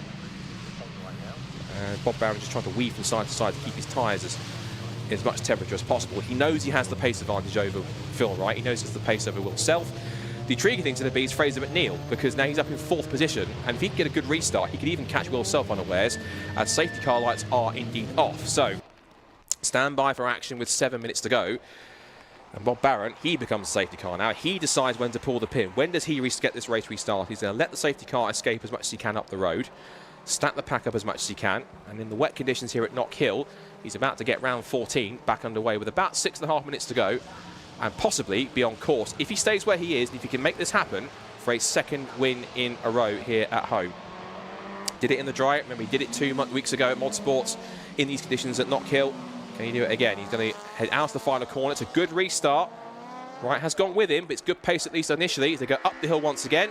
And Bob Barron in the lead of round 14, takes the green flag, and we're back racing, which is over 6 minutes to go. So Barron leads it, Wright in second place, Self in third, Fraser McNeil fourth. And then in fifth position, it is James Kiff, Dan Thackeray, who leads Class B, from Linster, Crassus-Melly, Barker, Greenhill, and Matt Rowling, who's leading Class C. Then Fortag, Diver, Houchin, McDonald, Tommy Knight back in 16th. Those are the 16 runners still going in wet conditions. I have to say, Bob hasn't got away from Phil Wright in this restart too much. Going with him as the rain continues to fall. They rock over the chicane back at racing speeds. And I'm certain that Barron will just keep on. He'll have the confidence knowing that he can drive this car hard in these conditions, having done it 2 weeks before. And also now, he's got the first victory. He knows how to do it. Through the spray. Will Self has had a good restart. He is not as quick on the first sector as Fraser McNeil was. and not as quick in the second sector either. So Fraser's coming back at him here. And Fraser, of course, again, using his local knowledge, knowing this cut circuit at the back of his hand, and having experienced that firsthand with the passenger dry yesterday, I confirm he is mental, but he is incredibly talented at the same time. As Phil Wright, yeah, on that last lap on the restart, Bob Barron was 7/10 quicker, so pace advantage is definitely there with 5 minutes to go. And trying to pull away here in the wet here. As you said, local knowledge counts for a heck of a lot in a circuit like this, particularly for the Scots, and they really are pushing as hard as they dare. Now, that's the battle I wanted to look at, because Will Self and Fraser McNeil could be very interesting. On the last lap, Fraser McNeil was about a 10th.5 quicker. He's matched him in sector 1, as Barron sets the fastest first sector of the race so far, and he's another 2/10 clear. As we now watch here, this is Lewis Barker chasing after Luke Crassus-Main. This is for the final step on the Class B podium. Well, Barker was ahead of the line, but Crassus-Main has got back through. This is now 4th place between them. As the field passes way down, back up the inside into Jim Clark curve. He'll have the outside line for Hislop, so they come side by side. Do you really want to do this? Side by side in wet conditions. It's now Barker with the inside line, but of course on the outside will be where the wet line is. So Crassus-Main might have better braking. They're going to go deep. Crassus-Main breaks first. Lets Barker go a little first into the corner. And turns his way in, looking for the up and under. But the wetter line will be more beneficial. Cuts across, and Barker's back to 3rd place. Didn't last too long. Bob Barron has now got another half a second in his lead. He is now ahead by 1.6 seconds out in front. And also closing in on them in this battle for 3rd place is Harry Greenhill. He's in 10th place overall, but he's 5th in the class and wants to try and get a couple more points if they start to scrap. I'm keeping an eye on these battles between 1st and 3rd, and Will Self did pull another 1.1 seconds and has done another 4/10 this time in this first sector. So Will Self, I think possibly he's getting a bit more comfortable in these wet conditions now ahead of Fraser McNeil. But Fraser, meanwhile, in P4, I think this might be his best result of the season if he manages it. Yes, by far. His best result of the season to date has been 5th, and that was in the second race at Cadwell Park. And since then, his best result since then was 6th in the first race at Alton Park. Yes. So this would be his best result by far with P4. Now, Phil Wright just set the fastest second sector of the race, 24.1, 3/10 quicker than Bob Barron, but he then lost those 4/10 back when Barron did a 17.9 in the final sector compared to 18.3 for Phil Wright. So it's back and forth here at the front between these two. 1.3 seconds still the gap. There's now 2 3/4 minutes to go. I'm going to watch that quick clock like a hawk, because I'm not making the mistake I did in race number 1 where I called it too early. Spencer Fortag, I think, on the corner of my eye, has also got problems. He's crawling up the pit straight as well, so problems for Spencer all weekend, which is not great for him. There's James Kiff running in P5 in the Honda Integra. And actually, right behind him for overall position is Dan Thackeray. So he wants to possibly wrap up this Class B title in style provisionally.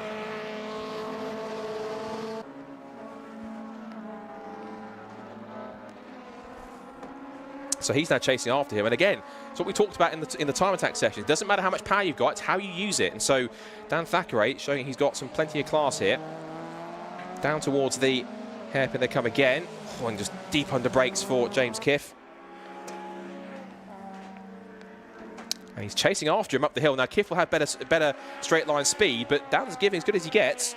There is an ex-Civic Cup car, so he's got some plenty of power in the mix in that car, trying to pull his way through. Down towards Duffers Dip, 2 laps to go, I call it in the books here, because yeah, lap time is 1:02, 1:03 for these faster cars. And Phil Wright got 4/10 back in the first sector. It's getting closer again as they come back towards it, and in fact, I thought there was a flashing sign somewhere, but it wasn't. It was something else being distracted. So out of Jim Clark they come, down towards the end of the line. They've got Spencer Fortag's car in the way as a blue flag. They're trying to get out of it, but Phil Wright is coming back at Bob Barron now. This isn't done, I don't think. Down towards the hairpin for the second to last time. They will go across the line, and with less than a minute to go, it will be the final lap of the race. I'm pretty certain of that. I ain't making the same mistake twice. Now up towards the start finish line to start the last lap of the weekend, not just of the race, but the weekend for this one in Time Attack and Racing Hondas. One more time around for Bob Barron. Can he get this one done? Spencer Fortag is really crawling up the pit straight here. So Bob Barron turns his way in through McIntyre's and then in through Butcher's now for the last time. A circuit he knows all too well, weaving his way through. Did it earlier on the dry, and looks as though the wet conditions are going to be absolute cakewalk for him as well. He's had some initial pressure from Phil Wright.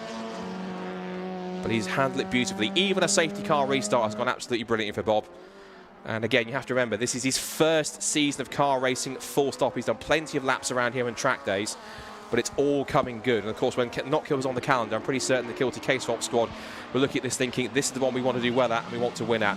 Into the hairpin for the final time. He locks it up a little bit, but he's going to hold on to it. And like the saying goes, you wait for one victory, and two of them are going to come at once, because up to the checkered flag, it's going to be a Bob Barron double. He will come to the line, and he will make it 2 from 2 at home at Knockhill. He wins round 14 of Racing Honda's 2025. More home success for Kilty K-Swaps. Fantastic racing. He did it in the dry. Now he's done it in the wet. Second for Phil Wright, third for Will Self. There'll be Fraser McNeil and James Kiff, but we're going to wait for P6. He's up the line. Going to be for P5 overall. Across the line they go. Fraser McNeil is 4th, but Dan Thackeray will be P5. He will win the Class B race on the road, and we can say also provisionally he will be 2025 Racing Honda's Class B champion. Congratulations to Dan, and that makes up in one way for missing out on the Civic Cup title in 2023 a couple of years ago. The job's not totally done. There's still the final round coming up at Snetterton to try and get the overall title, but at least for the class, that essentially is provisionally done and dusted. So congratulations to Dan for sealing that one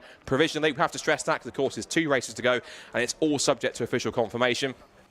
But Dan Thackeray won the drag race up the hill to beat James Kiff to the line. That's going to be impressive. That'll be a subject for Charlie to talk about. Giving James Kiff's Honda Integra a run for its money up the hill. That was pretty impressive. So Lewis Barker also got 2nd place in Class B. So actually he beat Sam Linster in the end by, what was the gap between himself and Sam Linster? 1.2 seconds at the flag. Then it was Luke Crash's back in 4th. Then it was Harry Greenhill and Tommy Knight. And Matt Rowling dropped back a couple of spots but finished 12th overall and does take the Class C victory on top of that as well. So, would you believe it? Bob Barron then takes his first 2 victories of the season by taking round 14 in the wet at Knockhill. And what a drive it was. In a safety car restart, he won by 2.2 seconds from Phil Wright in P2 and Will Self in P3. Damage limitation, but still good points for the championship as we go to Snetterton for the final 2 races. Fraser McNeil, his best result of the season, more celebration for Kilty K-Swaps, an excellent P4. And Dan Thackeray beats James Kiff's Integra in a drag race to the line to win Class B on the road in the race, but also as well, we think provisionally, the 2025 Class B title in Racing Honda's. Congratulations provisionally to Dan. James Kiff takes 6th. It's Lewis Barker at 2nd. I think that might be his best result. It is another best result for Class B for Lewis Barker. Sam Linster was 3rd in the class, another podium for him. Luke Crash's improves his best performance. That is now him beating his 5th position from last time. That's a P4 for Luke Crash's menu in class. Harry Greenhill 5th. Tommy Knight, after he brought out the safety car, after he spun off at the chicane but got back out again. The Matt Rowling, who wins Class C once again with Owen Diver 13th place. Dan McDonald, not a great second race for him, down in 14th, but it's going to be Callum Houch in 2nd place in Class C. And we lost Spencer Fortag at the end with mechanical issues. Dave Buki, who I don't think could see at one point, and Michael Barron's car didn't even complete hardly a lap in the race before he was out of it. And that is all she wrote. That is our trip to Knockhill complete for this weekend. It's been a fantastic day, both in Time Attack and in Racing Hondas, and it's been an amazing job from everyone involved, not just in Time Attack and Racing Hondas, but also from everyone at Knockhill. And I have to say a massive thank you on behalf of them to Knockhill for being so accommodating. Our first visit back in 11 years. I think it's been a roaring success with all the action we've had today. Not just the first visit back for 11 years for Time Attack, but a first visit ever for Racing Hondas, and they really have delivered with some great racing. And of course, what better than the home hero, of course, in Bob Barron, taking his first 2 victories at his home circuit and dominating it from start to finish. Brilliant stuff from him. Took pole position, has practically led, I think, almost every single lap apart from one at the start of lap number 1. But apart from that, did a fantastic job and has taken 2 victories. So that will be plenty of celebration tonight, I'm sure, for Kilty K-Swaps and co for all involved. Of course, on top of that as well, we have to say Phil Wright, that will be a good 2nd place for him. That's his first 2nd place since when? Let's have a quick look. Since last time out at Brands Hatch. So he's taken 2 2nd places in as many races in the last 3 races. And again, continues that run of always finishing in the top 5 in every single race. That's the key thing to see for that stat. Will Self, it would have been some more points taken out, but of course it's damage limitation because he was up there in a good result in race 1. And Fraser McNeil, P4, that's more celebration. They're going to go mental tonight for Kilty K-Swaps. 2 wins for Bob Barron and a personal best finish for Fraser McNeil in 4th place at home at Knockhill. Yeah, break out the beers. I think that's going to be one heck of a celebration tonight, I think, for them, because and justly deserved all the hard work they put in, particularly trekking up and down all the different circuits outside of Scotland. But now they get their chance to get a bit of redemption for their own home circuit, and they did come good in the end, which is all we wanted to see. Of course, the big story, of course, in Class B, not only is it another win for Dan Thackeray, but also as well, that is essentially, we believe provisionally, the Class B title wrapped up for Dan. So congratulations to him for doing so. And it is an excellent job for him. And then it's in second place for, as I said, for Sam Lewis Barker, in fact. It was his best result for, I think, for the entire season, I think, of looking at it. Because, yes, his best result up to that point was third place in Snetterton Race 1.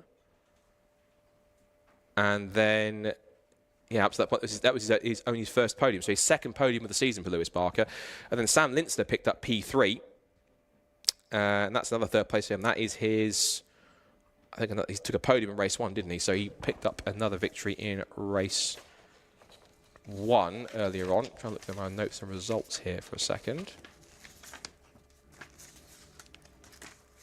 And whilst they're gathering together, drivers down at the Lucas Oil board for Charlie to speak with.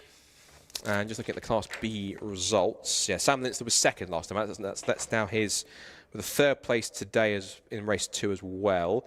That now is 4 podiums in a row for Sam Lintzner, and he's 5th of the season. So impressive stuff for him on that side. Then behind them, haven't got the rest of the results because they've all disappeared off the screen. No, they haven't. They're right behind me. We've then got Luke Crassusmany, best result for him to date. Harry Greenhill, a successful return back to the championship, P5 for him as well. Tommy Knight in P11, a race of what could have been, could have got a podium, but has to settle for what will be 12th position. 11th position ahead of Matt Rowling, who did quite well to get up to P12 in the end in Class C, takes another Class C victory. I think that takes it now properly to the next round, where we'll settle the Class C title next time out at the finale at Snetterton. Remember, there's no drop scores at all to use from the 2 Snetterton results. And then you have Owen Diver in Class B for 13th place, Dan McDonald 14th place, and Callum Houchin in P15. Who's the second of the Class B cars? Of course, the 4 cars we lost were Spencer Fortag, Dave Bucke, Michael Bowen. We didn't even get Duncan Holloway either. He didn't actually make the start of the race. So that's the other car we were missing. I was expecting 19. We actually got only 18 starters in the end as well. So all good things have to come to an end. And, of course, it comes to an end in a few weeks' time because, of course, for those of you watching and been following Time Attack and Racing Hondas this season, it all comes to a close at Modified Live in a few weeks' time. October the 19th, Sunday, is when we see finals day for the Time Attack Championship and also the final 2 races of Racing Honda's Championship, where not only will we settle the other 2 class titles, but provisionally, but also as well the big one, the overall championship will be settled also as well. It's going to be a real battle royale between the top 4 at the front, eventually between 3 people now. It's going to be between effectively Will Self, Phil Wright and Dan Thackeray at the front. Whoever's going to get themselves at the top of the times is going to be the one with the advantage, I'm certain. And it's crazy to think how quickly the season's gone. And we're talking about it with Susie just then about the Time Attack. The season only started back in May. We had some great weather, some great events all the way through. It's been fantastic. Right, let's head down to the podium celebrations and to our class winners for round 14 of Racing Hondas. They're down at the Lucas Oil board with Charlie. Perfect. We are down here after a very wet race 2 with Bob, our Class A winner. 2 for 2. Congratulations. It's something else. I can't believe I just done it. I was honestly, after race 1, I was ready not even to do race 2. I was ready to sit down and have a beer, but yeah. I'm glad I went out and done it. That was awesome. I knew I had to make the moves early in the race. Yep. Before they kind of figured out what it's like in the wet. I thought if I can get past them before they get, they kind of suss it out a bit. So, no, it was excellent. He was, Phil Wright, he was there. I seen him coming and I thought, I'm not going to try too hard to get a gap. There's plenty of space, let's do this, and just managed to hold it together. I've seen the safety car, and obviously I've never done a safety car, but well, I have, but never at the front, and yeah, that was quite scary. So I'm glad you go from having that bit of a gap to all of a sudden you guys are bunched right back up together. And knowing when to go, and you know, it was all totally new to me. I'm glad me and my mate had a chat about it last night, because we actually said, what if I get a safety car? And he talked me through it. He does all the Formula 1 stuff, so he talked me right through it. So it was, well, I'm glad he did because, it was brilliant. Fantastic. I spoke to you and Fraser this morning. You guys prayed for the rain today. It came through for you. Yeah, absolutely buzzing. That is excellent. So chuffed. Brilliant stuff. Wow, congratulations, 2 for 2 on a home circuit. What a day. Thank you. Brilliant. Right, we're going to get Dan over now, our Class B winner. Dan, you said rain's your speciality. It's come through for you. How was that? Yeah, I have to admit, I was quite happy when it was raining down. I was in the minority, I think. But yeah, the spray probably one of the worst ever in terms of really could not see anything. I was hanging on the back of the Class A boys, but I mean, I had good corner speed, but just no straight line speed. But I think I managed to get James out the last corner, which was a small win. I enjoyed that. Definitely. We were looking at you. You're picking your way through the Class A boys as well. I think you got right up there towards the end. Yeah, I mean, I could see them in front, but every time you try and get a run on someone, they just have that enough grunt to be pesky. Yes. But I had enough of a run, luckily, to get him over the line, and although it didn't really mean anything, it was quite nice. Yeah, still a little win, isn't it? Little win. Speaking of wins as well, I've just had the clerk come over my shoulder. Congratulations, you're officially Class B champion. I know, yes. Very happy with that one. It was, I've lost championships at the end before, so I was just looking forward to trying to have a sensible weekend and get it done. So I'm very relieved. I must say as well, a few rounds ago you told me commentator's curse, but here we are as a winner. Yeah, I think you commentated me curse once, didn't you? But I feel like we've broken that curse. We have. Well, I'm fine with it. Congratulations on the win and congratulations on the championship, Dan. Thank you so much. Thank you.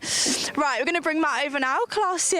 Matt, how was that? Hello. Oh, I loved every minute of that. That was so much fun. Good. This is an epic circuit and it's really good fun in the wet as well. Actually, I really like the wet conditions. Brilliant. I was like, how does it? You've done the dry race, done the wet race. How do you think it compares? Oh, totally different. It's a mega circuit, wet or dry, to be fair. I really love this place. Can't wait to come back. So but it's a little bit greasy in places, a little bit slippery actually in the dry. I don't know if that was kind of conditions or something that had gone down maybe from a previous race, but it felt a little bit greasy. But yeah, it's an epic circuit. It's really good fun. Obviously, Callum got the win earlier. Wednesday, that points is ever so slightly shifted a little bit. How do we feel going into the last round at Snet? I don't know. I think Callum's going to have the edge again at Snet. Yeah, I really do. It's 2 long straights at Snet. So I'm a big disadvantage, a bit like the hill here, to drag up the straight. So you never know. We'll have to pray for the rain gods again. Yeah. Brilliant stuff, and congratulations again. Thank you. Right, that is everything from us here today at Knockhill. Thank you so much for tuning in, and as always to Lucas Oil for powering our live stream. We'll see you guys at Snetterton.